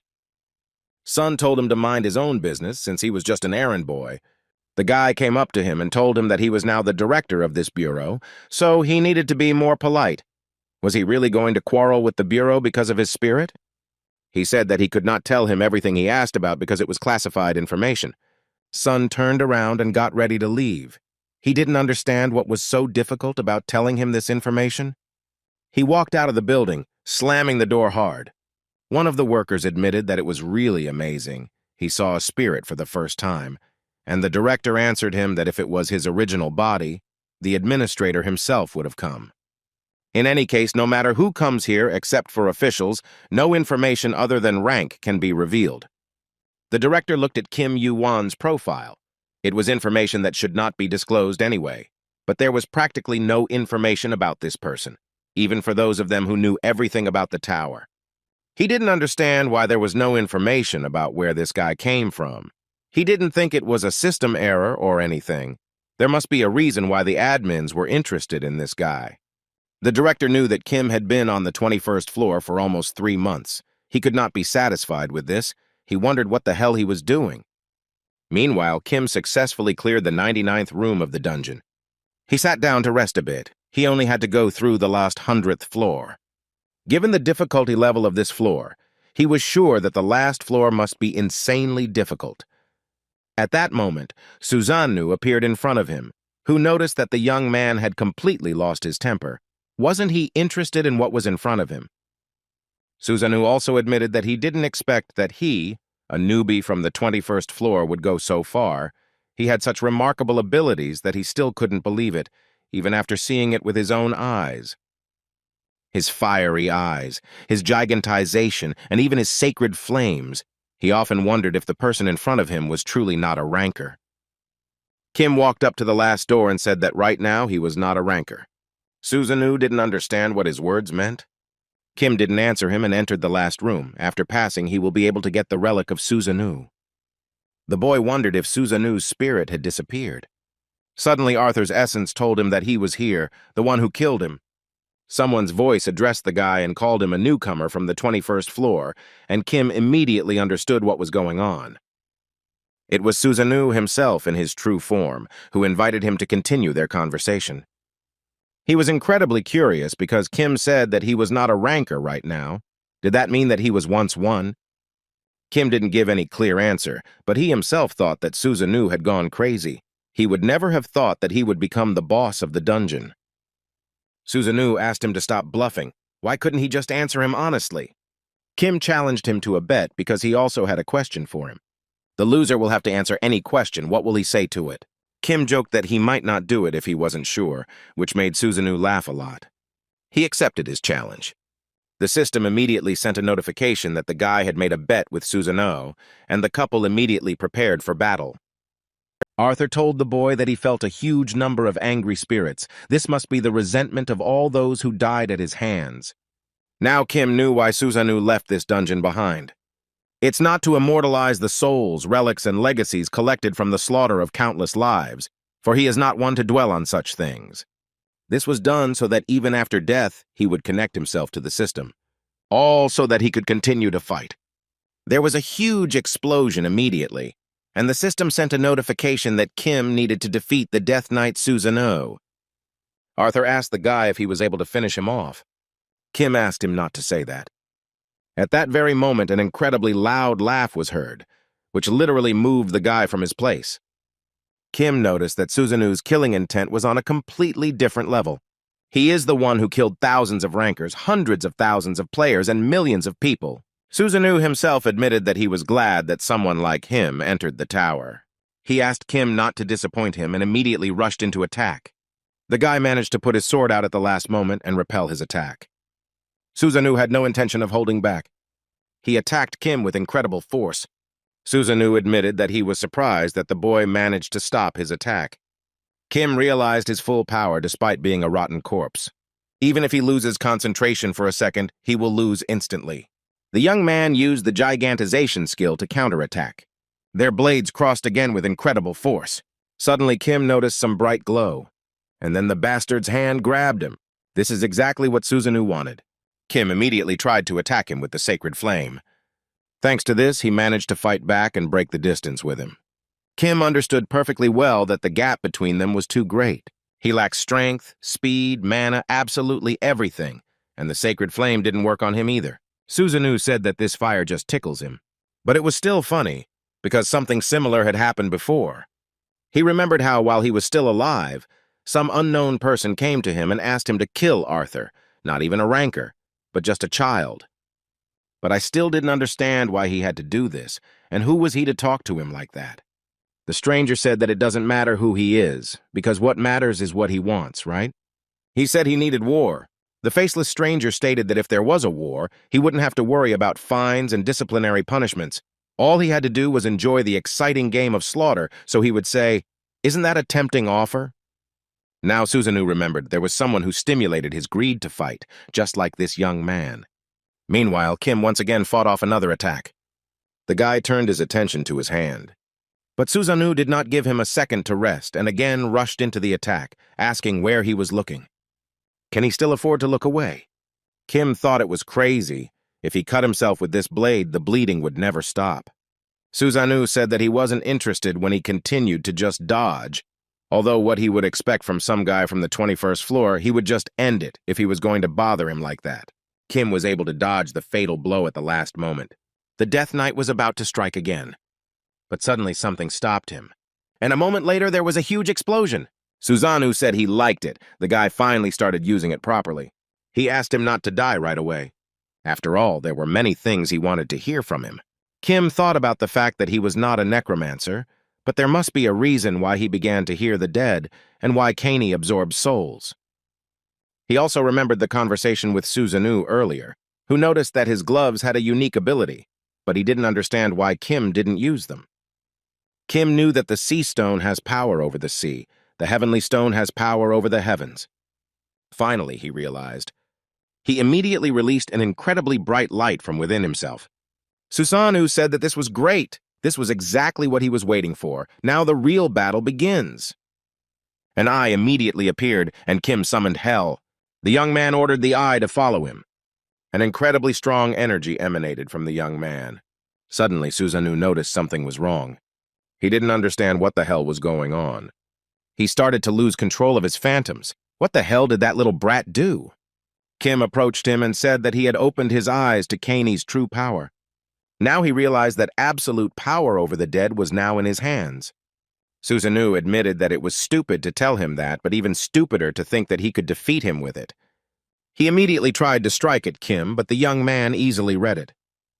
They continued to strike blow after blow. No one was inferior to the other in strength. Kim told Susanoo that he was greatly overestimating himself. "He's just another stone in his path." Susanoo thought that there was something clearly wrong with this guy. Not a single ranker had been so confident during the fight with him. But this brat is different. Meanwhile, Kim went on the attack. Now it was his turn to attack, but the Death Knight managed to block his blow. Susanoo still didn't understand why he couldn't control the phantoms. At that very moment, a huge eye appeared in front of him. He didn't understand what the hell his eye was. And a moment later, the sacred flame literally began to penetrate him from the inside, causing hellish pain. The bastard didn't understand how a dead man's body could feel such terrible pain. Kim said that he was surprised that Susanoo himself felt fear, since his flames are fed by it. Even with such unbearable pain, Susanoo rushed to attack. He was going to finish off this little upstart, but Kim just smiled at him. He declared that it was all over. Susanoo couldn't understand why his body wasn't moving, and the guy just said that no matter how great he was in life, in the end they all become phantoms. Such is the sad fate. Kim declared that he lost. At that very second, Susanoo was literally torn to pieces. The system immediately sent him a notification that he had successfully completed the dungeon and also received the soul of Susanoo. He also received the relic and the title of the King of the Dead. Now he can leave the dungeon using the return command. At that very moment, the tower began to literally collapse, and the system again sent a message that there were 30 minutes left until complete destruction. Soon Kim was outside, and Arthur admitted that he didn't expect that he would actually be able to defeat Susanoo. Kim replied that he was already dead. To be precise, he simply separated his soul from his body. The guy began to study what he received for passing the dungeon. The first reward was the legendary sword Totsuka. This is the sword Susanoo, found by him in the body of the killed 8-headed snake Yamato Orochi. Spiritual swords like this give their owner power only at the moment of battle. In the long term, they destroy his body and spirit, in fact, such a reward. But the title of the King of the Dead sounds quite familiar. He won't be surprised if Hades got the name for his ability from this title. The title itself was given to the one who oversees the dead. Placing the entire burden of power over him on his shoulders, Kim received the ability to control the souls of the dead, place souls in bodies, summon the bodies of the dead, and also feed the summoned souls of the dead with power, using the absorbed offense. Kim came to the conclusion that this reward was not for completing the dungeon, but for using Kani. For a necromancer, this is a very good acquisition. Arthur asked what he had there, and Kim said that he had received a title related to necromancy, but he didn't really know how to use it. Arthur revealed that the undead in Susanoo's tower had physical shells, and now he has an ability that controls such creatures, meaning he can seal the soul he owns into the same shell. Kim remembered that he had gained the ability to summon the bodies of the dead with mana if he owned these souls. Now he understood everything. He praised Arthur. He made a good teacher of necromancy, and also thanked him for the hint. But Arthur himself asked the guy not to equate him with these nobodies who call themselves necromancers. He is Arthur, the king of all knights. Kim just smiled and replied that he knew that very well. The guy immediately summoned the first phantom and named him Arthur. But Arthur was apparently not happy with such an ugly body and asked to return his old body immediately. Kim said that the tower had collapsed and his body had disappeared into the ruins, so he should be kind enough to make do with what he had. The guy himself really regretted leaving his body in the tower, although it wasn't all that bad. He turned to Susanoo and said that he had given his word, so wasn't it time for him to appear? Susanoo himself did not understand when he would be able to keep his mouth shut. He was already sick of himself. He asked Kim if it had anything to do with that stupid orc behind him. The boy confirmed it. He was wondering who hired him to kill Arthur. Susanoo asked for forgiveness, but he couldn't say anything. He had no idea who they were. He decided that it would be better if Kim himself saw his memories. Kim was completely immersed in Susanoo's memories. He saw the very conversation where the stranger asked Susanoo to kill Arthur, and in return, he would get a war during which he would not have to worry about the rules or the tower's leadership interfering. Kim recognized this face. He knew him. an otherworldly entity that can become anyone and do whatever it wants, the most ancient god the tower has ever seen. It was one of the outer gods, the chaos of the wacky ones. Then Chaos asked Susanoo how he felt about this proposal. Susanoo told him that it was definitely interesting. After all, the death of the king of all knights will begin to sow many seeds of war, which will spread throughout the entire tower. If that was the case, then Susanoo had no reason to refuse him. It even provoked him. Kim just continued to watch all of this. Soon he came out of his memories. Susanoo said he didn't know who it was, but it's worth mentioning that most likely after he met that guy, the Gigantomachia started. It's true that we didn't really have much fun because Hades intervened, and he really wanted a bloodbath. Susanoo noticed the strange expression on the guy's face. He had a feeling as if he knew him, and Kim admitted that he knew him more than that, because that bastard killed his friend, and now he will do everything to get to him and finish him off. After some time, Kim was already relaxing in one of the hotels. He reflected that when he returned to the past, he thought that everything was going smoothly, but it turned out that the outer gods were always one step ahead. Arthur died several thousand years ago, and the seeds that the outer gods sowed are now ready to bear fruit. It turns out that Lancelot, the current king of Britain, is somehow connected to Arthur's murder, so how much else is connected to Britain? One thing was certain, Arthur's death was the starting point. He needed to stop prevaricating and continue climbing the tower. He must change the game no matter what. Kim dreamed of his last battle from his past life. Everyone then met death and only he was able to escape it. Hercules then told him that he would never have thought that he would rush into battle first, and Kim answered him that he himself was surprised by this, and why had he hesitated before? If he had known about all this back then, how many lives could he have saved? Kim didn't care how many times he had to travel back in time. He will kill again and again for all who died at the hands of the vile outer gods. At that very moment, he woke up. It was a really shitty dream. Kim gathered himself and thought that the outer gods had already put their plan into action, but that didn't mean all was lost. He needed to visit old man Hephaestus before returning to the 21st floor. Meanwhile, the spirits of Arthur and Susanoo did not stop fighting, and the guy was sure that Hephaestus had probably already finished with what he asked him for. After all, a lot of time had passed since their last meeting. The old man would probably scold him. Soon Kim came to the blacksmith, and Hephaestus immediately threw a hammer at him. The old man was furious that the guy had been gone for so long. Where the hell had he been? Kim asked if he had shouted enough, and Hephaestus did not understand why he did not dodge the sledgehammer. Kim admitted that he thought that he would stop being angry if he got into trouble even once, because he is much more good-natured when he feels guilty. Hephaestus calmed down a little, as far as he knew. The guy hadn't been passing the floor test, so where had he been all these months? Kim was surprised that he was looking for him.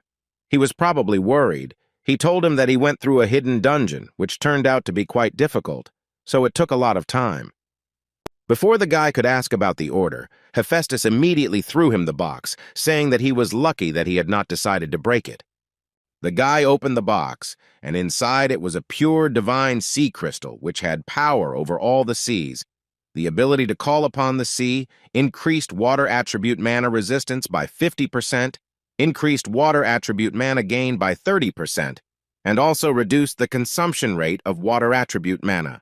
Kim noticed that the difference with the divine dark crystal was very slight, just a different attribute, and also had power over all the seas. Hephaestus asked the guy if he could borrow his glove for a while. He would just make a slot in it so he could insert the crystal at any time. Kim thanked the old man for such concern, and he replied that he was simply trying to finish what he had started. It would take half a day, no more. The guy took off his glove and threw it on the table. Hephaestus explained that it would be very useful for him if Caney could be used for 2 different attributes, but it would not be possible to use 2 crystals at the same time. Kim thought he should give a hint, so he asked if he could strengthen Caney on his own. Hephaestus didn't understand what he was talking about, and Kim suggested using some other ingredients or with the help of mana. This surprised the old man incredibly. Kim thought that he understood that he knew something after all. The hint was right in his face. But to his surprise, Hephaestus said that it was simply brilliant. He said that the idea was good and sometimes he could be useful, and Kim asked again, was it just his imagination, or had he just called him a genius? Hephaestus immediately pounced on him and ordered the brat to shut his mouth. Hephaestus himself, left alone with himself, thought about the guy's words about improving Caney. He understood that this was definitely possible, but only temporarily. One could not constantly change the capabilities of the equipment. However, his blacksmith instincts tell him that this is definitely not something out of the realm of possibility. Suddenly, there was a knock at the blacksmith's door. Hephaestus didn't understand who was there early in the morning. He thought about something for a second. At that very moment, the door literally flew out, and Hephaestus realized that these were not the damned Olympian offspring. Sun Wukong entered the blacksmith's office, which surprised the old man. Hephaestus said that from his pitiful appearance he understood that he had come alone, but he did not understand what he was doing there and assumed that the real body was arguing with fools from the heavenly kingdom, right? Sun told him that he was just as prickly. They hadn't seen each other for so long. Why didn't he relax a little? Hephaestus asked him what happened to the weapon he made for him and why he was walking around with a different item. Sun said he had something more amazing, so he got rid of it. It belonged to the Dragon King. He was told it wasn't an original weapon or anything, but he didn't come here to talk about that. He's looking for one person, Hephaestus. Does he happen to know Kim Yu-won? Just by the look of the old man, he realized that he knew him very well. Hephaestus knew that this monkey had golden eyes that could pierce through lies and see the truth, maybe not as effective as his real body, but it was still the almighty Sun Wukong. Even if he lied to him, he would immediately understand it. But that's a different story if it concerns that brat. Hephaestus still said that he didn't know him, but Sun knew perfectly well that he was lying to him, but the old man insisted on his own. How many times did he have to repeat this to him? Sun said he didn't want to harm him, but he might die if he didn't tell him the truth. Hephaestus replied that even if he asked him 100 times, how would he tell him about something he did not know? He repeated once again that he didn't know him. Kim himself arrived for the test of the 21st floor. The crowd of players immediately started talking about the guy. They noticed his clothes, which can be obtained for 60,000 points. But who would wear such an expensive thing on the 21st floor? They had heard rumors that he was dead, but they never expected him to start climbing the tower again. Kim asked them, do they really want to die if they dare to talk about someone right in front of him? Elven player Reinhardt noted that the guy had a sharp tongue. At that very moment, the system sent a notification about the start of the test. A crystal was created. They need to protect it from monsters. There is an unknown number of doubles in the team who will try to destroy the crystal. If the number of players in the team reaches 0, or when the crystal is destroyed, the test will be considered failed. They need to find the doubles and destroy them. Once all the doubles are destroyed, the test will end. Nobody expected that there would be doubles here. Everyone was scared. Kim himself asked these fools why they were so afraid. Are they really afraid of some kind of doubles? He approached one of the guys. The guy just smiled at him. And then he chopped off his head with one blow. The severed head literally began to melt. Everyone immediately realized that it was a double, and Kim declared that he would find them all so that they could not get to the crystal. He ordered everyone else to protect the crystal so that no monster could approach it, but the players were more afraid not of the monsters, but of the guy himself. A simply murderous aura emanated from him. Kim said they could begin. After some time, the monsters continued to attack. By this time, their number had doubled. The tanks were moving forward, but they needed someone with reinforcement skills. They need to pull themselves together. They need to focus on the monsters while Kim Yu-won takes care of the doppelgangers. Reinhardt's partner told him that she had a good feeling because everyone had a fighting spirit, but the elf asked her not to be so careless. He couldn't believe that this Kim had such influence. He was really a formidable man. At that very moment, he collided with someone's back. Reinhardt asked for forgiveness from his partner because he thought it was her, but Kim answered him, saying that it was nothing to worry about. The elf immediately realized that this was not his partner. It was the real Kim, but Reinhardt did not understand this, although he looked very much like that double. Kim asked him if he found it strange, but the elf didn't understand what he was talking about, and the guy said that Kim Yu-won didn't find any other doubles after the first one. Isn't it amazing that he found him so quickly? Reinhardt didn't understand if the guy really thought this was a coincidence. Kim assumed it was just his skill. Reinhardt couldn't believe that this guy suspected Kim when he was looking everywhere for a double, but to be fair, he didn't look his best either. The elf told him that as long as Kim Yu-won stood his ground, no one would be able to get close to the crystal. He needed to stop doubting him and focus on the monsters. Kim himself felt strange, but he was having fun. The guy wanted to see how far this fake he trusted so much could go. Meanwhile, there was just over a day left until the end of the test. The players were already exhausted. They had to catch all the doubles for everything to end. They discussed that this Kim Yu-won has been standing still since the beginning. Is he even looking for doubles? One of them said that at least no one would be able to approach the crystal because he was guarding it, but not everyone shared his position, because at this rate, the monsters would get to them first. The fake decided to intervene. He stated that the doubles seemed to have hidden after seeing him kill the first one. They planned to slowly strangle them while hiding in the crowd. The players didn't understand what he meant, couldn't he find the doubles, but the bastard replied that he would complete this test no matter what. He asked them all to point out one person who seemed suspicious to them. If they kill one person at a time that they consider suspicious, the investigation will be completed faster. Some of the players were not going to agree with such a proposal because they cannot kill people only on suspicion without evidence. But there were also those who immediately began to say that they saw someone suspicious during the battle. They didn't want to die here. The monsters were multiplying in droves, and at this rate, they wouldn't last long. They needed to drive all the suspicious ones into one place. Most of the players went to the other side, and Kim stated that since most of them agreed to this plan, it was time for them to find the doubles. The fake was about to kill one of the innocent players. But at that very moment, Kim himself intervened and blocked his blow. The doppelganger couldn't believe that this guy managed to grab his sword with one hand. And Kim just told him that he had finally crossed the line. He hadn't paid attention to it until now because it wasn't too harmful, but it changes things if he was going to ruin the test like that, and the players immediately noticed the similarities between them. They literally looked the same. The double himself realized that the real Kim Yu-won was in front of him. Kim immediately activated the fiery gaze that reveals the truth. The bastard immediately felt incredible pain. His body literally began to lose its human appearance before our eyes. The players just watched all of this. And the bastard kept shouting that he was the real Kim Yu-won. But the guy didn't want to hear it anymore and knocked the bastard out with his foot. Kim told the others that this should more or less clear things up for them. Players who were mistakenly considered to be doubles immediately started running up to him. Each of them tried to prove it.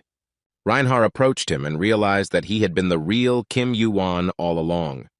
The guy pointed a sword at the elf's neck and said that this information was not important for the test. Reinhardt said his comrades could guarantee that he was not a double, as they had never been separated before the test began. His partner immediately confirmed this, but Kim just smiled. He says he can't be a double because he has a team, right? The guy immediately grabbed the elf by the throat. Reinhardt didn't understand what it all meant.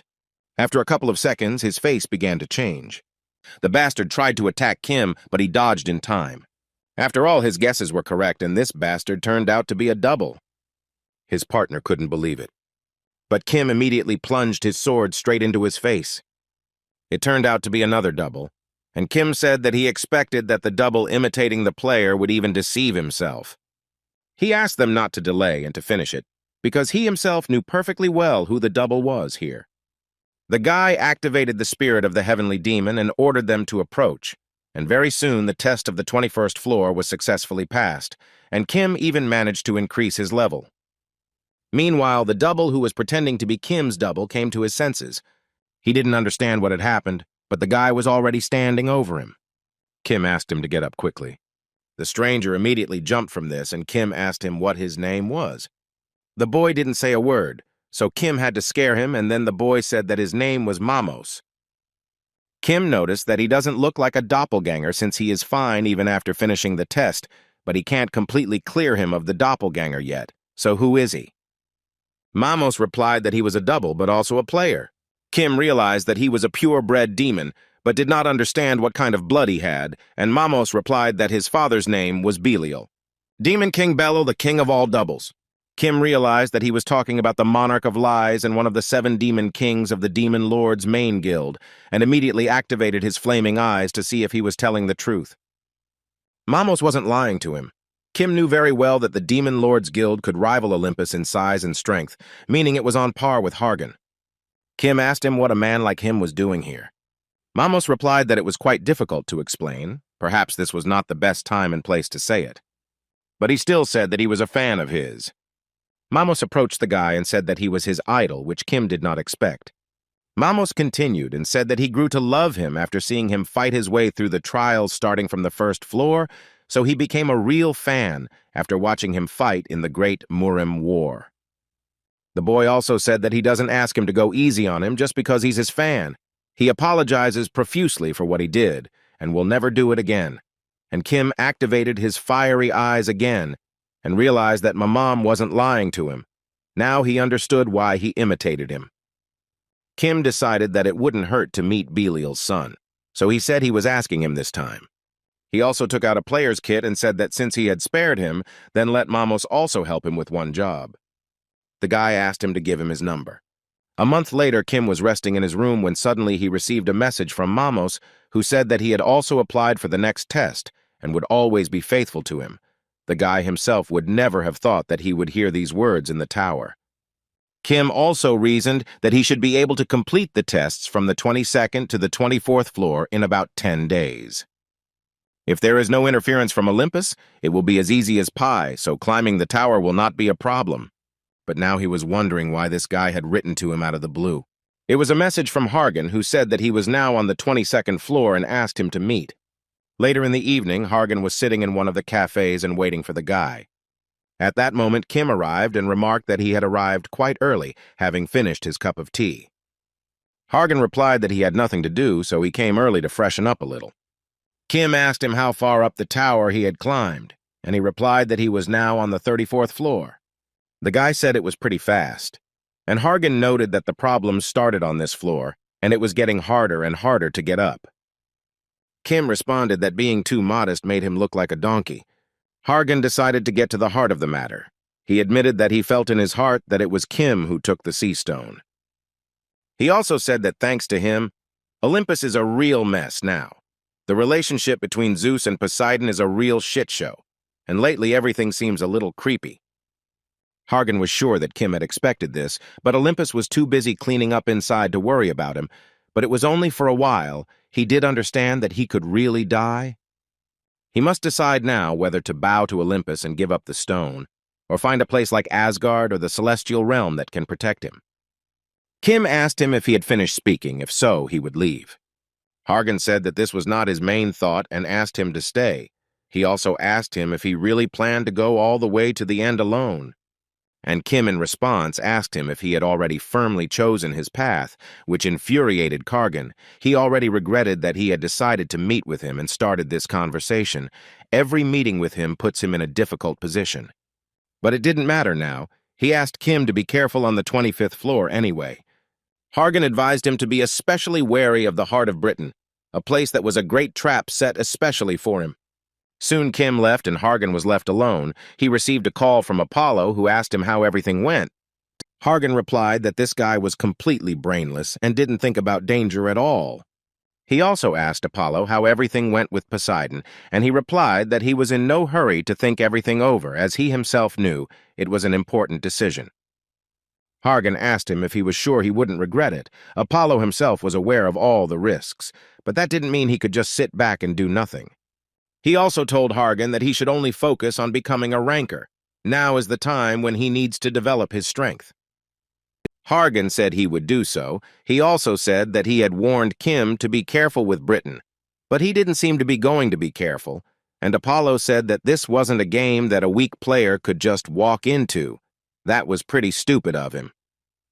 But Hargan himself was not sure whether this was so, because whether it was Chryses, Hypnos, or Theseus, no one expected such results. He also admitted that he may have hopes and dreams, but he has a feeling that this time things will be different. After some time, Kim came to the test of the 24th floor. Players need to stop the big cows. The system also notified that at each stage the number of big cows summoned would increase, and at the end of each stage they would earn 10 points. For each big cow they destroy, they will receive 5 points, and by spending 10 points they will be able to call a big cow on the enemy team of their choice.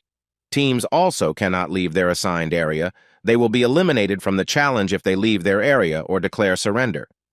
The team will pass the test if they are the last one standing, and the first stage will begin in 5 minutes. Mamos immediately guessed that this was a test of endurance. Isn't Kim glad that they are on the same team? Kim had immediately warned him that they would be acting separately starting from the next floor, but Mamos didn't understand this decision. Couldn't they just stick together until the very end? Kim replied that no, and besides, he would quickly change his mind once he started doing the job he planned to assign him. At the same time, the boundary lines of the field began to be created, and the initial points were awarded. Kim understood that everyone started on equal terms. It was enough to call one big cow, and the rest of the players had already decided that this test was quite easy. They would pass it automatically. They thought they were lucky because their team had Kim Yu-won. It had been an eternity since they hadn't been nervous during a test, and Mamos noted that everyone had a lot of faith in the guy. Kim only told him that they would hope that they weren't aiming for that, but Mamos didn't understand anything. At the same moment, many large cows appeared on their territory. There was literally a whole herd of them. The players were horrified that this was only the first stage. They couldn't even count them all. Now Mamos understood what Kim meant. The other teams would try to eliminate the most likely team to win, right? He realized that this meant that this was a fight between their team and 9 other teams combined. At that moment, Kim summoned a multitude of mana explosion skills. Mamos couldn't believe it. How high was his mana that he could use so many explosions at once? Kim asked him to save the chatter for later. He immediately launched projectiles straight at the cows. Mana explosions literally destroyed one cow after another. Soon there was no trace left of the monsters. The players couldn't believe it was even possible. They felt like they were bothering Kim just by being there. Kim turned to them and asked them to try to hold out as long as possible. Since they decided to stay, they might as well pass the test, right? The players immediately realized that Kim was threatening them with death if they did not fight, while Mamos just watched him as if he were their idol. Meanwhile, the third team decided that this was a bit too easy. It seemed like there were almost no big cows heading towards their team. As expected, people think alike, the other teams made the same decision as them. Team 5 also discussed that they had to make sure that Kim's team was eliminated first. Team 9 was of the same opinion. They understood that this test would begin as soon as Kim Yu-won's team lost. At the same moment, a notification came that the 9th stage would begin in 5 minutes, and the location had been changed. Kim's team discussed the fact that there were about 1,000 cows this time, and no team had been eliminated yet. They realized that now it seemed like they were the only ones being attacked. Mamos also realized that this would not end soon. Kim asked him to hold out until the 10th stage. Mamos himself wasn't sure they could do it, and Kim reminded them that he had said earlier that for him it was nothing more than squashing some bugs. Their conversation was interrupted by a new wave of large cows. These creatures became more and more numerous. Kim told all his teammates that they should all rest. From now on, he would go alone. They asked him if he would be okay, and Kim confirmed that he would be okay. The boy summoned multiple mana explosions again, and Mamos couldn't even count them. Kim thought that mana control had become much easier thanks to the mana owner skill, but it was still lacking. Before returning to the past, it was quite easy for him to summon 50 of these explosions, but how many could he do now? The system sent a notification about the beginning of the 9th stage, and Kim realized that the time had come. He immediately unleashed a multitude of explosions on all the cows that were running towards them. Kim overcame the whole bunch of cows in one instant. Soon, the 13th stage also began, and at that time, he was only 0.006% short of completing the Heaven's Fate skill. He set about destroying all of these monsters again. Kim knew that about 10 mana potions should be enough. He knew how many could be made, so he decided to focus on controlling them. Kim asked Mamos to spend points to summon big cows on the other team, but the guy didn't understand this because they planned to gather them all and attack at once.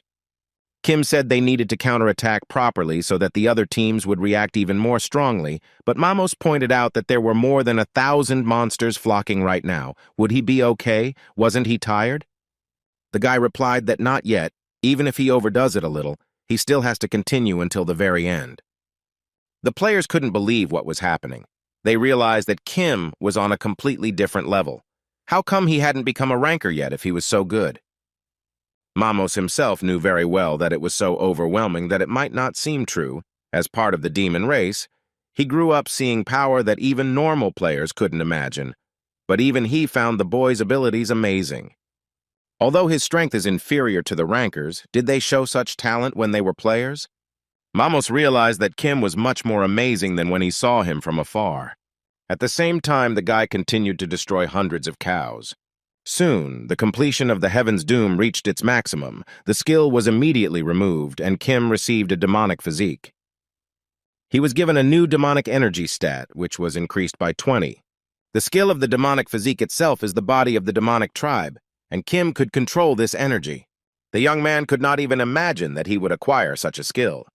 He knew very well that demonic energy was a unique power of a demon that was similar to mana, but fundamentally different. After all, it is much more destructive.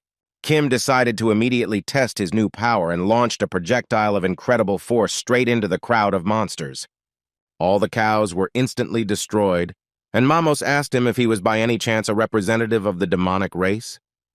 He didn't understand how he could control demonic energy that only a demon could use. Kim replied that he had no idea either. He had acquired a new skill, and this is what happened. Now that he has what he needs, it's time for them to put an end to all this.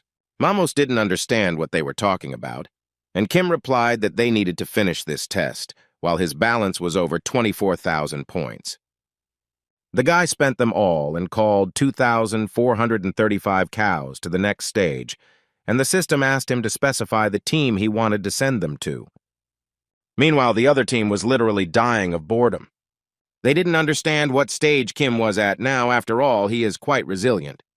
They didn't understand why he was trying so hard, and at that very moment they received a notification that the second team had summoned a big cow. This surprised them greatly because Kim could still afford to fight back. A moment later, they received several hundred messages that large cows had been summoned. They couldn't believe that Kim Yu-won was behind all this. How many points did he score? The boys were literally in despair, because the cows were coming from all sides, and soon the teams began to drop out one after another. Kim reflected that everything was going according to his plan. Some teams had already started to drop out. He knew that there were about 200 people per team that had been summoned previously. These were the players who had managed to climb to the 24th floor, so at least one or two teams could survive. The only problem is time. If they manage to stop the cows, then next time it will be the same. He will call them until they get tired of it. The rest of his team were incredibly scared. They were happy that Kim was on the same team with them. They literally got goosebumps just looking at the guy. Soon the test was over. Their team had scored 50,000 points, and all the players immediately began to thank Kim. They thought they would never have succeeded at all, but it was only thanks to him that they managed it so easily. Kim himself received an additional 55,000 points, as well as a new cloud walking skill. Now he can temporarily make his steps lighter when used and create an invisible path in the air. It was a lower version of the Hermes sandals, so Kim chose to use the skills he already had, but he still has 100,000 points, so it's okay. Mamos asked the guy if they were splitting up now, but Kim surprised him by suggesting that they stick together until the 25th floor. Mamos immediately grabbed his hand, and they went straight to the next floor. In an instant, they were transported to Britain. The players immediately began to discuss that this floor had a reputation as a beautiful city. Some of them even heard that it was a famous tourist spot. Kim noticed statues of the Knights of the Round Table and King Arthur of the Knights. Arthur's soul in his hand immediately told him that this is exactly what he looked like. Kim was surprised that he still had affection, but Arthur stated that it was not just affection. Was it really that hard for him to give him a human body? The boy made fun of him and said that he could have taken the body of a large cow they had hunted earlier, but Arthur shouted that it was still not what he needed. Their conversation was interrupted by Mamos, who said that he had heard that Lancelot was the current king of Britain, but the statue still had not changed. Kim told him that he was still the temporary king, but Mamos did not understand what this meant since many years had passed since Arthur disappeared. But he admitted that he was interested to know what kind of person he was. After all, Arthur created this world like this, and Lancelot only ruled the last 1,000 years, and Kim answered him that he himself would soon see everything. Their conversation was interrupted by the sound of hooves. A man on horseback, along with his subordinates, arrived straight to the square. It was the 31st Knight of the Round Table, Percival. The players immediately began introducing themselves to him, and Kim noticed that all the eyes of the Knights of the Round Table were full of greed. Well, that's natural. Because no guild grows as fast as the Round Table, they can stay on this floor until the end of their days. Percival turned to the boys and asked what their names were. The couple introduced themselves, and Percival said that they both spoke little and looked quite confident. He also introduced himself to them. He said he was glad to meet them because it was nice to see newcomers here. Percival also said that he came here on the orders of His Highness among the players who had just arrived. They were looking for a person for the vacant seat at the Round Table. He decided to tell them the details later since they must be tired after the test, so they should rest a little. Percival said that this is the border with other countries. The capital of Britain is not far from here, so they need to follow him. Mamos himself noticed that these knights were somehow vile. He told Kim that they were obviously trying to lure him. Kim came closer and whispered something in his ear. He said it just in case. Mam didn't really believe what he had just heard. He didn't think they would be so dishonest. But since Kim said it, he would mean it, and the guy himself suggested that he keep it under wraps for now and move on. After some time, they arrived at a huge wall. Percival said that behind it lies the capital of Britain, Camelot. The players were even a little shocked when they came close to this wall, and Percival decided to warn them all about something else. He said that in Britain they are strict about demons, so demons who are unsure of their identity find it difficult to enter and exit. Mamos immediately lost his temper. What is he even talking about?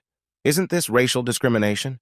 Percival said that this was a law they had discussed after the disappearance of the first king, so he asked for their understanding as it was a delicate matter.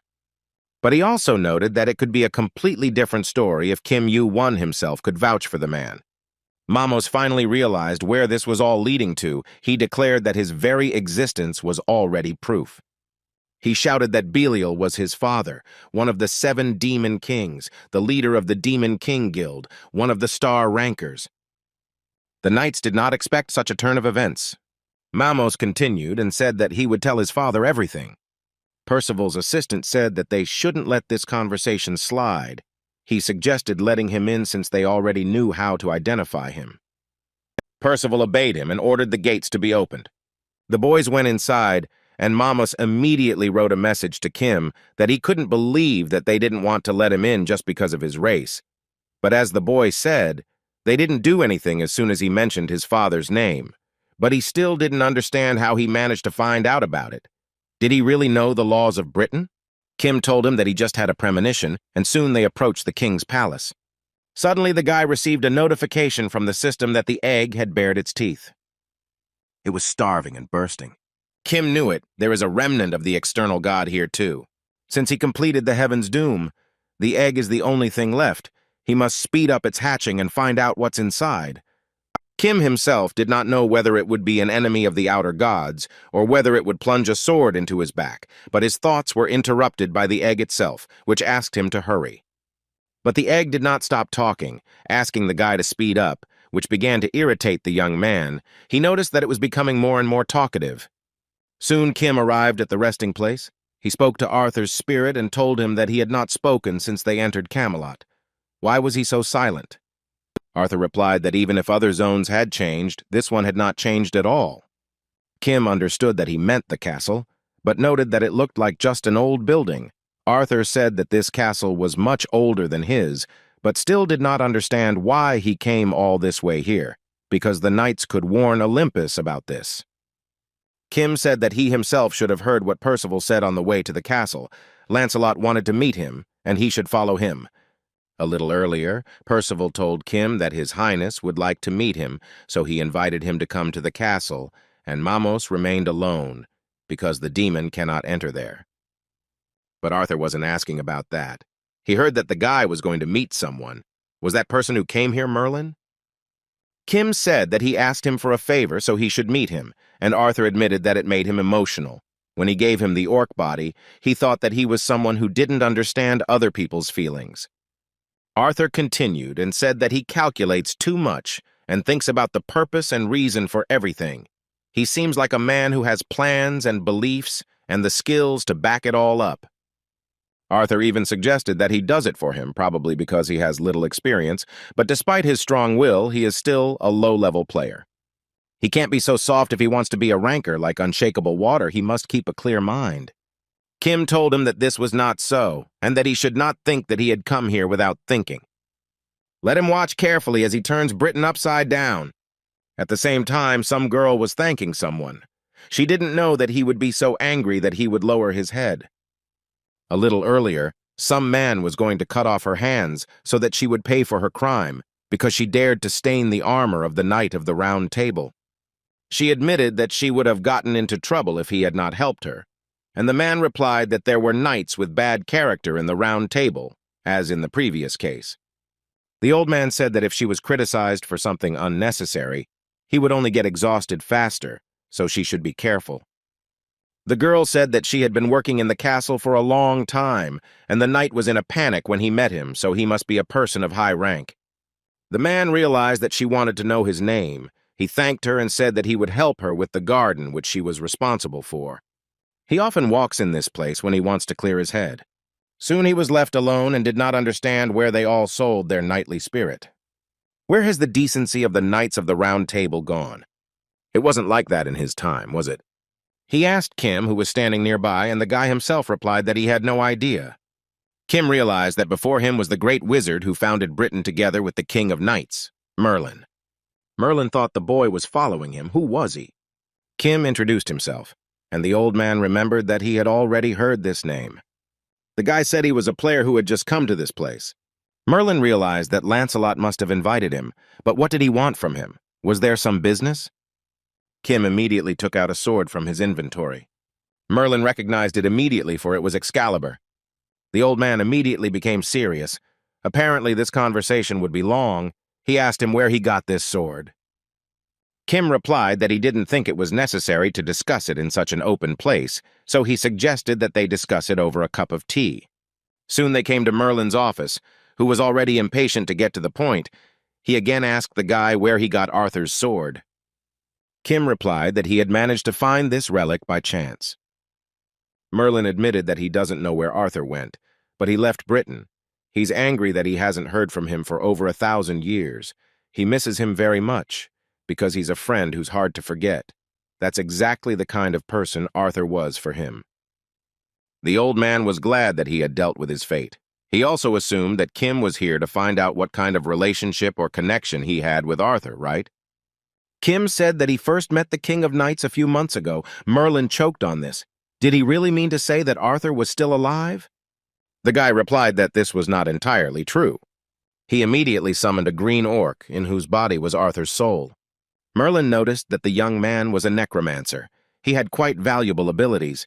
He also asked him to tell how this happened. The old man assumed that he had summoned these undead to harm him, but Kim replied that this was not the case. He simply thought it would be better for him to hear it directly. Merlin didn't understand what he was talking about, and Arthur told him that they hadn't seen each other for a long time. The old man immediately realized everything. He literally couldn't hold back his words as soon as he realized that it was his friend in front of him. Arthur was surprised that he recognized him, but still asked the old man to calm down, because the dead do not come back to life. But Merlin asked him not to call him that, because he was still young. Merlin asked him why he came back in such a state and why he looked like that. Arthur just looked at Kim and told Merlin that they needed to talk about something. Merlin thought he wanted to tell who killed him. Arthur said he looked like a man who was going to take revenge right now, but it was not necessary. He had enough already, because there was a more serious problem. He told him that the one who killed his son was in this castle, which Merlin never expected to hear. Arthur told him that Lancelot had killed his son, which literally drove Merlin crazy. Kim stopped him in time and asked him to calm down because many would see if he created problems now. Merlin didn't understand how he could remain calm after hearing that, but Kim said that he had to get through it nonetheless. The old man asked Arthur if Lancelot was also the one who killed him. Arthur replied that of course not. Did he really think that a man like him could defeat him? Merlin said that he used to be much stronger than him, but now Lancelot has become a ranker. Although it is temporary, but now he is the King of Britain. If he recklessly kills him, then Britain and the Round Table may fall apart, so maybe he himself will take a step forward. Arthur complained to him that in addition to this body, this youth manipulated him, because the undead have no choice but to follow their master. In this case, Merlin did not understand what to do in such a situation, and Kim asked him when the next round table meeting would take place. The old man replied that in about 10 days, then the young man asked if it was possible for an outsider to participate in it, and not just the Knights of the Round Table. Merlin replied that this was not usually allowed, but with his help, it could be done. Kim told him that on the opening day of the meeting, they would turn the round table upside down. Meanwhile, 2 knights came to the king, reporting that they had finished the work they had to do. Lancelot asked them if something had happened, but they replied that nothing special had happened. He said that in that case they should put the welfare of the people first. Such is the will of the Night King. The knights only answered him that they would obey his orders. It was the 34th Knight Tal and the 42nd Knight Laolet. They also told what brought Kim Yu-wan to the castle according to the order. Tal asked if he should bring him to the boardroom, and Lancelot replied that yes, he would rather see him in person. He had already heard about him from Asgard while he was outside. Small and medium guilds were trying to recruit this guy, but Asgard was a solid and large guild. It seems they secretly launched an investigation because they had suspicions about a player of unknown origin who could climb the tower at an unusual speed. Lancelot also said that he heard something terrible. He heard that Kim Yu-wan's supporter was involved in the death of King Arthur, the host of the Round Table and the Pillar of Britain. Tal and Laolet couldn't believe it, and Lancelot said that there was no clear evidence yet, but since it was from Asgard, the information must be reliable. In that case, they didn't understand why he invited this player. They couldn't just stand aside like Knights of the Round Table, so they asked to give them the order to kill him. Lancelot said that he was also furious when he found out about it, but as the king, he was worried that it could cause unrest in the country. Plus, if a ranker targeted the player, it could attract the attention of the administrator, and that in turn could affect their relationship with Asgard, since they are the ones conducting the secret investigation. But still, they can't just leave him alone. He was sure that they themselves understood perfectly well what he meant, didn't they? Tal and Laolet stated that they, as Knights of the Round Table, must do this without leaking information. No matter what happens, they will endure everything. Lancelot told them that their achievements would forever remain in his memory, and the memory of the other knights. He would never forgive this Kim Yu-wan for pointing his blade at Britain. Soon he was left alone and could not contain his laughter. He couldn't believe that they were still blinded by revenge even after 1,000 years. These devoted fools, they can't even tell who is a friend and who is an enemy. The bastard was very interested in whether he would be able to take over this great country and control all the rankers in it. He never thought that Arthur kept something as pleasant as this to himself. But now it's all his, all this is for Olympus. Soon there was a knock on Kim's room door. Not even a day had passed since Lancelot had returned to the palace, and he had already begun to act. The guy used his fiery gaze and noticed that the people behind the door were well armed, as if the mana would explode at any moment. Their mana was controlled in extreme fury. He wondered if Lancelot could have conspired to cause this. The 2 knights asked him to follow them, and then they went out to the training ground. Tal thanked the boy for obediently following them, and Kim replied that it was nothing special, although he thought the place would be more suitable for blade dancing. Tal replied that it was not just like that. He pointed a sword at the guy and said that he had some questions for him. If the guy did not answer or lied, then he would cut off his limbs one by one. Tal asked him which group was behind the death of the King of Knights, and Kim clearly did not expect this. He asked him in response, why is he even asking him about this? The knight immediately struck, but Kim dodged in time. Tal was serious, he asked again. Who killed King Arthur? Kim immediately realized that Lancelot had sent them. Tal was furious that he dared to speak that name so carelessly. The guy immediately took out a sword from his inventory, and then he repelled another attack by the knight. Because the blow from Tal was too strong, he received a penalty from the system. Kim noticed this and realized that threats alone would not do. He realized that Lancelot had caused the knights under his command to want revenge. The guy couldn't believe that he had let someone else handle this. It seemed that his tricks were working too well. First, he needed to think of a plan of action. He decided that he would beat one of the knights first. Tal didn't waste a second and struck again, but Kim easily dodged it. The knight didn't understand what just happened. The moment the guy blocked his view, he felt a chill and goosebumps run down his skin. Arthur asked Kim not to kill them because they did not know the truth. But the young man himself understood this perfectly well, because they were doing this out of loyalty. He didn't understand what he should do. Maybe he should show Arthur. But he immediately rejected this idea because Merlin and Arthur knew each other, so the old man believed him. But these two are convinced that it was he who killed their king. This means that until the Round Table meeting begins, he must hide Arthur's existence. At that very moment, Lalulette came out to him. The system sent a notification that the 42nd night of the Round Table requires a one-on-one confrontation. The skill effect will be broken if a third party is involved. Kim asked him if the guy behind him really wouldn't budge now, and Lalulette replied that going up against an ordinary player together would hurt his pride. The guy noticed that this was indeed a sign of chivalry, and he asked him if he really planned to win. Lalulette said they always win by this method. That's the way the Round Table is. Kim reflected that it was rather foolish to talk about the reputation of the Round Table. Modern Britain, and before the existence of the Round Table, had a long history of bloodshed, lasting hundreds of thousands of years. And yet they still discuss a force that was created by someone else. How dare people with such a character say such things?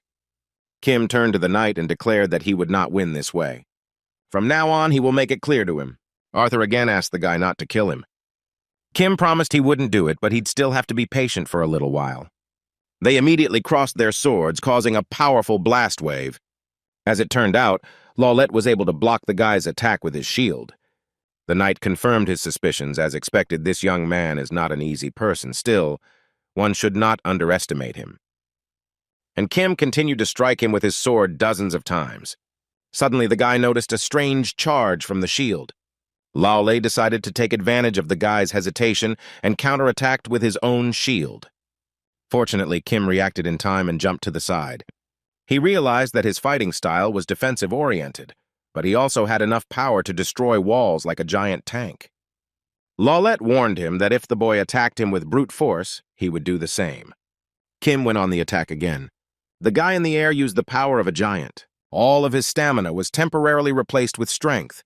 Now the power of the giants was in his body. For the first time, he managed to achieve complete success in gigantization, since all this time he had only managed to use partial gigantization. But this time it was different. Kim immediately dealt a crushing blow straight to Lalulette's shield. The knight did not understand what kind of inhuman strength this was. Kim knew it wasn't just about strength. His cane was made by a truly skilled craftsman, and adamantium, the finest metal, was used for it. The boy continued to deliver dozens of blows to Lalulette's shield. He didn't stop for a second. Soon the knight's shield began to literally crack at the seams. Lalulette couldn't understand anything because the guy didn't use any special skills, but still managed to push him away with just his strength. He decided to counterattack and began activating the charge. But Kim wasn't going to just stand there. He dealt another crushing blow. From this, the shield literally cracked in half. Lalulette didn't believe that this was even possible, because this young man wasn't even a ranker, but just a simple player. Kim told him that if they really thought he was related to those who killed Arthur, and if they really wanted revenge, then they should give up their knighthood, at which point the effect of the one-on-one fight was broken by the intervention of a third party. Tal immediately stood up to defend his comrade, and Kim told the knight that he didn't care how many people he was fighting. He didn't care at all. After all, trying to fight alone only means that he is simply reckless. Tal admitted that he was indeed reckless. But if a guy says he's going to fight the two of them, he's going to make him regret it. Tal immediately used the giant sword skill. Kim decided not to stand still and immediately rushed into attack. He dodged the knight's blow with lightning speed. And then he found himself in the air to deliver his own attack. But I never expected this. Immediately, numerous cuts from Tal's giant sword appeared in the air. Kim used heavenly steps and his speed increased by 100% for the next 5 seconds. He also used fiery eyes and a sensory field. This allowed him to get close to the knight, but he put his sword out in time and was able to block this attack. None of them intended to lose. They again clashed in close combat. Kim continued to overwhelm the knight with his power, but the knight managed to parry his attacks each time. But this did not go unnoticed for Tal, because the penalties were getting worse for him. He understood perfectly well that dragging out the fight would not bring any benefit. He should aim to finish him off with one blow. He managed to break the distance with Kim. Tal asked Lawlette for help. They used a joint technique, summoning a huge sword. Lawlette couldn't believe he'd received such a huge penalty just for defending. But even if their bodies explode, or even if they die, they will do everything for Britain. Kim understood that it was a little dangerous. If he acted hastily, he would simply be beaten. He can only use his new power for a minute at most, but if it's enough to stop them, then it's worth a try. The guy immediately activated demonic energy and prepared for his next attack. Kim saw a point where he could break through their mana. The technique of the round table court has descended. The guy was about to let it all out. At that very moment, a huge explosion was heard. He was visible all over the city. Lawlette and Tal were on their knees, literally exhausted. Lawlette noticed that his comrade had lost consciousness, but it was a blessing that he was still alive. The knight was sure that Kim had used both magic and demonic energy, but he didn't understand how two different powers could coexist. In any case, it became more difficult to dig for information, but at least they found clues. First, they need to find the demon connected to his energy. At that very moment, someone's silhouette appeared from the fog. Kim himself was in perfect order, but the stranger behind him said that the training room was in disarray. Kim realized that he had come here in person. It was the traitor knight Lancelot. Lawlette immediately bowed his head to him and said that he was very sorry and regretted it. The bastard said it was right that they at least apologized, and for trying to defame the name of Britain and the Round Table, by doing so, they would be sentenced to death. The scoundrel cut off the heads of his charges with one blow. There was not a drop of regret in his eyes. He told Kim that these scumbags had humiliated their country, and Kim tried his best not to break loose and squeezed his sword even harder. Arthur asked him to be patient, because if Lancelot died here, people would remember him as a noble king who protected the peace of Britain from him. He doesn't want that to happen, does he? The guy received a notification from the system that the egg had bared its teeth again. Kim noticed this look as if the outer god was in Lancelot's body. He also came to the conclusion that this was an order from Olympus, and if not, then there was no need for him to attack him when Arthur had not yet revealed his existence. Kim did not understand what made Olympus take a step, since it was not connected with the external god, and Lancelot interrupted his thoughts. He said that the knights were in confusion because of the death of King Arthur, so he asked the guy to ask them for rudeness. He must be uncomfortable being dragged into this, so he wanted to arrange a meeting with him to calm him down. The bastard wanted to say something about Arthur, but Kim interrupted him and replied that he didn't care whether they could meet now or tomorrow. Let him just tell me when he's ready. Lancelot realized that he had made a mistake. He should have sent more people, not two. He was about to report everything to the top, but at that very moment someone's skill restored the earth. Lancelot did not understand. Was Kim Yu-Wan really being watched and guarded? And someone's voice asked him what brought him here at such an hour. The next day, the knights gathered on the same training field and immediately noticed that the ground was different, as if something had been done to it yesterday. They were immediately ordered to stop talking and line up. Meanwhile, Kim met Lancelot during dinner. The guy noticed that no matter how far the castle was, mana flowed all night, but it was still very quiet. He was sure that Lancelot did something. Kim told the bastard that he didn't like the meat because he could smell blood. He replied that he seemed not to be accustomed to good food and that they would not do this in the future because he deserved it. But Kim replied that no, he had just said that he didn't like it. Lancelot asked Kim how he met the elder Merlin. He did not pay attention to him because the old man is interested in gardening and all sorts of trifles, but since he arrived, he began to go out often. He also revealed that it was Merlin who showed up on the training pitch after he left yesterday. Kim replied that they just met by chance. The guy asked him to get straight to the point because it didn't seem like he really needed comfort. Kim knew very well that this bastard was luring players into a trap by filling this place with mana. Lancelot was very attentive, so he wouldn't be able to send a message or even a voice recording in this case. Lancelot told him that he had heard that he had a sea stone, and that one of his acquaintances wanted to get it, so he would ask him to give the stone to him. Kim immediately realized that it was Poseidon who needed the divine sea stone, and Lancelot asked him not to pronounce this name so thoughtlessly. He also admitted that he was going to take him by force as soon as the guy set foot on British soil. For example, kill him or set him on fire. He had many ways to deal with him. Kim confirmed his guess. As expected, the plan was to set Mamos up for attack, but apparently he didn't know that he was Belial's son for the knights to act like that. Lancelot continued and stated that Poseidon had shown him generosity. If he would just hand over the stone and swear allegiance to him, then they would pretend that nothing had happened and also promised to support him. Kim reminded him that just yesterday he was going to kill him. Could his intentions have changed overnight? He rose from the table and joked to the bastard that his generosity was indeed calming. Kim also sarcastically said that he should bow his head to him, since he is generous. Who knows what better he can give him? These words made Lancelot angry. He asked the young man who he thought he was. Kim replied that he knew himself well, unlike him, because it seemed that he himself did not know what kind of person he had become. He walked outside and thought about how Poseidon had approached him first. With his position, he could deal with him whenever he wanted. His attitude had suddenly changed, and there was certainly a reason why it happened. Is he preparing a war against Zeus? Kim understood very well that a player who possesses a divine sea stone and has a high probability of becoming a ranker, in other words, Poseidon needs his help, he values him quite highly. Kim also understood that he cannot fight Zeus alone. In any case, he will be grateful if they start fighting each other. Kim also turned to Arthur and asked him not to be angry. He also felt uneasy, but they also had little time, so he needed to be patient for a little while longer. He set the stage for him. At that very moment, he received a message that everything would happen tomorrow, so he should prepare. The next day in Camelot, at the meeting place of the Round Table, all the knights gathered at a large table. Among them was Kim along with Merlin.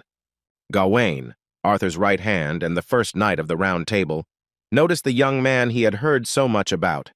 He was also glad that Elder Merlin was present at the meeting after a long break, but still did not understand why he brought this young man here.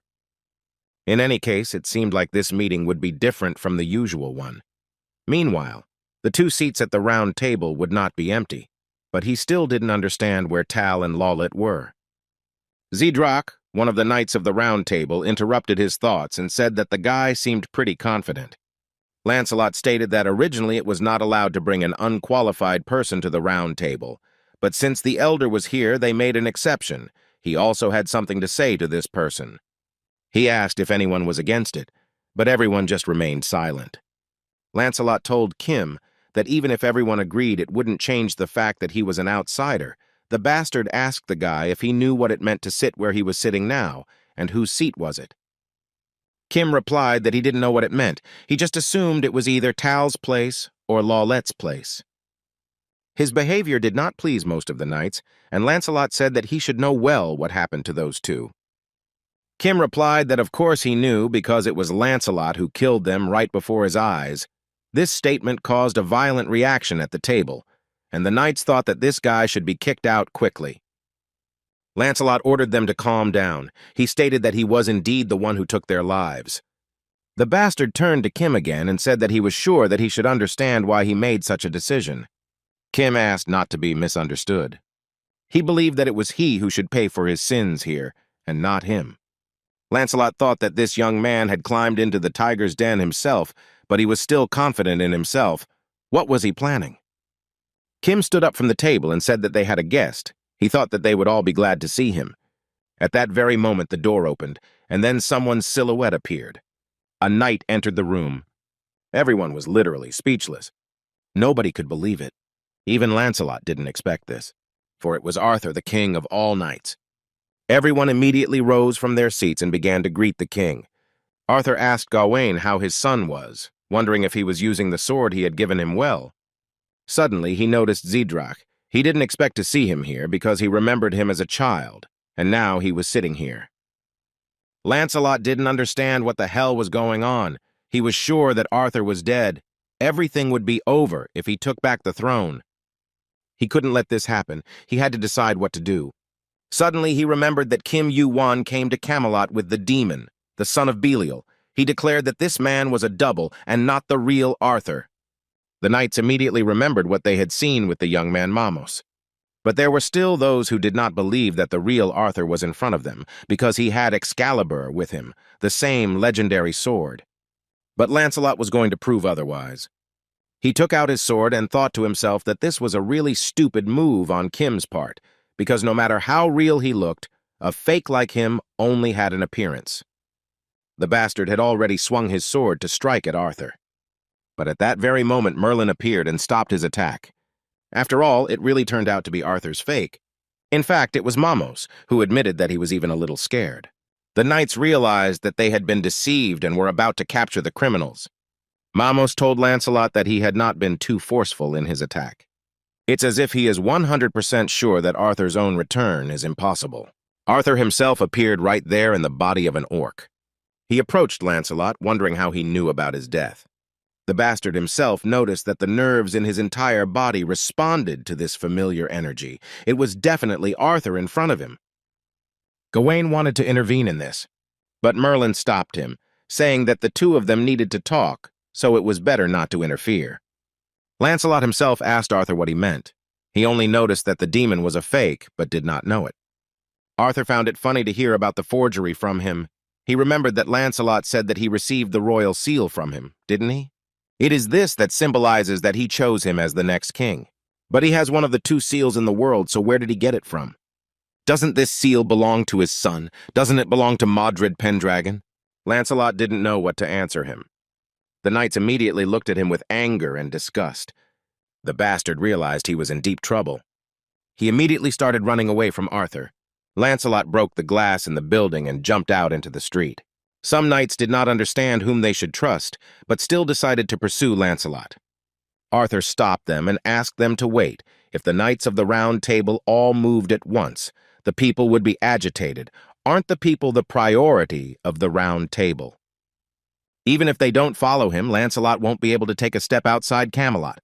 Kim understood that for the bastard, the initial goal was to escape from Camelot. But since he can leave Britain, he will simply run away and make plans for the future. Meanwhile, Lancelot was already at the exit from the city. But before he could take a single step outside of Camelot, an unknown barrier pushed him back. He received a notification that the area was designated as a prison and that leaving it was prohibited. He was sure that Merlin did it. At that very moment, the chains wrapped around him and grabbed the scoundrel. This was also Merlin's power. The old man told the guards that they should retreat if they did not want to end up in the center of events. This man was no longer the king of Britain, but a traitor.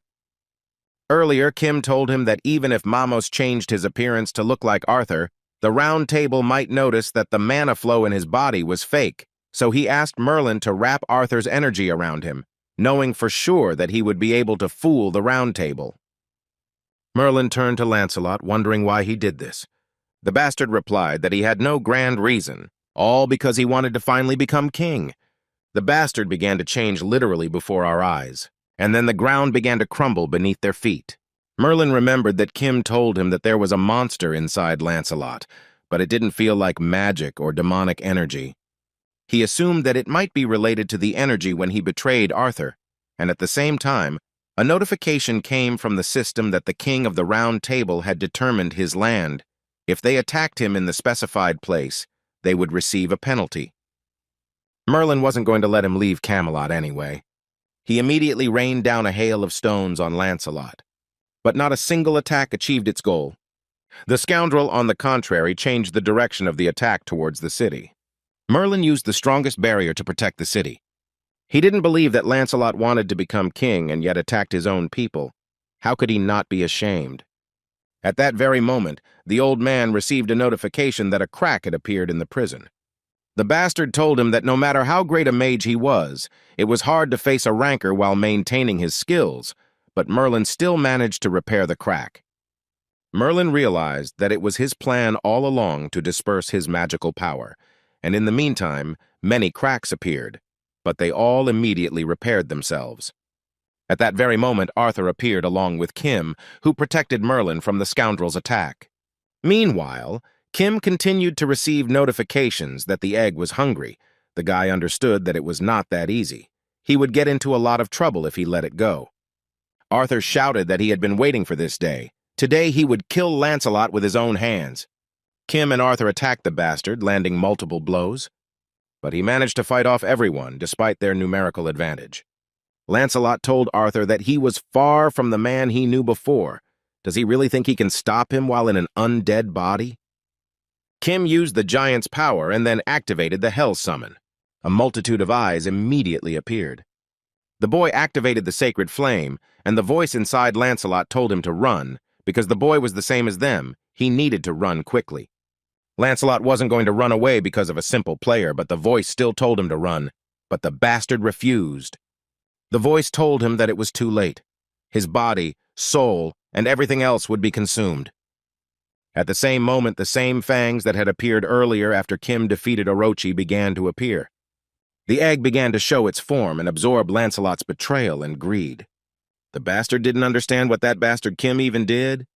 Even so, he tried to fight back and used the Forest of Swords skill. The boys had no trouble fighting them off, and Merlin just thought it was disgusting. Lancelot began to beg for help, but no one said a word to him. He was ready to do anything to survive. Arthur told him that Tal, Lorette, and Mordred were the reasons why he had to die. Lancelot's body was literally devoured anew, and soon there was no trace left of him. Kim killed Lancelot, betrayal and greed. The system sent a new notification that the position of the King of Britain became vacant. 10 days were allocated for the election of a new king. With a majority of votes, this title can be obtained. Kim increased his level, as well as several characteristics. In addition, he received 200,000 points, as in the case of Orochi. That is, Lancelot was considered a boss. Also, he was not simply referred to as Lancelot, but with the addition of betrayal and greed, the others had titles related to abilities, which means that the seed that stupid chaos planted in Lancelot is related to greed. Meanwhile, the egg hatching rate has already reached 70%. Kim noticed that compared to Orochi, it took longer to eat, maybe because there was more food, and Merlin interrupted his thoughts. He asked what it was. He felt an ominous energy like Lancelot, maybe even worse. Is that why the guy is so strong? Kim now understood what it looked like. He told the old man that it was the external god. Let him call him that. He himself did not know more. Merlin had never heard a name like that before, and Kim noticed something strange. He looked at the clouds and told the old man that it was not the end yet. A strong blow was moving towards them. Meanwhile, Poseidon broke into Zeus's domain and dealt with his guards. Zeus was surprised that he didn't even say hello now. After all, he opened the way for him, and Poseidon said that even if he hadn't done it, he would have broken through on his own, just like now. Poseidon said that he did not want to drag out the conversation and was going to get straight to the point. Zeus interrupted him. He wanted to say that Lancelot was defeated, didn't he? Just as Poseidon thought, being on Olympus, he knows about everything. He asked him what he was going to do, and Zeus replied that a major battle must be avoided, so he would have to suffer a small loss. He said there should be no connection between them and Britain, so he will erase everything. Zeus was about to direct his lightning bolt straight at Britain. Poseidon knew that if this was used, it would not only wipe out Britain, he warned him that the administrators would not stand aside. Zeus replied that he had already spoken to them. He was allowed to strike once. That was all he was allowed. Meanwhile, Merlin asked Kim what he was talking about. The guy replied that he was sure that Zeus had already begun to act. Immediately, Kim received a notification about the creation of a new test. The destruction of Camelot began. In 10 minutes, lightning will strike Camelot, and the guy needs to block it. The guy understood perfectly well that since this was presented as a test, Zeus even came to an agreement with the administrator. After all, he tried very hard. Merlin interrupted his thoughts. Even if Lancelot was supported by Olympus, he still did not understand why Zeus should interfere in this. The old man said that Zeus is not a fool. If he destroys Camelot, Olympus will be subject to a serious fine, and it will also worsen the relationship between Olympus and Asgard. Kim confirmed that even Olympus was afraid of Asgard and Odin, but that was why they were trying to cover their tracks at any cost, and Merlin still didn't fully understand everything, but now was not the time for talking. He immediately created many barriers over the city. Kim knew that he shouldn't expect anything less from such a powerful magician, but he knew perfectly well that lightning wouldn't stop it anyway, and Merlin told him that he could help in any way. He didn't just need to look at the sky. Kim replied that he was not only looking at the sky, his fiery eyes began to resonate. After arriving in Camelot, he received a message and was surprised that he found it so quickly, but he was still not sure and ignored it. After all, he couldn't ignore it anymore. Kim knew that he was watching him, and the system sent a notification that a great sage, equal to the heavens, was watching him. Sun didn't understand why he needed this, and Kim asked if he really wanted them to just die. Sun replied that he didn't care, and Kim then wondered why he had wasted his time looking for him. The sage tried to get out of it and said that he wasn't looking for him, but the guy knew perfectly well that he had been following him for several days, and that he definitely had some business with him. Sun told him that he could run away, so why was he just standing there? And Kim replied that he couldn't leave that place. The guy asked him to help him once. Sun agreed, but said that this was the first and last time. A moment later, a red pillar of light appeared. As it turned out, someone descended to the ground. It was that same great sage Sun Wukong. He was glad that they finally saw Kim, but the guy told him that they would talk later. Now there was more important business. Sun warned him again that he would only help him once, but the boy had no intention of asking for more. These words brought a smile to the sage's face. At that moment, the destruction of Camelot began, and Sun ordered Ruijung to grow. Meanwhile, Merlin tried his best to hold back the lightning. But his defensive wall was still destroyed, and the sage's staff grew to the heavens. Rui was able to withstand the lightning strike. Kim understood that a staff was a staff. No matter what skill he used, it seemed impossible to completely block a lightning strike. Suddenly, he felt his cane give a reaction. Everything was exactly as he expected. The boy asked the sage to stay there a little longer, and then he pushed off from his wall and jumped onto the staff. Kim decided to climb to the very top. Sun tried to stop him. Where the hell was he going? The sage immediately activated his golden fiery eyes. He noticed something strange. The lightning began to diminish. Meanwhile, the armor of Kim's 4 spirits resisted the lightning, and Caney began to react to it. The Divine Darkness Stone and the Sea Stone also reacted to the lightning. As expected, the Sea Stone reacted the same way if it came close. The lightning strike is Hephaestus's masterpiece made by processing divine stones. The reason for such a reaction could be the other stones. Kim was sure that Caney was bound by the Pure Darkness Stone and the Sea Stone, and now also the Divine Stone from the lightning strike. These 3 stones should have been one, but still, he shouldn't have reacted so strongly. At that moment, Caney spoke and declared that it was all his. He began to absorb the power of the lightning strike, and then was completely filled with it. Kim understood that even though he had already gotten rid of the staff, he still had so much energy that the young man received an electric shock. Even though he had become stronger and was using a lot of energy, it irritated him that he hadn't closed the gap between him and Zeus yet. But this is even good, as long as it does not allow him to lose his determination. He promised that he would catch up with him soon. The boy had already received a level 5 electric shock, and his Caney continued to absorb the power of the lightning strike. A moment later, there was no trace of the lightning left. Kim realized that he had succeeded. He immediately lost consciousness and began to fall to the ground. Sun and Merlin immediately noticed this. The young man did not move at all. The sage knew this would happen. He immediately headed towards Kim and managed to catch him. Meanwhile, on Olympus, Zeus admitted that he did not expect Sun Wukong to appear. He admitted his defeat, which surprised Poseidon. Poseidon did not understand why the sage intervened, because making enemies on Olympus would not bring him any benefit, and Zeus replied that he does whatever he wants. He does not care who becomes his enemy. He is the one that even the heavenly kingdom of the giant guild couldn't kill. Zeus said that he couldn't just recklessly return to him just because he was annoyed. And Poseidon noticed that Kim couldn't move his body. How could he stop the lightning strike? Zeus said that this boy had grown much larger than he thought, and Poseidon wondered if Zeus himself was saying this. Then how strong was this youth? Even rankers find it hard to stop him. Maybe his skills are now similar to that strong ranker. He asked Zeus what they should do now that Asgard would find out about what happened in Britain, and Zeus told him that there was no other way. He immediately attacked his brother with lightning, but he managed to block his attack. Poseidon screamed that he should have known he would do this, and Zeus only asked for his forgiveness. He said that it was all for Olympus. And then he activated the lightning strike. A little earlier, Kim received a notification that he had successfully stopped the fall of Camelot. His stats had been increased. He had also had a great impact on preventing the city from falling. The young man had earned 1 million points, strong lightning tolerance, and also a part of the lightning itself. When Sun caught him, he asked the boy why he asked for help if he was going to die. Kim merely repeated his question, and then everything was a blur.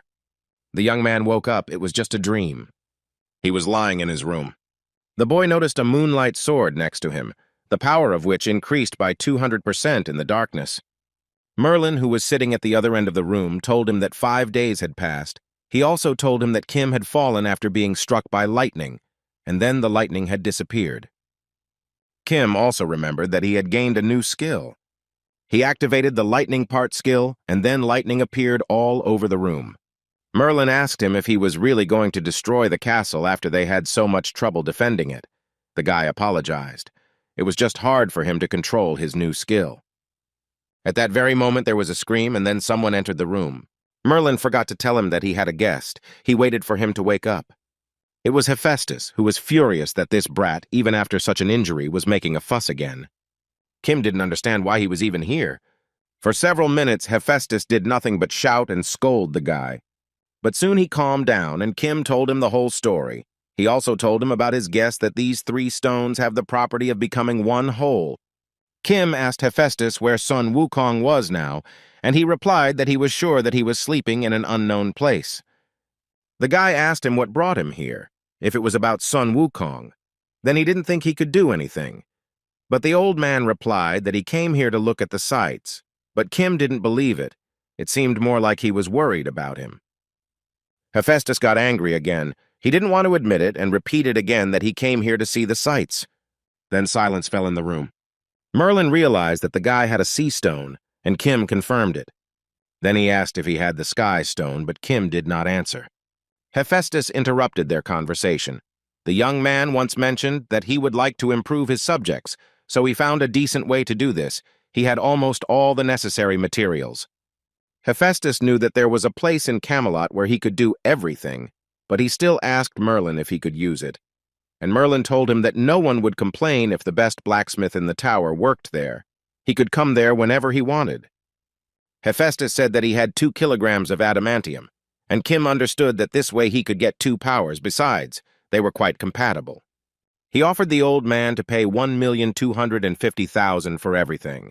But Hephaestus said that he had even obtained the ore for him, and he still wanted to breed him.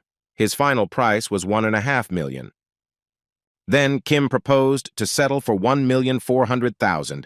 Hephaestus held back with all his might. He could not hit him because he had only recently woken up. He finally agreed, saying that this would be enough, and then took the sea stone.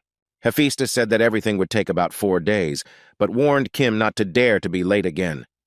Soon Kim and Merlin went outside. The old man said that the country had not improved since the king had disappeared, and Kim noted that the round table was also in confusion. Merlin said that people thought it was because of treason, so the country could not prosper. Kim saw how the round table fought whether Arthur was a fake or not when Lancelot was called a traitor. So strong was Lancelot's influence. He also said that the round table was divided. It is difficult to have as much power as before, but he is still not worried about it because everything should have happened a long time ago. It's natural to cut off the rotten part so that fresh flesh appears.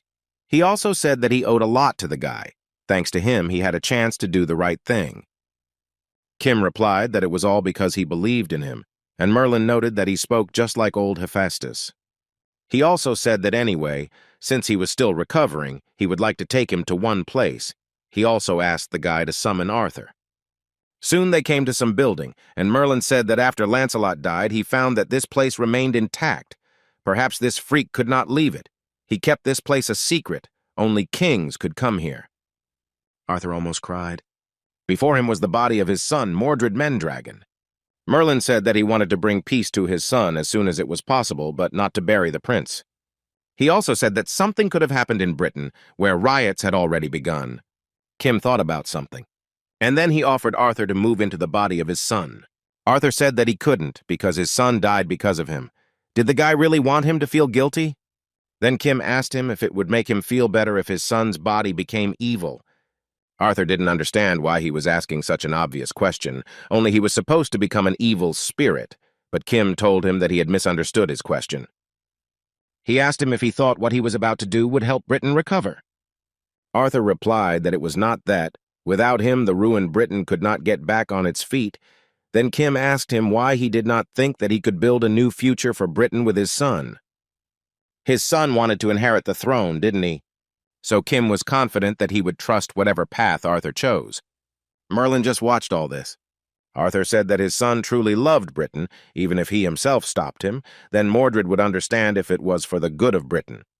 Kim responded that he would not waste a decision he had already made. The guy immediately transferred Arthur's soul into his son's body. Arthur immediately knelt down in front of Kim. He declared that he would never betray him and would be faithful to him. Now he is his king, and the system sent a notification that the King of Knights Arthur took an oath.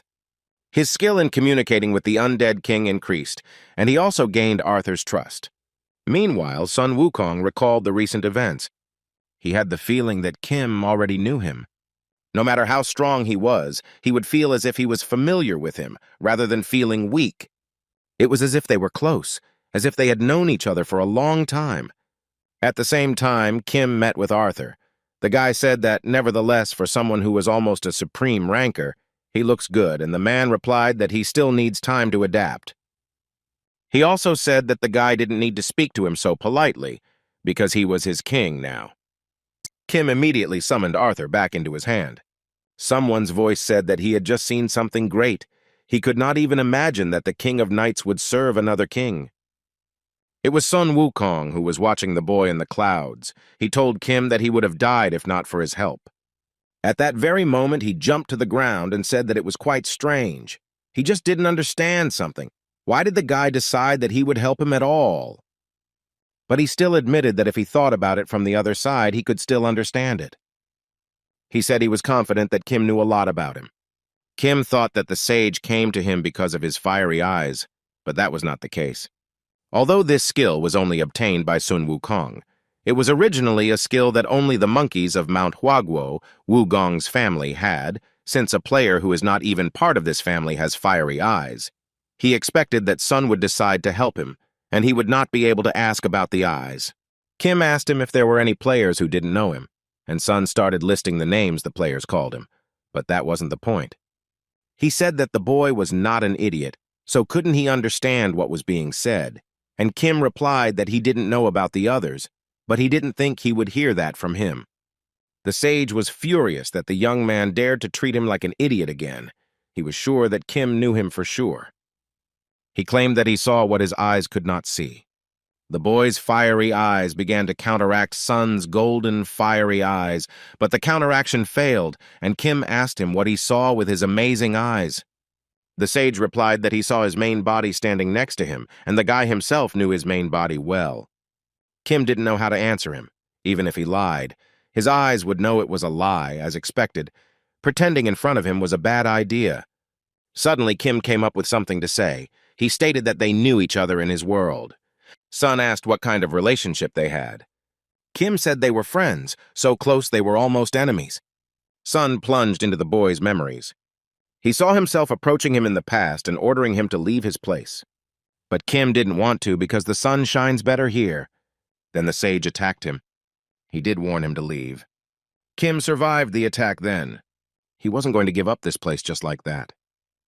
Then they started fighting among themselves. The guys exchanged dozens of blows. None of them wanted to lose. But with the next blow, Sun put Kim on the ground. He told him that he was just a capricious boy. How was he even going to become a ranker with such skills? Kim just laughed at him. This infuriated the sage. They resumed their fight. The boys fought until the evening. At that point, Kim had never managed to defeat Sun in 9 fights, but he was confident that he would succeed this time. The young man caught the right moment and was about to strike straight at the face. Even Sun admitted that this boy was quite agile. Kim still managed to land a clear blow, and the sage flew to the ground. The guy came up to him and said that he had lost 9 of his last 10 matches, but 1 glorious victory was added. Sun didn't argue with that. Kim helped him up. And the current Kim and Sun Wukong watched all this.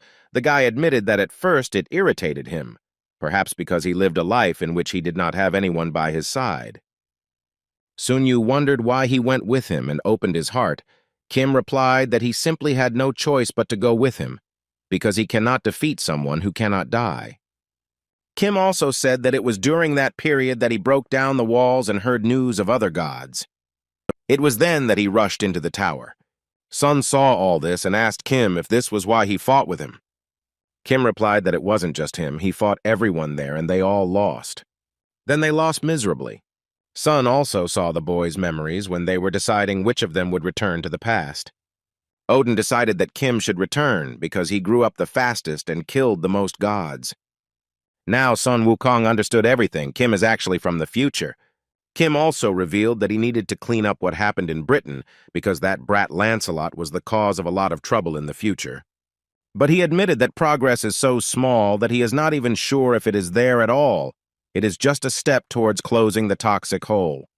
Sun was curious about the odds of him defeating him, and Kim replied that it was about 0.1%, surprising the sage. The sage began to rack his brains. He hated such complications if he had his main body now. Kim asked. His body was stuck on the 40th floor, wasn't it? Sun couldn't believe that the guy knew about this, and then he remembered that he was from the future. The sage could not believe that he had said that he would help him because he knew what situation he was in, but Kim replied that for that, he should help him too. Sun claimed that he had already helped, but Kim replied that it was only his main body, and naturally that was not enough. The sage replied that it would have been a different matter if he had asked for help only once. At that moment, a portal appeared in the sky, from which dozens of Valkyries began to emerge. Sun didn't understand what had happened to Asgard if they had come here with the Valkyries, and Kim assumed that they must have come to see the situation, because the Round Table was the Guardians' Guild, and Lancelot was in contact with the Olympians. The sage still did not understand why they all came here just for this reason, and the guy explained that if the head of the Round Table simply drew a line on Olympus, then they would not have taken any steps. The greatest war, Ragnarok, which led to the fall of Asgard, must begin precisely at the Round Table. Kim knew perfectly well that the Olympians had planned all this, and they had used Lancelot to ensure that everything led to the fall of Asgard. But since Lancelot was no longer there, he could breathe a sigh of relief. Sun didn't understand what Kim meant. Was it that the Valkyries came here because the war had started? Wasn't he going to meet them? And Kim explained that he couldn't do anything even if he met Asgard now. He also said that Asgard has a clear moral duty to not rush into war unprepared, expecting to lose. The guy also said that before the war Olympus will collapse, cracks have already appeared there.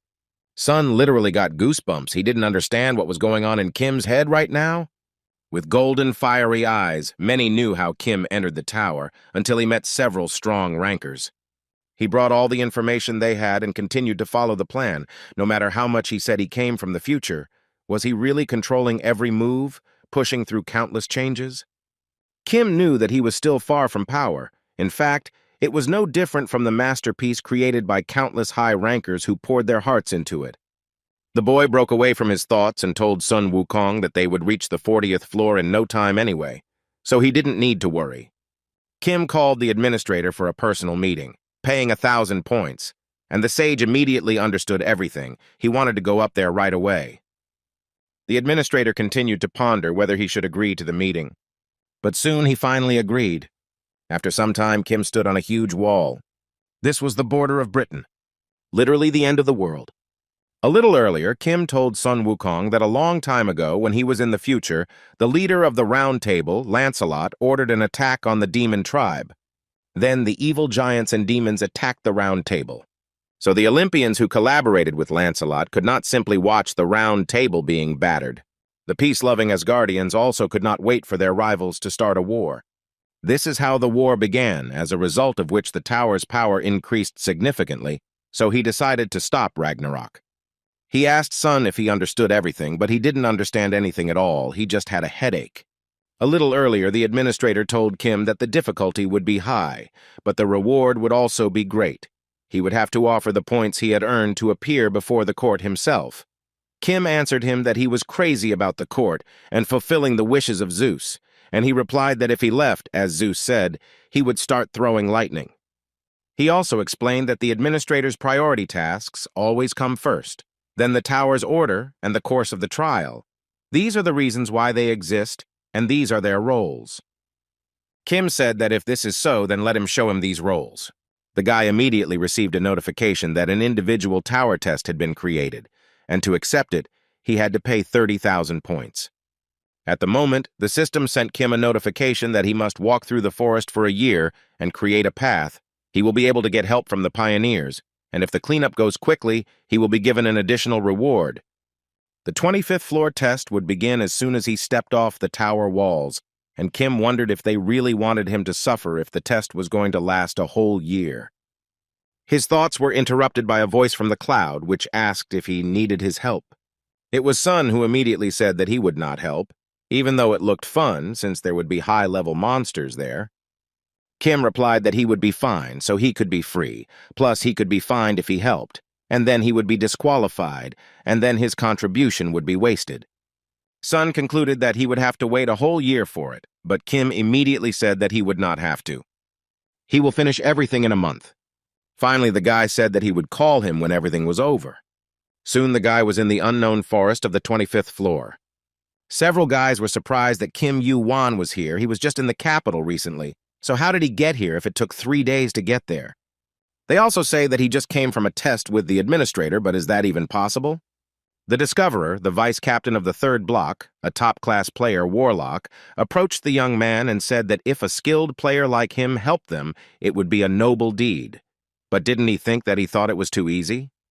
Even they inspect the forest during a year's expedition. The reorganization alone will take a year, and he says that he will finish everything in half a month. Kim replied that it would do for him. Warlock thought about the guy taking the front line, considering he was a potential player, and he thought he would be more careful. At the same time, Kim called down thunder.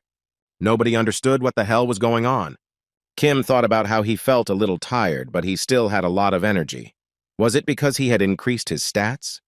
He asked Warlock if this was his first time among the pioneers, since the slightest hesitation and his comrades would be in danger. Kim said a leader should never look scared. The next moment, the lightning increased in size. The Divine Stone of Darkness began to interact with the Divine Stone of Thunder. Due to Kim's low skill level, it will take 30 seconds. Soon the boy created a huge lightning bolt. And then he launched it at all the monsters in the area. Warlock thought that this was just crazy. He realized that when Kim said that he would finish everything in half a month, he was not bragging. He absolutely couldn't believe his eyes. Kim interrupted his thoughts and said that they needed to go. On the 4th day of exploring the territory, the boys continued to follow Kim, but he was walking too fast, so they didn't understand.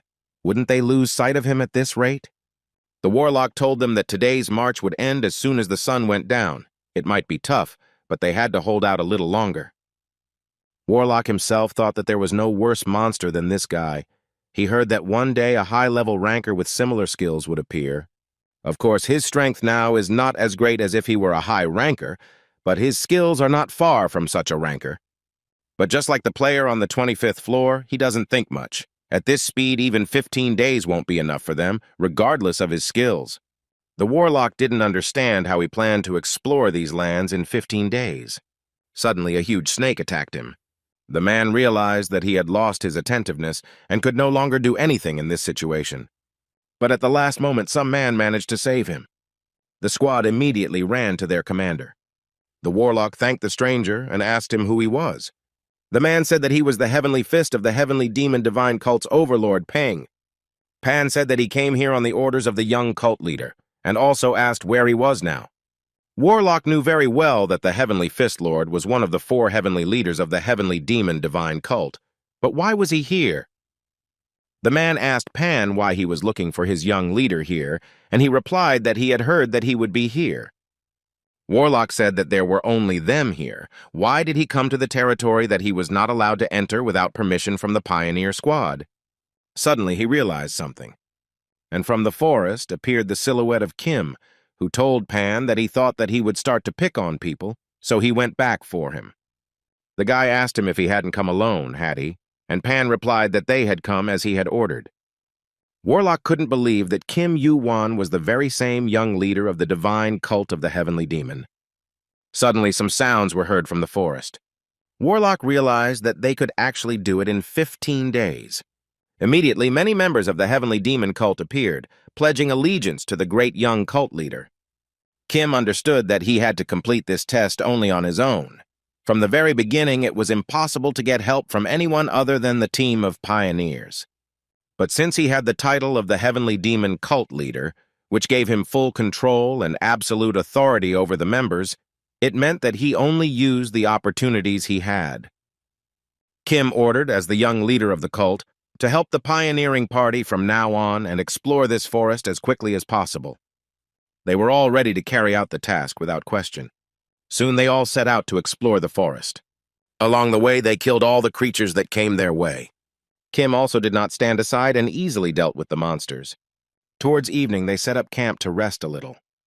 Kim took out the player's kit and saw that Merlin had written to him, wondering where he had gone, and the guy told him everything and also asked for some reinforcements. Merlin replied that the current state of the country was no longer the best, so he would not be able to send many people. On the 14th day of the trial, one of the cult members reported that one side was almost finished. He asked Kim to finish what he started. The guy immediately used the power of thunder and dealt a crushing lightning strike to the other side. The system immediately sent him a notification that he had passed the World Pioneer test. Additional rewards would be paid over time. Now he could move on to the 26th floor. In total, Kim earned 150,000 points. He gave 50,000 each to the Lord of the Fist and the Lord of the Spear, who were not very opposed. Kim thought that there was no boss more hated than one who did not dare to repay his subordinates with kindness. Without the help of the divine cult of the Heavenly Demon, he definitely would not have been able to achieve such a result.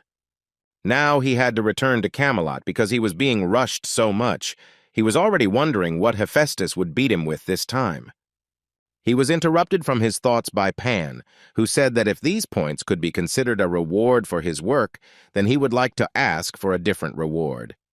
Peng said he would like permission to fight him. The Spear Lord immediately said that this was wrong, but Kim stopped him.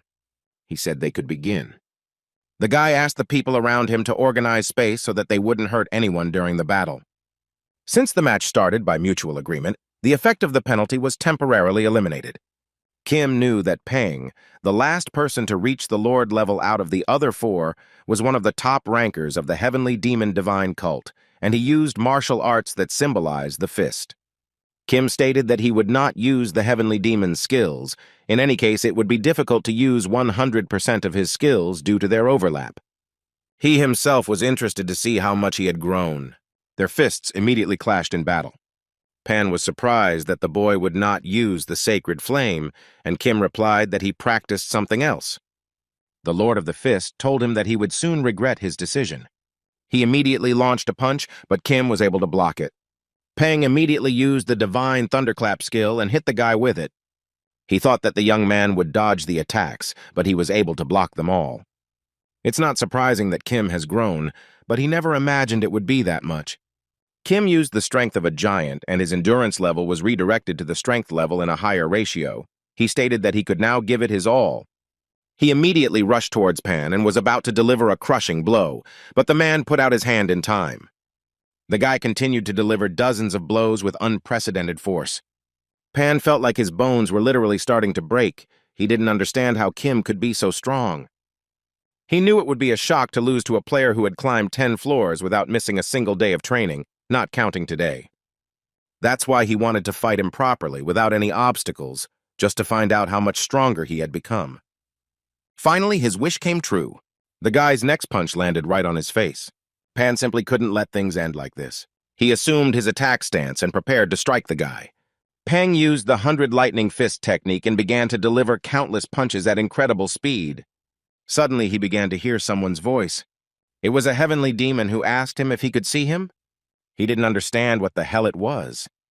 Pan thought it was all because of this unbearable and frightening power. Kim was already behind him and asked who he just saw.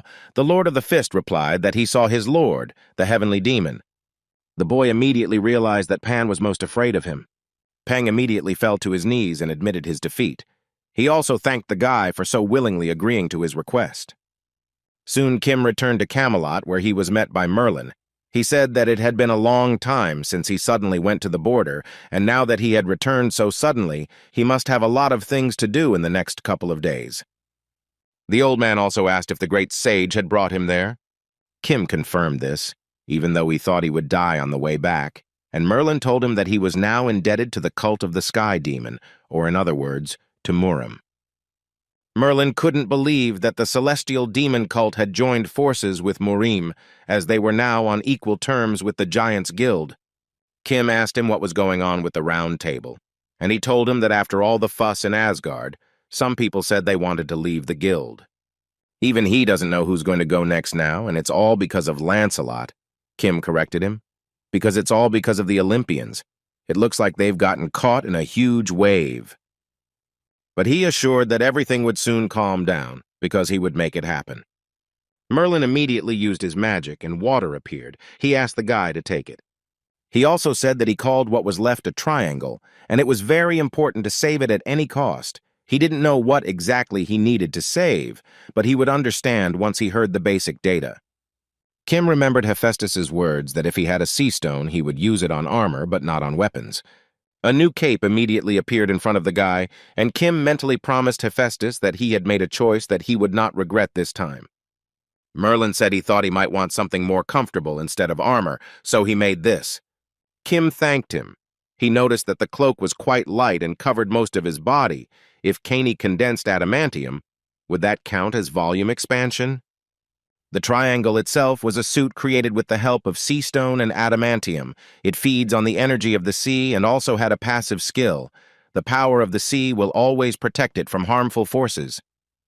Kim reached for his sword. This made Merlin wary. He didn't understand what the guy was going to do. The young man didn't say a word and swung his blade with all his might. Kim dealt a powerful blow to his own hand.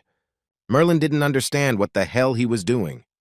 The guy explained to him that he simply decided to test the defense and the effect of the item's skills.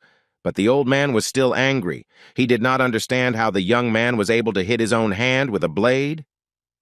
Kim said that everything was fine. He also noted that the suit, although it looks like that, is made of adamantium, so it won't even leave a cut on your hand. Even though he is thin as paper, he will not be easily cut because he has received protection from someone. Kim warned that this could be dangerous, so he asked Merlin to step back a little. The guy noticed a strange blue manna, and then I saw someone's huge back. The egg immediately began to rejoice for Kim and smile, and the guy realized that this was the same creature whose eyes he saw in Caney. It is somewhat different from objects with intelligence and consciousness. Kim asked what it was, since it had no name. It was not a monster, but it was not a human either. The creature only remained silent. And then it replied that it was the second one now. It immediately disappeared. Merlin didn't understand what it was. This creature was covered in very unstable mana. He even thought about whether he should attack it or not. But Kim admitted that he himself didn't know anything. The guy thought about the fact that he had definitely seen his face, but he couldn't remember it, as if it had been erased from his memory. Was it really waiting for the divine thunderstone of Zeus? Kim wanted to ask and learn from the egg how it mastered the power of the outer god and why it became an object, and then noticed that its hatching speed had increased significantly. Merlin realized that the young man was leaving, but how urgent was it that he couldn't even rest? The old man told him to come back next time he had time. Who knows? Maybe there would already be a statue in his honor. Kim smiled at him and said that he would do so. The guy went outside and immediately received a notification that compensation for opening the world was completed. He could choose either characteristics or a new skill. Kim thought that at the moment it would be more relevant to increase his characteristics. Kim began to climb the tower continuously, and he easily passed the test of the 26th floor. Then, with incredible speed, he reached the 30th floor. And 6 months later, he managed to reach the 40th floor. After some time, he decided to have fried fish for dinner at the 41st floor test site. Kim had 50 current summoning stones at this point. A couple of players were discussing how they had activated the mute skill so Kim wouldn't hear anything. He already had enough stones for one person, but still much less than they had. The summoning stone itself could be obtained by defeating a monster. With its help, you can summon creatures scattered throughout the territory, and the degree of summoning changes when the number of stones for summoning changes. They also discussed that they hadn't seen the youth in the 25th player ranking, so he wasn't such a serious opponent. There were rumors that it was possible to climb the tower by deception, just like those hidden children of officials. But they still ordered the entire squad to take up positions. They should all go, just in case. The scumbags have started the countdown. On the count of 3, they decided to attack Kim. Meanwhile, the guy himself was examining the stones in his hands. A moment later, the bastards stopped hiding and attacked Kim all at once. But the expression on one of the bastards' faces changed dramatically. After all, as it turned out, Kim had as many as 817 stones. He didn't understand how this was possible. Not long ago, he was only 50. Kim easily dealt with them all with the help of the sacred flame. He knew full well that they were the last team standing, so he thought they would last longer even though they had a lot of summoning stones. Kim knew that if he divided the stones, the number would change, but it was still a good idea to use the stones to lure them, so he quickly collected 1,000 stones. Still, trials are good if they have such groups. Even if he doesn't go looking for stones, they will come to him themselves. He decided that it was time to begin the main test. Kim used all the summoning stones he had. With this, he was able to summon the Demon King, Diablo. He himself didn't expect that such a demon would appear in the 41st floor test. He understood that this was a trial where the managers and the demon tribe formed an alliance, so the chance of the remains appearing was higher, but for a top ranker among the top 20, a demon guild lord, to appear? This creature is too great for ordinary players to handle, and the balance of the trial itself has literally collapsed. Diablo admitted that he didn't expect some crazy bastard to use 1,000 stones to summon. He asked Kim if he even knew who was standing in front of him. Kim replied that he was Diablo, and the demon did not understand why he would take such a risk if he knew who he was. The guy asked him, "Isn't it obvious?" Kim said he would kill him and get his points. Diablo only laughed because the young man, knowing full well who he was, dared to be so impudent. Kim entered the demon's corrupted temple, his senses paralyzed. The dominance effect began to affect him as Diablo declared that he would turn every bone in his body into smoldering ash. Kim absolutely did not like that the negative effect was imposed on him. At first, he decided that he would burn the temple. His fiery eyes immediately began to resist the evil temple. He also summoned the sacred flame. The flames began to burn the temple before the demon's eyes, and then the guy attacked him with a lightning strike. Kim himself didn't understand whether it worked. At that moment, a huge demon hand appeared. He attacked Kim with incredible force, but Kim managed to dodge. Diablo laughed and stated that this was starting to get interesting. He realized that the young man was not going to give up just like that, and at that very moment, Kim appeared right in front of his face. He delivered a crushing blow straight to the demon's head, but it didn't work. Diablo easily threw him far to the side. Kim was still able to stay on his feet, although it was quite difficult. He immediately jumped up and was about to attack the demon with lightning this time. The next moment, thunderous explosions were heard throughout the battlefield. Kim did not stop there and again called upon the sacred flame. Diablo said he didn't like that damn flame. He immediately released a column of fire straight from his mouth. But the young man dodged this time too. Kim realized that the divine flame had no effect on the demon. Although this was to be expected from the great and mighty Diablo, one could be sure that the flame would not awaken fear in him. His mind was as strong as his body. But it seems that the lightning charged with Kaney's power was able to leave its mark. The demon was about to attack him again. He again fired a volley of fire that covered most of the battlefield, straight at the boy. But Diablo still couldn't hit Kim. He didn't understand where he was hiding.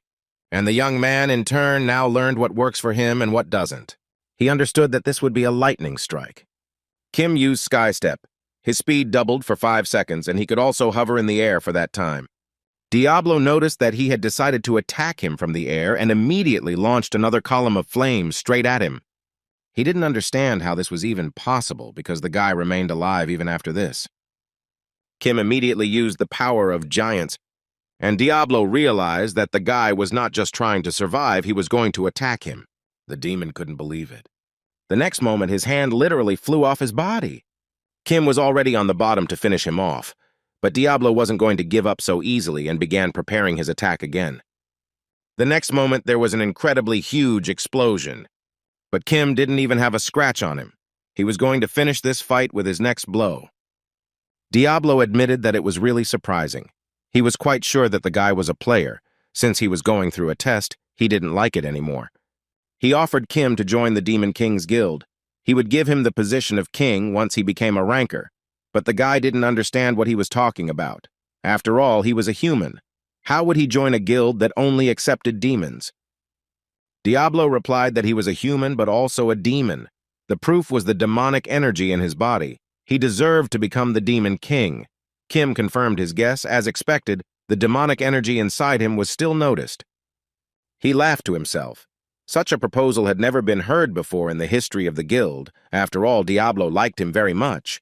But still, Kim declared that he was a human and would not join any guild.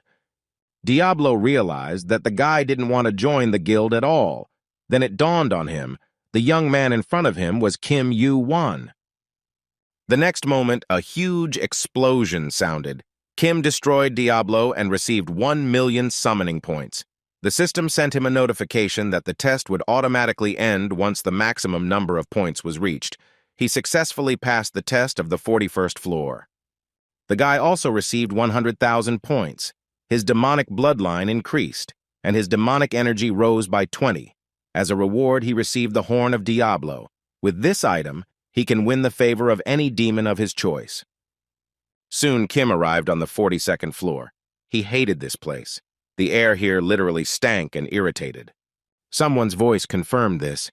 He himself did not understand how his uncle continued to live in such a place. Besides, it's not too humid here, is it? It was Hargan who welcomed Kim to hell. Kim didn't understand why he called this place hell and not the 42nd floor, and Hargan replied that he was just saying that because he was so happy. Kim noted that they usually don't greet in hell when they're glad to see someone, and Hargan justified himself by saying that's what they actually call the 42nd floor. Kim thought about how even before he was reborn, he had no interest in the 42nd floor, not only because of the food and resources, but because it was hard to breathe in this world.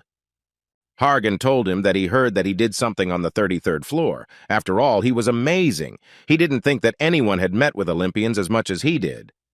He also suggested that it was because Kim was now on higher floors and his rank had increased. The number of Olympic rankers trying to line up had grown, and they had become smarter. Kim noted that Hargan's rank was actually higher than Zeus's when he was a player, and it seemed like there were a few people trying to get ahead. The guys came to some cave. Kim asked his friend if this place was real. Hargan said he was sure it was a cult place among Olympians, having been there a couple of times. He invited him to come down. This is a real entrance to the very essence of this world. The boys began their journey. Kim began to wonder if the tunnel was deeper than he thought. They had been descending for about 10 minutes already. Hargan stopped and summoned his lightning. He launched it straight at the creatures below. Kim noticed that there were quite a lot of monsters here.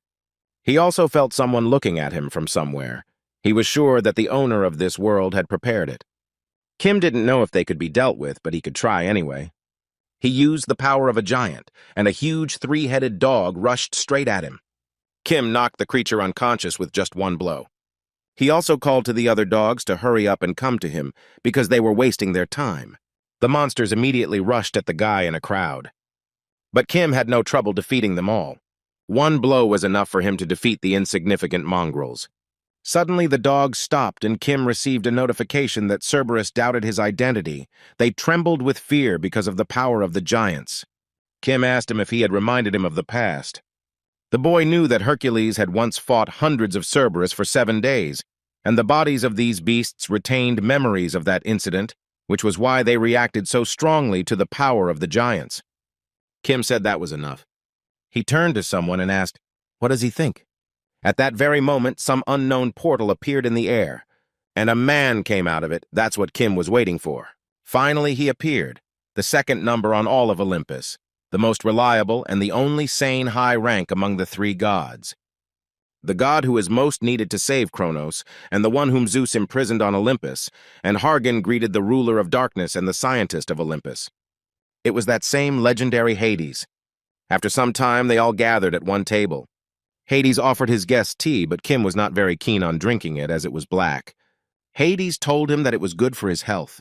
He also said that this tea helps restore mana and stabilizes the body and soul. Kim finally decided to drink the hellish herbal tea. He immediately received a notification from the system that his mana recovery had increased by 1 hour and his mind had become clearer. Kim knew that the hellish herbal tea was quite a rare item. He had indeed given him a valuable thing.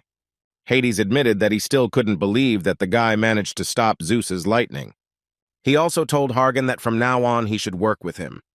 Hargan replied that Kim could be trusted and would be happy to be with him until the very end. Hades also admitted that he had a feeling that Kim was hiding something while he was fighting the Cerberus, but he doesn't know what the reason was. He should know that he cannot trust those who keep secrets from him. How can he not doubt someone who does not show his true appearance? As Kim expected, he is really difficult to deal with. Hades said that, however, for 7 years there had been a worthy man, Hephaestus, by his side. He also said that when he asked Hephaestus about him, he said that he could be trusted, and also added that he would not regret his decision. Hades asked the guy, this was the leader of the heavenly demon cult. Would he really make his move? Kim replied that he didn't know. He also said that a heavenly demon could only do what it had the power to do, and in their situation, they could be greatly affected by just one word from a heavenly demon, so it was not that easy to give an exact answer. But he assured that if someone other than him decided to do something, it would be impossible. Hades didn't understand what he meant, because it looked like he wasn't going to do it. Kim didn't agree with him. He said that it only meant that the heavenly demon cult didn't have to interfere, because the fighting would end once they resolved the issue with the king. The guy himself understood this perfectly well, because this battle would end the battle, not the war. If the cult of the heavenly demon intervenes and unites with Hades, then a war with Zeus will begin. They will be able to get the best result with minimal casualties if everything ends in a normal fight. The approaching Ragnarok and Gigantomachy should follow the same scenario. Hades asked him if he really thought that everything would end if he dealt with the king, knowing how much power he had. Kim asked him in response, did Hades really think that he wanted too much? Hades told him that he only stopped lightning once, and now he thinks he can do this? Kim replied that it wasn't him who decided that, but Hades didn't understand what that meant. The guy said that he knew that Poseidon's absence had upset the balance among the 3 gods. Hades was surprised that he knew this. He confirmed it and said that Zeus noticed that he and Poseidon had teamed up to put him in an underground prison, and half a year had already passed. Kim knew about it, but on Olympus the balance of power was not broken by Zeus, was it? He said Hercules did it, so why don't they bring him here? Hargan didn't understand if Kim was serious now. He didn't understand what the chances were that Hercules would agree. Kim replied that it was about 70%, which surprised Hargan even more. Now Kim decided to ask Hades if they would have a better chance of winning if Hercules was with them. Hades reflected on the fact that this young man was the only one who brought so many changes to Olympus. He saved Hephaestus and fought with the administrator of the Olympic court. He also has a sea stone and was able to stop Zeus's lightning. Even though his words were absurd, he was sure that the young man was not bluffing. Only someone who had gone through unimaginable difficulties and emerged victorious could be so confident. Hades told him that it was not entirely impossible. Then Kim rose from the table and Hargan asked where he was going. The guy said he was going to the 40th floor and he needed to do something before they brought Hercules here. Hades decided to speak out. He stated that the skills he showed in the battle with Cerberus were not as formidable as they might seem to him, even if he was facing an Olympian. The man also said that it is not just about his skills, but about the results and stories he creates. Hades explained that his intervention prevented Zeus from using the giants and the demon tribe to crush Asgard. Even Zeus has a hard time in a direct confrontation with Asgard, so for now he will be more cautious. Now was the time to talk to Odin, so he said he was going to him, and also asked Hargan to meet with the brothers and sisters of Apollo. Hargan asked if it was really right now. Hades replied that it was already late, so it was better to wait until dawn. Kim should also leave tomorrow. Hargan was a little confused about where in hell the sun rises, and Kim explained that it was a joke. Soon, Kim was left alone and reflected on the fact that he had not expected at all that there would be a place to stay in hell. He walked out of his room. Kim was still thinking about Kaney's skill. On the 42nd floor, its name was the same. Maybe he should give it a try? Kim noticed that Kaney was keeping an eye on what was going on in the area. The system immediately sent a notification that the summoning of hell was used. The guy immediately began to be swallowed down. It was as if he was underwater, but he could still breathe. Soon he saw some river or sea, and the system sent a notification that he had entered hell for the first time. The king of the dead was now in his world. Suddenly he realized something. It was neither a river nor a sea, but mana. In this place, everything is infinite, and Kani was a tunnel into this limitless power. Now he understood what the source of the dark divine stone's power was. The system sent him a notification that the dead had begun to worship him. Kim didn't understand at all why they worshipped him. After some time, Kim arrived on the 40th floor. He called upon the spirit of Arthur, who did not understand where all the dead had gone, and he realized that Kim had indeed plunged not into the 40th floor, but into his own thoughts. Anyway, Kim asked him if he remembered anything. Arthur said that soon after his death, he was connected with Susanoo, and he found himself on the border between the living and the dead, which is probably why he did not remember anything after death. Kim said it was of little use. Arthur also remembered seeing something like a sea, which surprised Kim. Arthur said it was only for a moment, so he's not entirely sure. Kim confirmed his guess. As expected, the dead are under the sea. After all, Kani is even better than he thought. Arthur pointed to a huge tower, and Kim asked if he had been there. The man said that long ago, after the founding of Britain, he stayed in that place when he met with the ranker. Now he was definitely ready, so he asked his king to give him the order. Soon the boys arrived at that very tower and began the massacre. They dealt with every enemy with ease. The rest of the guards didn't understand what was happening. Kim approached them and said that Olympus had quite a lot of money, since they built something like this for a god who recently became a ranker. Or is it because he is the heir of Hera and Zeus? The guards ordered him to shut up. How dare he say such a thing? Let him state his name and rank. Kim introduced himself and stated that he wanted to challenge Ares, the god of war. At the same time, Ares himself asked his subordinates what was happening outside, but they did not understand anything. Then Ares declared that swords were clashing there and blood was being shed. He asked them who did this. At that moment, another servant ran into the castle and reported that Kim Yu-won had arrived. At the same time, the rest of the god of war's subordinates tried to defend his honor, but Arthur easily destroyed them all. The others noticed that he had Excalibur in his hands, which released an icy aura. Could this be a challenge from the Round Table, even though they obeyed them? Ares asked them to take a closer look. Since Arthur had become undead, he was no longer connected to the Round Table. At that very moment, Kim Yu-won himself came to them and said that Arthur did it on purpose, but the leader should be different. The sooner they realized this, the better. Ares told him that unlike those outside, there were only rankers here. Would he be able to handle it? Kim suggested that he fight without these weaklings, which outraged everyone present. They did not understand how dare an ordinary player say such a thing. The guy also said that he didn't just come to fight. He suggested that the winner could take everything from the loser. Ares didn't understand what he was talking about, since he didn't have anything he needed, and Kim replied that he wasn't very smart. Doesn't he know what he has? Ares immediately felt the manner of the sea stone. One of the god of war's subordinates asked him not to interfere. They could sort things out themselves, but Ares shut him up. He ordered that no one should interfere without his permission, because they know that this is what he dislikes most. Ares assumed that since the sea stone was at stake, the guy should be confident of his victory.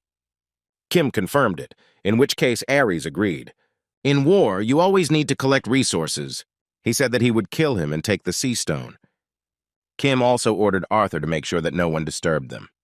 They immediately rushed at each other. Kim immediately attacked, but Ares put his swords out in time and was able to block his attack. Ares didn't expect this. It even brought a smile to his face. They exchanged a few more blows. Ares launched a devastating attack, but it didn't work against Kim, and he was immediately penalized. He also asked Kim why he didn't summon the undead, since he was a necromancer, and the guy replied that if he used Arthur, it would be tantamount to cheating. Ares was seriously surprised by this statement. Was he overestimating his capabilities? He said he was just an arrogant boy. They exchanged blows again. Kim activated his flaming eyes and began to read the trajectory of his opponent's sword. All his reflexes were also enhanced. Ares immediately disappeared from the spot. In a moment, he was already above Kim and ready to deliver a crushing attack. The next moment, there was a huge explosion. Ares was literally on his knees because of the fines imposed on him, and Kim had absolutely nothing. The guy used the power of giants. Now it was his turn to attack. His stamina was temporarily replaced with strength, and he then launched a powerful blow, but Ares managed to intercept his sword in time. Ares immediately noticed this giant's power. The guy's blows became quite heavy, and also this lightning. Kim asked him if he was jealous of his strength. Then he corrected himself. He meant, was he jealous of Hargan's strength? Ares was really angry about this and asked him how dare he say that. He was going to shut him up once and for all. Ares launched a lightning strike with his spear, but Kim dodged it with ease. Kim told him that he was angry because he had been touched on the raw, but he had better remember to look up. Ares immediately looked up. He noticed that lightning was already flying towards him. At that very moment, another explosion sounded. Kim thought it worked. But I never expected to hear Ares say that this lightning was his father's power, not Hargan's. He immediately struck with his sword, which almost grazed Kim. Ares asked the boy if he really thought he could defeat the descendant of Zeus using his own power. They immediately clashed in a hellish fight. Because of this, their mana spread throughout the room. Mana literally began to destroy the entire hall, and debris flew even at Ares' wards. They couldn't believe that this was actually a fight against a regular player. It felt like Ares was fighting against a fellow ranker. Kim noticed that the bastard Ares didn't care about the safety of his subordinates. Just think that he is the god of war and courage, because in appearance he is no different from a bloodthirsty warrior. Ares himself thought that the guy had a sea stone, the strength of a giant ashen eyes, and even the power of his father's lightning. If he kills him and gets at least one such power, he will one day be able to surpass Zeus. Arthur asked Kim how long he planned to stand rooted to the spot. He said that if the guy wasn't going to do it, then let him leave it to him. Kim noticed that Arthur was very angry. He really respected the knight's code more than anyone else. How disgusting must Ares be to him? Kim thought his feelings had already returned, but he had to end it. The guy immediately summoned the sacred flame, covering everything around him with it. Ares didn't understand what was happening. For a second, he saw his father. Kim asked him again. He said that lightning is the power of Zeus, right? Then he asked, what about its opposite? The entire room immediately began to fill with darkness, and the system sent a notification that hell had begun to worship the king of the dead. Ares noted that this mana was limitless. He also realized that Kim knew the source of the item's power and could use it to its maximum. Ares had no idea that there was such a big gap between what he knew and what he didn't know. He also understood that it was not in Kim's interest to drag out this fight. The guy would try to finish him off with one blow. Ares told Kim that for a player, his skills are amazing, but it's not enough to kill him. For the god of war, this victory was important, not because of the throne of war, but because of pride. He was sure that he would finish the young man here and now. Kim just smiled, looking into his eyes.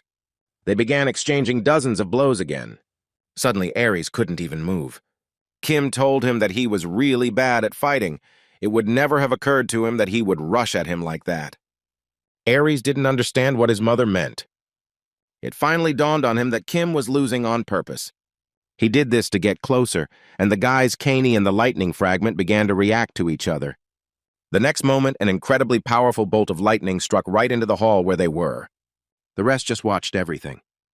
They couldn't believe what was happening. The rankers were about to rush off to help their master, but Excalibur stopped them. Arthur told them that they could not interfere, just as he could not. The men were not going to obey him. At this time, Kim tore something off Ares' chest. Then dark energy appeared. Kim has summoned the soul of Ares! The boy understood that he had the power to turn rankers into dust. Once he mastered it, he would be able to use it anywhere. The rankers still couldn't believe that their master was no longer alive. Suddenly, Kim noticed something. As expected, they found out about everything. A bright glow appeared far away in the sky. There were several chariots along with the rest of the Olympians. Athena turned to Kim and asked him if he really killed Ares. She ordered him to answer, and Ares' servants immediately fell to their knees before her. One of them answered her question and confirmed that this was indeed the case. In this case, Athena realized that Kim was her brother's enemy. A huge snake immediately appeared, and the system sent a notification that the Gorgon heard Olympus. Petrification began, and the sacred flame and the fiery eyes of the guy immediately began to resist this force. Kim noticed that in front of him was the shield of Aegis. This is the strongest shield of Olympus. The original can easily turn anyone into stone. Arthur told the guy that it was very dangerous. What should they do? And Kim asked him to wait, because it was not their turn now. The boy's fiery eyes began to resonate, and the system sent a notification that the 12th eye of the great sage was watching him. Immediately, a huge staff appeared in the middle of the hall. Kim told Sun Wukong that he came quite quickly, and he replied that the protagonist appears at the most difficult moment. The guy's fiery eyes began to tremble, and the other rankers could not believe that the one in front of them was that same great sage. Athena realized that Sun was on the side of the young man. He was his ally. But the sage said that he would not say that, and Kim told him that it did not matter now. Sun told him that he was talking too much and that he should focus on developing his skills. Athena interrupted their conversation and asked the sage if he really wanted to start a war with Olympus. She immediately gave the order to her subordinates to attack the boys. Sun was only glad about this. With one blow of his staff, he dealt with all the Olympians who stood in his way, and then directed his staff straight at Athena, but she managed to defend herself with the shield of Aegis. Sun Yu wondered how much adamantium Hephaestus had spent to create this shield, if even the staff couldn't penetrate it. This was more interesting than he thought. Sun asked Kim to deal with the rest, and he would take care of Athena. He asked if the guy could handle it, and Kim asked him in response, "Why ask such obvious questions?" Kim told Arthur that they would finish them off and leave. Sun told the boy that he was already starting to like him. The guys immediately rushed to attack. Athena immediately activated the Gorgon's blessing, and the blessing of war surrounded the shield. This helped her block another attack from the sage's staff. She knew she couldn't let him break through the shield. Athena immediately broke the distance and jumped back. She jumped onto Sun's staff and began to run straight along it. But this is what Sun was counting on. He immediately reduced the size of the staff, and he was about to deliver another devastating attack while Athena was in the air. Sun threw it straight up. The sage immediately used Cloud Jump. He found himself in the air at incredible speed, and Kim and Arthur continued to fight off the crowds of Olympians.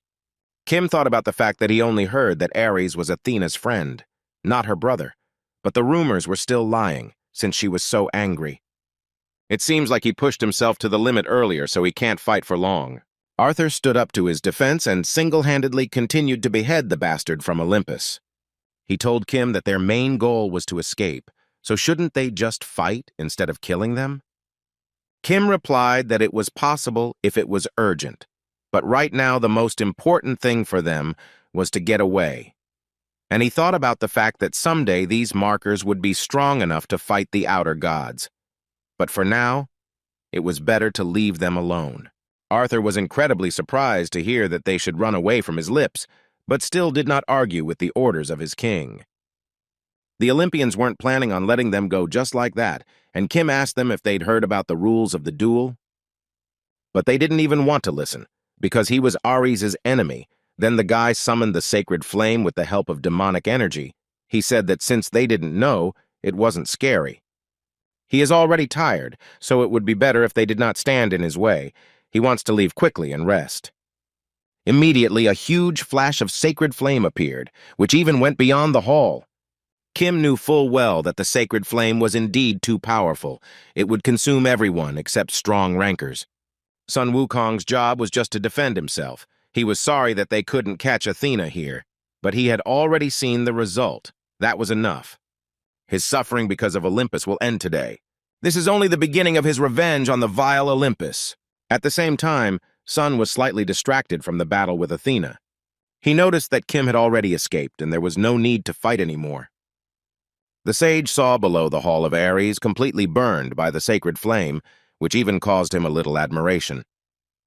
Athena asked him if he had met with Kim in advance, and Sun replied that the guy didn't like to deviate from the plan. The girl did not understand what kind of attitude this was. Did the great sage take action because he knew that she would come? But she still didn't understand what it was for, and Sun told her that he would never tell her. He did admit that he had fun, though. Sun said that they would meet again, and then, on his cloud, he began to fly away from her at great speed. Athena didn't understand what the hell just happened. After some time, Kim arrived on the 38th floor. It was quite hot in this place, most likely because of the volcanoes. He even thought maybe he should install a triangle first.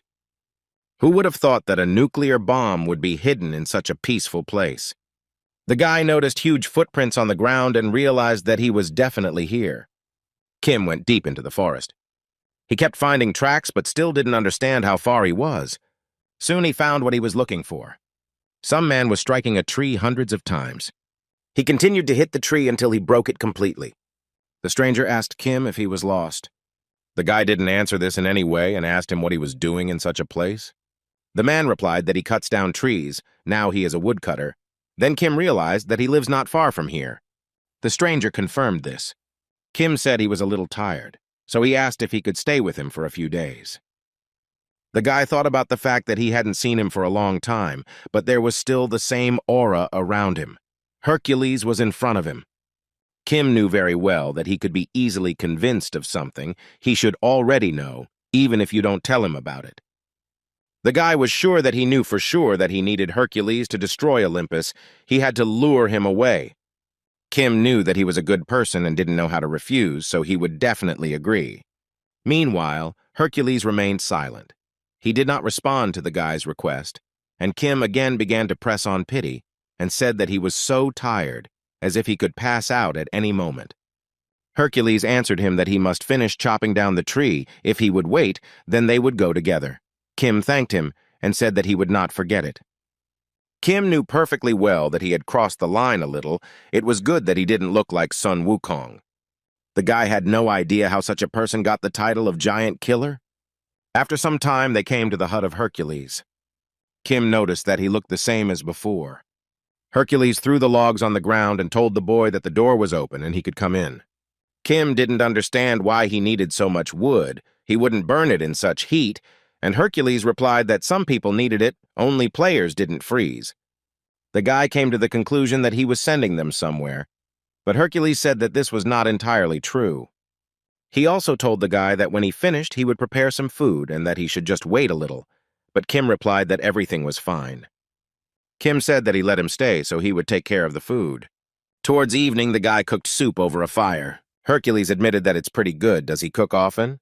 Kim replied that sometimes, and Hercules praised him, saying that he had done really well, as if he had been living here for several years. He also asked him what his name was. Kim introduced himself, but Hercules heard his name for the first time. He thought the guy was a ranker, but the young man said that he was still a player. The young man also added that he was quite famous. Had he really not heard of him at all? And Hercules replied that he had been living here alone for a long time. Kim told him that in any case it was worth going out of the forest sometimes. It was not so interesting to live cut off from the world, and Hercules answered him that he himself did not seem particularly close to the world. Kim laughed and said that was true too. Hercules admitted that he felt some kind of closeness between them, even though they were seeing each other for the first time. He also added that the guy is not particularly talkative, but Kim said the same about him. Kim added that similar people get along well with each other. Hercules remembered that he still hadn't introduced himself and said his name. Kim had no choice but to feign surprise and say that he had heard that name before. He asked him if he was really a ranker. By morning, the boys started carrying firewood together. That's all they did all day, and closer to the evening, they cooked fish over a fire. Kim noticed that Hercules was still hauling logs. By this time, it was already night. The whole sky was covered with bright stars, creating a picture of incredible beauty. The next day, they started cutting down trees again. Hercules said that this should be enough. He also said that the trees on this floor are heavier than iron, so it is a good material. Kim thought about how one look at Hercules is enough to understand that he is the strongest in the tower. How does he carry such heavy things every day without using tools or applying the strength of a giant? Hercules asked Kim why he was still here. It had already been 3 days. Didn't he himself say that he was just going to rest? Kim replied that he thought that living here wasn't so bad, and there was still time before the tower was tested. Hercules replied that there was indeed still time, but he warned that he would need to leave before it got dark. Kim noticed that his look had changed, as if he was about to enter into battle. He asked him why today, and Hercules replied that it was dangerous here. Kim told him that he was confident in his strength, but Hercules still insisted on his own. Hercules asked him again, and the boy noticed that he looked very lonely. It seems like Hercules was afraid that he might get hurt, but he also doesn't want to let him see him fight. Kim said he wanted to ask a question before that. The guy said he's very different from what people say about him. Why does he hate giants so much? Hercules replied that he did not know what he had been told, but asked them to stop asking questions. Kim continued and said that he did get along with Surt and the giants. At that very moment, he felt an incredibly powerful aura emanating from Hercules. Kim felt this heavy mana. For a second, he even thought that his body was going to explode. Even getting a knife wound would be more pleasant. Hercules told him that he was asking about nonsense. They were not close enough for such conversations. He already said that it was time for him to go. This floor is not like the others. Kim expected that they would not be able to have a heart-to-heart talk, because in this life they had only spent a few days together. He even felt a bit offended. Kim asked Hercules if he would regret it if he found out the truth. The boy wanted to hear these words one last time. Stories from his friend and idol, the story of the most respected hero. At the same moment, the system sent a notification that the 16th day had begun. The promise between giants and people was activated. The owner of this kingdom changes, and huge hands appear from the ground. The penalty for unspecified races in this zone has been increased, and these holdings now belong to the giant tribe. Hercules told Kim to stand still if he didn't want to go to hell. The giants immediately noticed Hercules. They immediately started running towards him. Hercules dealt an incredibly powerful blow with just one log. The blood of giants began to flow around. Suddenly, the system sent a notification that he had been penalized for a certain race. He began to strike the giants dozens of times again, and the system added many penalties. Hercules grabbed one of the giants right by the face, and then he stomped it into the ground with all his might. This caused a huge explosion. He continued to fight, receiving more and more penalties. Kim remembered their conversation in their past life, when Hercules said that he needed to have a clear target before swinging his weapons or fists. To use force without a reason is tantamount to murder. He needs a specific goal. Kim found it hard to believe even after seeing it himself. If he had no purpose, then it was just murder. It was hard to believe that out of everyone, Hercules was the one who stuck to this. In a past life, giants and humans decided who would rule the world. Humanity will own one half, and the giants the other. No one will invade foreign lands under any circumstances. The king of the giants, Gigantes, and Zeus, the ruler of Olympus, swore to fulfill all demands. Kim watched Hercules fight. He couldn't believe that he had lived like this since the Gigantomachy. He had been destroying himself for over 1,000 years. Was Hercules really going to continue a major war that had already ended? The battle was soon over. Hercules told Kim that the area would be safe, but still, if he wanted to survive, it would be better for him to go to a quieter place or stay in the house and do nothing. Kim thought that some rankers would disappear completely due to the penalties imposed, as he thought Hercules was as resilient as he was.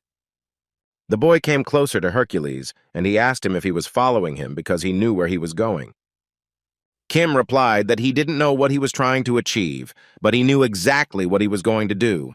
He wanted to kill the remaining giants, didn't he? Hercules replied that this was no ordinary giant. He was one of the 3 leaders of the giants, and he was looking for Gigantes. The road to him would be hard. He couldn't promise that the boy would remain in one piece when it came to battle. Kim said he knew where the bastard was. He asked the man if he should take him to him. Hercules couldn't understand what he just said. He grabbed Kim by the shoulder and asked how he knew this. The guy asked to let him go. Hercules immediately asked for forgiveness. He asked again if he really knew how to get to him. He suggested that the path would be through lava. He had already tried, but nothing worked, and Kim replied that Gigantes was much deeper. They approached a huge volcano. Hercules asked the boy to step aside for a second and put on his cape. He walked straight through the lava to the center of the crater, and then he dealt a crushing blow that broke the top layer of the covering lava. Kim, meanwhile, received the blessing of the Lion King. His resistance to absolutely everything increased, as well as a damage reduction effect. Kim reasoned that he could easily defeat him himself with the triangle. Maybe he should just use what he gave him. They continued to descend, and Hercules did not understand how much deeper they still had to go. Kim asked him to do this 3 more times. Hercules continued to crush the earth's crust beneath them. Soon he struck the final blow and could not believe his eyes. He asked Kim if they were really underground. They went straight down, and Hercules asked the guy how he knew about the existence of this place. Kim replied that someone had told him, but he still didn't know him, and he wouldn't be able to meet him. Hercules did not understand how it was possible that he was so high that he had not yet reached him. Kim understood perfectly well that he couldn't tell him that he learned this from him in his past life. He couldn't even imagine such a thing. The guy said that was enough chatter. Let him follow him if he wanted to know the whole truth. Hercules thought that he felt comfortable for the first time in a long time. He met someone he could call his friend, but he did not rule out the outcome that this could also be a trap. He didn't understand whether Kim was a friend or a spy of the giants, or what if he was actually deceiving him. But in any case, if the guy tried to kill him, he would destroy everything. Kim decided to ask him directly why he was distancing himself. Did he really seem suspicious to him? Hercules asked him in response why he stopped, and Kim replied that if he hit with all his strength, he would understand everything himself. Hercules thought that there was no sign of a road here, but he still decided to do as the guy said. He clenched his fist to deliver a powerful blow, but at that very moment, a strong vibration began throughout the entire rock. Hercules immediately felt this energy. He realized that he had finally found it. Then Gigantes himself appeared from underground. Kim knew very well that in his past life, Hercules had killed Gigantes in a horrible death, which had started the second gigantomachy.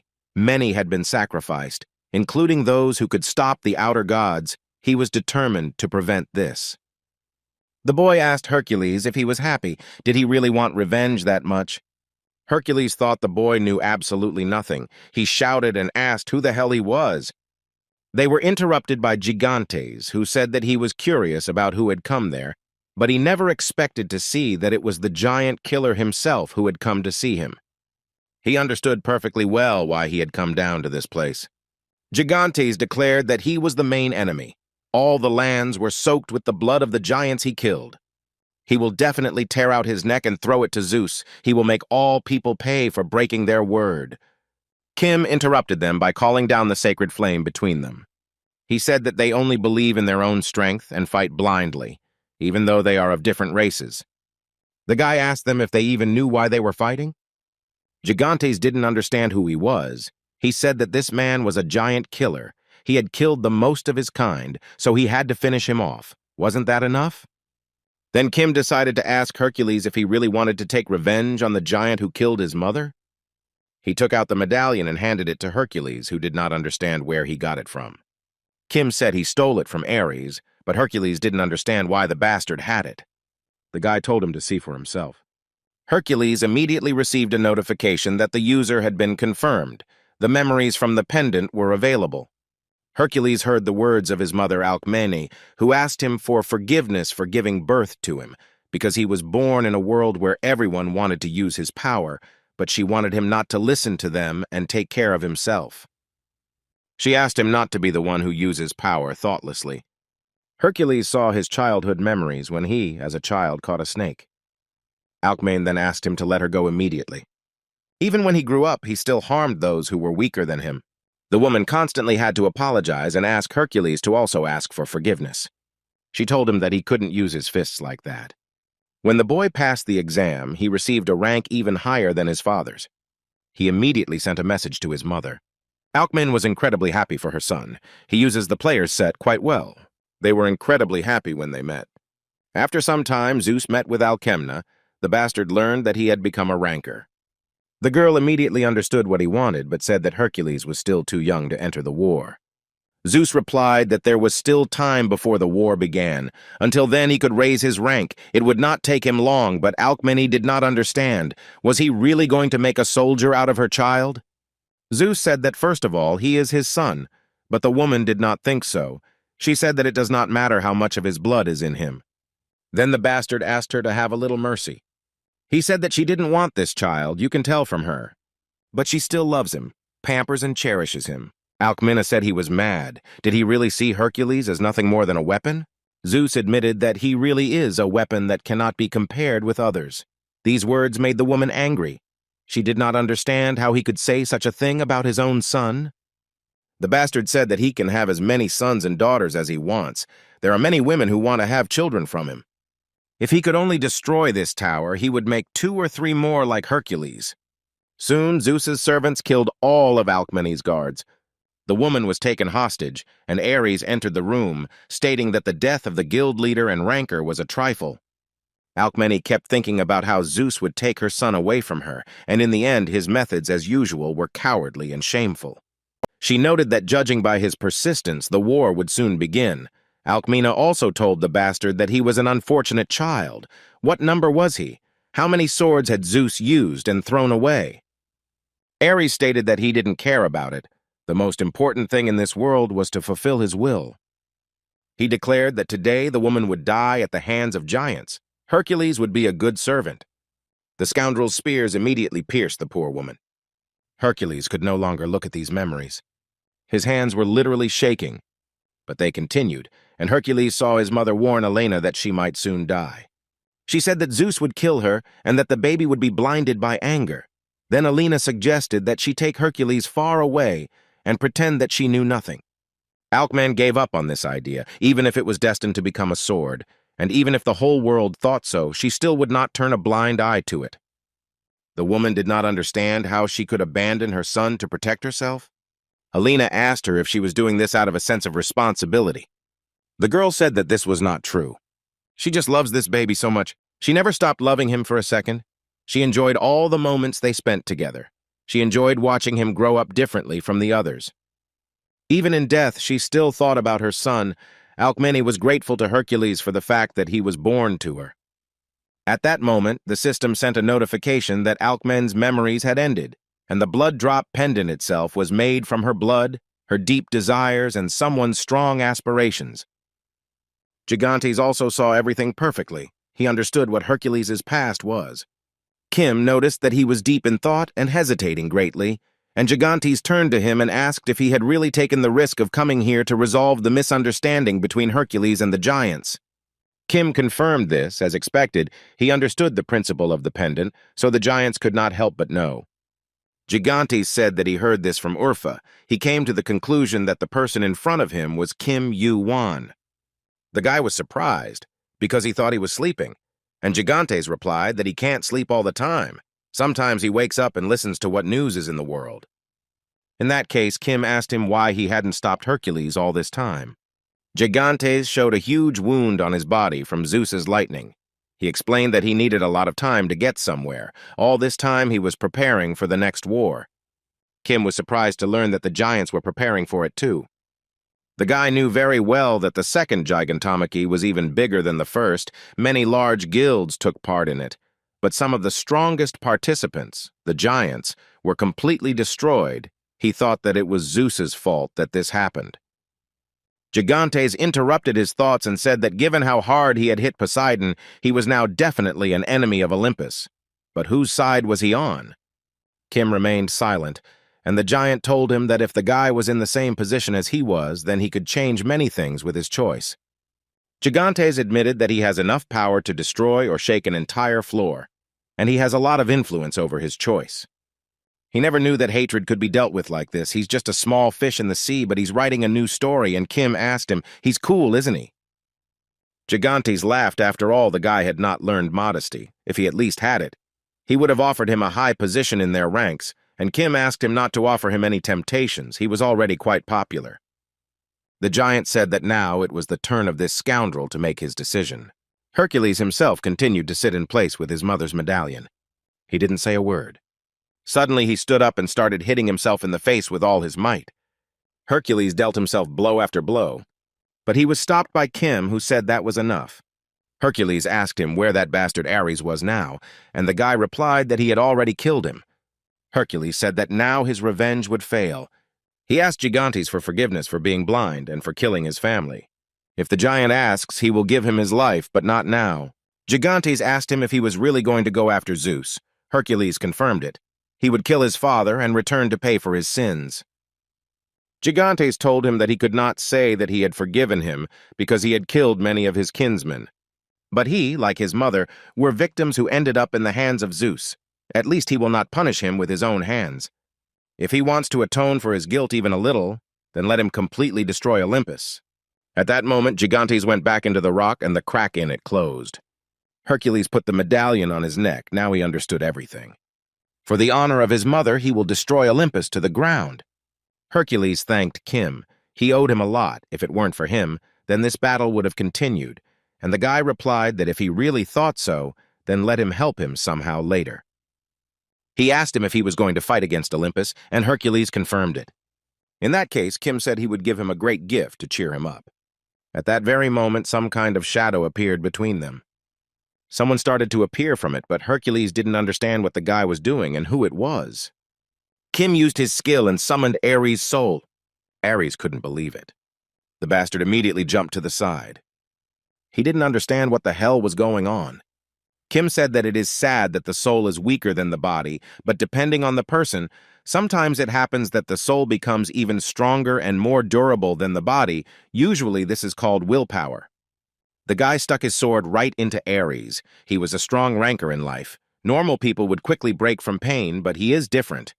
That's why he told Hercules that he could do with him whatever he wanted. Rage filled Hercules. All the anger towards this bastard was clearly visible in his eyes. Hercules asked him to admit that he was wrong, but Ares refused. At that very moment, Hercules delivered a powerful blow straight into his face. Hercules told Kim that it actually made him feel better. He continued to beat the bastard. Hercules dealt dozens of powerful blows all over Ares' body. Kim wondered if Ares could have just apologized. He was quite stubborn after all. Soon there was almost nothing left of the bastard. He begged Hercules to stop. Ares asked for forgiveness from Hercules. He said that he was very sorry. Hercules bowed his head towards him and declared that if he was sorry, then he must take even more beatings. Kim only wondered if he could maintain this skill, since he had never summoned someone from hell for so long. He received a notification from the system that he needed rest. His mana was almost completely empty. Then the guy realized that it was time for him to stop Hercules. Ares lay unconscious on the ground, and Kim told Hercules to let him know if he needed the bastard. He would let him beat him up again. Hercules said that no more was needed. There were others besides him who deserved his fists. Kim offered his help because he knows a lot of things, and Hercules asked what exactly. The guy suggested looking at who was clinging to whom, who wanted Alcmena dead, who was the enemy, and who was the ally. The young man told and showed all the information that was known to him. Kim said that since they were going to do this, they first needed to deal with Zeus. Hercules alone would not win. Hercules realized that Kim was going to destroy Olympus. He understood his plan, but he doesn't tell him to wait until he carries out his plan. Kim said that this is true. He can mercilessly kill anyone he wants, but not Zeus. Hercules understood everything and said that in that case it was time for him to go. At that very moment, he jumped straight into the sky. Ares turned to the guy, saying that Hercules probably forgot that he was a necromancer, and Kim ordered him to remove that look while he was speaking nicely. Ares was extremely angry that some player dared to speak to him like that. Then Kim was going to call Hercules, but the bastard immediately asked him not to do it. He begged the boy to call him more, and the young man liked this behavior more. Kim said he could use him as an empty shell like any other undead as long as he wanted, but wouldn't he want to fight freely? Ares realized that the boy wanted him to swear allegiance to him, but he immediately refused because Kim is an enemy of the Olympians. No matter how formidable Hercules is, he will not point a sword at his parents. Kim replied that then he would have to use it in the war. Whatever Ares felt, he would use his power as he wished, and then he would destroy them, be it Zeus or any other Olympian. Kim told Ares that if he helped him, he would not send him to fight the Olympians. He would give his word on behalf of the system. The guy understood perfectly well that the souls of strong rankers like Ares are very valuable. Such a specimen was hard to come by, and he wanted Ares to act on his own free will. After some time, Ares agreed to a deal. He asked the guy to make a contract with him, otherwise he could stab him in the back. Kim asked if there had really been that many lies in his life, but he still agreed. Soon they made a contract between themselves. Ares' soul completely passed to Kim, but Ares is forbidden to fight against the Olympians. If the contract is broken, the soul will be freed. 77th floor, Temple of Hera. Some men came inside and asked if Hera was there, but no one knew, because she had not been there for a long time. Hector told his comrade that the situation was unstable. There was nothing to be done now, even if it was only one player who did it. He tried hard, and Mantis admitted that he still couldn't believe that Zeus and Poseidon had broken up. How could one of the three gods fall like that? Hector heard that Zeus knew in advance that Hades and Poseidon would unite. Mantis also said that he had heard such rumors too. At that very moment, something crashed into the temple with enormous force. Nobody understood what the hell just happened. It was Hercules who was squeezing the head of one of the Olympians. He needed Hera. Hector couldn't believe that some player wasn't afraid to come alone, but what guild was he from? But Mantis immediately understood everything. He said that in front of them was not an ordinary player, but the war hero Hercules. But why was he here? Hercules asked them not to irritate him. He asked them again where Hera was now. No one understood what could have happened for Hercules himself to come here. They said that she was not here. Hercules declared that in that case he would simply destroy the temple. Hector said that this was impudence. After all, he was a war hero only in the past. The rankers of Olympus were not afraid of an old man who had been missing somewhere for 1,000 years. Mantis insisted that they should settle everything with words, since their opponent was Hercules, but Hector didn't even want to listen to him. He immediately rushed straight into battle. But his blow didn't go through, he simply missed. Then Hercules with one blow ended his life once and for all. He said that if they wanted to fight him, they should gather more people, and the cowardly Olympians just stood there. Mantis knew perfectly well that death awaited them all. Hercules ordered them to call all their rankers. At the same time, Kim was resting in bed, when suddenly he was awakened by a message from Hargan, who was incredibly surprised that the guy managed to lure Hercules to his side, because he had already attacked the temple of Hera. Kim realized that Hercules had already started making noise. He answered Hargan that the Olympians had attacked them first. Now it was their turn to respond. But that's not what Hargan was asking. He was interested in how he managed to convince Hercules, but the guy only threw the player's set away from himself.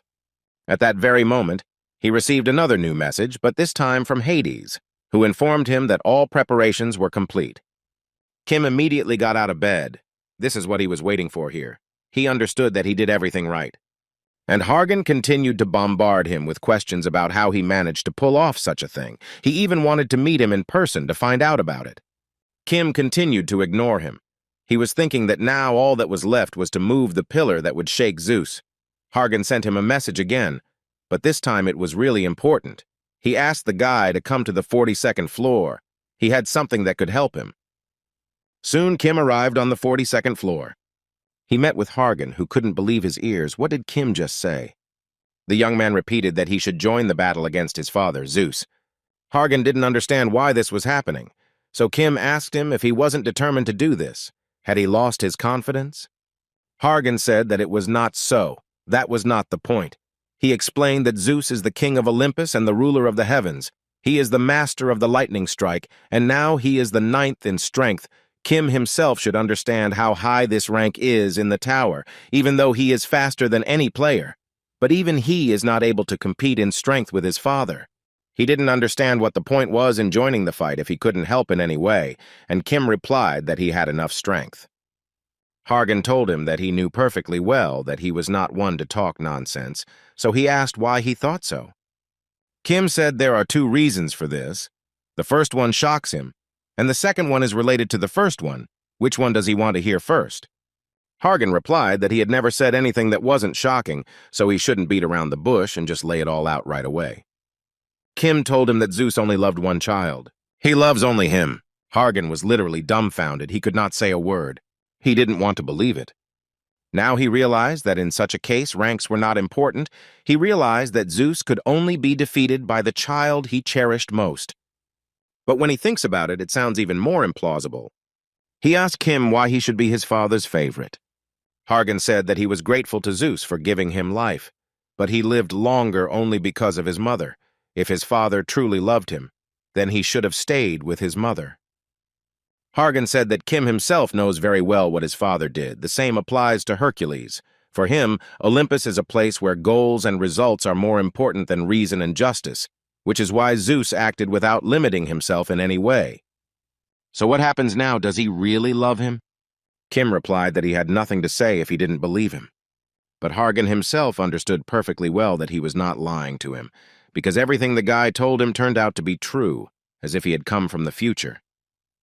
He sat down on the ground and asked Kim to wait a little. He needed to think everything over. Kim thought that saying that was really cruel. He needed to see if he had the same choice if that was the case. Suddenly, Hargan said they had problems. He said that Zeus ordered Apollo to attack the divine cult of the heavenly demon. The boys immediately got on the chariot and set off on their journey. Kim asked Hargan if he had finished his preparations, and he replied that he had not yet. Hargan admitted that he cannot simply watch as hundreds or thousands of people die in this senseless war. He asked Kim if he had contacted the heavenly demon divine cult. The guy confirmed it when he was on his way to the 10th floor. They told him to be careful. Kim said that Chen Miyun is already there, so they will be fine. They also have some strong rankers. The guy understood that they shouldn't have any problems, but why then did he feel so uncomfortable? Kim knew that Zeus couldn't use Apollo and Hades, but what about Athena, Hermes, and Dionysus? Did other guilds really help them, although in theory there shouldn't be any guilds that would interfere in the affairs of the Olympians? Kim said out loud that this couldn't happen. Would Zeus also take advantage of their failure? Hargan didn't understand what he was talking about, apparently again something that only he knows, and Kim said that there are strong rankers who were locked up in the Olympus prison for a long time. Less than 10 people know their names. Hargan didn't understand why his father would release them, and Kim explained that because he no longer valued them, the next gigantomachy was coming, Hercules had changed, and the 3 supreme gods were divided. Even Hephaestus, who supplied them with weapons, did not remain with them. A war could soon begin, but it would take millennia to restore strength. It would not be surprising if Zeus did something, even if it was dangerous for himself. Hargan suggested that it must be his trump card, but he couldn't imagine his father putting himself in such danger, and Kim replied that he hoped he was worrying for nothing. The guy said they needed to hurry. Meanwhile, a huge Olympus airship arrived at the base of the divine cult of the heavenly demon. Athena was already on it. She remembered how they discussed the plan to send Kim Yu-won to attack the heavenly demon divine cult first. Then Athena said that the guy had Chen Miyun and Sun Wukong on his side. She needed at least 4 strong rankers, including her. Then Zeus told her to take Odysseus and Hermes with them. Tomorrow he would prepare another one. He said it was time to let him out and her too. Athena thought about how her father always calls her when there are any problems. She told some boy that she understood his irritation, but he needed to obey orders and fight properly. It was Hermes, the power of freedom and theft, who said to give it his all so that this would all end quickly. Suddenly, something caught his attention. Something crashed into their ship at great speed. The front part of the ship was completely destroyed, and it itself began to slowly fall down. Athena immediately yelled at Hermes for not moving the ship to a safe zone. He replied that he simply couldn't do it. Athena immediately realized that this was the work of Chen Miyun, the heavenly demon. She thought that he was still finishing his training high in the mountains. After all, he had become stronger. The silence that had enveloped half of the martial realm had disappeared, and today the rank of the heavenly demon might change. Chen came out to them and said that he hoped that his greeting had not disappointed them. Then he addressed all the participants of the divine cult of the heavenly demon. He asked them to listen carefully. Now they all must stand up to defend the cult. Hermes immediately used his staff. This alarmed even the lords. The next moment, many bright flashes appeared. Athena asked Hermes to deal with the lords, and she would deal with the one who calls himself a heavenly demon. She turned to the army of Olympus. Their mission is the complete destruction of the divine cult of the heavenly demon. A bloody massacre immediately began. The 2 armies fought each other, sparing no effort. The lords fought against Hermes. Peng said that the Olympians were completely mad. How dare they attack them? And the Tao Lord replied that the one who did nothing for the sake of the heavenly mountain and became the heir to the cult was to blame for everything. Peng told Woe that he was crazy. How dare he insult their little master? Hermes immediately took advantage of their feud and threw the 2 of them aside. The Lord of the Spear asked them to stop. Now was not the time for this, and the Lord of the Blade agreed with him. Meanwhile, someone in the sarcophagus asked Athena if she would let him out if he obeyed. Athena only remained silent. She got distracted and lost sight of Cham Mayun, and someone in the sarcophagus continued to ask if they would let him out. Athena replied that yes, his father had promised, so he needed to stay there until his father called him. At that very moment, something landed on the ground straight from the sky. The sarcophagus literally began to crack at the seams. Kim arrived on the battlefield and someone's voice began to ask him for forgiveness. He was wrong. It was an egg that was begging to be released. It was literally screaming to be released. At that very moment, those very fangs began to appear, and the system sent a notification that the egg began to bare its teeth. The bloody massacre continued, and a hole appeared in the sarcophagus through which an unknown person was able to reach out and kill 2 guards. A red light was visible through the hole. She remembered how some man handed her a box, saying that it was her gift. But he warned her that she should not open it under any circumstances. It was a gift given to her by the enemy who killed her parents, a beautiful glow, like the one that came out of the box. This light from within from which they came. At that very moment, a huge explosion sounded right on the ship, and then some girl appeared. As it turned out, it was Pandora. The warriors noticed that her type was support.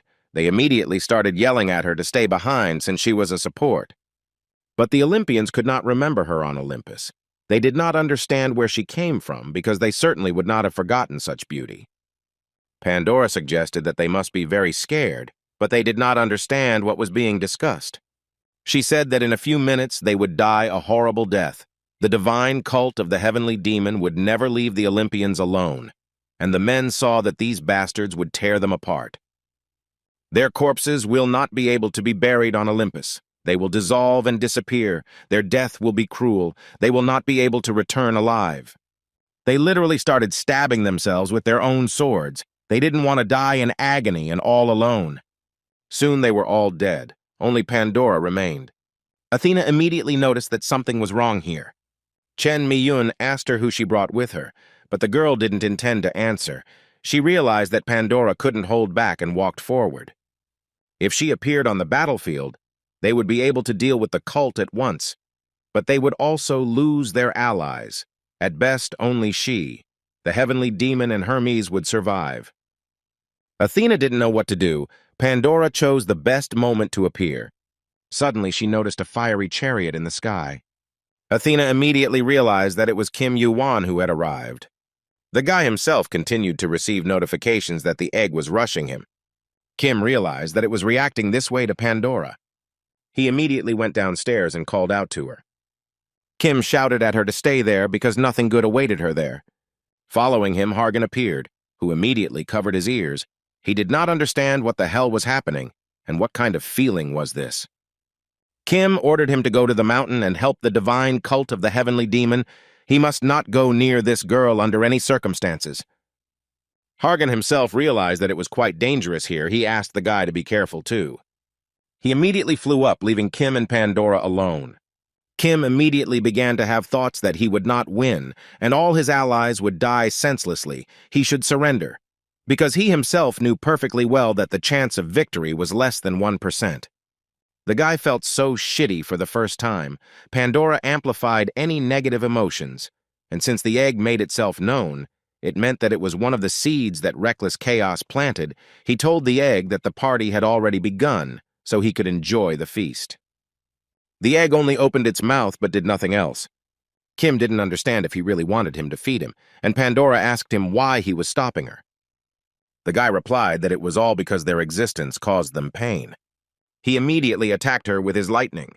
A moment later, there was a huge explosion. Kim knew perfectly well that this wouldn't leave even a scratch. He had to act and not give her a chance. But at that very moment, he literally fell to the ground. Pandora just looked at him. And Kim told her that she was really strong, and he himself thought that he had to win this fight, but he absolutely did not understand how. Kim immediately rose to his feet, and then he ran straight to Pandora. He began to deliver dozens of blows, but the girl easily dodged each of them. She was able to break the distance, and now it was her time to attack. Kim realized that close combat was not suitable. It was draining his stamina. He mentally turned to the egg and asked if it had consciousness.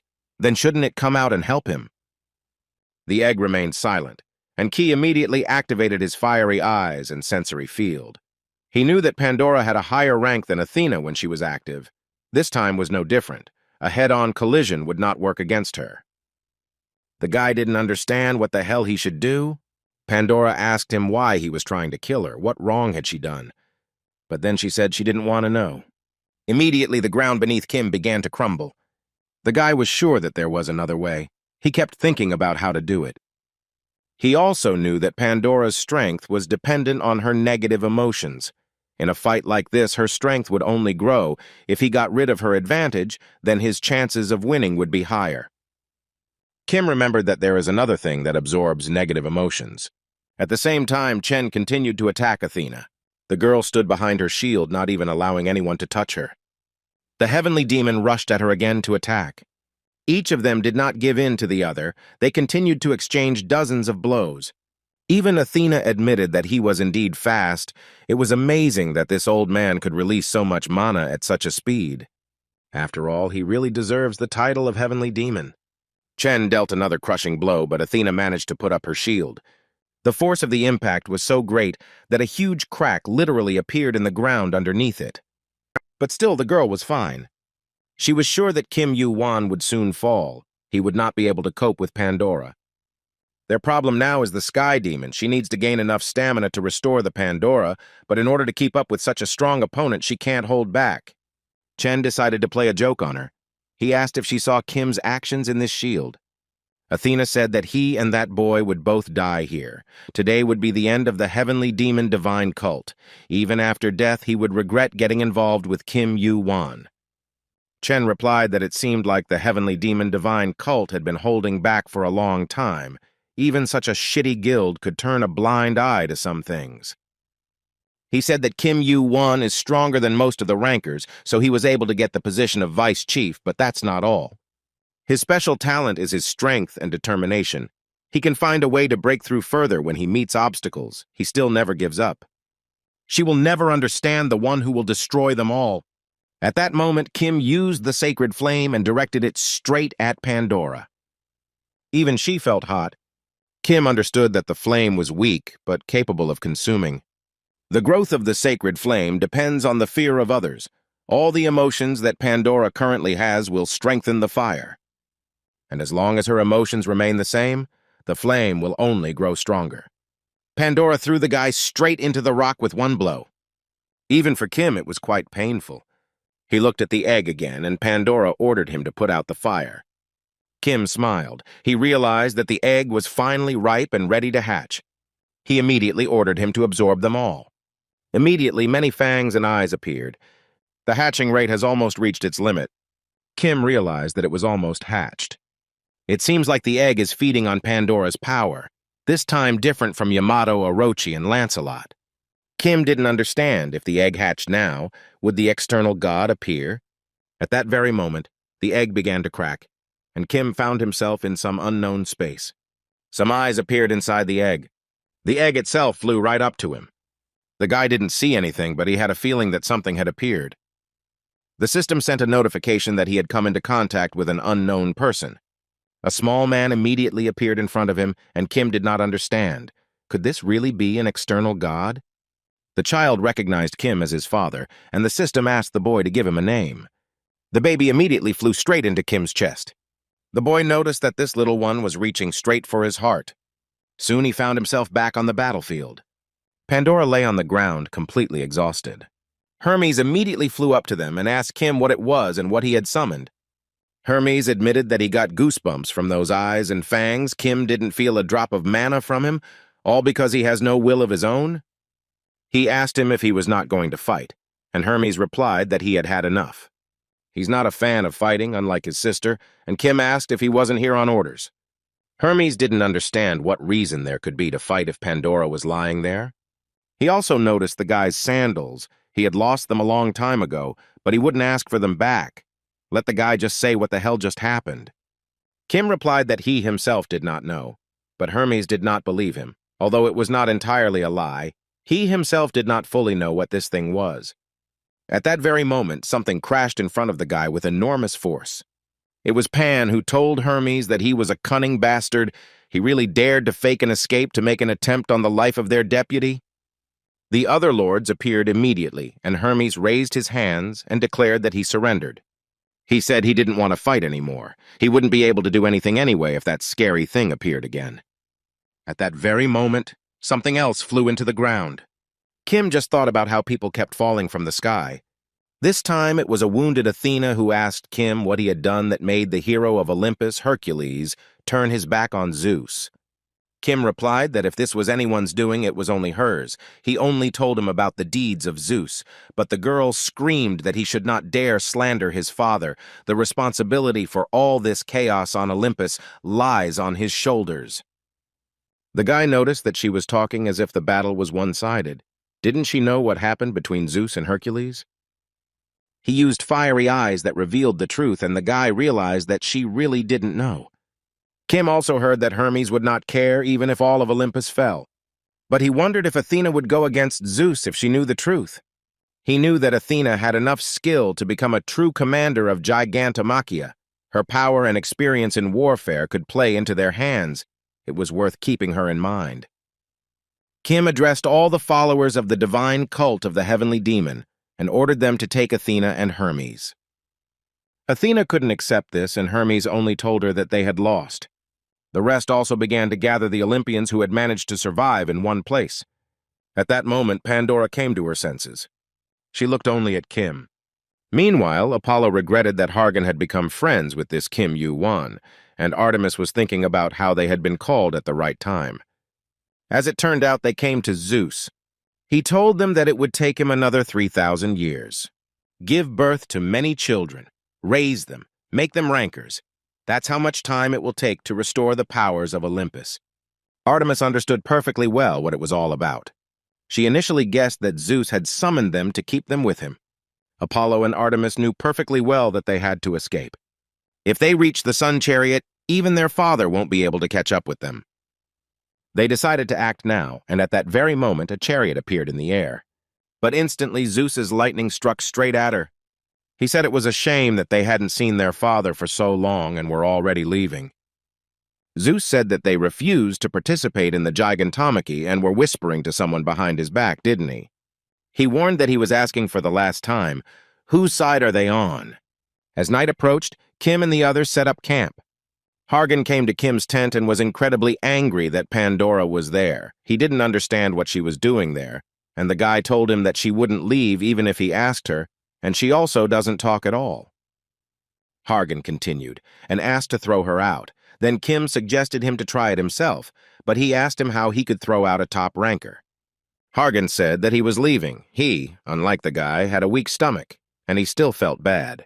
Kim thought that he needed to be alone anyway. The little baby that hatched from the egg continued to pester Kim.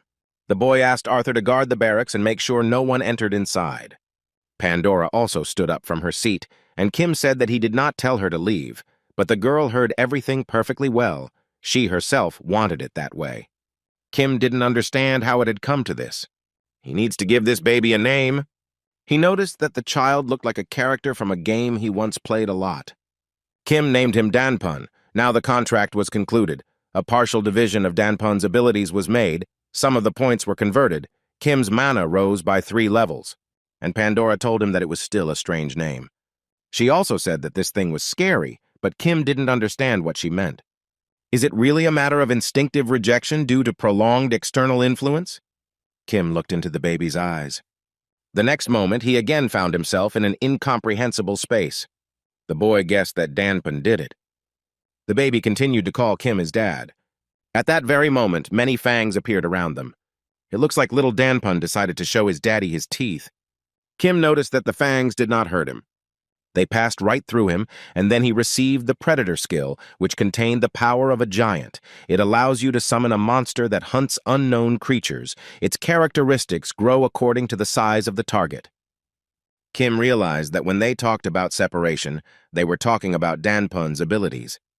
So these were Predator skills. Could the unknown creatures really be aliens? Because of them, there was a really terrible wave. Maybe he needs to hunt strangers to become stronger. Kim smiled. It sounded like a great feast. He understood that Danpun had a level and characteristics. He was more of a player than a mythical beast. After all, this ability could change all his plans. He had previously told Sun Wukong that his chances of winning were minimal. But now, what are the chances now? Kim understood that this was not 1%, not 10%, but much more. He was incredibly happy and told Danpun that he was his talisman. Soon Kim showed the baby to Hargan, who couldn't help but notice how cute he was. Kim wondered if Hargan really believed that Danpun was a mystical beast. He didn't know if it was reassuring him or not. The guy moved his face away from the baby and told him not to come close or he would be eaten alive. Hargan didn't believe it, and Kim only replied that all parents worry about their children. But he himself thought that if his comrade knew what it was, he would run away with his heels flashing. He asked Hargan to sit down.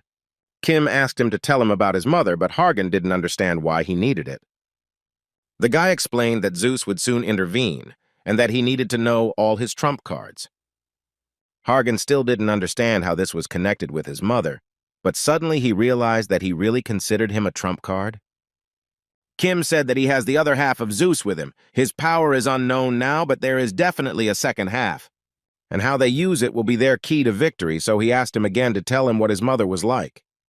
Hargan admitted that he still didn't understand what was going on, but he always had a plan, so he assumed that somehow this would actually help him. He said that his mother was beautiful and pure. She definitely loved only one man in her life. One day, Zeus saw his reflection in a way he never wanted to see. Zeus then thought that he would learn everything in the fountain of truth.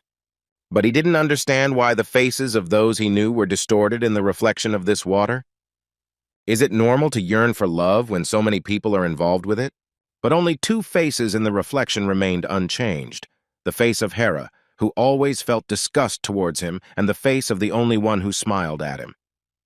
How stupid, but I was seduced by her sincerity again. That's exactly why I gave away the other half. Kim realized that to sum it up, Mama Hargan was the only one who had ever used Zeus. Hargan said that it was unknown whether she was the only one, because there were also Nemesis and Themis, and Kim heard that they sided with Hades. Hargan himself didn't know this. He said that Mom would be on Dad's side even if the heavens split. The guy told him that he was not like her at all. Then Hargan replied that it was because for her love was above all else, Mom knew what was right, but was blinded by love. Kim asked him if he could say that, and Hargan said that his mother had said it herself. She didn't want him to live the same way she did. Olympus was created to restore order to the tower. He is simply trying to revive the origins. He wants to return to what Olympus was. Kim said that they had to go already. He was tired after such a hard day. He also said that his uncle Hades had taken action. Now it was their turn to strike. Hargan also said that his father said that he would also take action. Olympus was driven into a corner. He asked Kim, what does he think? Will this be the last fight? Kim replied that this would most likely be the last fight with Olympus. Then Hargan asked him what he planned to do next. Kim asked if he remembered his words when they first met. Hargan remembered that he had said then that he would destroy the top of the tower. It was incredible. He had met a man pursuing the same goals as his father. But Hargan still didn't understand why he needed it. He asked Kim why he, like Zeus, was so eager to go up. Kim replied that it was too early for him to know. In parallel with this, Hercules continued his fight on the 32nd floor. He had already defeated Orion, the third son of Poseidon, and realized that Zeus was using even his nephew as a weapon. Hercules remembered Kim's words that when he destroyed the second tomb, Zeus would not stop him in the third, because he would understand that it would not help him anyway. But on the 5th time, he will send troops and rankers from Olympus to weaken him as much as possible. Just before he falls, he will see Zeus, and then he will understand that this bastard is smart and careful. Therefore, he should not be blinded by the thirst for revenge and act strictly according to the plan. He needs to buy a little time. It will not last long. Hercules thought about how everything was going just as the guy said. It feels like Kim Yu-won is one step ahead of Zeus. Suddenly, something distracted him from the battle. A bright beam headed straight at him, but he managed to block the attack in time. Some man said that they hadn't seen each other for a long time. Hercules immediately recognized him. It was Dionysus. The scoundrel asked if he was ready to accept a lesson from his father. The next moment, an incredibly powerful bolt of lightning struck across the entire battlefield. Hercules said that Zeus sent a ranker and used his power. Apparently, he really was almost out of troops. Finally, what he had been waiting for had begun, the prelude to the battle for the fate of Olympus. Meanwhile, Zeus was hovering in the air. He didn't realize how much time had passed. He thought that he would only leave the temple for the next gigantomachy. He launched his lightning across the battlefield again. Zeus noticed that Hercules could withstand all the lightning strikes without any special skill or dodging. This was truly incredible and worthy of the title of the greatest masterpiece he had ever created. The bastard was wondering how many blows Hercules could withstand. How close can he get to it? Suddenly his thoughts were interrupted by someone's voice, which said that he was like a needle in a haystack. It was always difficult to see him. It was Hades, and Zeus replied that the same could be said about him. Hades declared that war had begun, and Zeus told him that it was too grandiose to call something like that a war. He considered it just a family quarrel. He also added that from this point of view, it would be a battle between brothers, but his rebellion had long since ended. Zeus reminded Hades that he had never defeated him. He immediately attacked Hades with an incredibly powerful lightning strike. But this attack left no trace on him. Hades said that calling it a brotherly quarrel was missing one detail. A huge stream of water immediately appeared. And then Poseidon jumped out of it, shouting that he had been waiting for this day his whole life. Poseidon was furious that Zeus dared to imprison him. He immediately attacked him with his trident, but he managed to dodge. Hades thought that it was partly luck, but everything turned out the way the guy had planned. Earlier, Kim asked Hades to take Poseidon, who was in the Asgardian prison, if it seemed like they would never let him out. Let him try to negotiate with Asgard itself and say that he needs Poseidon to deal with Zeus. Kim explained that Zeus was causing them a lot of trouble too, so there was no reason for them to refuse. This will provoke a civil war, which they are more wary of, and discord among the three key gods of Olympus. Hades warned him then that Odin would be worried that the big three might join the attack on Asgard, so there was no time to waste on persuasion. But Kim explained that if Hercules sided with them, it would no longer matter. They undoubtedly knew about Zeus and Hercules' relationship. Hades asked him if he could defeat him this time. Kim said that yes, he is completely confident in what he is doing. At the same time, Poseidon and Zeus continued their fight. None of them were going to back down. Poseidon attacked his brother with a huge column of water, but he certainly didn't expect this. Zeus shot his lightning straight across the water. Because of this, the electricity completely evaporated the water and reached Poseidon's trident. This dealt heavy damage to the sea god, and Zeus declared that he seemed to have forgotten, but he was no match for him, and then delivered a crushing blow straight to the head. Poseidon literally bounced off the ground from such force, but Zeus noticed something. He saw that Poseidon was smiling. Poseidon told him to get ready. At that very moment, Hades appeared right next to Zeus and grabbed him by the neck. He asked him what about their equality. Hades literally sucked the life out of Zeus, who said he liked his aspirations.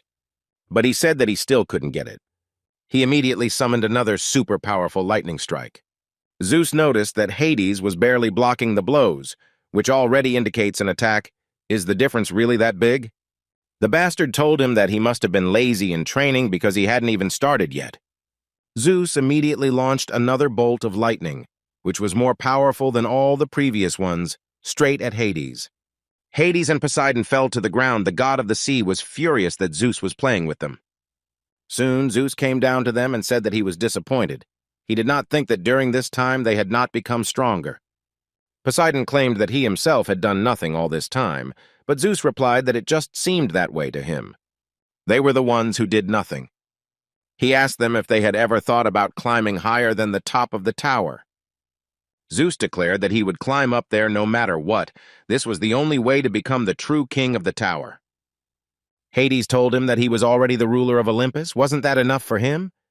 Zeus replied that life without aspirations is no different from death, especially in a tower.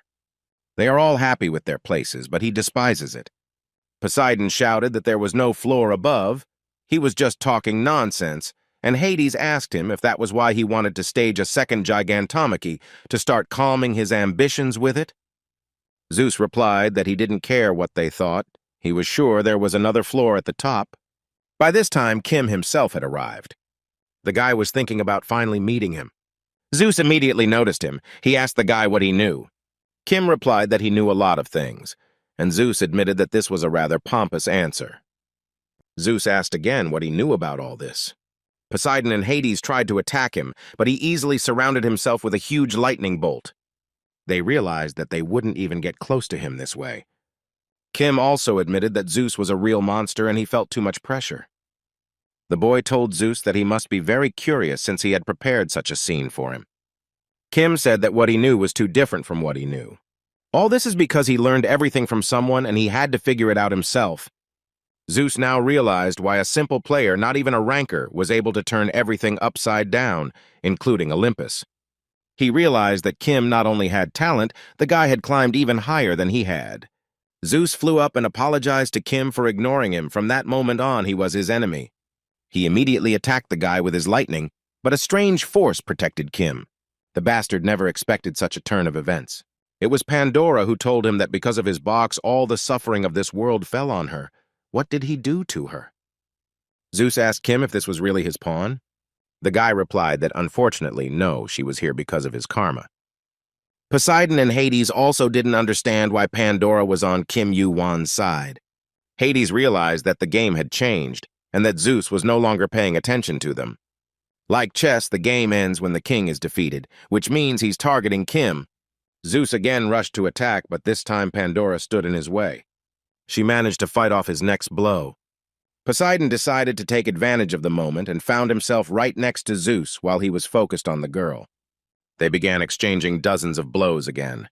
Zeus once again launched a lightning bolt, but Poseidon was not going to give up so easily. He fired a huge volley of water right at his lightning bolt. The collision of these two forces caused an incredibly huge explosion. In the end, they were both perfectly fine. At that moment, Hades intervened. At the same time, Kim used the summoning of hell and the summoning of the sea. The power of the stone of all seas was strengthened. Kim asked Pandora if she could continue to fight Zeus, and the girl confirmed this.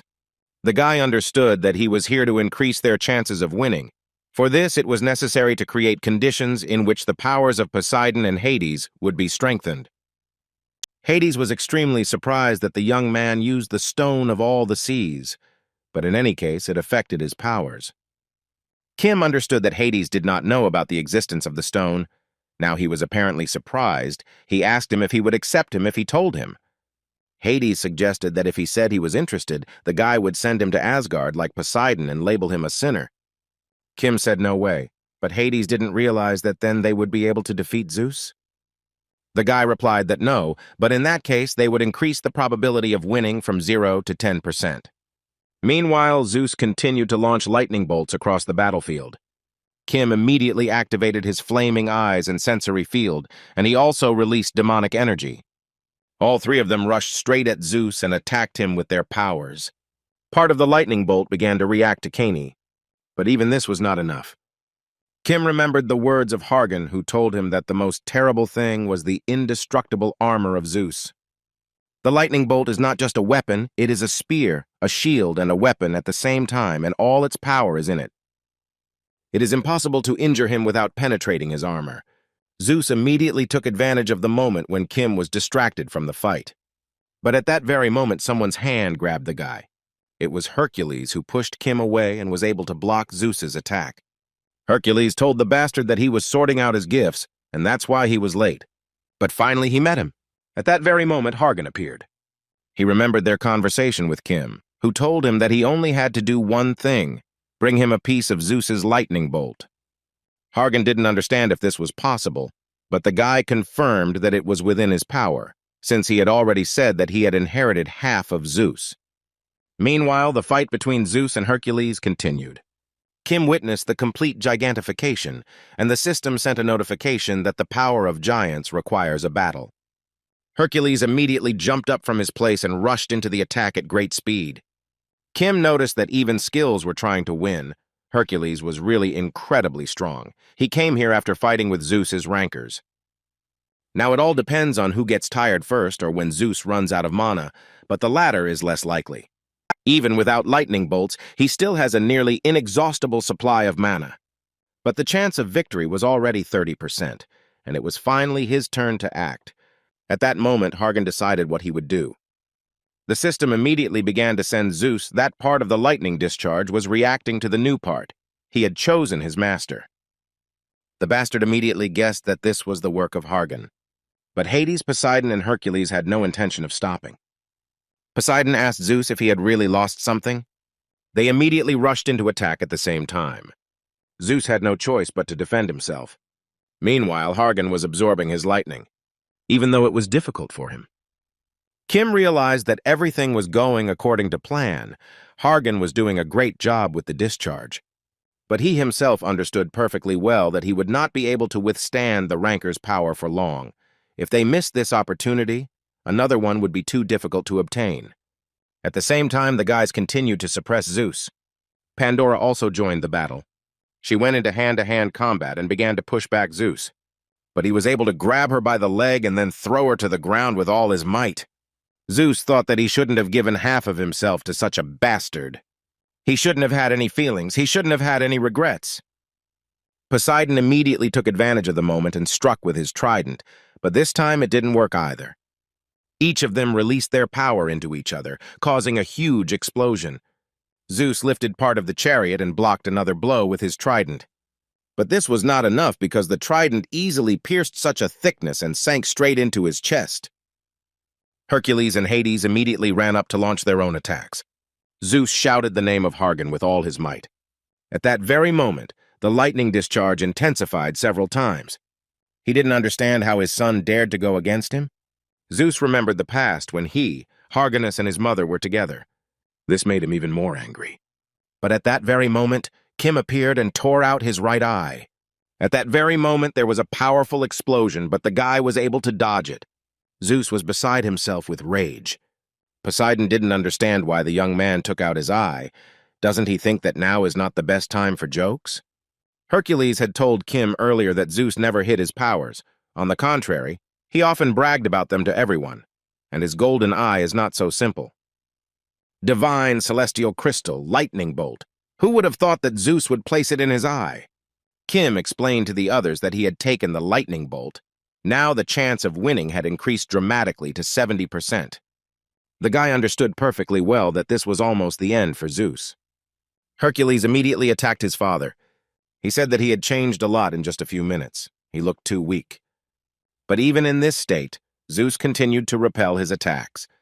Hercules continued to press him. At some point, Zeus jumped up and was about to strike another lightning bolt. Then a powerful explosion was heard. Hades asked Kim if he really stole the lightning bolt, since Zeus was still full of strength, and the guy explained that he was strong on his own, since he managed to reach the rank not only thanks to the equipment. But Kim assured him that he was no longer the same. Kim tried to activate the lightning, but it began to reject him, and the blessing of the sea could not withstand the resistance. The guy realized that such a weak lightning would not be enough for him. No one except Zeus could activate it. He didn't even think about it. Suddenly, a realization came to him. He asked Pandora to throw him into the air. The girl asked if he was sure about this. Kim confirmed this.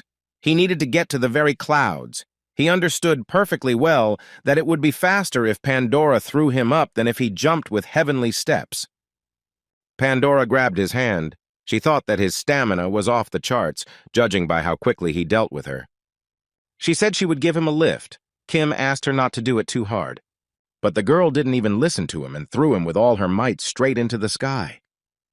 Kim noticed a chariot above him on which Hargan had arrived. He immediately activated the Heavenly Steps skill. His speed doubled for 5 seconds, and he could now walk on air for 5 seconds. Kim immediately jumped onto the chariot where Hargan was. Hargan was almost out of strength.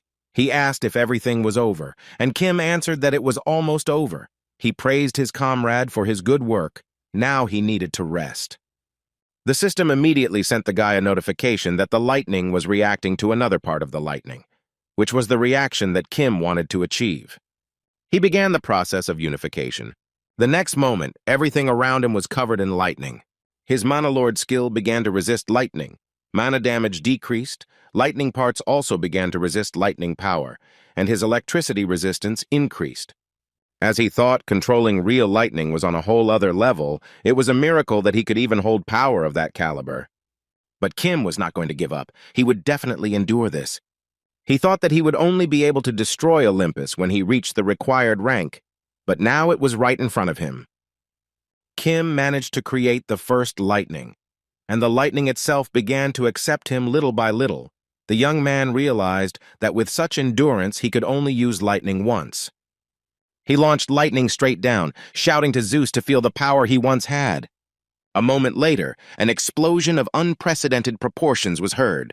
Half of the city was literally destroyed, and a huge crater remained at the site of the lightning strike. Poseidon was incredibly surprised by this outcome, as was everyone else. It was very brute force. Hades understood perfectly well that it was not only about strength and weakness. The strongest equipment, the power of the strongest, the power of Zeus, how did he do it so well? But then an unknown force appeared, and everything was fine with Zeus himself. Hercules noticed that something was wrong here. Had his father really regained his strength? Pandora immediately noticed something was wrong. She felt the same energy from him, just like inside the box she opened. Poseidon wasn't going to just stand there. He was going to end it here and now. But suddenly he also noticed something frightening.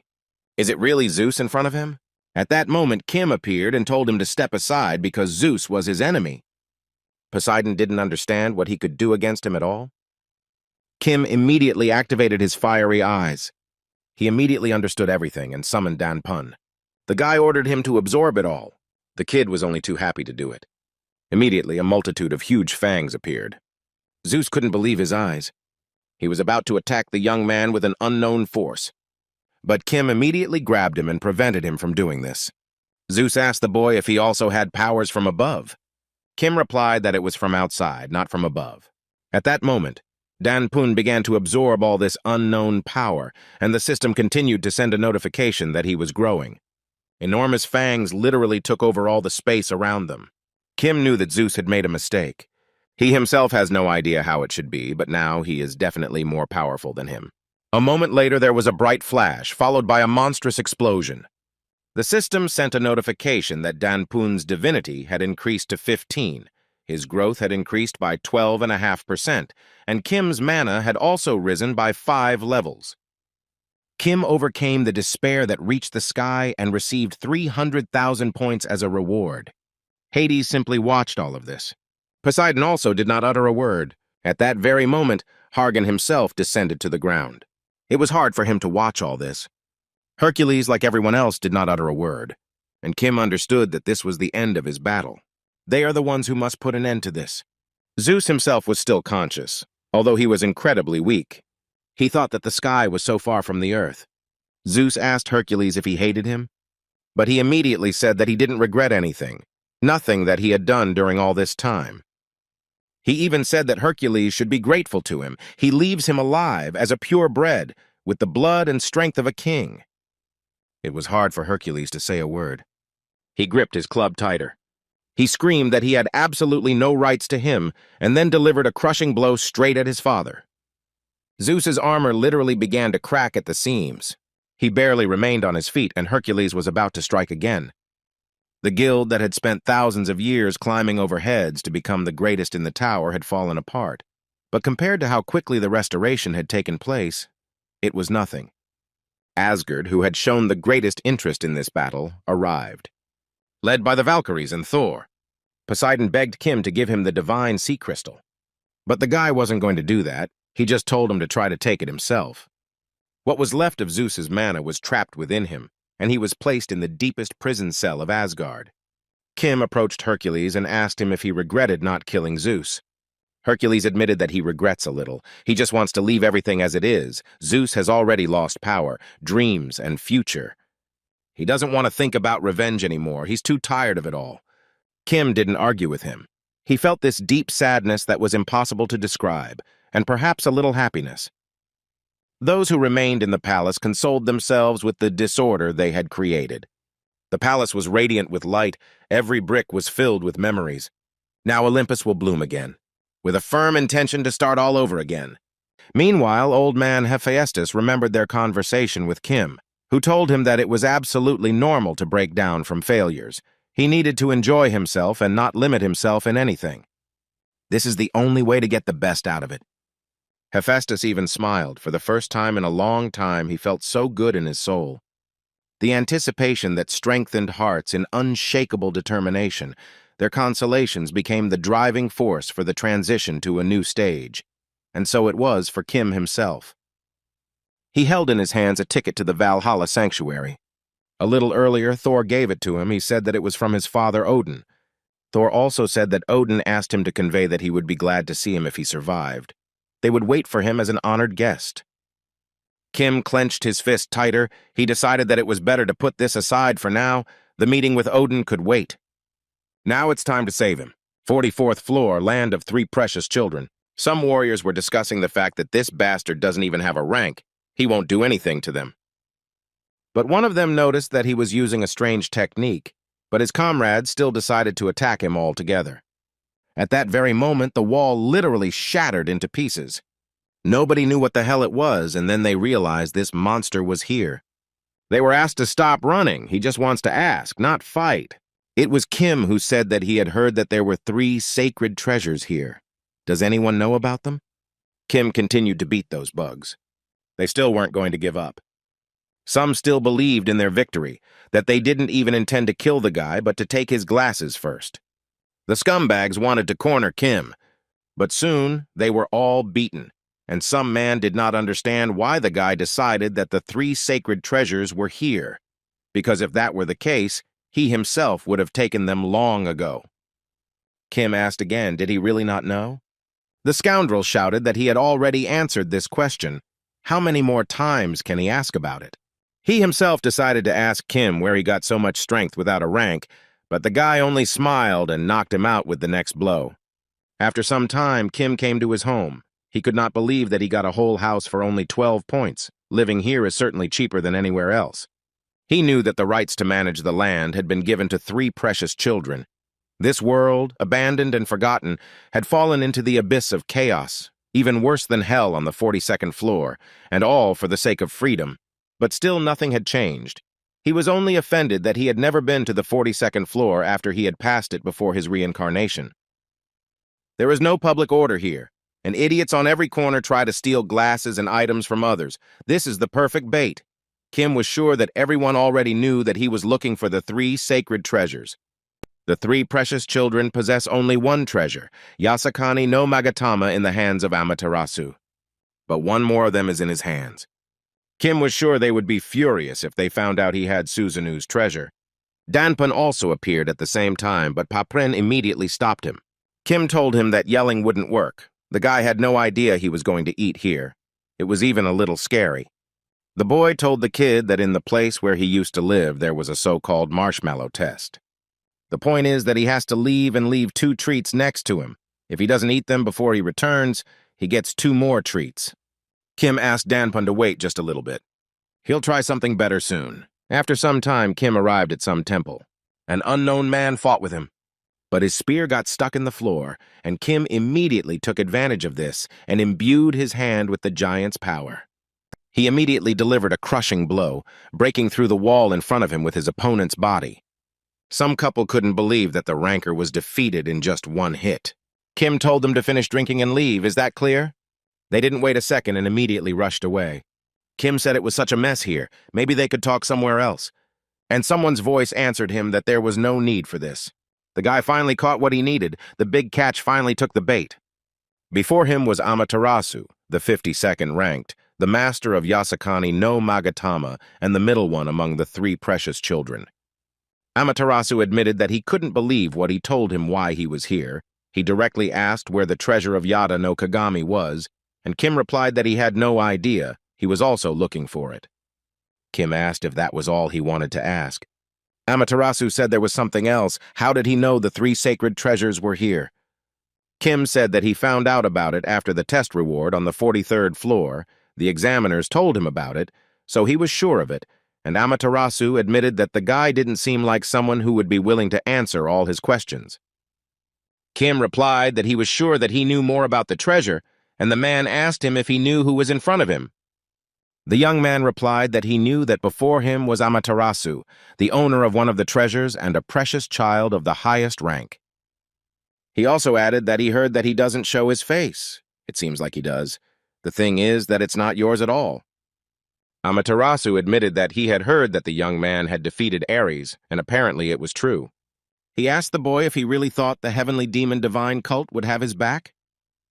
The fiery eyes and clothes of the 4 great spirits began to resist the solar fire, but it failed. Kim received burns.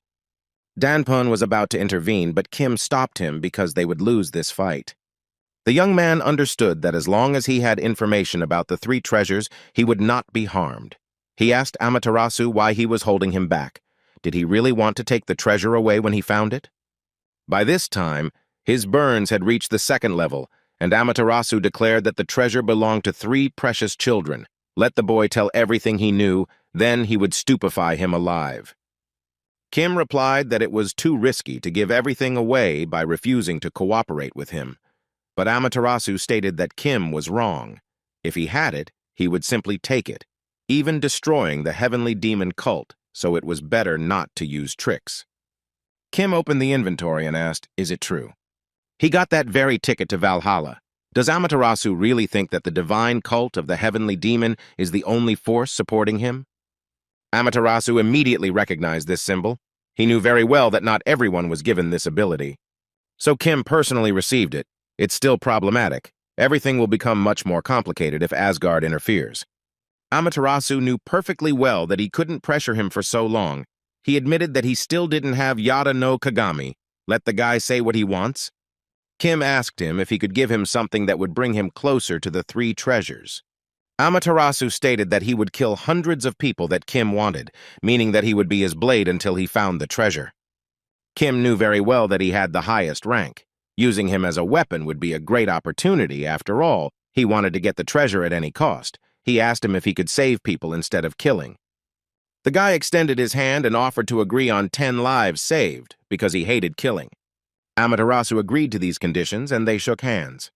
Soon, Kim returned home and the spirit of Susanoo asked him if he believed Amaterasu's words. Kim replied that he didn't believe him at all, and Susanoo didn't understand why he shook his hand then. The guy replied that there was no reason not to. They were both hiding behind masks, and Susanoo called him a cunning bastard. Susanoo knew that the boy was using the 3 sacred treasures to trap Amaterasu and force him to join him, which was why he was always starting these useless fights. But what did he really want? Was he planning another big adventure, like the one with the destruction of Olympus? Kim replied that he had misunderstood one thing. Hunting without bait was useless. Susanoo realized what he was getting at. Did he really have Yada no Kagami from the 44th floor? Kim confirmed it. It's right here. Susanoo finally realized that Yada no Kagami was on the 44th floor, but he doesn't have it, but he used this information. Kim replied that this was indeed the case. It was the perfect bait for Amaterasu. Susanoo replied that it was cunning as he fights, so he speaks. He hates people like him. He hates those who will not enter a battle without being sure of their victory. Susanoo believed that one must fight while being on the brink of life and death. Then the blade becomes sharper and stronger. Kim replied that he was not convinced, since he died fighting just like that.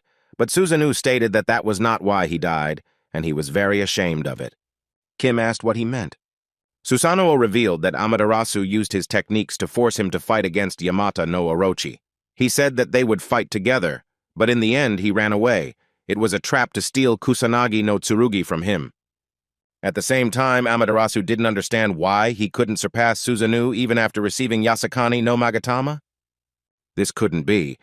He was sure that the ranking bureau had simply made a mistake. When he collected all 3 sacred treasures, he would increase in strength, rank, and power, becoming better than him. He was sure that he was almost there. There was only a little left. After some time, Kim went on a long journey. Suddenly, he stopped abruptly and asked how long they were going to follow him. Some man said that this was an order from 3 precious children. They're not going to fight, so he shouldn't be afraid. Let him continue doing what he was doing. Kim guessed that it seemed that Amaterasu had hired them. He left himself and sent a whole crowd of people to follow him. The young man told them that there was no need to pay so much attention to him. The spirit of Susanoo said that Amaterasu was as vile as always. Kim replied that for the first time he agreed with him. The warriors did not understand what the guy was going to do. Did he really dare to fight against 3 precious children? And Kim said that he was not their lackey. They were just cooperating, so they should not even think about keeping an eye on him. The guy immediately summoned the sacred flame and said that they had to choose life or death. After some time, there was not a single survivor left from the entire horde of people. Kim thought that of all the items he usually uses, he only has Hades' helmet, which is very inconvenient after all. Items are really important. At that very moment, he received a message. It was Amaterasu, who did not understand what the hell the guy was doing. He himself said that he would cooperate. Kim replied that he had no intention of dealing with the likes of them, but Amaterasu said that he was the one who sent them. The guy replied that he already knew this, but the man didn't understand why he did it anyway. Was he really trying to get into a fight? Kim said that they were bandits who killed and robbed others. He didn't care how he commanded them, but he shouldn't involve them in his affairs. Amaterasu didn't even have time to answer him, as Kim immediately ended the conversation. Susanoo was surprised that the boy took and interrupted the ranker's message. He was hot-tempered than he seemed. It was so great for him to hear Amaterasu's excited voice. It was very pleasant for him. For the first time, he liked the boy. Kim thought about how Amaterasu continued to act like he was a king, ordering his subordinates to do all the dirty work.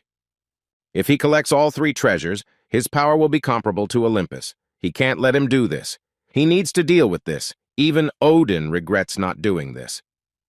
Arthur intervened at this point and asked Susanoo to stop disturbing the king, but he said he couldn't because it was too much fun, and he was only his king. Arthur was angered by these words, and they began to quarrel with each other again. Danpin was about to intervene, but Kim asked him not to eat them and ordered these 2 to stop. Susanoo asked him what he would do next. Would he look for Yata no Kagami? Did he even know where it was? Kim replied that he had a main lead. First, he needed to find the cave, the one where Yata no Kagami was located. Susanoo asked where he learned this, and the boy replied that he had his own ways. He took out the very sword that belonged to Susanoo. Kim also activated his fiery eyes and sensory field. Thanks to this, he saw the right path. The spirit of the sword was enough to cut through obstacles. It was not for nothing that it was called a spiritual sword. But Susanoo was outraged by this. Was the guy really using a great sword to cut branches? Susanoo stated that it was designed to cut through living things and that it was the best sword that ever existed in this world. Kim didn't even listen to him. He said that these trees were alive, so he was using it correctly, and Susanoo didn't argue with him any further. Soon they came to that very cave, but Susanoo was confused that it was somehow too simple. Kim told him that the entrance was indeed easy to find. But the real problems will start inside. Susanoo noticed that the sword began to shake, and Kim said that it was a reaction to Yata no Kagami. He also said that the forms of the 3 treasures are completely different, but before they were one, they can only show their true power when they are united as one. Amaterasu knows this well, which is why he is so obsessed with finding them, and Susanoo admitted that the guy really knows a lot. Kim asked him if he would never meet Amaterasu again once he got the Kusanagi. Susanoo explained that if he did that, he would try to steal it from him with his dirty tricks. He would rather die twice than let him even hold Kusanagi. Kim now understood why he hid it like that. After all, this search was a complete nervous wreck. Susanoo told the boy that he really needed to try and not let Amaterasu get the Yata no Kagami and Kusanagi no Tsurugi. Kim promised that he wouldn't allow that, but he also needed to take the treasure from him. Susanoo admitted that he never thought the day would come when he would be rooting for him, and Kim suggested that he root for him a little harder. The boy asked Susanoo to help him when he had the opportunity to attack Amaterasu, even just once. After that, he would not ask him for help anymore. Kim understood perfectly well that the completion of the creation of the undead could only happen when the soul was subdued. Having a body and the soul of Susanoo, he could not control it completely, even forcing it to act. Susanoo needs to make this decision himself. After some thought, he finally agreed to help, but only once. He warned that it would be a one-time action, and Kim replied that this would be quite enough. Kim thought about the fact that he now had a strong card up his sleeve. He immediately created a mana explosion. And then he directed him into the depths of the cave. The only thing left to do is to relax and walk through the labyrinth inside the mountain range.